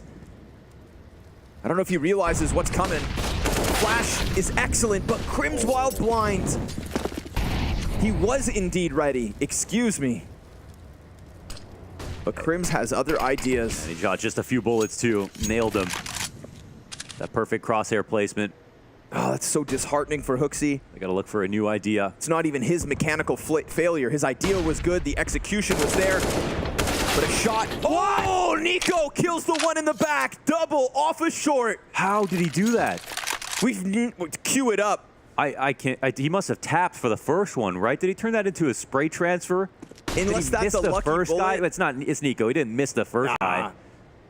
Now highlight reel ready. Man, he almost died just running up, not clearing short with that pathing, and ended up creating a diamond. That was insane. Don't throw this. I mean, look at the 4 players alive for G2. These are the 4 guys you can lean on. Oh, Nico. Because let's be honest, so far it's just been like the Roy and Fasher show over towards the A play. Nikados throwing in op picks here and there. Yeah, we had that stuff at B once. Yeah, we had an opening kill towards mid this one time. This is the first moment where Nico makes a name for himself in this head-to-head on a position that he will play consistently. Yeah. We need to see Nico. You know, we're all talking about Nico's last chance at winning a major, and I tried to kick off this series with that tale. Well, prove it. Do it. Now or never, Nico. Yeah. You know, I know you want to rely on Hunter. You've got the Prodigy. You've got JKS. It at the end of the day can also fall on you. That's the best team to buy you chances to have successes. Do it. And here's a moment where it's done right. The Crim's blind kill. I mean, his teammate's legs could have blocked that. Oh, wow. It's so fast. Jesus Christ, man. He processed that instantaneously. Okay, one big moment. That's something. In terms of reliability, it's still just all about JKS for me in this series. Like, he's like the only one I look to. I'm like, you're going to make the optimal play. You're probably going to hit the hard shot, and you're going to make a sequence, and you'll probably clutch. Those are all the things we're supposed to say about, you know, or for Nico's entire career. It's what you said about him exclusively, you know, and everybody else letting him down. And listen, you can't always pick the day that you're going to play your best CS, but over this 10-year period, you know, we've had a lot of chances, a lot of different teams, a lot of finals, a lot of pressured moments. It's got to accumulate in good performances in games like these. And that's period. Yeah, these are no the one's ones going to that feel matter it more than him.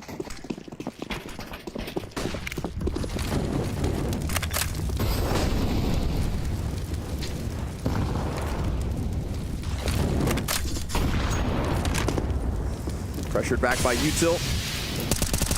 Roy, you see what I mean? Just happy to keep that pressure on. Smoke, smallies, nades, the threat of a Nico on the other end doesn't give a damn. And he is 10-5. He is the best player on this server at the A site right now.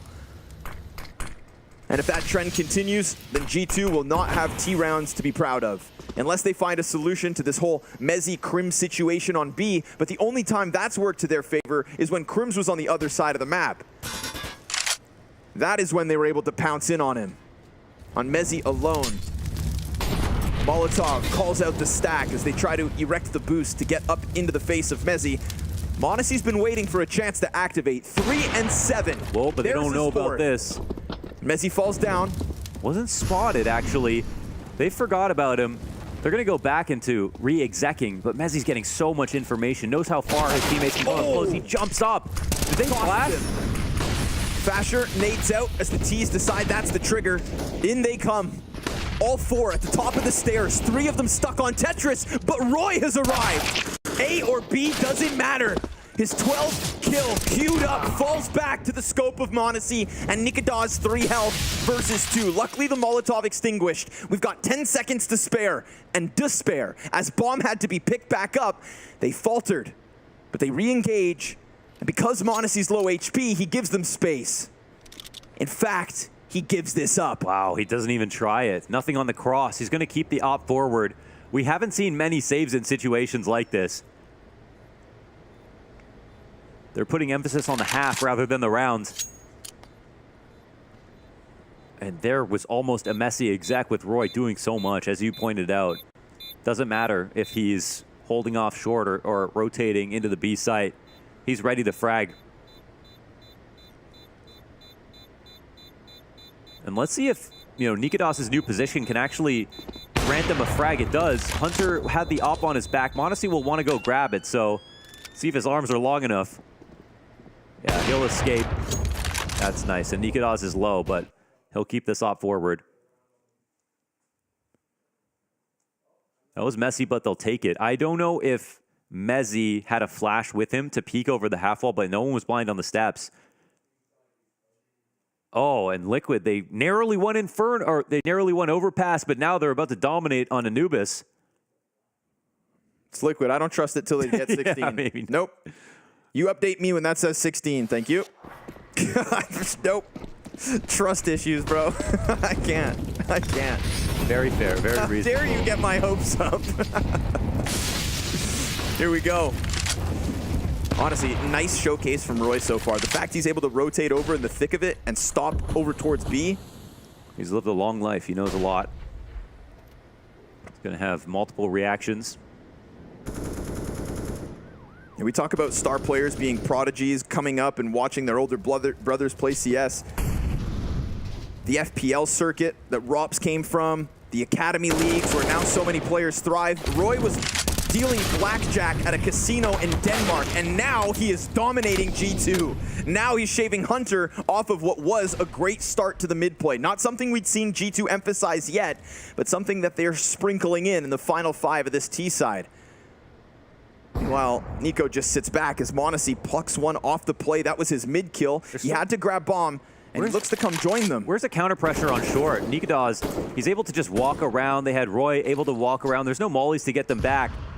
They've been testing it on dry peaks. Nikodas will be happier to live than take that opportunity. But not everybody's come over. Yeah, at 30 seconds now, a smoke can come down, but there aren't 2 smokes on the wall, so there might be a chance here for Nikodas to find an in-between play. Smoke for left side sight. That'll block off his angle. So now if they all approach from that end of the bomb site, Nikodas going to have a hard job of stopping plant. CT's also working with that last incendiary down at the 10-second mark. Nico comes through, a tap. Oh, 2! And then that entire bomb site's cracked wide open. There is Nico's moment of glory. Welcome to Vertigo. That's Nico's identity. And that's not something that's easy to do if you're feeling the pressure. So he's showing that bravado right now, showing why it's him. And another key play. And if that flash didn't work, that gets shut down because the molly is perfect for the smoke that came up almost 7 seconds before that. That would have been a naked plant, easy to cover for Fnatic. It could have been another tragedy for G2, but it's stopped by the flash and Nico's push.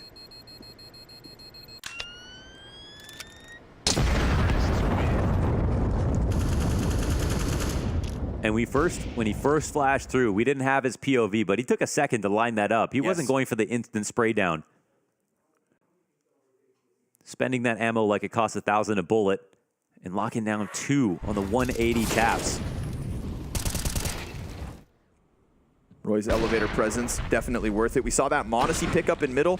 That to me is why they didn't really bite down on the 8th play, even when Nikodas was able to spot that player beneath him on short. Not everybody came over right away. Mezzi's still cautious that Monte's mid presence could have leaned into the B play. Look where it's left them. G2, they needed that one, and Nico does not drop his chance to shine.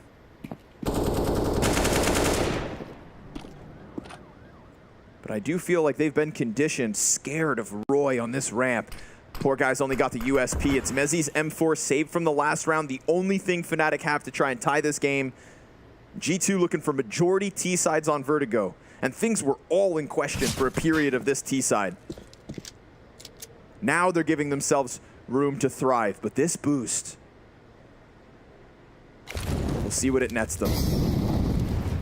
They might come in and try to clear this. We'll see. I feel like he's worried about it. Nico thinking about backing up slowly, but oh no, the molly comes down. He skips a step. And in doing so, offers up a gun. Roy's looking for it. There's no reaction right now.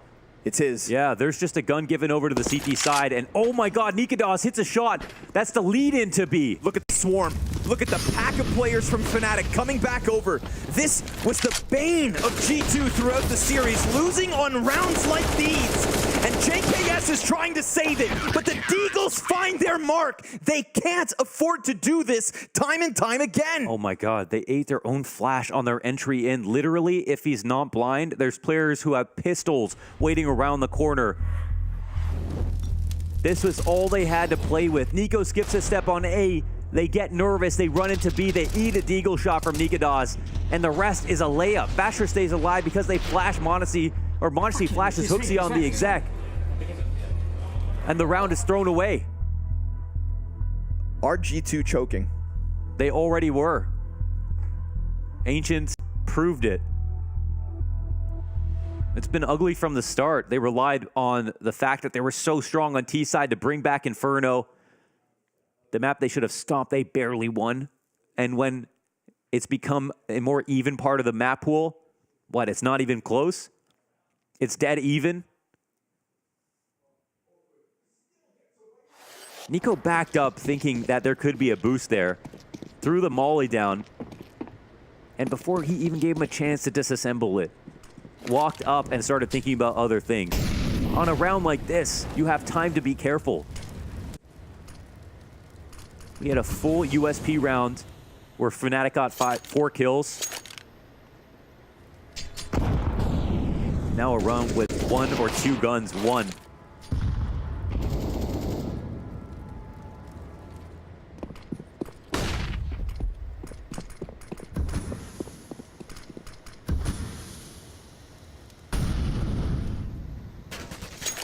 Now Nico has to do what Fnatic just did to him. Singular AK. Ooh, missed shot. Fasher there. Pick up slack. And the rifle's dropped. G2 were playing for majority rounds on this T side.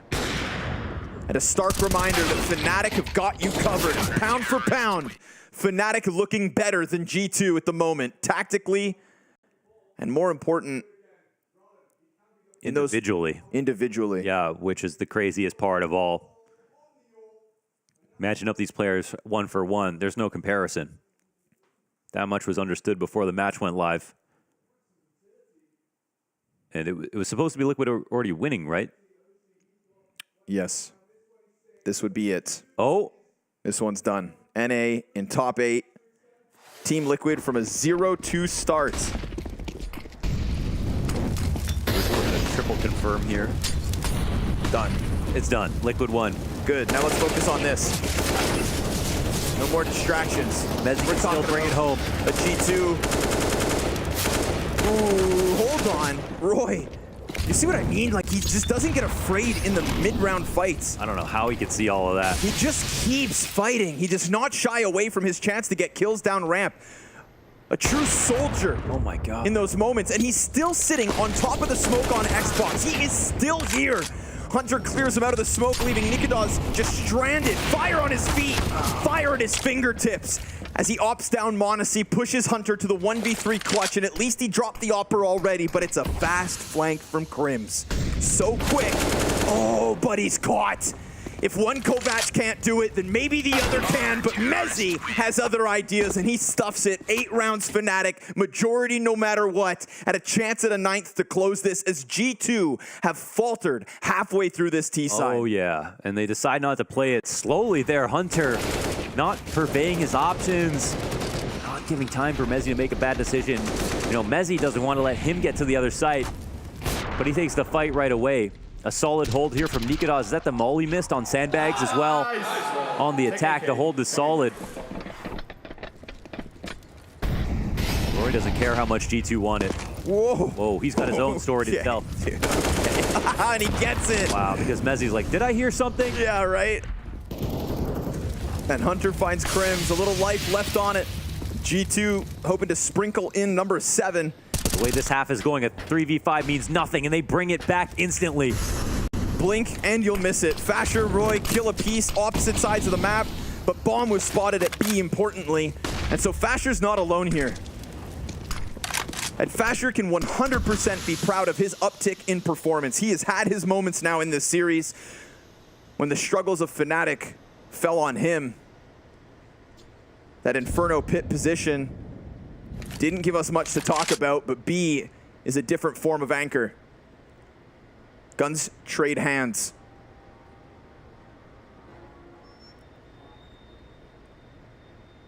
Nikodas waits.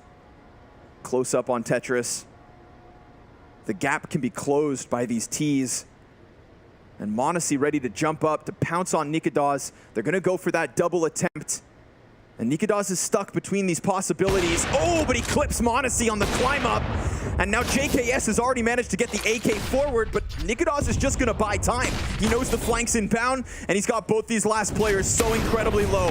Fnatic CT side is stellar. In fact, it's a shoo-in. 3 rounds the lead as this defense delivers. And this has to be one of the best CT sides that we get out of G2 in this Legend stage. Or ladies and gentlemen, you are watching the end of the Kovac.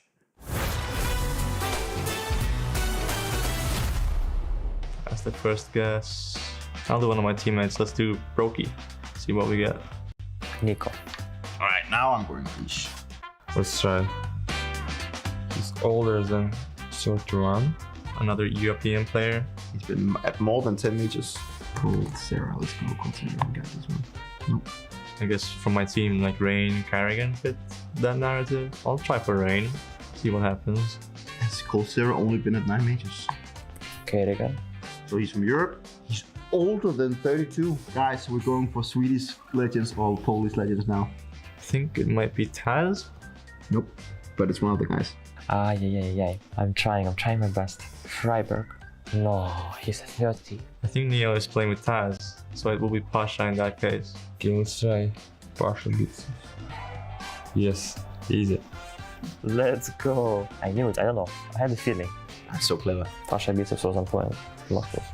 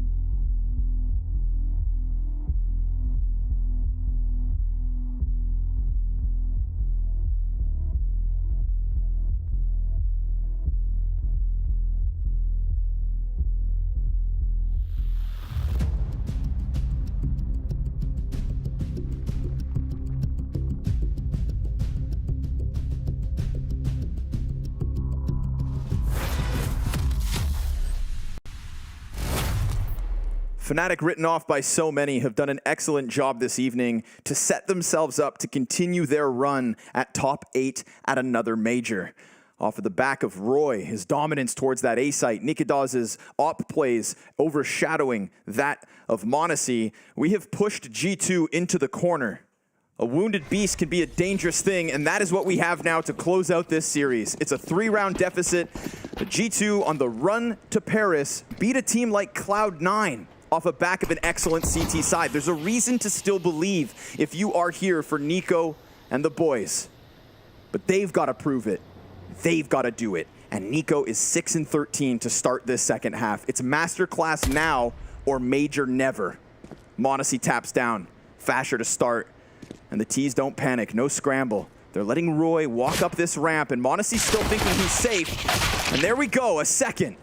Nico exchanges glances and damage, and JKS activates his flank, but Fnatic have their eyes set on that A site. Yeah, the pressure is just incredible at the moment. You could almost see Fnatic with odds in the 3v5 before the end of the first half concluded. And now 2 smokes up on the A site, 3v4, but a real good chance at this post plant. JKS found.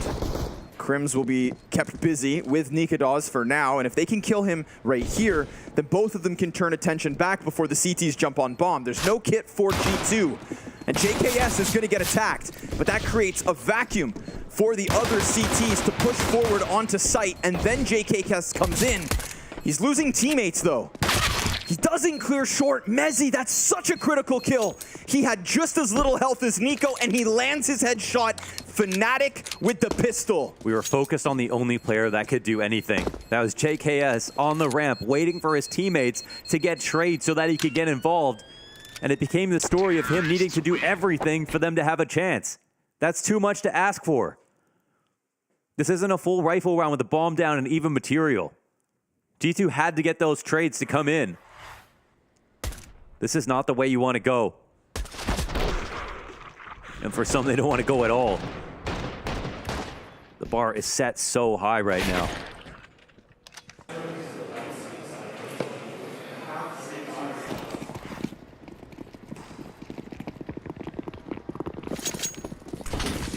That's not looking like the type of player that is ready to make a comeback. JKS, his expression one of frustration. He's doing his damnedest. But there are anchors on an individual level right now for G2. HooXi we've come to expect. Nico and Monte simply have to be better.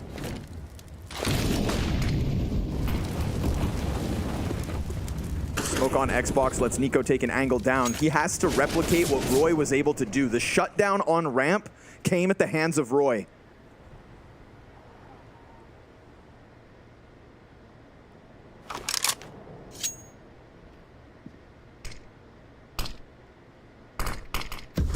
As Fnatic clump up in their entirety outside of this B site, they're met by another smoke. There is an additional one on Monte. If he can get it over here, he could keep them off. That would boil this one down to the 30 seconds.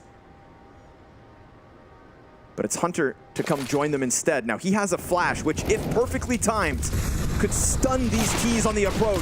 HooXi, instant headshot. There's a little, but it's not enough.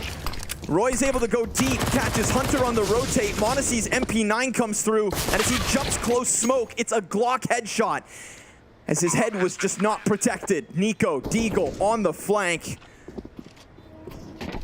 He'll catch them off guard, sure enough. A glorious moment for Nico, but no third. Mezzi makes sure that this one goes the way of Fnatic. Wow, there was a chance for the stars to align right there, but Fnatic narrowly void another disaster. One that G2, it feels like, would have lost themselves in that position based on the rounds we've seen today. It's good damage and all of that, but that's hardly the point in this match. The only thing to talk about is the pressure. It hasn't been this apparent to a G2 lineup than it has in so long.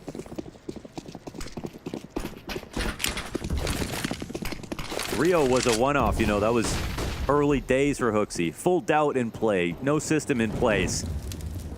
As bad as it felt for him, there was sort of an excuse.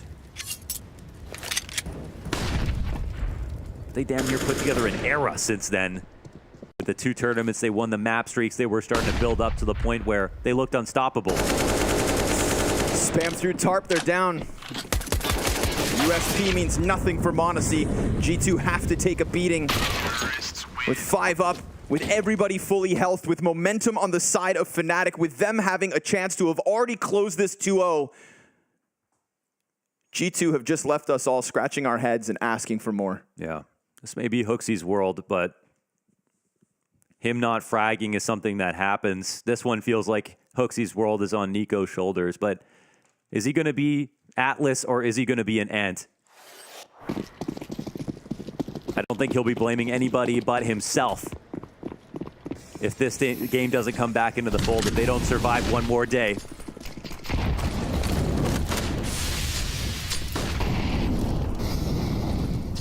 A full rifle and what may be one of their final chances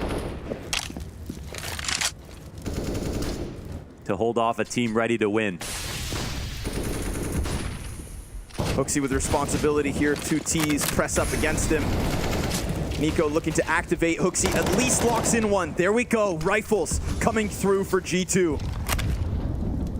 On both portions of the map.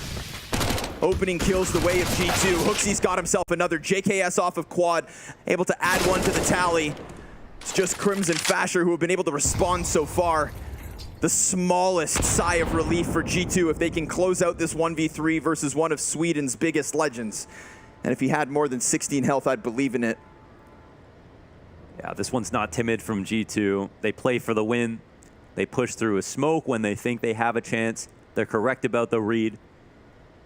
The hold on B side is there. Fnatic go, okay, that's a good round for you. 1 rifle. When's the last time you won 2 in a row?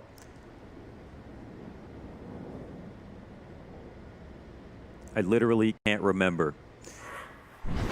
Crims with the 1 AK will have a chance to save in this position. Looks brave in the open ground of middle. But there's a reason for him to be brave, even though his individuals are as bad as they are right now, right here, with the pressure on his shoulders. When qualifying for Paris, when beating Cloud9, considered one of the best Vertigo teams in the world, it was HooXi top fragging with a 1.58 rating in that 16-6. Nico right there behind him. They started that stomp on the CT side. And they're trying to put the comeback up right here with the same set of tools.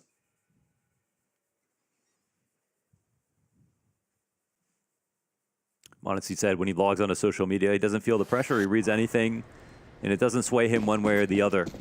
And we've seen him be a pillar on this roster in big moments. He hasn't succumbed to the pressure almost ever, even in the worst days for G2, and had an incredible rookie year. And his story may be just getting started, but we know what happens when you lose a good chance. We saw Nico in 2018. You never know when things can go south. Gotta strike while the iron is hot.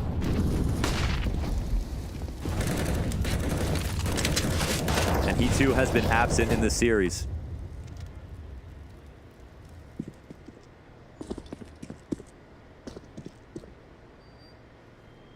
MP9 not much of a match for the two AKs waiting on the other end of that smoke. He had no more util to play with, so he's going to bank on Monte's utility at the minute mark. I think Fnatic's T side so far has done a good job of keeping options open. They've walked out middle, they've dominated ramp, and at this moment they're setting up two players outside B, but JKS peeks into it. And if JKS can completely lock down one side of this map, then that's going to keep pushing Fnatic into these waiting hands of Nico and Monte on A. The layout has been set. The positions cemented. And the chance still belongs to Fnatic to crack through. Nikadas clears out Nico first, but the trade's right there from Monte. 2 stars, tethering. And a double man advantage, as Fnatic are going to have to concede this one. Yeah, might be a quieter exit to this. We'll see if they continue forward, but the position's too good here for G2 between HooXi and JKS on the back of the site. Oh, hold up. Both end up dying, still 2 up here for G2, and all they're worried about now is round wins. I think anybody watching this game has full trust in JKS to do his job. And as the B defender, there is a ton of pressure. That's a position where you're going to face a lot of solitude, not much support. Nice. Rotations need to be absolutely perfect, and things can't go wrong at A. But you know he's not going to play his angles wrong, but margin for error is the big deal. It's a big story. Fnatic's entry pack has been pretty great to watch, honestly. Oh my god. Okay.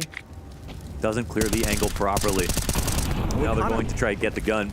We saw those little moments being skipped as well when Nico was on T side. That one time he gets caught by the boost, throws the molly, but doesn't give it enough time, doesn't keep an eye on it. Yeah, he's not multi-fragging. He can't be skipping these steps at the moment. At least this time he recovers with 1 kill, but now there's pressure on JKS. That's okay. He'll thrive within it. Measly pistols dispatched of, and a stoic Justin Savage mows down an attempt from Fnatic into his bomb site, but that bad boy's been closed this entire CT side. Yeah, but he's going to be there and do his job. We know that. I think he's going to fail very few times. If he does, however, it's just everything's just resting on a hair trigger right now for Fnatic. They could explode at any moment and take over, looking to crush the money. Second timeout called here this late into the game because things have gone so well. We've had lots of time to talk. We've won Eco's rifles.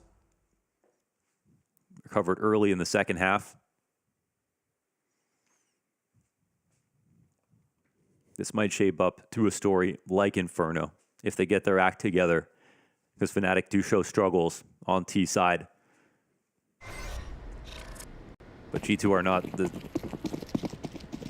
the same as T side Inferno on CT Vertigo. That's not the same. Whoa.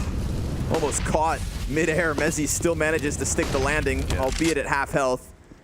Now less than. Still a nice play to make because you cheat the sort of B control early, especially if there are going to be CTs running down the steps. Yeah, you see the bit of panic, it kind of sinks into the minds of the CTs. But Hooksy's just going to keep dumping util, and that actually pulled JKS further back.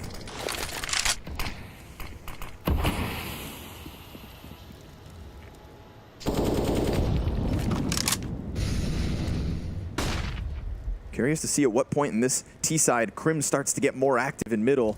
We've seen him and a teammate come around mid a couple of times, met by Hooksy's presence. But right now it's Roy. Roy versus Monte on short.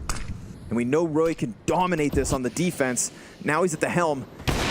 Monte's gonna hit the first shot, jumps around his two teammates. That boost should, I was gonna say catch them off, but they quickly disassemble it. A lot of bodies spotted, so justifiable stack stays here, locked in on A, and they're pressing up. Hunter at the bottom of Crane, off the flash, catches faster. Mezzi right there with him. It's a double kill out of Hunter. It's a confident press out of G2, taking the fight into Fnatic as they slowly crept up ramp. And now a triple man advantage bodes well for G2, brink of double digits. CT side soaring forward, reclaiming rounds ever since losing pistol in conversions. Hunter finds yet another, and that flank is hot on the heels of Fnatic. G2 are starting to slot into their groove, and if you give them momentum, then you find yourself with problems. Nikadaz, no freebies, no exit. Oh, waiting for time. Hooksy, he'll get him. Wow. Oh, the ultimate punishment. And a shining moment here for Hunter, who hasn't had that many either. Again, I'm going to say, as JKS is the star player of the team in this series. Ratings show it across the first two maps. Consistency here in the third, all the same. But Hunter activates, lays the hammer down. And this is a push brought to you by getting the opening kill before this. It warrants a flash push on the A ramp, which sometimes can be a tricky thing to do or rely on. Fnatic will be on pistols. G2 put together 2 rifle rounds in a row. That's actually a change.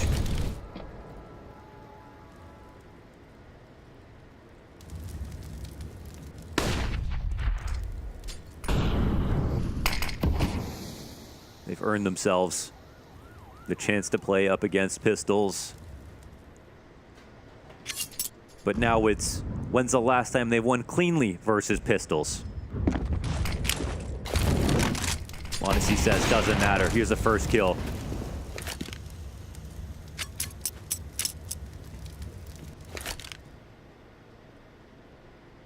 If you missed the first 2 maps of this series, these were the kinds of rounds that ended up costing G2. These are the buys that Fnatic thrived with.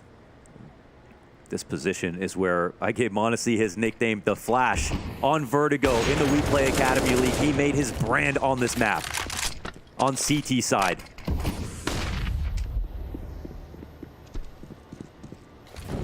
Now he gets to do it with Nico next to him. And Nico, who's on the comeback since the first half. Another smoke for Xbox. Opens up a road for Fnatic to press closer. If they can get the pistols just close enough, if they can get that bomb down by some miraculous moment, because right now it is Nico and Monte, and the rest of G2 very far from sight. But Nico has caught wind of this, and with the flash, he offers the tap to Fasher.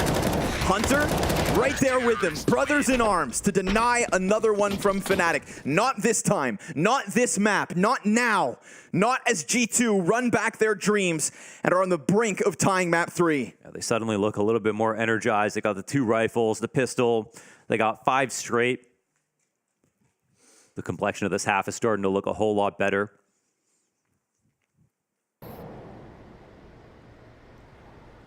And for Fnatic, they have a lead.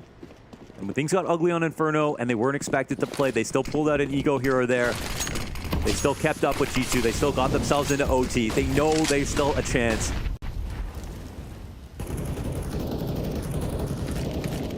It's not going to be pretty, but it never was. No matter who wins. Ready to take their chances on ramp yet again.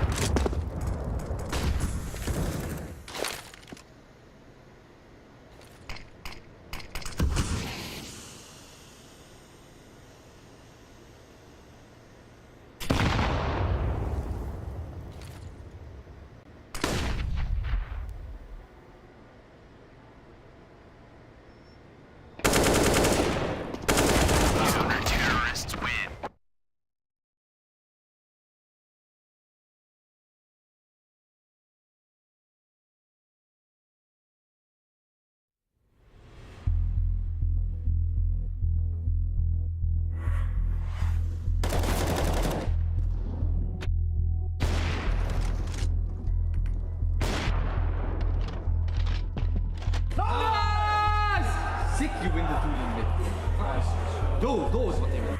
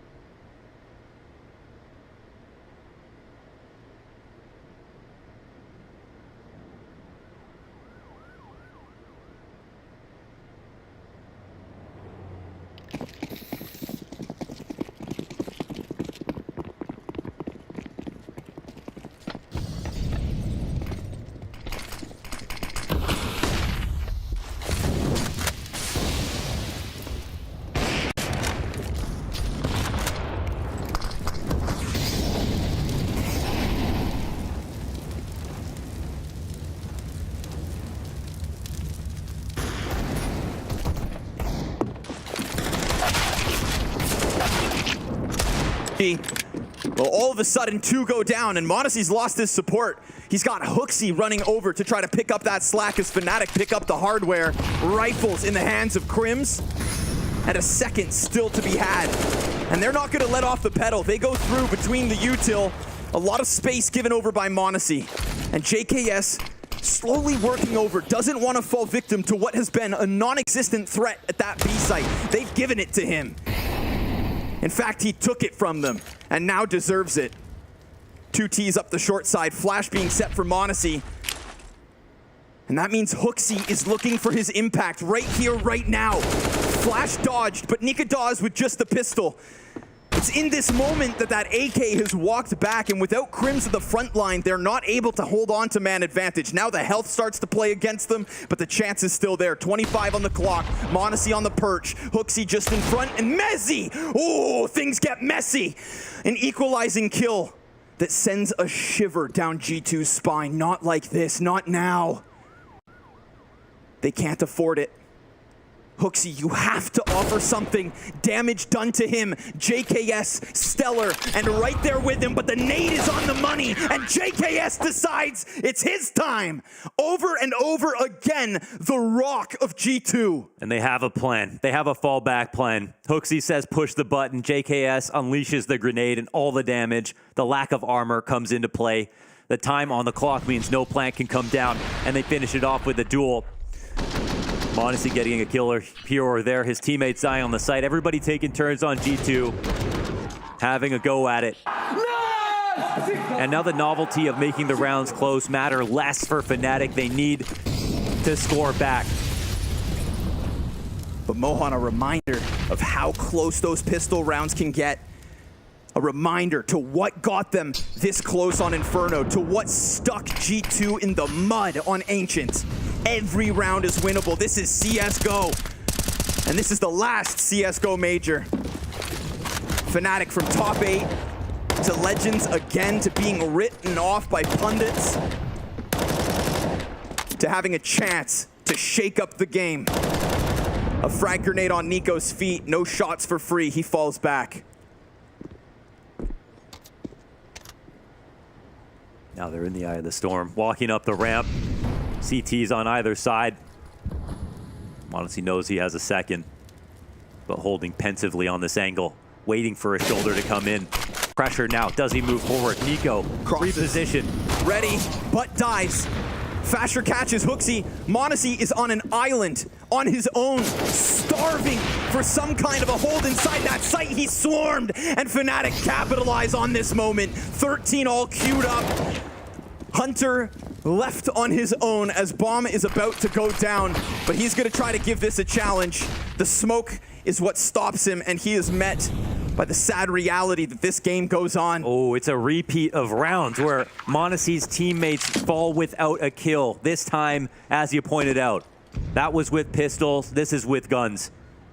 Fnatic finally put an end to the streak, tie up once again. And that is also the struggle of having to make such an enormous comeback. You give your opponent so much data, so many chances to just make something work. And they're finally starting to fit the puzzle pieces. Fnatic took this chance on Inferno to take it to overtime. Despite G2 looking so flawless on the attacks over and over again. Now the map is switched and the sides are switched, but the energy stays the same. 3 rounds away from elimination are one of these teams. They live in that reality. But who's thinking about that more, and who's thinking about what they should do next in the next round to play their best game to win? That's the team that's going to do it. Mezzy on one side, Hooksy on the other. A battle of up-and-coming minds. One with maybe more to prove. But one as the only from his region.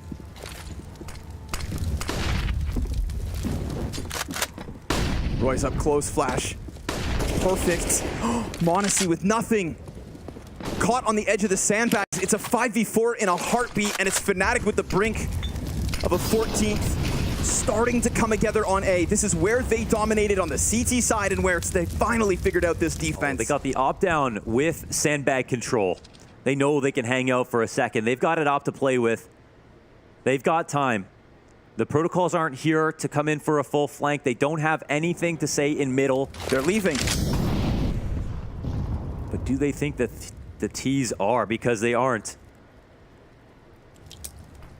Playing retake in this position is going to be impossible. They have no utility to work with. They have no op at all. They've got nothing but Nico on the bomb site. That is it. That is all. And Nikodas gets to his perfect position. I don't think G2 are even going to try this. I'm not going to lie to you. Running a risk by just sticking around. They're going to need all the money they can in the next one. This game's going to go the distance. And they're still here to try and fight, but not a piece of util for the retake. They're going to go with what they're supposed to offer most. Talent and aim. And Hunter's the only to claim a kill back as Bomb's already down. Hooksy's got the kit, and they continue to stick around. With Nico being dead, this is over. They may not realize, but this is over. This is Fnatic back to the lead. 14 locked in. And again, they can convince themselves that they have what it takes on A. Fnatic see the road to victory. Absolutely. They figured it out. They've synthesized the data so far in this half. It took them some time, but all that matters is these final few rounds. And they touch 14. Death's doorstep for G2. They save and they have enough money to buy again. Monte, another attempt to op. But Nico and Monte cannot take turns dying on the A site if they want to stop G2. No. And G2 had no problems with a consistent rifler fighting down the ramp in Roy. G2 looking to just follow in their footsteps. 3 out of 4 timeouts called. It almost feels to me like G2 had more success on A when they actually took the fight, when they confidently took the fight. Now they're just half-ass peeking behind sandbags, kind of falling back by, I know you don't want to run risks, but no risk, no reward. And Fnatic are capitalizing on that timidness. You're absolutely right. Here's Monte off the right side of sandbags. On his own. No other pressure, no one on shorts. And then Nikodas takes his position and makes a better cameo. Steals the show. Fnatic, 2 to go. Now Nico's gonna take the fight. Oh, but tagged. Bullets and nades puncturing through. Crims kills him. He's the lone man on the attack. Again, they try to take something, but with the smoke in front of Monte, he offers nothing to the hold. It is Nico watching from the sidelines. His dreams in the hands of his teammates, and Nikodas just rips them limb from limb. Every step of the way, it is death and decay for G2, and it's 15 queued up for Fnatic. Hunter comes over, trying to save the dreams of his brother, 2 cousins, the Kovac, who wanted that major trophy so bad from childhood till now, thinking maybe, just maybe, Nico's 3rd time would be the charm, but that 3rd time isn't even near. 15 Fnatic, convincingly up that ramp yet again. And that's all we get from Nico, overstaying his welcome down there on the ramp into dying without even getting a chance to shoot back. And this entire time, JKS has just been stranded on this B site. He started the CT half by putting up instrumental kills and holds on one portion of the map, so much so that Fnatic have been filtered over towards A. And at A, they've thrived. And Nico, 1 round away from joining that short list of players, him and Guardian, from that 2018 FaZe lineup that everybody expected would one day get it, would one day figure it out.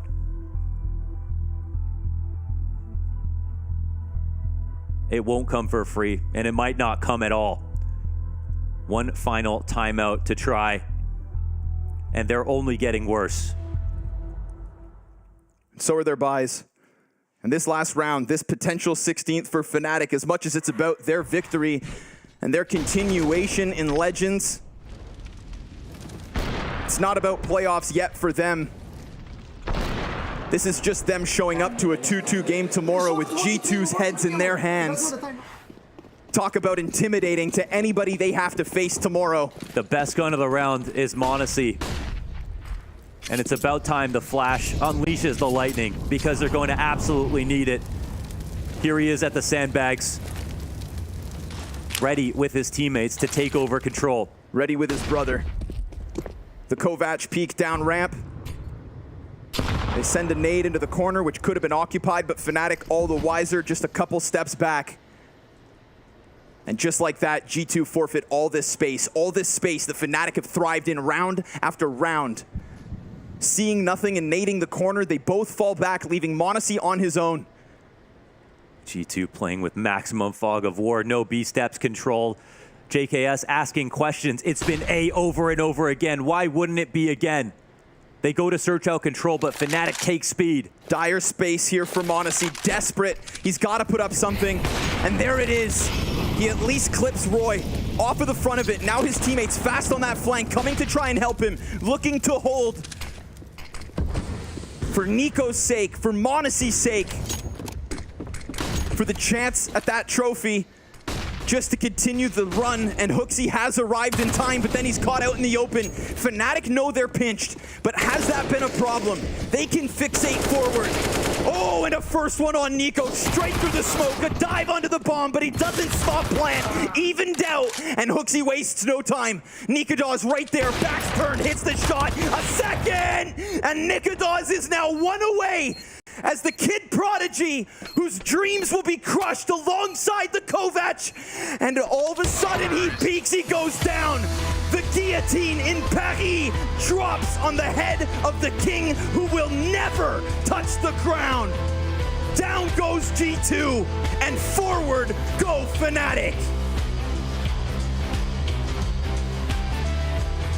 Head in hands, the unbelievable storyline takes place. Every man's nightmare, but maybe no one's more than Nico's. The last run at the final CSGO major ends before the crowd in the Legend stage versus Fnatic. And the finality of this major sinks in. No more tries.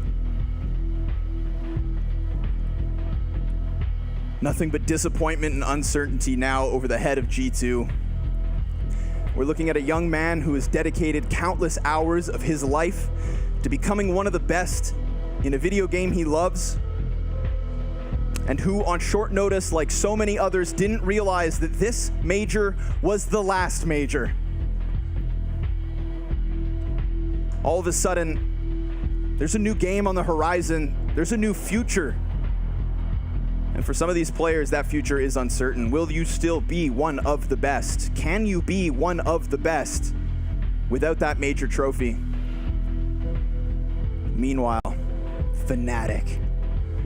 Yes, this is a moment of glory, but it is also not what you want. You have yet to meet what you set in Rio. Top 8 at the previous major, written off in the quarterfinals and dispatched of by who? The major champions themselves. We don't talk about Fnatic in Rio because the fact that outsiders outshined them so badly. But they are one best of 3 away from trying that again. Unfortunately for G2, it's over. Banks, take it away. Nico, we know how much this means to you. We know how much this loss is going to sting for you as well. We obviously did the pre-match interview, and you said you felt like you guys were better. When you look at the stats, you look at the numbers, G2 are on paper better. Got off to a slow start in Inferno, did get the win, but what was missing for the rest of today? Honestly, I have no idea. The game was just very high pressured, and I cannot think of anything what went wrong right now. They played really good, I think. I think their adaptation to our game was really good, and I don't think that we managed to adapt to their adaptation. And yeah, I mean, on Ancient, they were just clearly better. And then on Vertigo, as I said, they adapted really nice on their T side. And yeah, I don't know what happened, but yeah, it is what it is. They played good, and props to them. When we look at the Veto, though, right, you mentioned Vertigo. Were you trying to throw them off rather than go for what we would have expected Nuke to come into play? I mean, yeah, the thing is we expect them to pick Vertigo and for Ancient to be the last. And we just had the thoughts like we're already prepared for Vertigo. So that's the only reason why we left. And yeah, and maybe people can say that like we lost because of the Vertigo. Maybe we had a higher chance on Nuke, but the loss is a loss. It is, mate, it is. Now, you are one of the players where the fans, everyone in the game, they mention you as a player not winning a CSGO major, yet you're one of the greatest players we've had. We think of Boston, we think of Stockholm coming so close. Is there anything you want to say to just close out your journey within CSGO? Nothing really much. Obviously didn't deserve any of them. Was close. Many chances has slipped away. New chapter starting in CS2, and that's it. That's what it's all about. Nico, you're a legend. Thank you very much, mate. Back to you, Scrawny and Launders. There is no denying that Nico is a legend. Yeah. And I can only hope that, as he said, a new chapter begins, full focus. With every loss comes more hunger. But unfortunately, this is it for G2. This is it for the run of the Kovac cousins. Monte better hope that he can put in as much time for Counter-Strike 2 as he has on CSGO. I mean, a wonderful story from him, and honestly, I think JKS goes under the radar, but JKS deserved it today. Yeah, he was no questions about the way that he was playing. You know, it's got to be hats off to JKS for what it's worth. But as a team, too many things went wrong. Didn't expect it to end this way. I'll put it that way. You know, there was a chance G2 could go on to play NAVI tomorrow or some other team. Definitely. You know.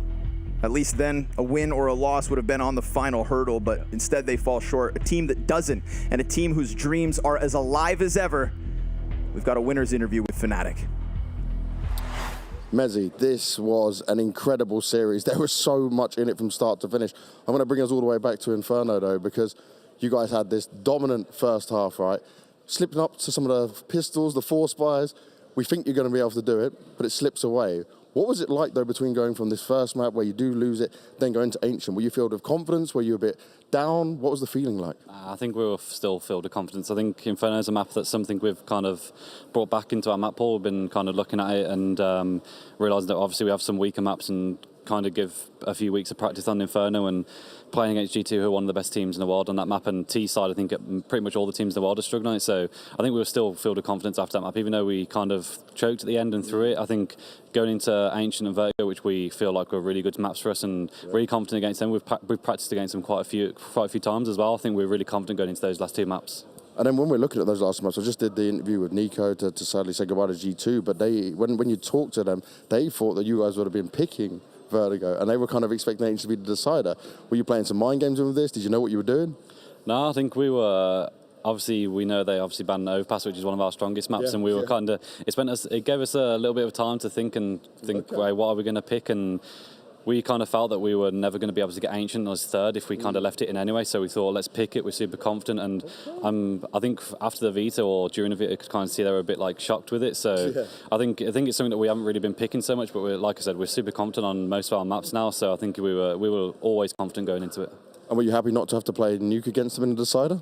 I mean, I was kind of expecting it, to be honest, because they got the choice, and I think maybe they got a bit lost a bit of confidence after the last time we beat them after their streak, or maybe because we get to start CT side, maybe they weren't looking to actually play Nuke, which is a pretty heavy CT side map, and wasn't wanting to do it. So I think I was kind of expecting Nuke, but really happy with Vertigo either way. And just lastly, top 8 when it comes to Rio, close to top 8 here once again. You feel you're ready? You feel you can do it? Yeah, for sure. I think, like I said, we've had some rough games, and like the 2 losses we had, we really feel like we should be winning them, or at least closing like a lot better. So I think going into our final game now, we're like really confident and know that we, against the better teams, are really showing up. Like we said, we're against G2, maybe not showing the best form, but we know how good of a team they are and the individuals they have. We know we can step up to that level. We just need to make sure we're doing it against maybe opponents that we see maybe not as on our level, but we really need to step up against those type of teams. Well, you did it so far. Let's see if you can do it again. Thank you very much, Mezzy. Well done, mate. Back to you, Scrawny and Launders. Thank you, James. Thank you, Mezzy. Yeah. You know, I think Mezzy is somebody who, if he's off your radar, you forget that he's very well spoken, and I think he's very well prepared, and I think he's somebody who has now proven himself capable. Yeah, I remember leading troops. This is the player that Henry G, way back in the day, gave him his first shot to play on a tier 1 team, and he showed me demos of Mezzy, and he said, look at this kid. He knows the lineup for every single piece of utility. He's the most versatile player coming up in the UK. All his teammates said he's a joy to play with. And then he kind of naturally, as the guy who's good doing research, good aim, comfortable and confident and always well prepared, goes into the IGL role and frags as an IGL too. And now is creating quite a story for himself. Really impressive stuff. You know, there was no questions about him during this match. I think that Nikodas and Roy are somebody we have to talk about throughout this third map of Vertigo. Roy dominated ramp, and that started off with his own CT side, peaking consistently off of ramp at the base of Crane. You know, the tethering between the players, it just felt like anytime G2 tried to go up ramp, they were met by 3. It felt like every time that Fnatic went up ramp, they were met by 1, and then another, and then another. The spacing. That's not how G2 play Vertigo. That's not how they play Vertigo, and that wouldn't happen in any other circumstance. You witness something that could only happen today, and that's what G2 were trying to avoid at all costs. Whether it was the calls to have those setups or the individuals shying away from taking the fights they knew they needed to take. Either way, we got a unique G2 that ended in tragedy. That we did. We see the tale of David versus Goliath, but up next, we can't forget another best of 3 here for the B stream. It's just me and Mohan taking you guys through the rest of the evening. So next up, GamerLegion versus Apeks, a tale of David versus David. In North America, we had a thing called the do not peek bat. You know, it's a baseball bat. It was written do not peek because that was our biggest problem in North America, was over peeking, re-peeking. And then that guy would walk up and down the aisles of the LAN behind their team to make sure that no one would peek and re-peek again. Did you guys have anything theatrical like that at the Danish local LANs? We have a thing called Cockyo Crash chocolate milk. Oh, yes. I love that stuff. I get it at the Netto all the time. Pretty good, yeah. It's a competition. You have to drink it as fast as possible. Did the handball players do that too? I don't think so. It's a CSGO thing. CSGO thing. And then you see all those guys at the LAN events. I didn't compete in that, but a lot of people did in Denmark for those LANs. That's a pretty big thing, I think. Then you go through, and if you're gonna win the competition, you have probably drinked, I don't know, 6, 7 Cocktails. Okay. So you drink that as fast as you can, and then you try to win the match? So hopefully you're not lactose intolerant. No. Oh, it must have been some smelly lands. Well, 2 competitions going on at once. It explains how come Denmark got so good at competing. Yeah, Cocktail Crash. Yes, exactly.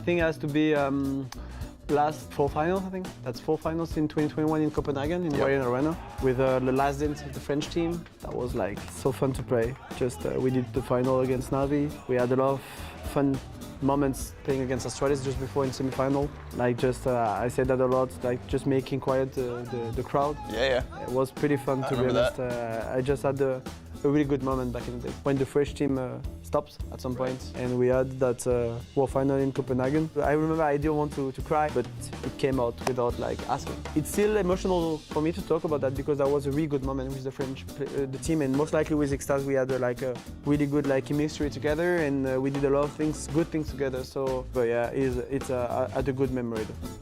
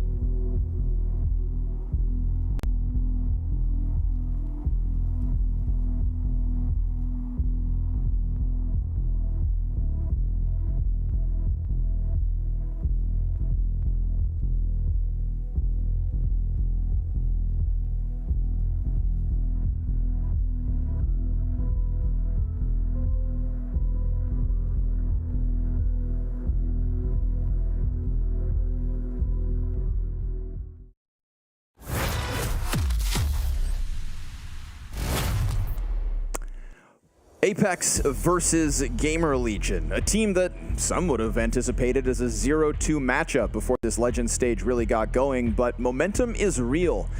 The prospect of a couple CS legends bouncing back. You know, Jacob, not shy of top 8 performances. He's got that in his back pocket. That's kind of what we look at when we talk about Apeks. So was Nico Connor. Too soon. This hasn't resonated with everyone yet. We can't pretend. Okay?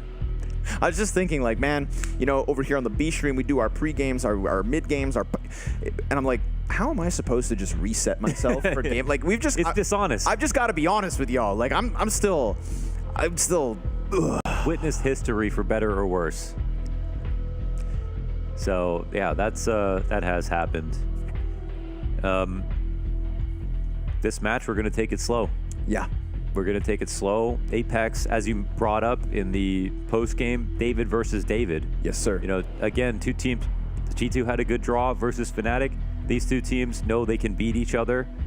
This is something where it's going to hurt equally as bad if they don't win it, if they don't seize this chance. It's a 2-1 opportunity.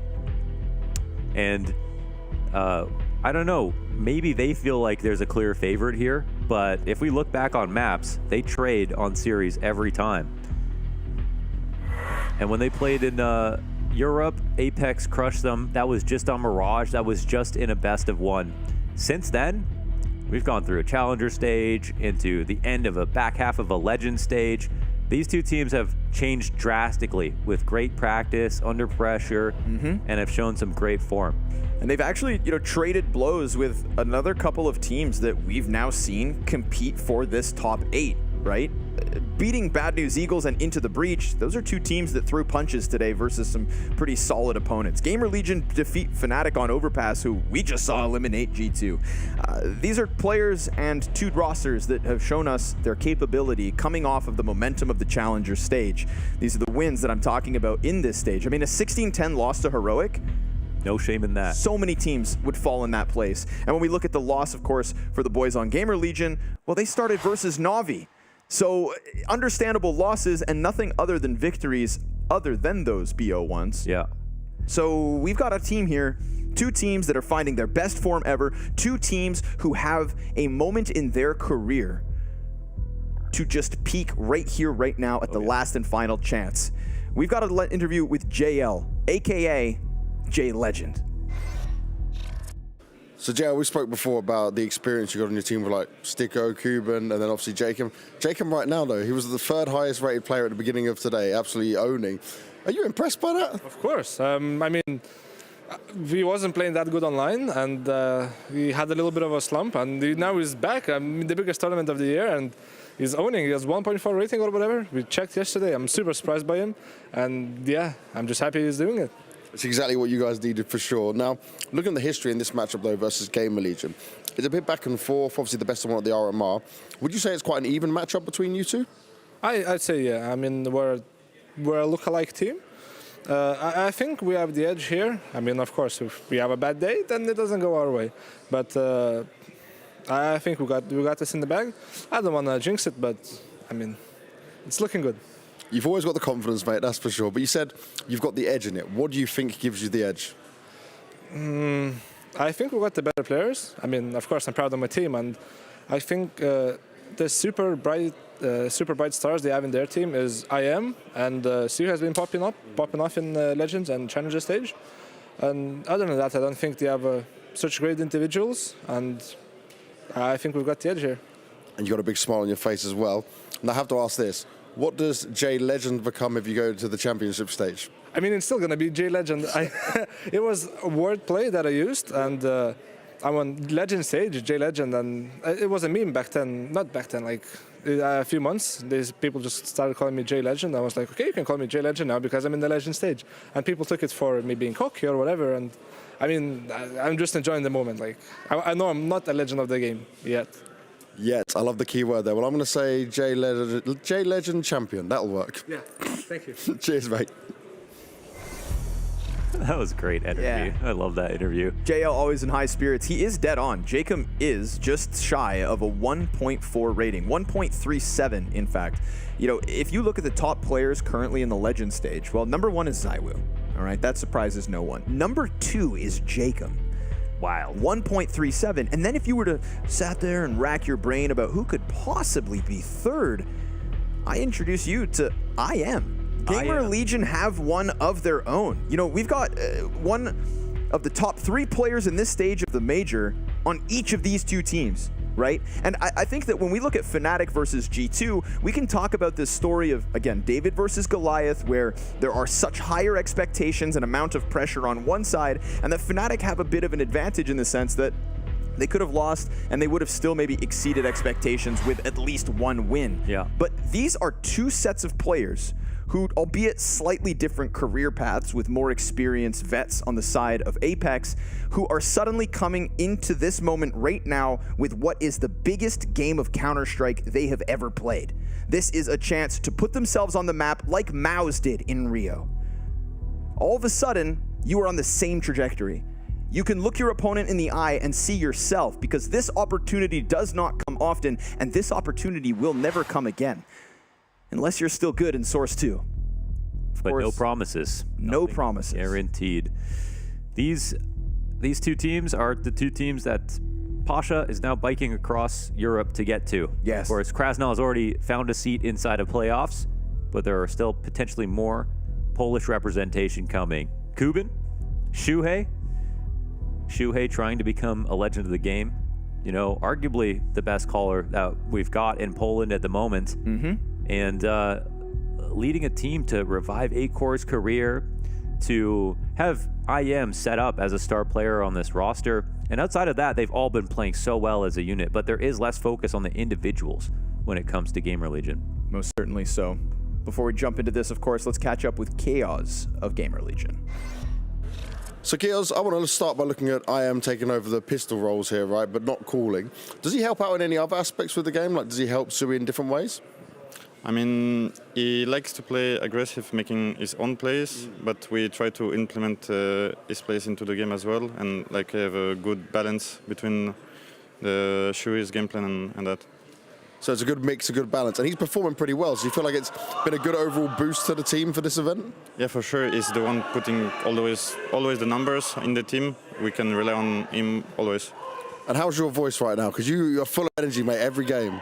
My voice is totally fine, even better than yesterday, so I'm ready.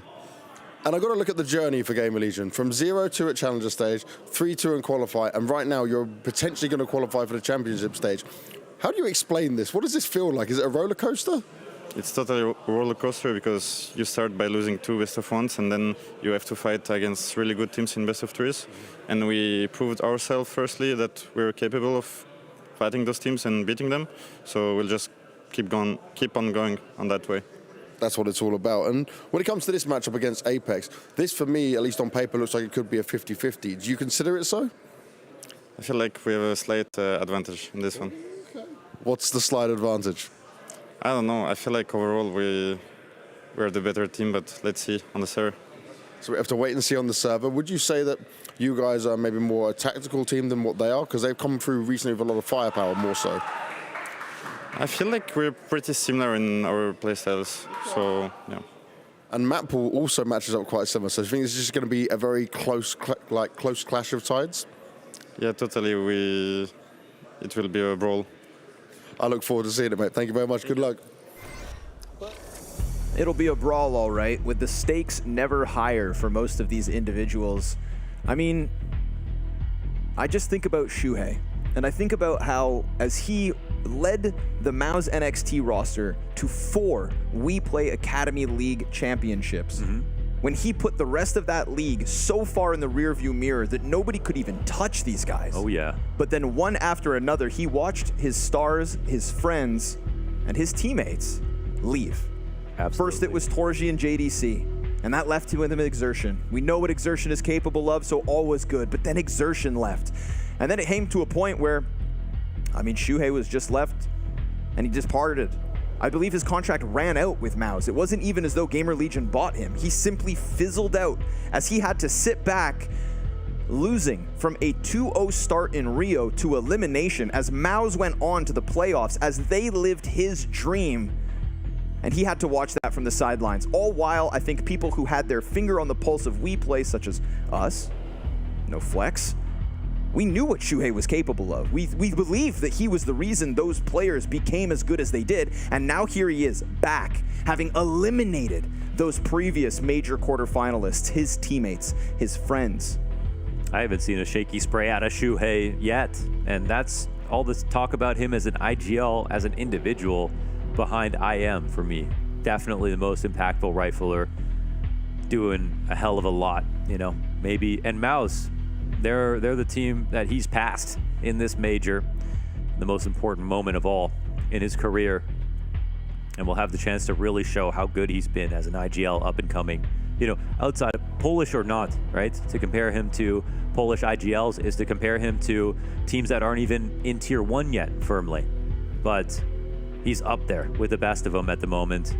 Mohan, when Kerrigan was once asked in an interview last year, when you retire, build a dream team. And the in-game leader that Kerrigan selected to replace him was Shuhei.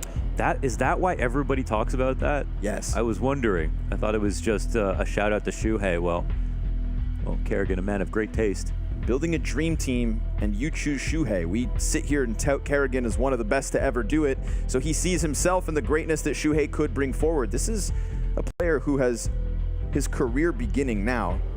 And he has seized the opportunity because it felt as though the curse of GamerLegion was the best of 3s in the major format, right? To start 2-0 at Challengers in Rio must have felt so rewarding, only for reality to catch up with you. 3 consecutive best of 3 losses, they get sent home. They start here, and all is good. Once they hit 0-2, right? They won their first major best of 3, and they haven't stopped winning since. Yeah, no kidding. I think it's actually going to be, quite an amazing match because of the history even between these two teams. Not as rivals or enemies, but matching up in the same tier, ending up playing online cups versus each other in this major qualification together. And both, I think, with honest expectations to win and to be able to say they're the better team. I think they really both believe it. And what we get out of the Veto is 3 great maps. Vertigo being the weakest as the closer, but Ancient Overpass, 2 maps they both have great win rates on, they love to play. This will be one of gambles and mind games, aggressive CT sides. Shuhei trying to prove he's the better IGL. Apeks trying to prove they're the better individuals. That's the way I look at it. And Apeks, with a lot more experience across all players. Of course. Vico, he has been in this game forever. You know what? He's also been in this event. Stico joins us here in Paris as one of the write-offs in terms of firepower for Apeks, posts miraculous numbers in the Challenger stage, taps back into his time on Hellraisers when it feels like he first popped out. And Mouse. Of course. Yeah, playing on Mouse, playing on Fun plus Phoenix, and carrying as a rifler, reviving his career, and not just being a support player anymore. Not many players have done that. Not an easy story to tell. But all these guys are up for the challenge. And we'll say it again, best chance to get into Champions here in 2-1. Nobody's doubting that. Whoever loses this series could go on to lose tomorrow. And therefore, the winner of this one will be watching that tragedy unfold with playoffs in their back pocket. Wild scenes in Paris. IM, top of ramp, insta-kill on the Legend. Kixan, the only player to bring it back. It's a kill house from Shuhei. And this is someone we need to keep your eyes on when it comes to multi-kills. Yes. Right now, we're talking SMGs and M4s for the most part, but when you put 3 bodies in front of Shuhei, he's going to mow them all down. Yeah, he's a kingmaker for Mouse NXT on Ancient especially. And yeah, as an individual, man, he doesn't like set himself up for every single star role. He does play some, plays connector on Mirage, he does respect himself as a fragger. But this team, the kill leader will be IM, but Shuhei's impact will be noticed. Really great way to start, mowing him down on the B defense. And instantly, Apeks are onto these brittle pistols. And Cuban behind Apeks as well. Got to be a pretty significant advantage. That's a vet standing behind you as a coach. We don't normally talk about coaches' careers all too often. I feel like normally when coaches disappear, it's usually for good, but Cuban wasn't on my radar for years. Yeah. He said he wanted to come back with an international team and take them into a deep major run. Well, here you go, Cuban. I'm sure that experience also helps out Shuhei wonderfully, because as much as we can sit here and talk about his potential, it also still needs to be fine-tuned. No, behind Apeks. Oh, excuse me. Yeah. Of course. Yeah. And Apeks, it's like they don't even need that. I mean, they have Knock as well. He had his chance to play for NIP and got moved out for a device who didn't even stay on the team. And I asked him about it. He's like, yeah, when I heard it was happening, I was like, damn. But what can you say? It's like device is coming onto the roster. But, for Shuhei to get left off of Mouse and then have to reforge his career with a brand new Tier 2 lineup, and then for Stico to have to do it multiple times, and for Jacob to leave what people thought was going to be his #1 team on the Renegades, his best chance, to have a team that would be in the Tier 1. But there's just so many stories on the same level here, all happening at once. Sure, he shuts down Kixan over towards lane. JL, not with fire on his feet. He doesn't get to that one. It's mid being taken over by Apeks. Jacob to be the 2nd highest rated player in Legend stage just seems unbelievable. The other J Legend. But better late than never.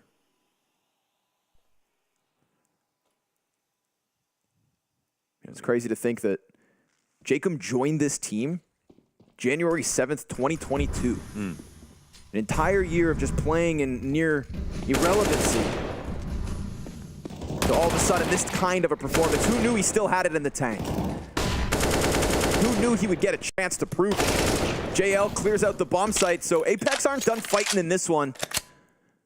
Jacob doing a great job of creating that mid-space, preoccupied GamerLegion. They do slide up short, no coverage on it, not pinned in and dealt with. Chaos, 2 kills real quick. Headshots after headshots. Wow, they're not scared. They're playing active right now. That was really nice. Even that bait, I think, inside of window, there was no advantage for the guy on the right to peek first. So he called for some assistance, and even though that trade happens, they still have a material advantage, so they bait Jacob into running out. How could he know that that was going to be a bait? That was very smart. And it worked out to the round win here, as Kiaz locked it up with a FAMAS in the end. Another retake one. You know, with 2 underdog stories, I'm not expecting to see the same level of choke as we saw in that G2 game, you know. Expecting to see more of the Fnatic level performances, but 2 Fnatics going up against each other, just playing well.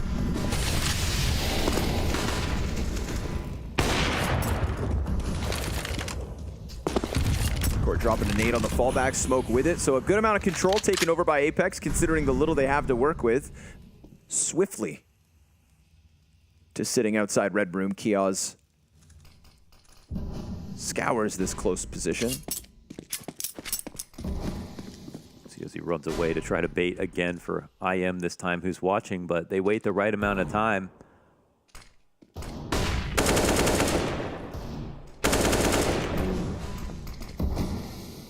Little gap for IM to keep working with, and he'll snatch Jacob and a third. Beretta's out. JL lines up through smoke, gets to the corner, a little positional for him, AK as well on him, but no sweat on the brow of GamerLegion here in round 4, so all is good thus far on the CT side. IM, let's see if he hunts him down. JL with a great angle and great crosshair placement to match. Knock up with a Beagle, he'll get shoved back. Looking like a clean start here for GamerLegion as the clock strikes 30. Shuhei shuts it down. Isaac chases the frag, puts that 4th one up for GamerLegion. Easy does it. A stomp is certainly what we don't expect tonight. Correct. Yeah, not in this matchup. But it could happen, who knows? There will be fireworks. There's definitely a twinkle in the eye of Kiaz when he talked about how much better he felt than his opponents. Let's get good guns here. And there is sometimes a point in someone's career where they've played too much. They've seen too much. They've seen too many brutal losses. They've seen too many pressured moments. Veteran experience doesn't necessarily grant you immunity to choking, to getting nervous. Really just depends on how you view yourself and how short your memory is. 3-1 for Acor. Kicking off round 5 with another opening. Acor is somebody that when we talked about the run back in Rio for GamerLegion, it was him that exploded back in form, almost comparable to what now we've gotten from Jacob, from IM. Felt like Shuhei was just activating the Opera and that was it. But, oh, Stiko, little gap on that one. Gets caught. Trying to soar over, looking to make that top red pressure pay off. Maybe looking to add a layer to the Apeks B hit. Oh, but Shuhei makes sound. Yeah, this will be noticed. Please move forward. Kiaz, nade out. Shuhei stuck. They already know about it because he made that audio, so Apeks have found another moment to just clamp down inside of the B site. My God, one footstep. Even despite opening kills the way of GamerLegion, Apeks figure this one out. One footstep and the entire site collapses. Have we gotten to that point? Yeah, seriously. That was such a huge amount of information for them that close on Banana. But it is just crazy. That's, you know, they don't run in to kill Kiaz. They don't know where the other guy is. It's hard out here. Nice shots, though, from Acor. Yeah, I didn't expect GamerLegion to get very far, considering we don't have, like, Acor from Rio. And it felt like that was, like, did they catch lightning on that one, you know? And of course, because Shuhei's been such a great IGL, it's not just about one guy carrying. And even then, it's like, did they catch lightning in just best of ones? You know, 2 best of ones win is how they started the event. Wouldn't be the first team to go 2-0 and reverse, or 0-2, etc. So it did kind of feel like that's all it was going to be, you know. But here they are, with a very real chance ahead of them. Nice to see Apeks keeping composed in another 3 versus X, walking up into the bomb site.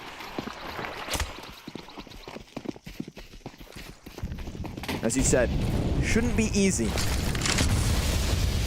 I'm not sat here expecting the blowout. I'm expecting fireworks out of Jacob. He slides through, double kill. And it's IM's head that gets popped towards Donut. It's a desperate sprint from GamerLegion to try and put anything in the way of the A commit. A-Core meets them on the front line. Missed second shot. Utility's a problem for him. He falls back ever so slightly. Still, his teammate's not here. One does come through Donut. Smoke's a little late on CT. They're waiting for it. Flash comes in. No one to push, however. Kios, open eyes from Donut, too. There goes the last smoke, though, from Apeks. And they throw it deep CT, which means Kios could very well be a problem for this bomb site. And he sees that chance. He's going to slide out. No cover whatsoever. Bomb stopped. And Kios able to tuck back into Donut. And once that smoke fades, Shuhei's got the angle. They got obsessed with the angle that they had smoked. Damage going back and forth, but 9. JL worse for it. Shuhei over the top. Back in with a kill of his own. And now it's Stiko into the clutch. At the very least, he's already killed Kios, deals with the second one in the bomb site. And Stiko trying to piece together a clutch with spare time. And he confirms it. They share a quick glance of one another. And Stiko doubles back, not actually leaving for B. Will A-Core figure this out? Yeah, he will, because this is so fast. And okay, now the approach comes in very quickly. It's still a good play from Stiko to pull back. This will be actually a difficult clutch for A-Core to win. He's been shooting pretty hot, but did miss one opportunity right there. Alongside Jacob, Stiko, the pillar of experience for Apeks. He kind of has to jump on the bomb immediately. Hope that Stiko is inside of Donut. I don't know if there's any utility on the ground, but... Nothing nearby. Oh, wait, hold on a second. Gets on it, jumps over. Oh! A-Core! Ready for the jump back. Whoa, can we see that again? That was a sliver. I hope so. And it was a jump across, too. Stiko had a double confirm, you know, that could have been A-Core sticking hard to paint a perfect picture in that moment. That's quite a click, man. Jacob's second headshot here. Oh, that was sick too, yeah. And Shuhei also offering us a moment, clearing knock off the boost. Oh, he's off it. Oh my God, and he taps and he flicks back and he still hits that? That's crazy. Oh my God. Need I remind you, that was all in slow motion. Yeah, that's so... you know, like that looks fast, and it's still the whole thing played in slow-mo. And he aimed for the jump back. Can we get that full speed? Out of curiosity. Sorry, production. Yeah, we always show... Oh my God. Sick. Thank you. Yeah, he's a quick one. It's never been a problem of mechanics with A-Core. It was a problem of opening duels, attempt rate. Not much of a closer, I would say, compared to a lot of other operas out there. But when it comes to his speed, his mechanics, his sharpness, he gets his utility out very fast. Just doesn't make any errors from that perspective. And I think that's where his real value lays.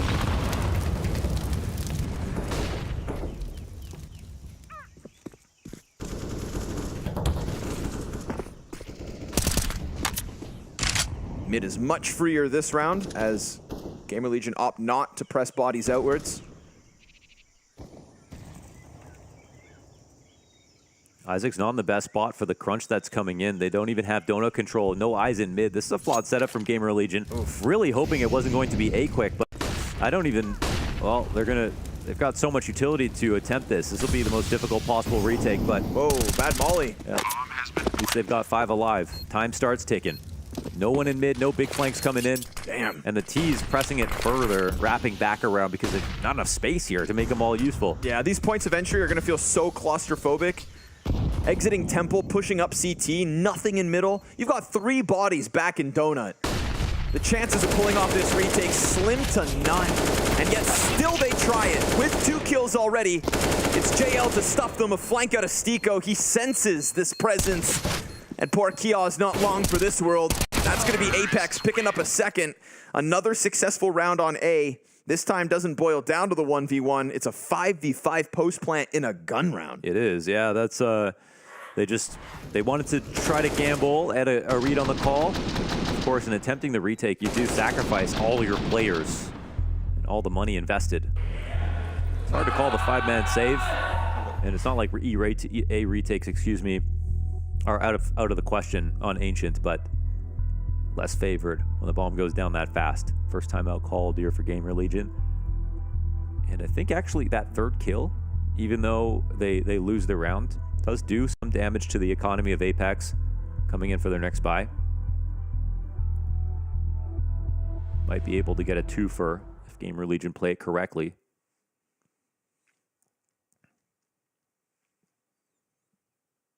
But no donut control, no mid control, no deep A presence, no B push at all. They weren't ready for much.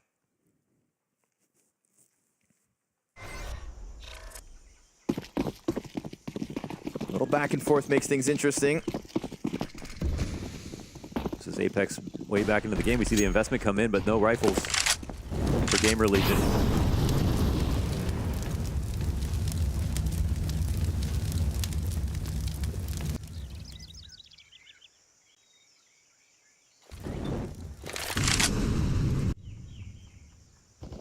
They would have almost benefited to lose their A player and then 4-man saved, right? Because they would have made that call for sure. Because look at them now. I mean, even just playing the retake. You know, but they're young Launders. They're hopeful. They've still got that glint in their eye. They believe in the retake. I don't want to encourage saving. You're right. You know what I mean? This isn't. We want less saving. We didn't sacrifice Cloud9 and Outsiders to get more saving. Oh my God! See ya. What a shot. Jacob slapped back by the scout. That frees up Acor to come and help on the A site, and they may not anticipate a second on the boost. Stico's stuck for now. Kios takes the same angle. That's going to expose him to knock, though, in a second. Yeah, not ideal. But Donut's still closed. Ooh, dink. AK. I am stopping them. Scout's still alive. Shuhei through with the deagle. What? Oh, they got crushed. How is that? What? So they figure it out with this setup with no rifles coming in, and now they pick guns up, but Acor's opening kill had them shook. They got completely rocked. 15 seconds. Bombs running back to the other side of the map, but it's literally just a save. The op in play here for Knock, and he wants to keep this. Well, you know, something to be said about ingenuity on rounds like this. And believing you can actually win them. Right? And Acor did. The same mentality that makes you throw that 5v5 retake. The same mentality that throws all your guns away, tells you this boost's going to work. That's right. You don't get one without the other. Oh, God. This is insane. You know, that could have very easily just been a tag, but then Acor went off to hit a couple more players as well. Ronders, the youth believes. Yeah. It's so refreshing. It is great. And with Kios's energy, it would be great to have in front of a crowd as well. I feel, yeah, I'm scared he'll have a heart attack. Yeah, his voice getting better and better. I mean, I don't know. By the time this event is over, his neck's going to be as thick as an F1 driver. Little burst out. Flashes are great.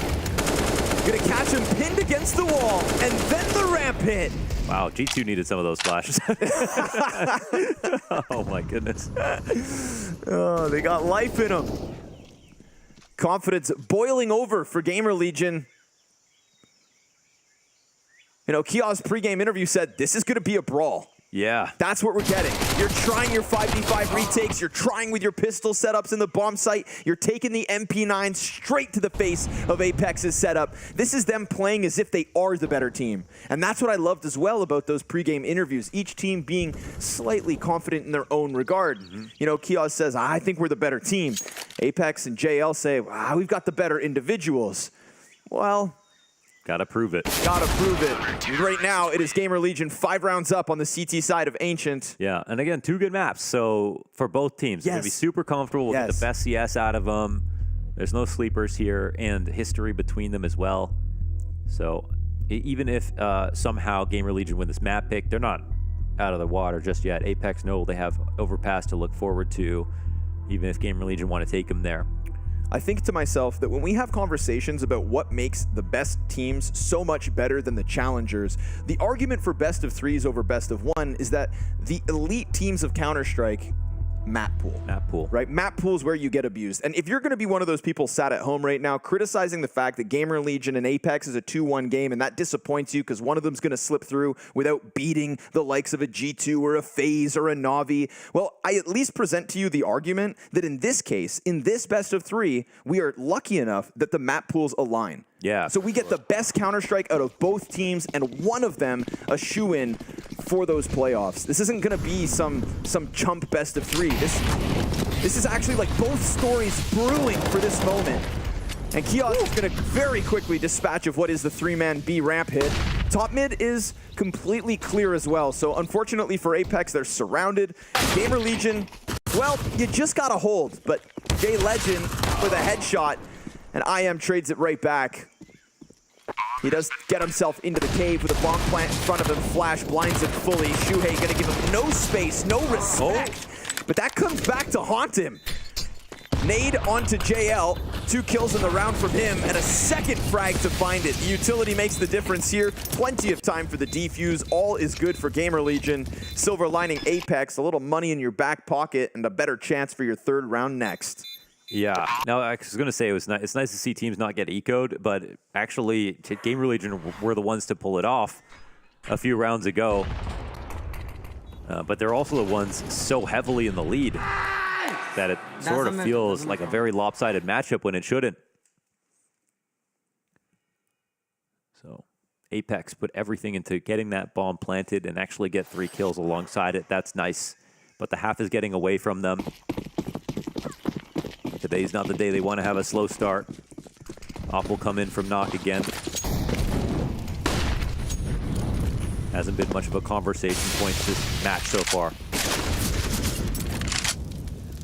Now, if we contrast Jacob to IM, the 2 top performers from each team, barring Jacob's clean double kill in mid that 1 round, Buddy's 3-10. Oh, wow, what a nice flick back from Kixan. Kixan with an excellent reaction, and Acor's not able to punish that push, so Kixan gets real deep. I think they called the timing on the cross. I don't know what the A player is looking like right now. Hiding Donut.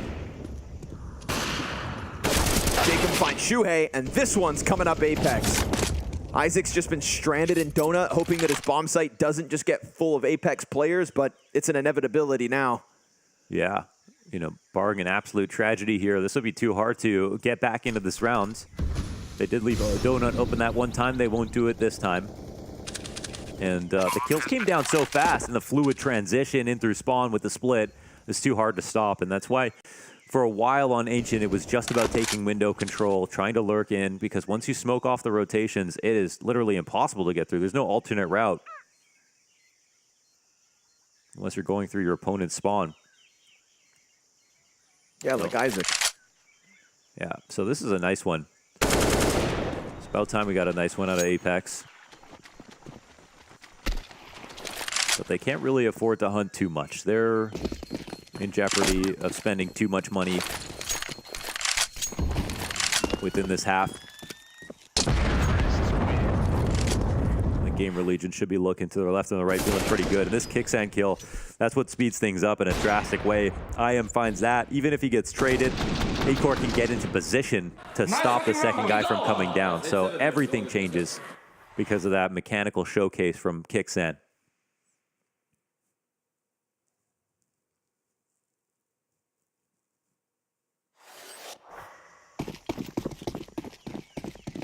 But of course, in the eyes of GamerLegion, just another one-off. Shut him down as you have 2 times already.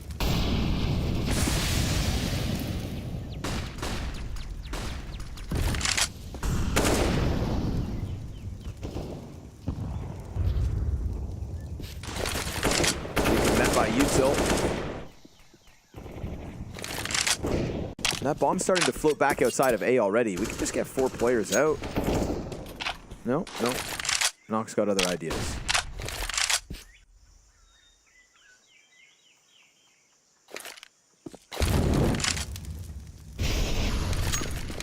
still coming through the smoke. The only pressure the B players have felt were those wall bangs from bottom middle. Yeah, they sold them on the idea that, you know, you need to be afraid of A. You can't leave one person here. They certainly can't play retake. So this could lock up resources and weaken the B site by proxy.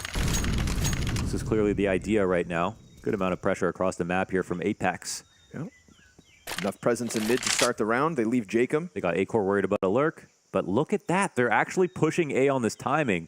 Now that's good CS out of GamerLegion. You've got to appreciate this. But you've got your star away from the real hit, so Shui and Chaos got to be ready. And Jacob, head on a swivel, catches that flank. But now it's scary to go B when you see the push coming in. Mm-hmm.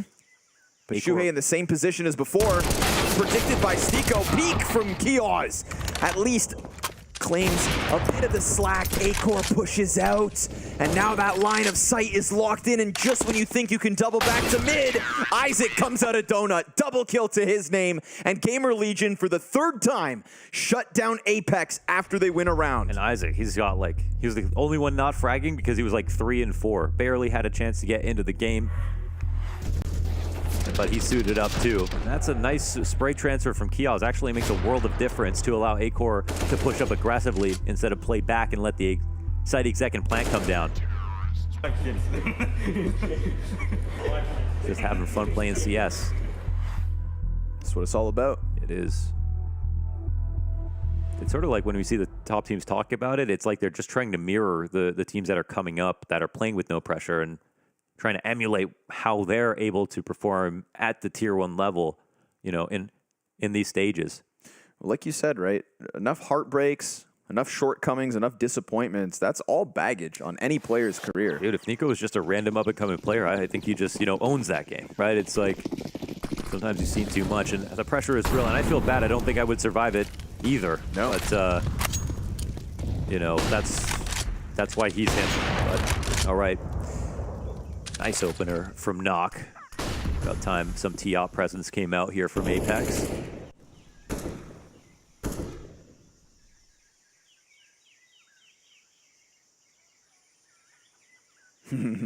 Kixon just missed what could have been the op shot to kill him. Oh, okay. So Knock will find that through his teammate? No, it came from top lane. Yeah, I know. I got messed up by that too, dude.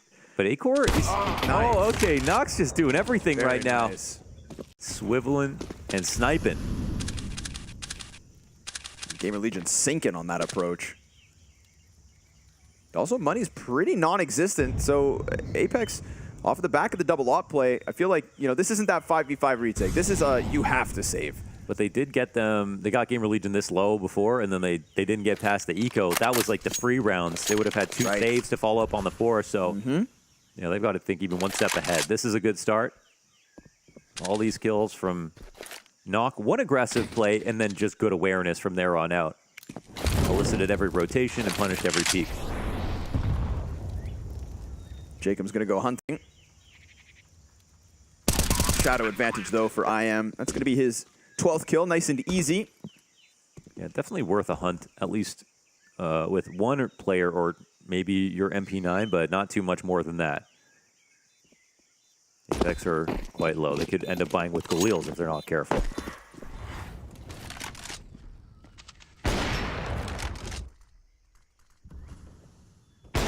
That was the B-hop difference. Yeah, way too easy, these pickups for Knock.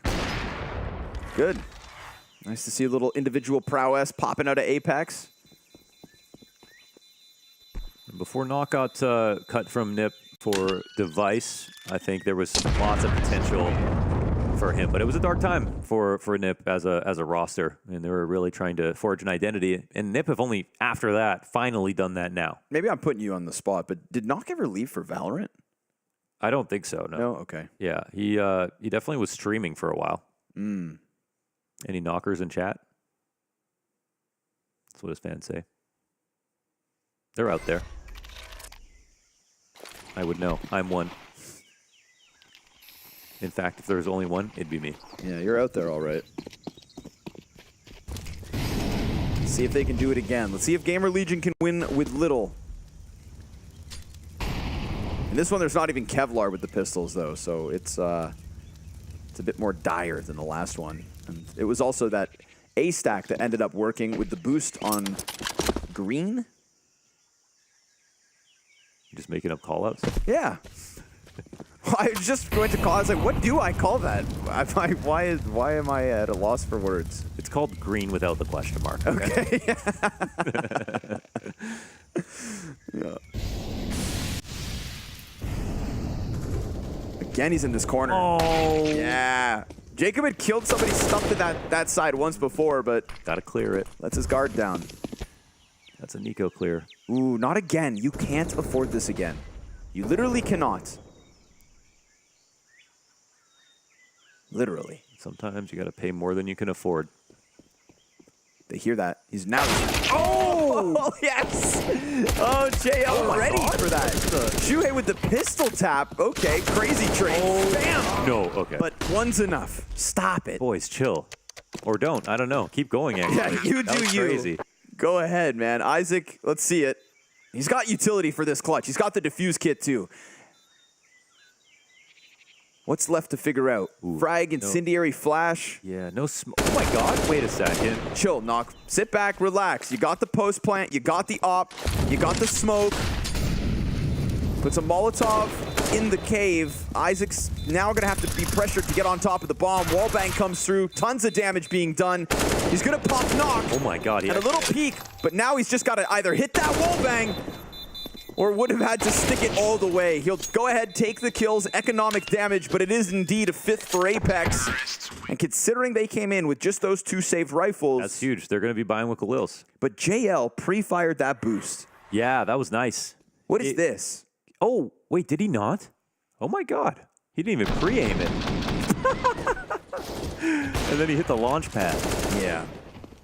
J-Legend. That's actually crazy. That looked like a pre-aim for sure. Nicely done, JL. Definitely saved the day, but costly, very expensive. Man, good for him for even seeing that player, because I do find that, like, the pillar's got some, like, wood around it. It gets real muddy up there. There's scaffolding in the backdrop. There's the pillar. Then there's You also wood need around new glasses, because I can see farther than you without glasses, and I have an astigmatism. Well, update that prescription. I wanted to get LASIK until I heard Moses tell me all about it. Oh, the way he described it. Oh, man. You know? What if they just drop your iris on the carpet? Moses be getting lasers in his eyes, Sponge is having his hair pulled out. I don't want to get older. This is men problems here. But you know what? They both look great. Yeah.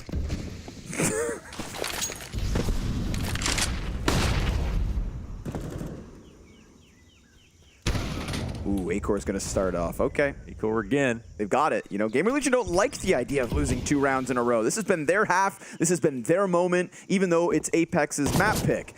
And Jacob, going to try again, but guy's getting stuffed. 5 and 14 on this half. That's the end of the half for Jacob. That's his final score. Yeah, he got mauled. We're talking about the 2nd highest rated player at the Legend stage and the only loss he has versus Heroic.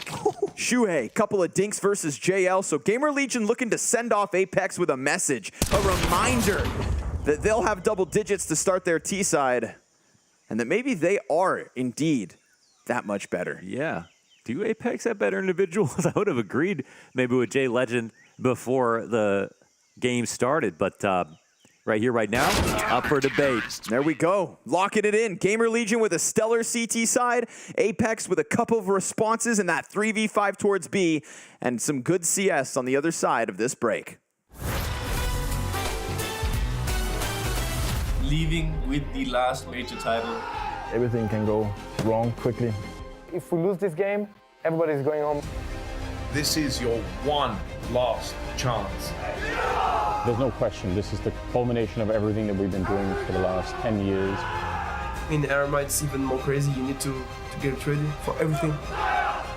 I wake up every morning to win, I work to win, and I live to win. It would mean everything to me. I'm fucking ready.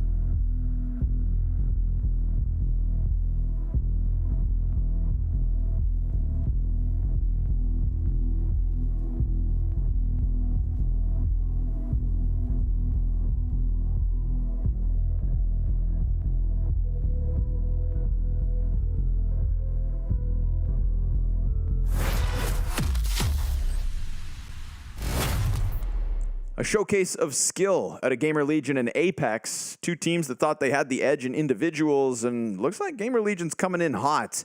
It's a 5-round lead, it's a 10-round half, but it's a T side that lies ahead of them. So let's see if Jacob can get those numbers back up to where they've been for the rest of this major. Let's see if Nox Op can dominate that of Acor, and whether Stiko can also outperform his expected statistics. Yeah, Shall maybe. we? Yeah, we shall. Like GamerLegion, man, they're frying right now. So Stiko, fallback smoke. It looks like they're coming through this. Maybe in a second. Flash is perfect. They make their way out. Stiko tries to get involved, but no chances here to see anything. There is still one mid player, a dive. Oh, they pay the price. But Nock brings it back. And they don't plant. They cancel to have the chance to fight back, but it works out. 3v2 right now. Kicksan's gonna push, denied by IM. And Nock again fighting for everything here. Now the two teammates died pushing CT, did say that they were flashed by Nock. We'll see whether that screwed them over. Either way, he's into the 1v2. He's got Kioz getting closer. The CT peak goes down well, and GamerLegion extend to a 6-round edge with a pistol in their back pocket. You can see that they're so ready for anything. Like they have that plant coming down. They're half a second away. As soon as the flash comes, like, screw it. No, we're being careful. And they deal with that so well. Also, his teammate's not blind at all, so yeah. No pain point there for Nock. True. Yeah, that's a solid rounds here. Could be two strong halves, honestly. If Apeks aren't careful, they won't be showing much confidence going into map 2. And this is their map pick for what it's worth.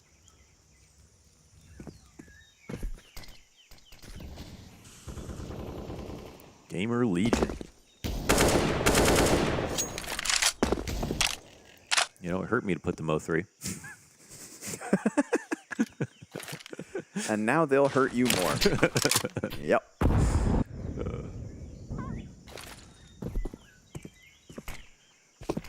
I just think that this team is really one it's just the story of Shuhei. Yeah, man. And I don't know if everybody... Shuhei. I was going to say, it's like, I always have to try to remind myself, like, not everybody has watched as much of Shuhei as I have. No, because all the other ones went on to tier 1 teams with lots of exposure and everything like that. But yeah. Shuhei's story from the academy, like 4x LAN champion, we casted the majority of those. No, we know we love Shuhei. I only picked them because they had the hardest first-round draw. They had to play against Navi. They came with a bad seed. Things were stacked against them coming into the Legend stage. This is, you know, for both Apeks and them, you know, a really fantastic story, but arguably even harder start for them. You know, and just the nature of the event as well. There's a chance that they would have been playing versus other teams on their road here, but it's the fact their 2-1 game is versus someone on a similar path. However, Jacob, what? Hello, sir. We've been awaiting your arrival.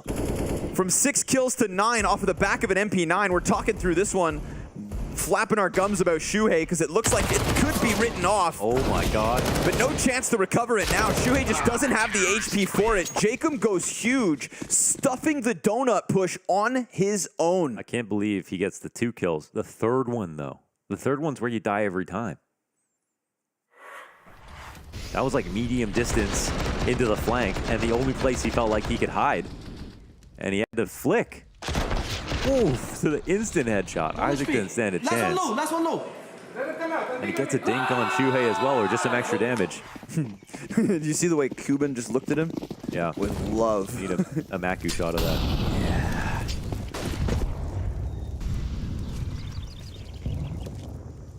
But the idea, it might be the right idea as GamerLegion start to take formation towards A. The double donut setup is not bad, of course, but it can bite you if you're not in time to stop them on the site cross.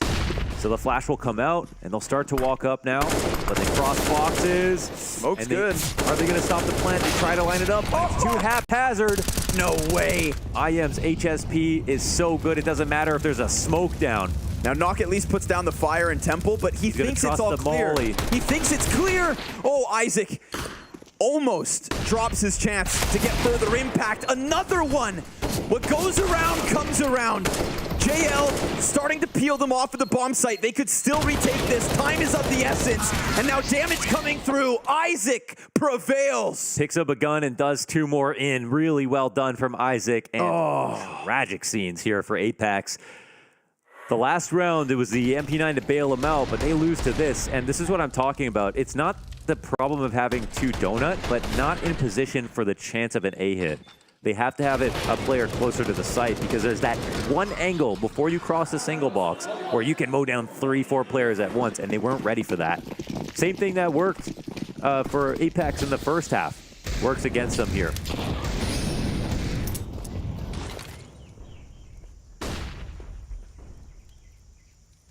Oh boy. Yeah, fun game, but mostly for GamerLegion. Yes.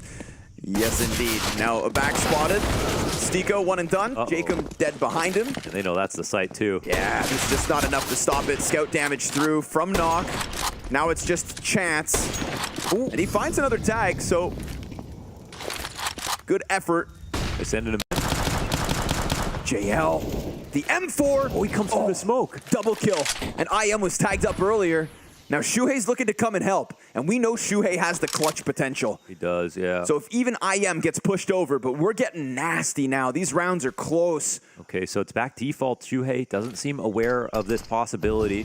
But honestly, if they slowly close out these angles, that's going to be a great spot if he doesn't peek. Just got to clear out Kixan. He looks away.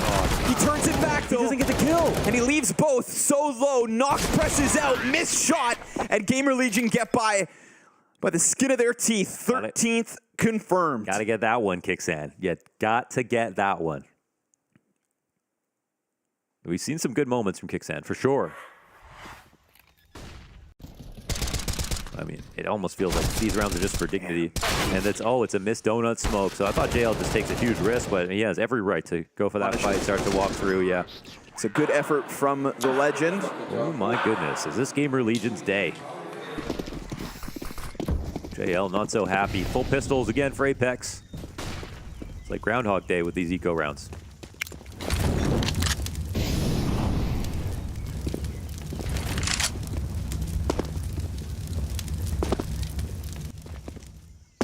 I would just like to say that GamerLegion are on the E-League Boston Cloud9 run. From 0-2 in Challengers. Folks, his views don't represent mine. He's allowed to say whatever he wants.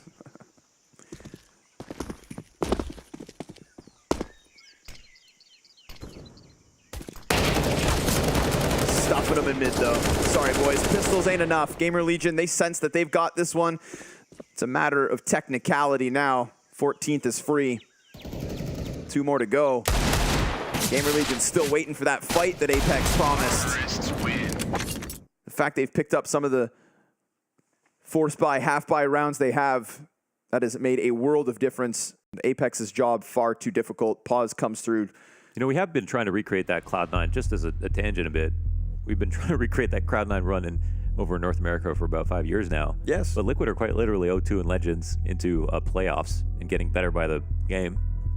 But Cloud9 was 0-2 in Challengers, right? No, Legends. Oh my They beat Astralis. They came back. They beat 3 of the top 5 teams in the world. This is a ranked 6 team. Beat the best team in the finals. Yep. You know, best major run of all time. I don't think there's a lot of clay in Paris. Yeah.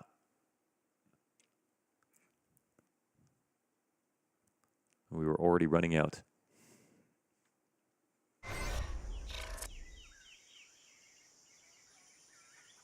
Two away from a map 1 victory. Overpass, of course, up next. Similarities in map pools means, of course, that you shouldn't write off anybody, regardless of who picks up map 1. It should be a very good series, but it also hinged on some of the individual levels that we were promised, that have been showcased on the run to get to this 2-1 matchup. Oh! Wait, why is he using a deagle? Because he can. What the? I was like, which team are we watching? Uh-oh. Done. Jesus. Oh, there's one in mid. Jacob goes unspotted. They're going to trust this. Oh, but he shoots and doesn't find anything. Nothing. Just a bit of damage on Isaac, so all is good here for GamerLegion yet again. A Deeg out of Kiosk. Did not take a fast step. Oh, I think he scared himself. Gave him a bit of info. God damn, what a map out of GamerLegion. Yeah, man. In the wise words of Kiosk.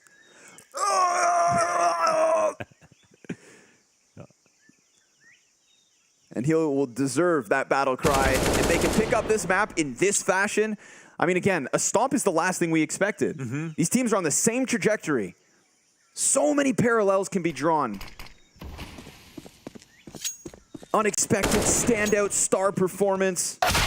Ooh. Right between the eyes. Comparable map pools. Honestly, end this one. They're the ones on the... They won more ecos. They crushed on rifles. Solid game plan, solid holds in the first half. Solid pistol round. Yeah, we were promised fireworks. It's been a stomp, but it's been pretty exciting. It's gotten to the point where, you know, we're not even getting Kios getting loud and rowdy. Yeah, seriously, he's not even pushed to his limit here. So, a timeout called for some reason by GamerLegion. Let him stew in it. Maybe I am just thought of a great joke. You heard about these Apeks boys? No, dude. The joke is knock knock. Oh, good one. Oh man, you need to set punchline. Never mind. Oh, I thought that would be. No, dude, no, man. Sorry, wait. Nope. Pretend it never happened. Nope, can't do it. I thought that's what you wanted me to catch there. Okay. Oh my god. You think so little of me. What? That was good. That was damn, that probably was really good then with the extra layer. All right, let's see it. Come on, Apeks. Give everybody a reason to believe that this second map may also get tight. Isaac gonna clear Jacob. He's been canceled out in this matchup. 9-21 is where he could end here on Ancient. His consistency seemed unquestionable. But pressure is a dangerous game. XM 1014 from the Legend. Kios within that range of lethality. Oh, but the headshot's instant. And Shuhei's already gone so deep that Stiko is going to be found out in a moment. He's also got the lesser weapon. Shuhei ready for this one. Stiko's coming through. Shuhei barrel to barrel. Oh, no, not like this. Oh, how dare you. It is insult to injury.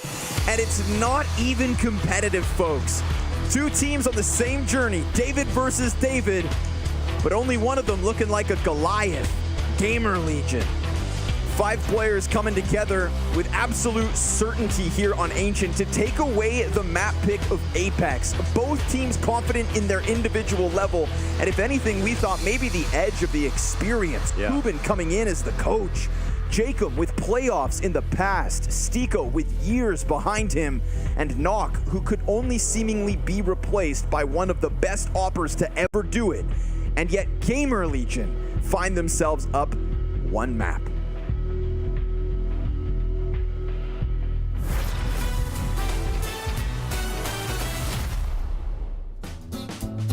I think it has to be last 4 finals, I think. That's 4 finals in 2021 in Copenhagen, in the Arena, with the last dance of the French team. That was like so fun to play. Just we did the final against NAVI. We had a lot of fun moments playing against Astralis just before in semi-final. Like just, I said that a lot, like just making quiet the crowd. Yeah. It was pretty fun to be honest. I just had a really good moment back in the day. When the French team stopped at some point and we had that World Final in Copenhagen. I remember I didn't want to cry, but it came out without like asking. It's still emotional for me to talk about that because that was a really good moment with the French the team, and most likely with Extase we had like a really good like chemistry together, and we did a lot of things, good things together. So, but yeah, it's a good memory though.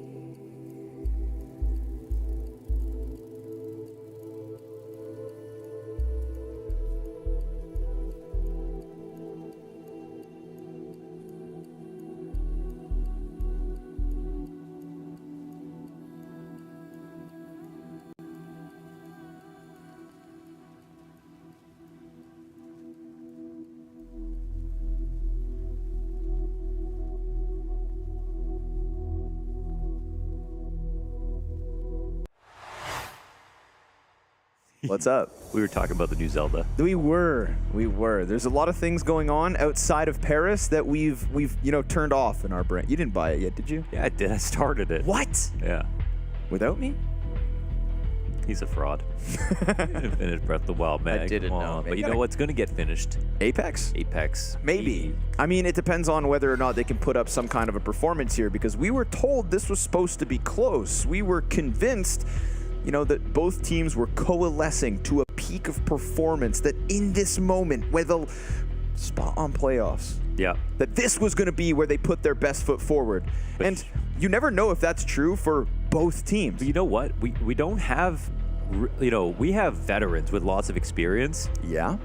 But there's an interesting story where even though, Shuhei, he's playing in the Academy League, he's seen LAN championships in the Academy League. That's also great experience. And he can see the finish line, Whether that means that he should see the same kind of confidence in a stage like this with much better teams overall. Sure. He's seen the finish line. In fact, he hasn't seen much of anything else.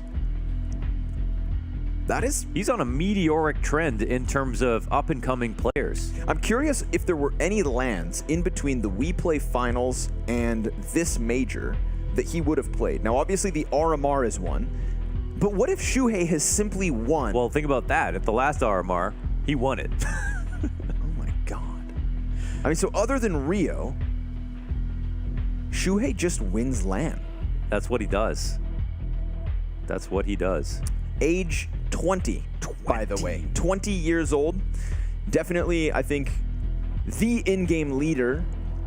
And I always feel like maybe I'm speaking too positively of them, but it really does feel like the in-game leader of the next generation. Yeah, for sure. We've always felt like that. There's no reason to change that now. His stock is at its absolute highest. He's done an incredible job. Turning heads, that's what it's all about. No tournament has more eyes than the major, and so when you start to make fans, it's going to be here. Those 4 LAN championships that we play, a fraction of the people saw those that have seen this match live right now, at this stage to qualify into playoffs of the final CSGO major. So that was the foundation he built to create a launch pad into this position. And if he didn't seize this opportunity, well, then it'd be like, oh, well, he started off really well, but still some things to work on. But dude is good, calling good, teammates trust him. Good reviews from everybody that I've heard.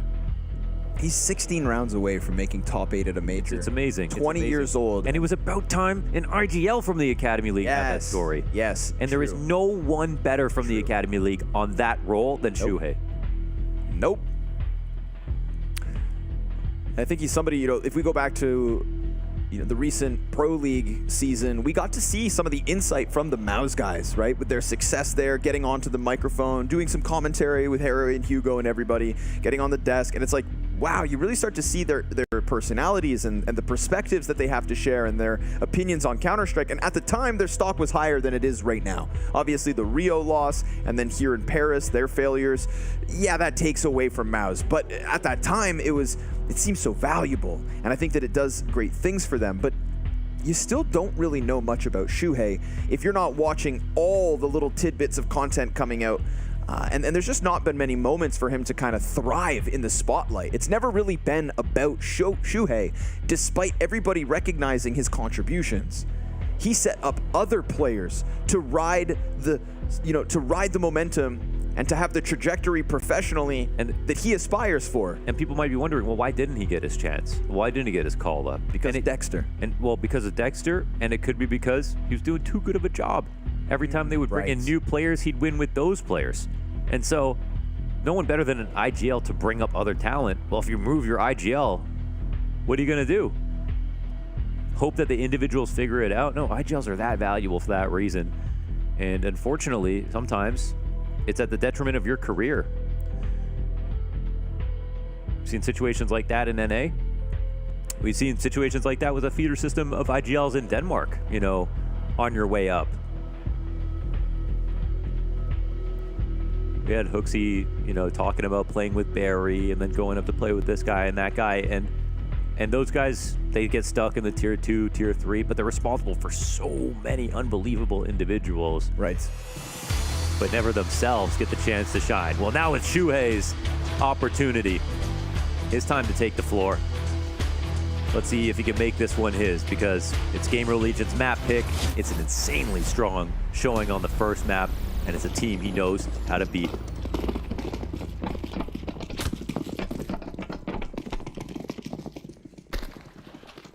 It's also an Apeks that probably feels battered and bruised after the whooping that went down on Ancient.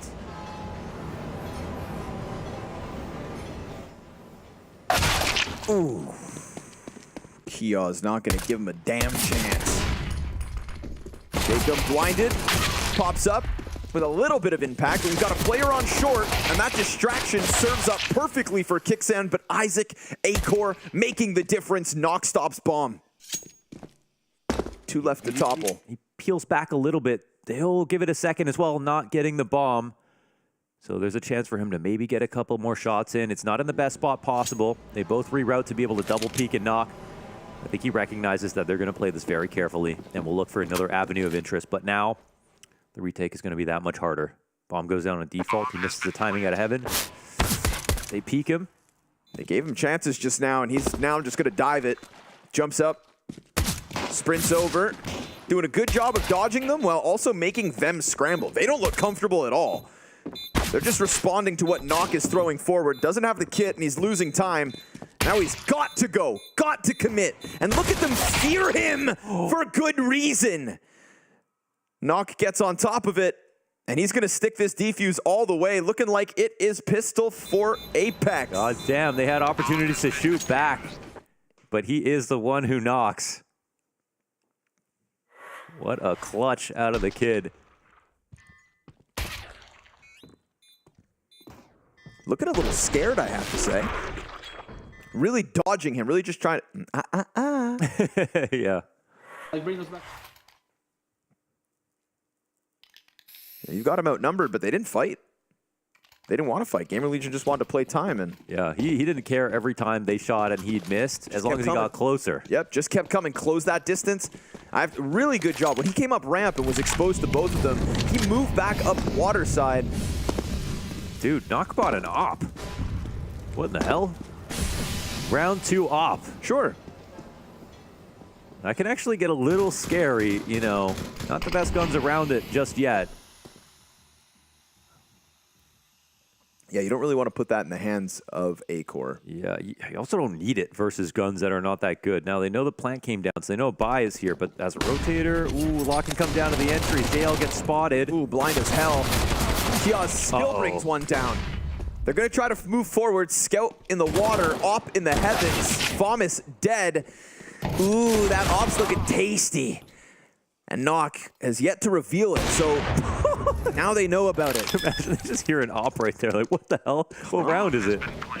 And he's going to get away, but he's going to get hunted hard now. They want that. He's got a trophy. Yeah, I get it. It's a nice Op, but this is risky. He actually, you know, very much wants to save this right now. They're going to be coming in from every angle. See if he can get away with it. Oh, no, he's actually missing too. Ooh, a free Op in round 2. Is this really what we're looking at? Oh, Lord. We can't hold on to it. If they saw the finger wag, they would wag a finger back. Right? Because that's a present for Acor. Yeah. That finger wag is what he needs to think of anytime he's about to buy a round 2 Op. Yeah. It might have been a misbuy or something, you know, because, you know, you just won't often see that, but nah. Yikes. That's tough.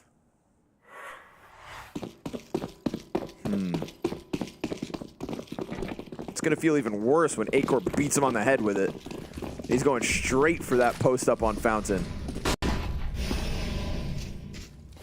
Every kill Acor gets with that bad boy, he can thank Knock. Little util pressure inside a connector, but nobody occupying the corners. Didn't help that. Honestly, no one in B even got kills. Too. Yeah, there was no hold. There's really no chance for the retake. It's just extra sour that he can't save, but they fell apart.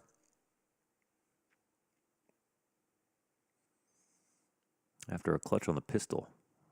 What have we got in the water today?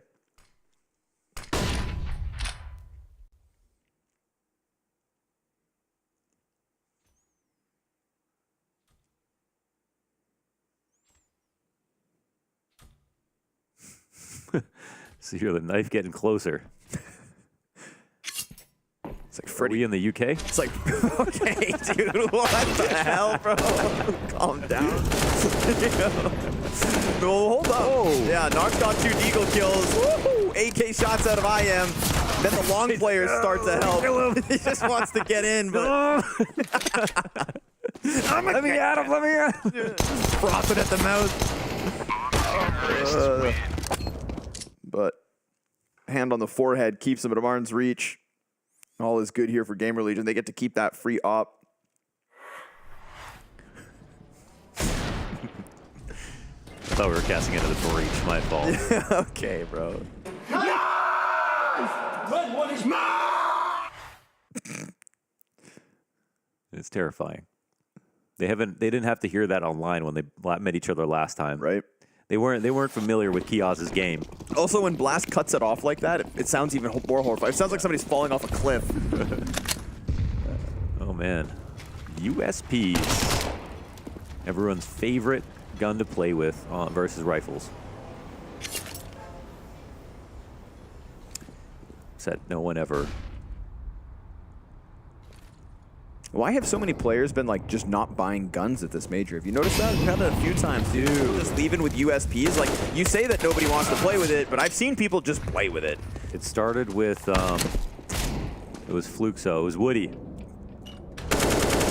Woody. Well, knife out. Okay.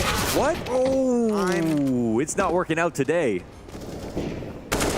How about today?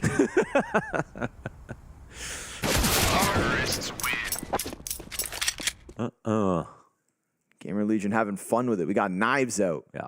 This milk is going down a little too smooth here for GamerLegion. Yep. They're enjoying it. Buyback from Apeks. You know, it is just 4 rounds in. It's all just, you know, laugh this off when the CT side puts up 10 rounds.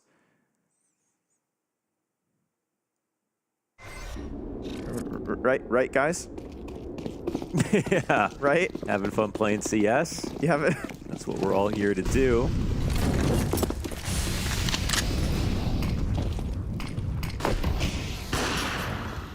Uh-oh. Bad start.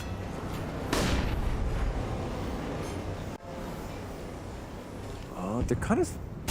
Oh, okay. They're in the right place at the right time, and the peak's good. That's gonna... I was gonna say draw out the lawn fight, but... Yeah, he can chill a bit. I mean, JL's health is a question mark, but overall, the CT's in a good position to just like re-aggress later if they have to.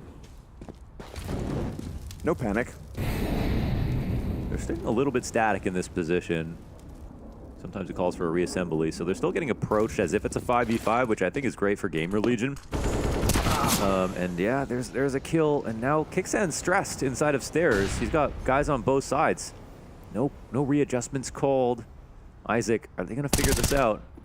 Nice shot from Kicksan, but there's the guy on the bottom. Oh no. Yeah, easy answer back.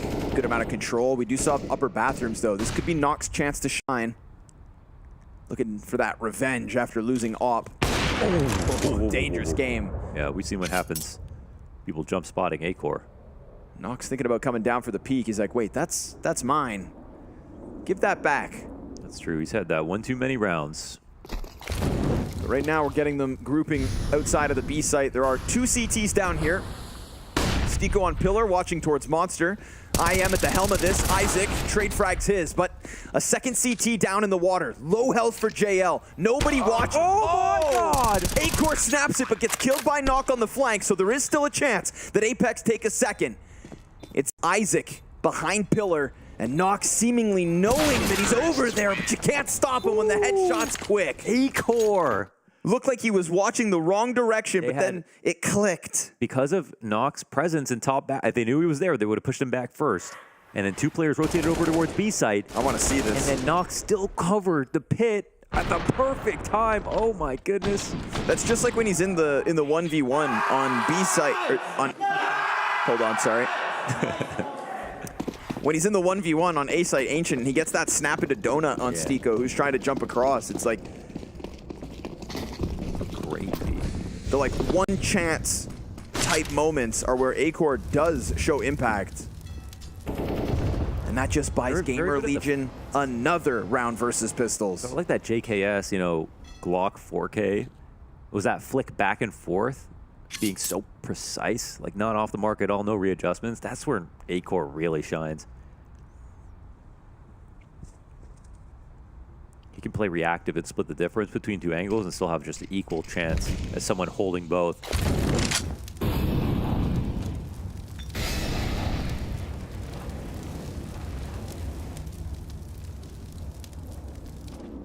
Damn, Apeks are getting mopped.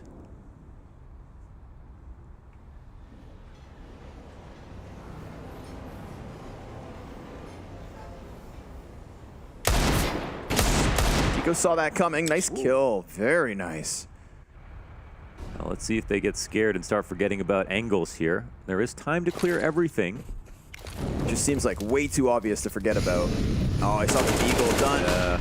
And there's just nobody else. I mean, perfect round for GamerLegion to emphasize long. We haven't seen it. And they've got everything else in place too. So they cover the stairs rotation. Don't want to sound like a broken record, but Shuhei does it again, but no coverage. Got to make sure that bomb goes down. Good challenge from Kixan. They'll deal with him, so now there's zero threat towards the site. All is good. It gets recovered, but, you know, that happens in 5 seconds. But none of that does happen because Shuhei devised this plan way earlier. Yeah. And everything was good, and he didn't buy too much time. It just... That's true. It didn't come down to 15 seconds with one last idea to finally go long. He thought about this earlier, just in case. A small test outside B. Hold those rotations. We'll go long on the anti-eco, as he should oftentimes do.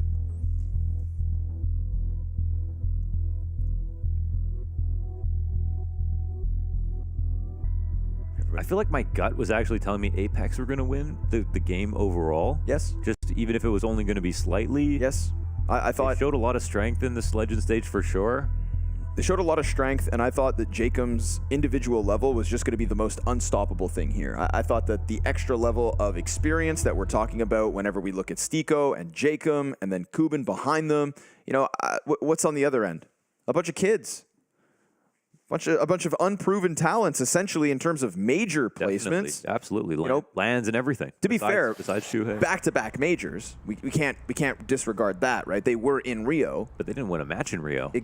Not barring the BO1s. Did they? Yes. They were 0-3. No, oh, they went 2-0. Oh, and wow. then 2-3. Oh, wow, okay. Like a collapse. Gotcha. So they've seen the depths of hell. Yes, yes, exactly. Right. Exactly. They don't want to go back. And now they're knocking on heaven's gates. The glory of a major top 8. There are not many players in the world that can claim such an achievement. And this will be the last attempt in CSGO for anybody to etch their names into the history books for that reason. What a time to do it.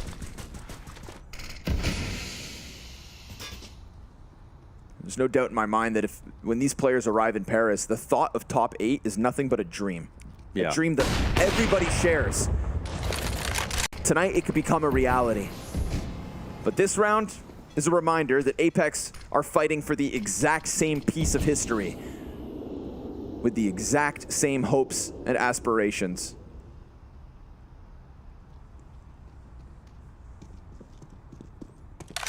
Stiko behind the pillar, comfortable amount of presence on the B site. How are you going to unravel a 3v5 with a stacked B?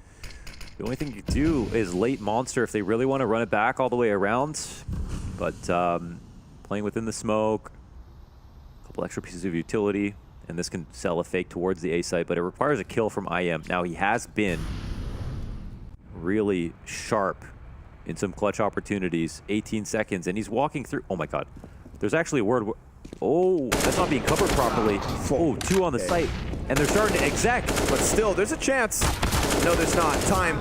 It's not going to happen. He can go for the desperate plant, but would have recovered a little bit more cover from Kioz. Okay, so if he didn't see anyone at bank, he actually kills the guy back dice. And that's where things get scary. But it's still 5v3 to start. A nice opening tactic. And this flash shot here for Knock on the outside of bathrooms. He also has to hit a pretty hard flick there to make sure his teammate doesn't die on A. And we don't get that double entry necessary to get into B. So first time out now will be called. Boys, why did things go wrong? Is it calm?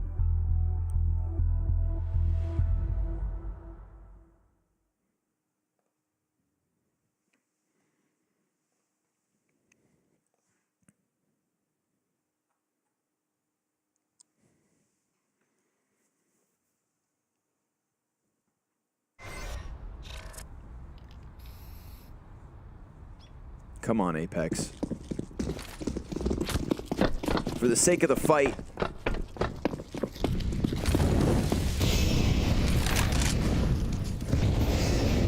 Give us a good one.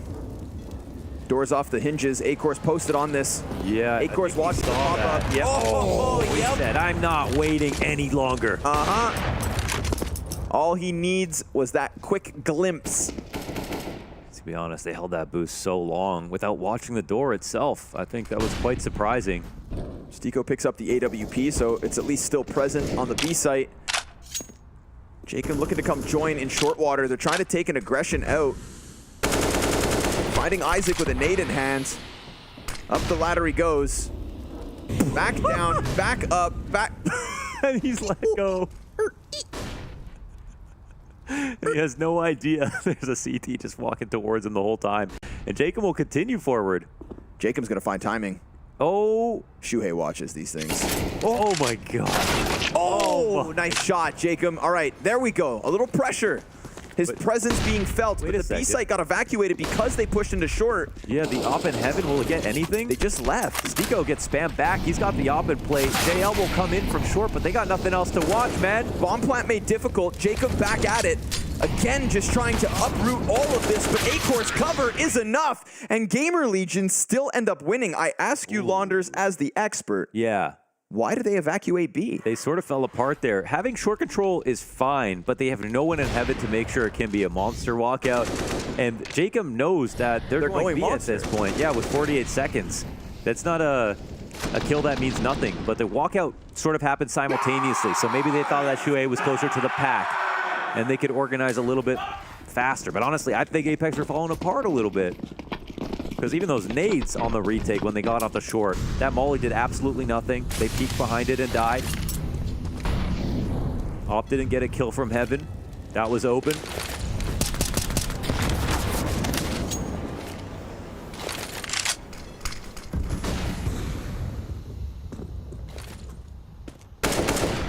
Hey there. Wow. Stico's not getting away with anything, unfortunately. And Isaac, yeah, gets caught out by Jacob, who's stuck between a fire and a smoke, but at least has not closed short water, so he can just float around for now. I think they actually know that it's going to be a short setup again, so they can go by. They saw so much value out of this last time, and if no one's close monster, this is a great call from Shuhei. They're all great calls from Shuhei. But you also have to topple Knock. Yeah, and they have to molly short, and they don't do that. They smoke it off now. All right. Still a threat.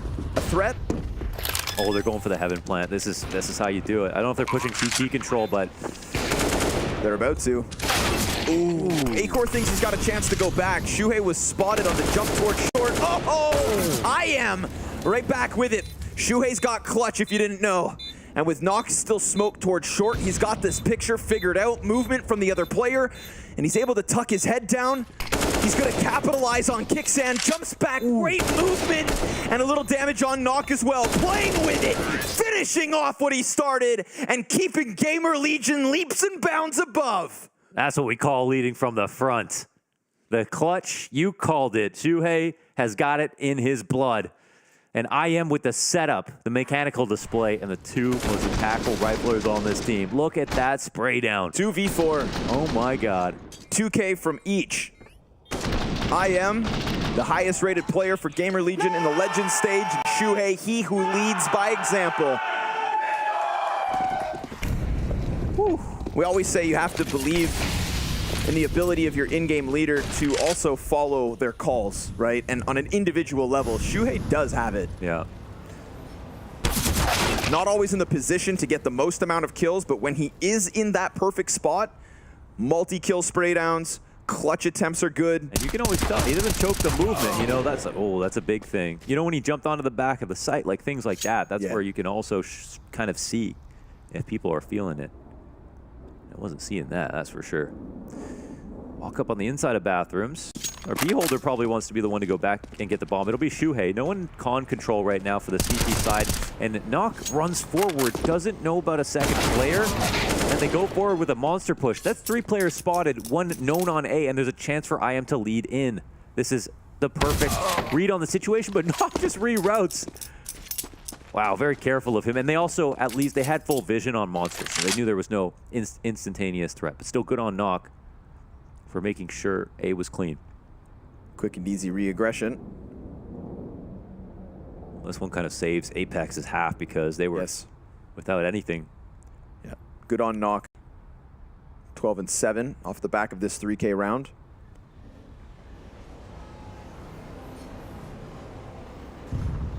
Shuhei's going to have to concede it. So we're talking 3 for Apeks.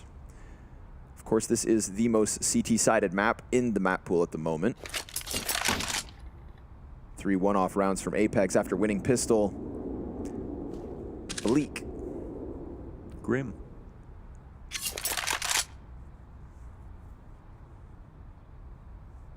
Dire. Counter-terrorists win. I don't want to play your games. Okay. Scary. Oh, all right. Knock, the guy to buy the op in the second rounds. Making up for his sins here.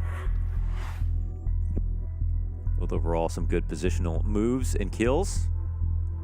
Coverage on IM on the lurk a couple of rounds, actually, when he's tried to go forward. That's true. So second timeout for GamerLegion. That's true. They don't really do any ideas out of spawn in terms of full execs. They've been very good about taking con, looking tier 1 with the way that they're approaching it, that's for sure. A lot of teams are skipping steps on overpass in that regard. And I didn't really like Apeks' adjustment to trying to hold on to it via the boost, the short water control. I would be tempted to continuously test it.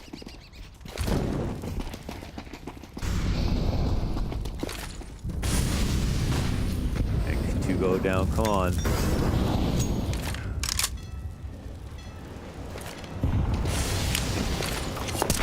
Little artillery strike, but no boost this time. Apeks not shying away from water control. I feel like that's a good adaptation we've seen from the B site. Just as long as they don't go too much further. But if they see this setup long, it becomes a little weaker. And the only thing stopping them from like running at it is, of course, like the thought that Knock could have an op on this position. They've got to respect some of these angles. But he doesn't. Yeah, he doesn't. And the rotations are slow around this. Ooh, Jacob's playing tucked as well. How many players cross path? Oh my God. I think they're trying to go for the FURIA walk-up now because it's not even being spotted. No utility around bathrooms. Haven't seen anything quite yet. And there's the op shot into the site. Kicks in. Hit it. Tough spot. Are they watching this, though? Nope. As they're setting up. Oh! 8-core. Nice readjustment. But there's a second player coming up the stairs. And that'll catch him.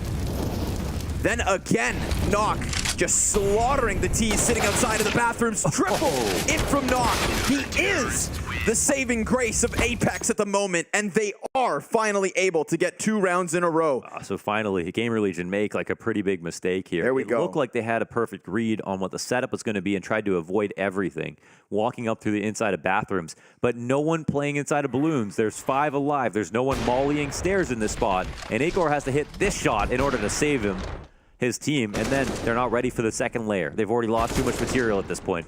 And Knock, well, he doesn't stop. He's had a fantastic half. Ever since that 1v2 in the pistol.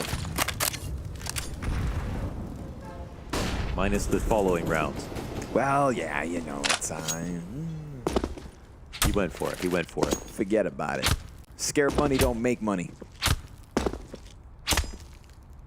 You've always got enough for a deagle. stole that quote from Olaf Meister, actually. Really? Yeah. Oh. Great art of steal. Pretty smart guy as far as I'm concerned.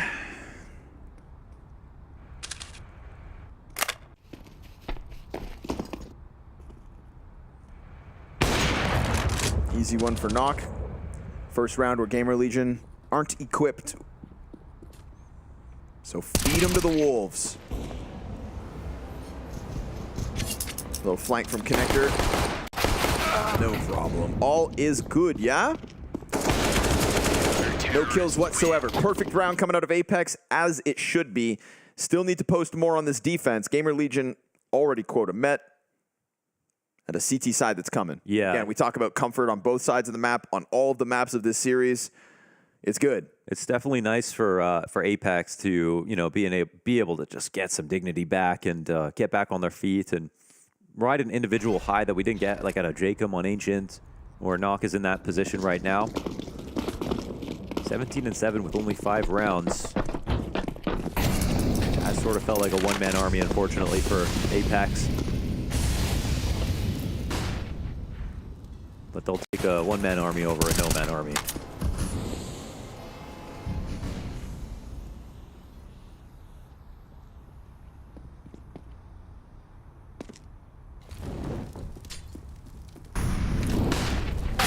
Oh, dude, Kios. Can you calm down? What a sick headshot. And Isaac catches Knock. Crazy.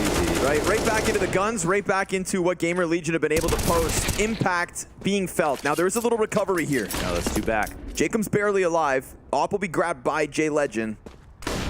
And Kios still just floating around. He's got to be careful. Yeah, the Op is inside the site. Ready to fight as well. And I do feel like if there's ever anybody on GamerLegion who kind of gets a little too rambunctious and makes a slight mistake, it is Kios. Saw him jumping out of Ancient Donut. Bomb out, not ready. Site hasn't been cleared, so let's see if he skips any steps, if he's falling victim to it. There's an Op on the other end, but instead he just takes Stiko's head off, and he knows now that this Op is here. Yeah. For sure, it's shot towards Acor. And so JL's, oh, it's a team kill! That could have been horrible for GamerLegion, but still, it's a quick trade back by Kios, so I'll take back my criticisms. He cleans up shop here. Jacob is on the flank with only 5 points of health, and they're so nervous. They don't know where he is at. If they can get the bomb down before he gets there, good. And he can't sprint to stop it, so it has to be the retake. He better hope that this element of surprise is enough, but it's not. Acor right there, and a cool 3K from Kios, 1 frag at a time. Never too excited, step by step, to give GamerLegion 8. Yeah, that was the whole round right there. Is Kios. With that nasty shot to open the second one as well. And Acor said, nobody gets op kills except me. Can't believe he could see anything on JL. It looked like he was going to get a collateral, honestly. I would wonder if the op shot from Acor was faster and the op that flew off blocked the op shot. There's a possibility that happened because it looked like a good lineup and there was no damage on Acor. Ooh, the run boost, it still hurts a little bit and it affects this trade maybe. No, Kios is not hitting anything below the neck right now, so brutality out of him in these last couple of rounds and they fall off a short pressure. Oh, that was a freebie back. They're going in for the boost. This hasn't worked out that often, but they get Kios. They're stuffed on that exit. Isaac finally able to return fire. Shuhei was... Oh, no way. Come on. Isaac, give him a damn chance. Kixon doesn't even see it coming. Dude, the conversation is definitely changing, I think, in the public eye with GamerLegion and their individuals. They are hitting shots. I have to say, Isaac just has that ability, though. The smoke frags he picks up through this series, he did it as well. When they had pistols on A site of Ancient, completely blind, stuffs the tempo play, and then just pre-fires towards Donut and finds it. You know, he's one of those players that plays as if smokes aren't there because he knows his angles so well. Does Jacob hear the run-up? They go the wide side of long, so they avoid... Oh my god, there's a chance they could be flanking Monster. It's a free plant on the A site. Say it, Launders. Tell me how good Shuhei is just one more time. That call to a perfect second. Yeah, I mean... And that's Jacob going pretty fast, and they're way past him, so... They're thinking it's a re-aggro. It's not. The Molly debate for his teammate, but he doesn't even have to think that far. They have no idea what's going on the A site, and they're coming in from the wrong side, but they've got no choice. Smoke here for Jacob. Can make up for the time loss on the rotation. Shuhei's Mac 10 comes into question. Let's see if they can pull it off. Shuhei first. Smoke on bomb makes things weird. Kit on knock. Ooh, oh, Isaac again. 2 kills this round through smoke. Is that 4 in total on this round? Yes, sir, it is. Well done with the 1v2 spray. The only guy to recover anything down towards the B site. They can literally not do anything wrong now. And then just pumps Apeks full of lead on A. And then what do we have? A free last round? Oh! Wow. And it was getting so jumbled here on the exit from Monster. He saw him. That is pretty hype. What a clutch play. And another 1v2 in favor of GamerLegion. Well, the round's not exactly free. There's still M4s coming in.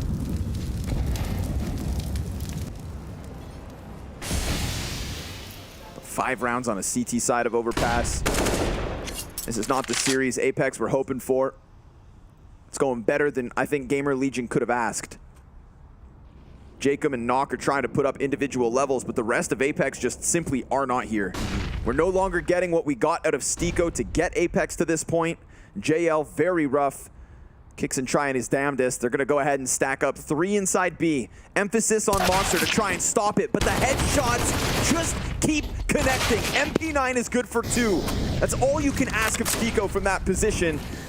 Both his teammates falling empty-handed. Man advantage for GamerLegion as the bomb goes down. But these are the stars of the show for Apeks. The 2 players who've at least put up some kind of a performance. The hopes of Apeks fall on their shoulders to get this 6th on the CT side. A long road of a comeback in this series lies ahead. Utility for the retake starts to be thrown out. Pressure off of short. And with the player back behind Pillar, it's an excellent distraction. Shuhei's gonna go forward and gun them down. The hopes of GamerLegion for a top 8 at a major, truly alive here in Paris. Honestly, great conversations today. Do you have anything where you like, okay, I've had like a fan I met in Hong Kong, and the funniest moment was he was in the audience and I was like behind the stage. Yeah. He's like, come over here, launders. And I walked over and the security guards just like went in front of me and he like wants to let me through. And I just see him standing in front of me and just does the splits. Do you have any funny fan moments where someone was a little bit too excited? I mean, I once made a fake fan to impress Steven. So we were out having beers and Refresh goes to the bathroom and we are sitting the 4 or 5 others. And then we come back and I'm telling him, no, Eli, you just missed out. There was these people, they were so happy to see us. The player they liked the most was you. They were like, where is he? I said, no, he's coming back from the bathroom soon. You can wait. And I said, nah, they don't want to bother him. I'll bring you to them, you know? And he's like, nah. He was kind of feeling like something was maybe a bit sketchy, you know? Yeah. Then we walk outside and I'm just like waving to some random people sitting on a bench. I'm like, I walked him to the people, we were standing like so close to them, and we were just looking at them, and they were looking at us. And then I just walked back, and he was just standing there. I was like, Then the same evening, I go to the bathroom. There's this random girl. I tell her, yo, listen, I'm playing this video game for a living. I have this friend in here who he thinks he's the real you know. So if you could go to him and say, can I have a photo with you? Yeah. She was like, okay, I'll do it. We sat down, and we were already talking to some girls. Then she comes over and she's like, you're Stavn, right? Oh, no. And he's like, yes. Can I please have a photo with you? I'm a big fan. Yes, of course. And he was so happy. And then the girls who were sitting next to him like, is he famous? I want a photo too. So now everyone wanted a photo with Stavn. And he didn't realize until the night was over that it was all set up.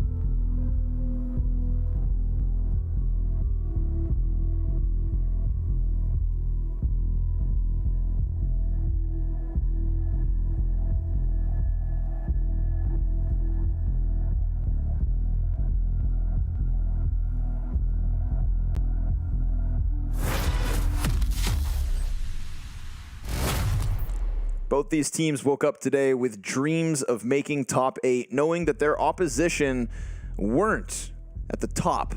When it comes to the history of Counter-Strike, these are two teams trying to put their page in at the tail end.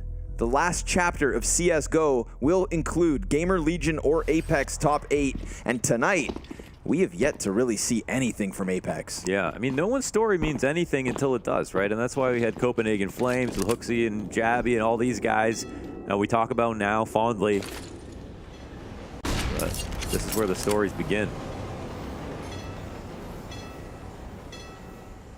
And at this point, it's what more can GamerLegion do?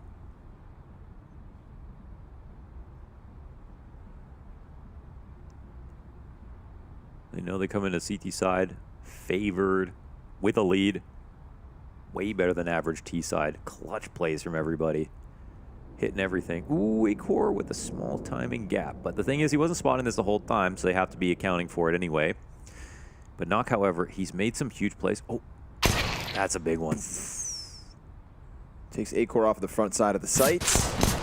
Oh, shots coming in, but they're not killing Knock. And Knock, he's shooting back today.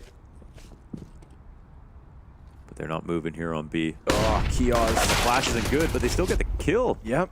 Isaac now, ton of pressure. They're blinded, but he just can't finish off Jacob. I am Will. Bomb can cross over safely with the front side smoke. Stiko with the drive-by. And I am from heaven put down. It's Apeks with some life left in him.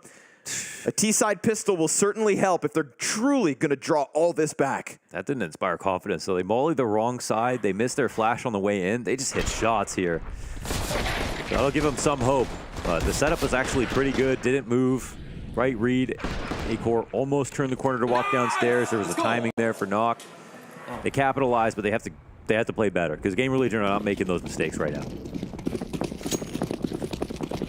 Is this really just them delaying the inevitable? See if Knock and Jacob's CT performance can be as good on the offense. Nice, cute little run boost there, boys. A little got out of vision. Little initiative, something different. Well, this is interesting because JL is hard spotting Monster. So not seeing anybody cross. They come through. Of course, there's the chance they forget. They don't realize how many players could be here. And even though they're doing a default right now, they haven't made a decision.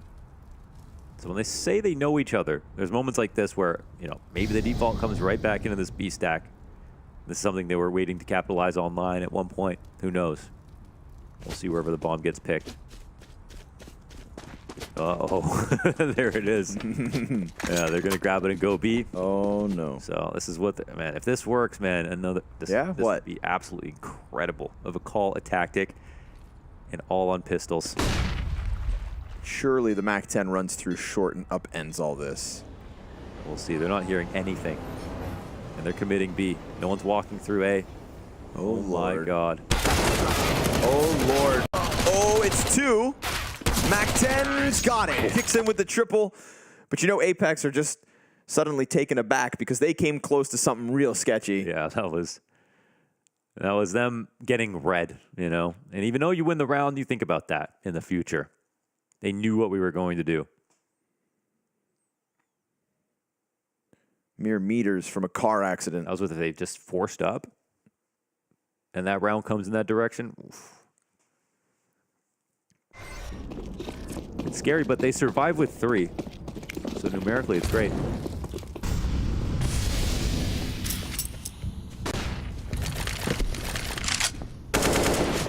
Ooh, Jacob gets spotted crossing.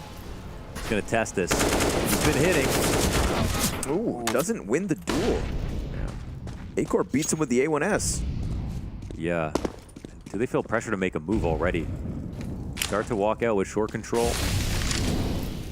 Put an exec down in towards B, but it's still double monster setup. This is great play from it. GamerLegion.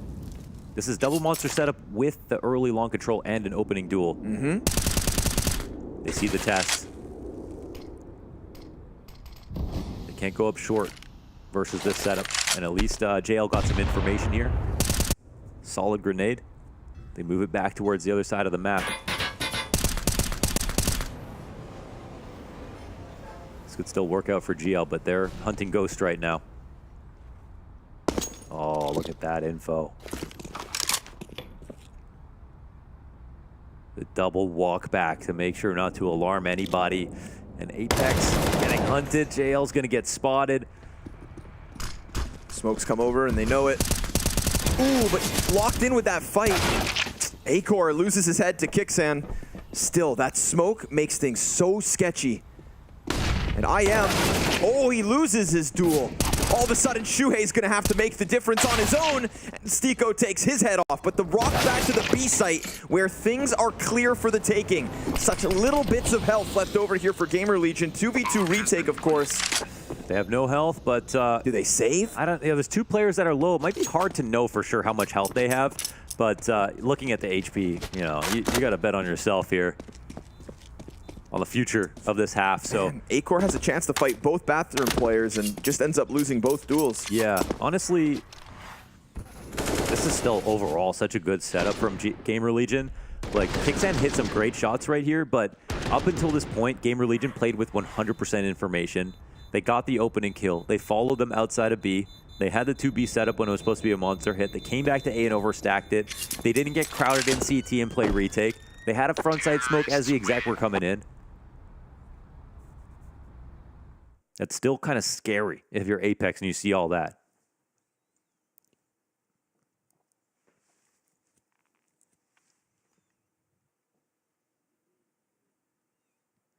But at least the shots are getting hit. Because outside of knock, they didn't really have that in the first half. No.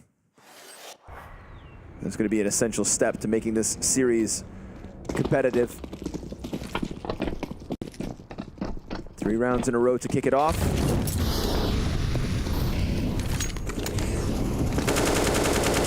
You can still sense the rumbling of upsets within these rounds, even when GamerLegion don't have what it takes. And thank you. Yeah, with Isaac. He's got the angles down packed. Pat.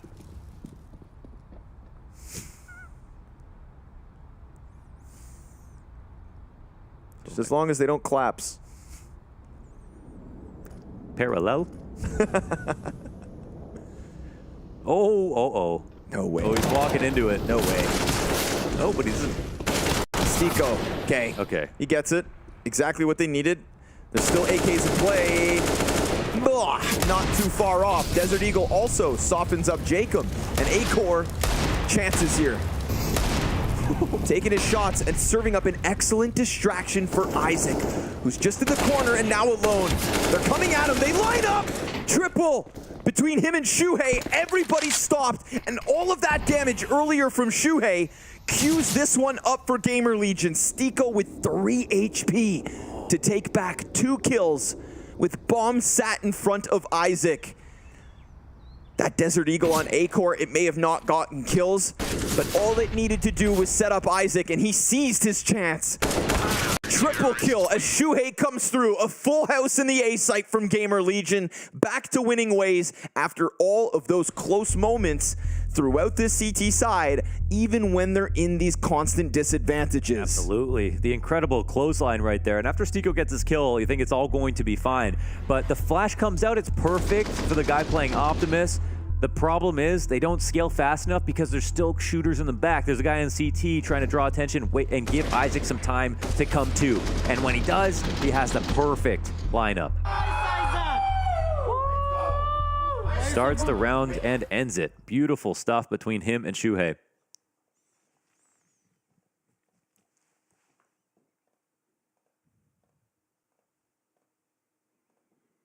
Things were starting to look up there for a second. The first rifle after the conversions from Apeks, but so much pressure at every point in the rounds. Knock is what?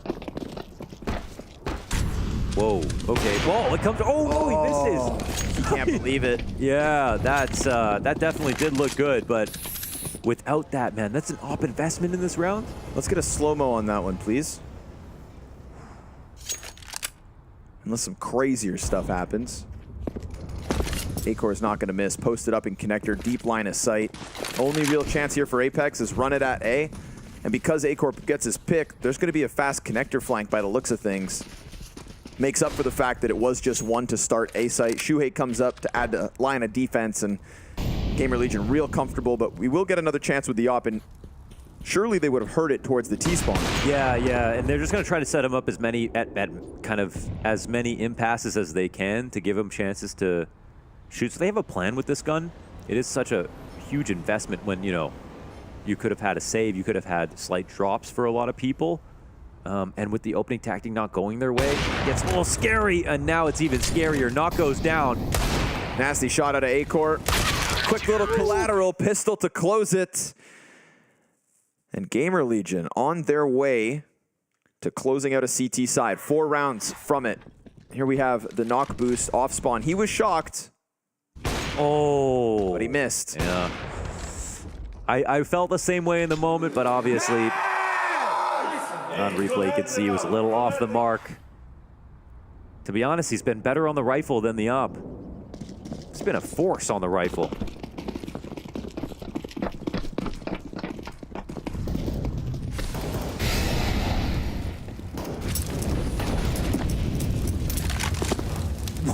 He found a way around the volleys? Okay. He dies. A very aggressive stance coming out of A-Core, but he just dances around it. How is there just this gap that he found around that molly? We talk about his movement, but my God. Uh-oh, they hit him with a flash. Kia's ready. They're coming through it. Ooh, Jacob. Very fast headshots coming out of Apeks. Yeah, there we go. Wow. Impact from the rifles of Apeks, completely storming that B site. A-Core gives them a chance. You want to get aggressive? They jump on that opening kill. Flying out from Monster, and it is nothing but headshots out of the Apeks camp. This game's tight. 3 rounds the difference. Money in question. No, never mind. Yeah, still got some left, so maybe IM wants to turn around. But you know, like all other rounds out of the picture, that one looks so powerful that it's like, okay, maybe, you know, if they're shooting that hot, that looked completely unstoppable, honestly.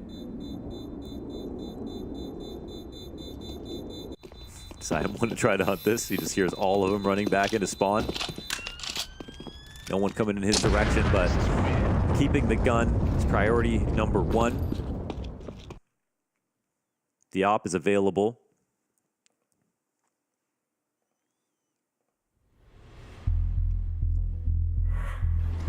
And if A-Core doesn't come in late for this opportunity around short, he's in a safe place with 3B. B attack probably doesn't come in, but beautiful entries out of Stico.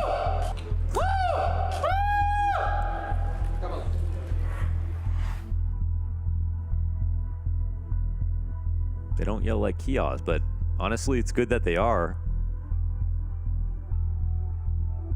Getting involved, having fun.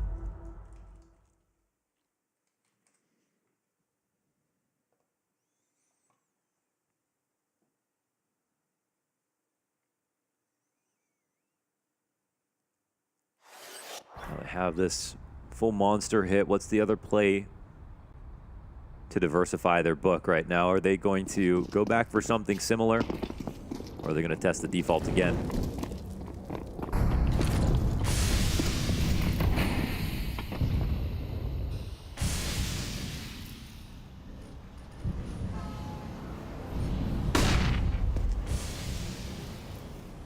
Do feel like if GamerLegion just maybe retract the risk a little bit, we could get them back in those convincing winning ways.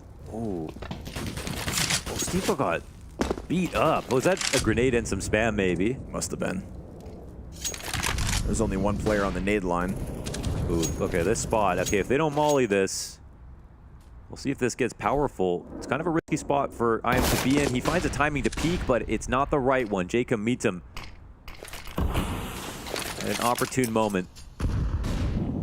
That's a spot where if IM plays there, you think they're expecting it to be B late, and he has a lead off to go for a full flank, but it is just a proper default on this round. Oh my God, A-Core just doesn't move a muscle.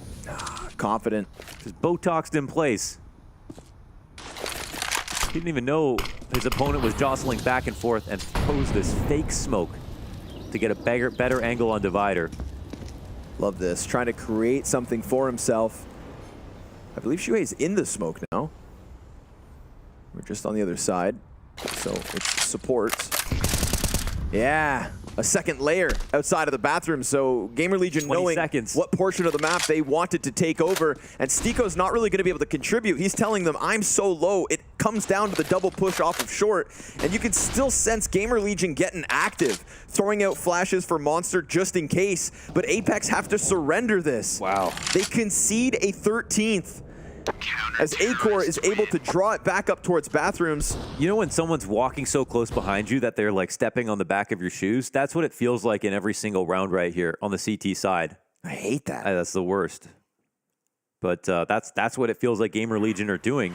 It's not even like a few seconds later after Apeks have picked a site or left an area that GamerLegion are right behind them. Re-clearing instantly, not even needing utility, and then getting a pick off. Round after round.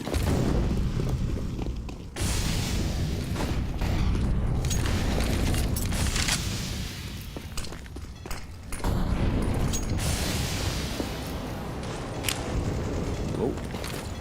Nice nades. Ooh, 3 nades, 5 damage. Yeah. The train may have changed things. Shuhei ducks his head and gets away with it. Another smoke in the face of Apeks. No entry allowed. But this is no longer the nature of Acor running into short water off ready. Couple rounds now where IM is the forward most player on A. From party to just hugging the bathroom's wall. He'll be all right. Playing this in a very aggressive way that's open to balloons, but if they walk into bathrooms, he has definitely a good fight. You can hear Acor. It's these sound baits, they like to do them. Yeah, these little gimmicks, these little tricks. Definitely did know that he was here, right? I feel like Jacob had made noise earlier. Maybe not. This is how IM can get shot in the back if Jacob wraps around Divider and just starts clearing things out. 35 seconds, and he has full liberty to lurk, but man, GamerLegion, they know it's not the inside of bathrooms. And Isaac, he presses out. Now they've seen bomb on B. Oh my God. They change paths. But JL, never gonna see that coming. And obviously IM, he's turning around to just double check, but still not exposed to Jacob, so Nox gonna have to get through. Bomb's gone down, tumbling down the stairs. Stiko picks it up. He's got no time to run to that bomb site, and IM is the brick wall in the bathrooms. 14 to GamerLegion. Shuhei ices it out. Take a bow. Because Jacob thought he had it figured out. Jacob's calling, come to A. I found all this space, but the minute corner in bathrooms is what makes a world of difference when the stakes could not be higher. Even with Jacob behind him, he takes a step to the right after this first kill. Jacob comes and tries to trade, and he takes this off angle towards stairs. It's the perfect angle. He's a rock in place, doesn't even know the threat that was over on the A side, doesn't care. He's the star of the show today. And a third timeout's gonna be called for Apeks. But they're just not stepping up. They had a good round on their full exact towards B. They had a good default in here, but overall, man, you know, if we have to vote on who is the better team this half already, if we froze it right now, we'd say GamerLegion every day of the week. Multiple rounds that could have been theirs, even when they had less to work with. They've had better calls, they had the better opper, they got the better rifler. And I will say, from top to bottom, at the end of the day, the better individuals. Yep. Every player has their moments of contribution. Kioz when he was doing his thing outside of the B site, Shuhei in a clutch or two. Isaac in a clutch or two. Smoke spams, and everybody brings just something a little bit different as well. It's just such a nice collection of specialists that GamerLegion. And it feels like, honestly, almost exclusively headshots for all these guys. Right? That's what 2 weeks in Paris versus the world's best will do for you. Living Counter-Strike day in, day out, day after day. Ooh, IM sets up, crossing back on this side of the site. Not ready to push up just yet. This will be the most passive and simple hold for these two CTs. Acor wants to catch that nade. 2-0 past IM. No way! And he's got more! Again! The only player here and the only player they need. Phenomenal! Total control of the rifle after Acor dropped.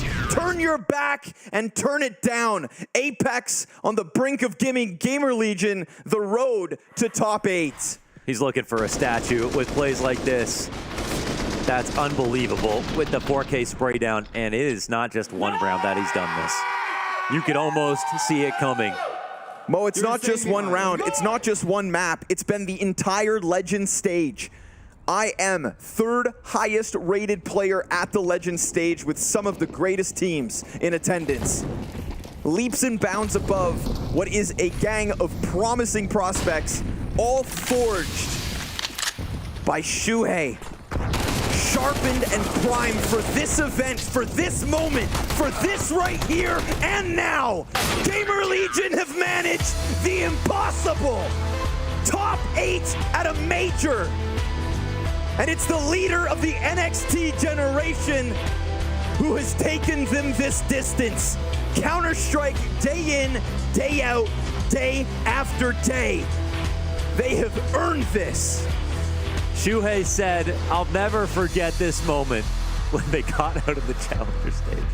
I'll remember this moment forever when they qualified out of the RMR. And now he's in top 8, the 4X We Play LAN champion, to try again versus the tier 1 in front of a crowd. With a team that he's been calling for, trying to make a name for them, and doing it versus one of their better rivals on the come up in Apeks. Apeks, a team trying to ride the exact same momentum, the exact same story, the same path that GamerLegion have paved before them. But this is not a tale of defeat and elimination. This is Apeks having one more chance. You may have faltered versus what could have been an easier opponent, but tomorrow is a new day. And day by day, both these teams have managed to impress all of us in the final attempt at a CSGO major. It's a grueling defeat for Apeks because it doesn't feel like they were ever even in it.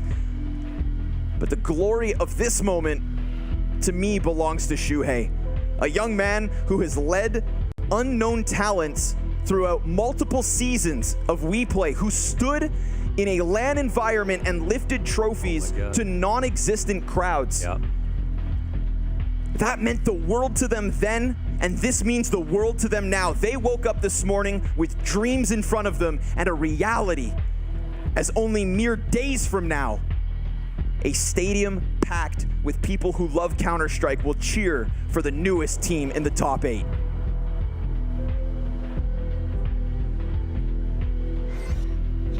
I am a close back and forth brawl is what we expected in this, but you guys pretty much walked over them. This seemed like a fantastic game plan from start to finish with you guys. And I want to just start with Ancient because you gave them no room to breathe. The opening kills are going your way every single time. Did you guys just have a great plan to throw them off their game? I mean, we got shocked that they picked Ancient because, I mean, we knew that it's like one of the best maps for us, and then I don't know. You just got shocked. We didn't expect it to pick us, to pick the Ancient. But I don't know. I have no words. I cannot speak English. You're doing very well, mate. You're doing very well. And I can't speak your language, so I think we stick to English. That will work perfectly for me. And I want to touch on the overpass game. You were locking it down time after time. Everyone was chipping in, having a fantastic moment in this. What was the communication like for you guys, though? Because I was seeing the teamwork was almost on another level than what we've seen so far at this stage. I mean, I don't know. To be honest, that's my opinion. I didn't expect for us to play that good this overpass. We owned every overpass that we played in this tournament. It's something amazing, to be honest. Well played for my teammates, and then, I don't know, it's amazing. It definitely is amazing. And I've got to touch on your individual performance. You are one of the highest rated people here at this event on the Legend stage. The highest rating you've had up until this point was at a local Romanian LAN. Now you've sat in this, and that was back in 2019. What changed for you here in the Legend stage? What clicked? I have no idea. Live game. That's my code, live game. Live game. Well, that was a time to have a live game, that's for sure, mate. And just finally, we come onto the Challenger stage. You're 0-2. If I stopped you in that moment and I said, do you believe that you'll make it through to the championship stage? What would you have said to me? Probably because it's going to be very hard.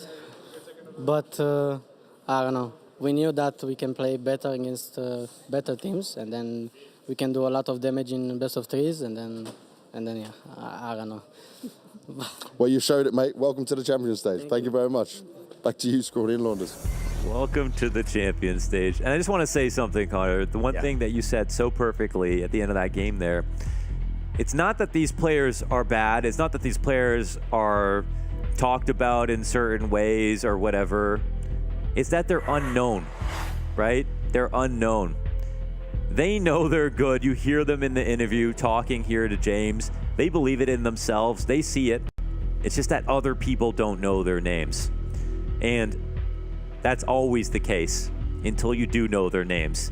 And this is the biggest and best stage for us to find out. So a huge congratulations to GamerLegion for everybody. Yes. If there are even still only 2 bigger names on this team, such a team effort, and they all deserve to be there. I think as well, what the story of GamerLegion is one that is far more relatable to the other aspiring players that are out there right now trying to do what they just did. There's a lot of people who want to be the next team to break into majors, and you can't relate to Nico, you can't relate to Brokey, but you can relate to a bunch of players who are otherwise unknown. This is where the motivation comes from. This is what Maus did in Rio. It's what Shuhei has now taken by eliminating his ex-teammate and doing this. And I will argue even further, if you are from a country that lacks opportunities, you can still do it as well. This is the first time in history that a Romanian player has cracked into the top 8, and not just cracked into it on the coattails of his teammates, but with a star-studded performance. Top 3 rated player in Legend stage is IM. Life game, life event. This is what their lives have led to, and they will have another chance to continue this fairy tale run come the championship stage. But we are done here. 1 more day of Legends tomorrow. No more B streams. 3 more spots. Scrawny and Launders out. Thank you guys for tuning in. Go watch the Overtime show with Mo, and we'll see you tomorrow to see who makes it and whose dreams come crumbling down around them.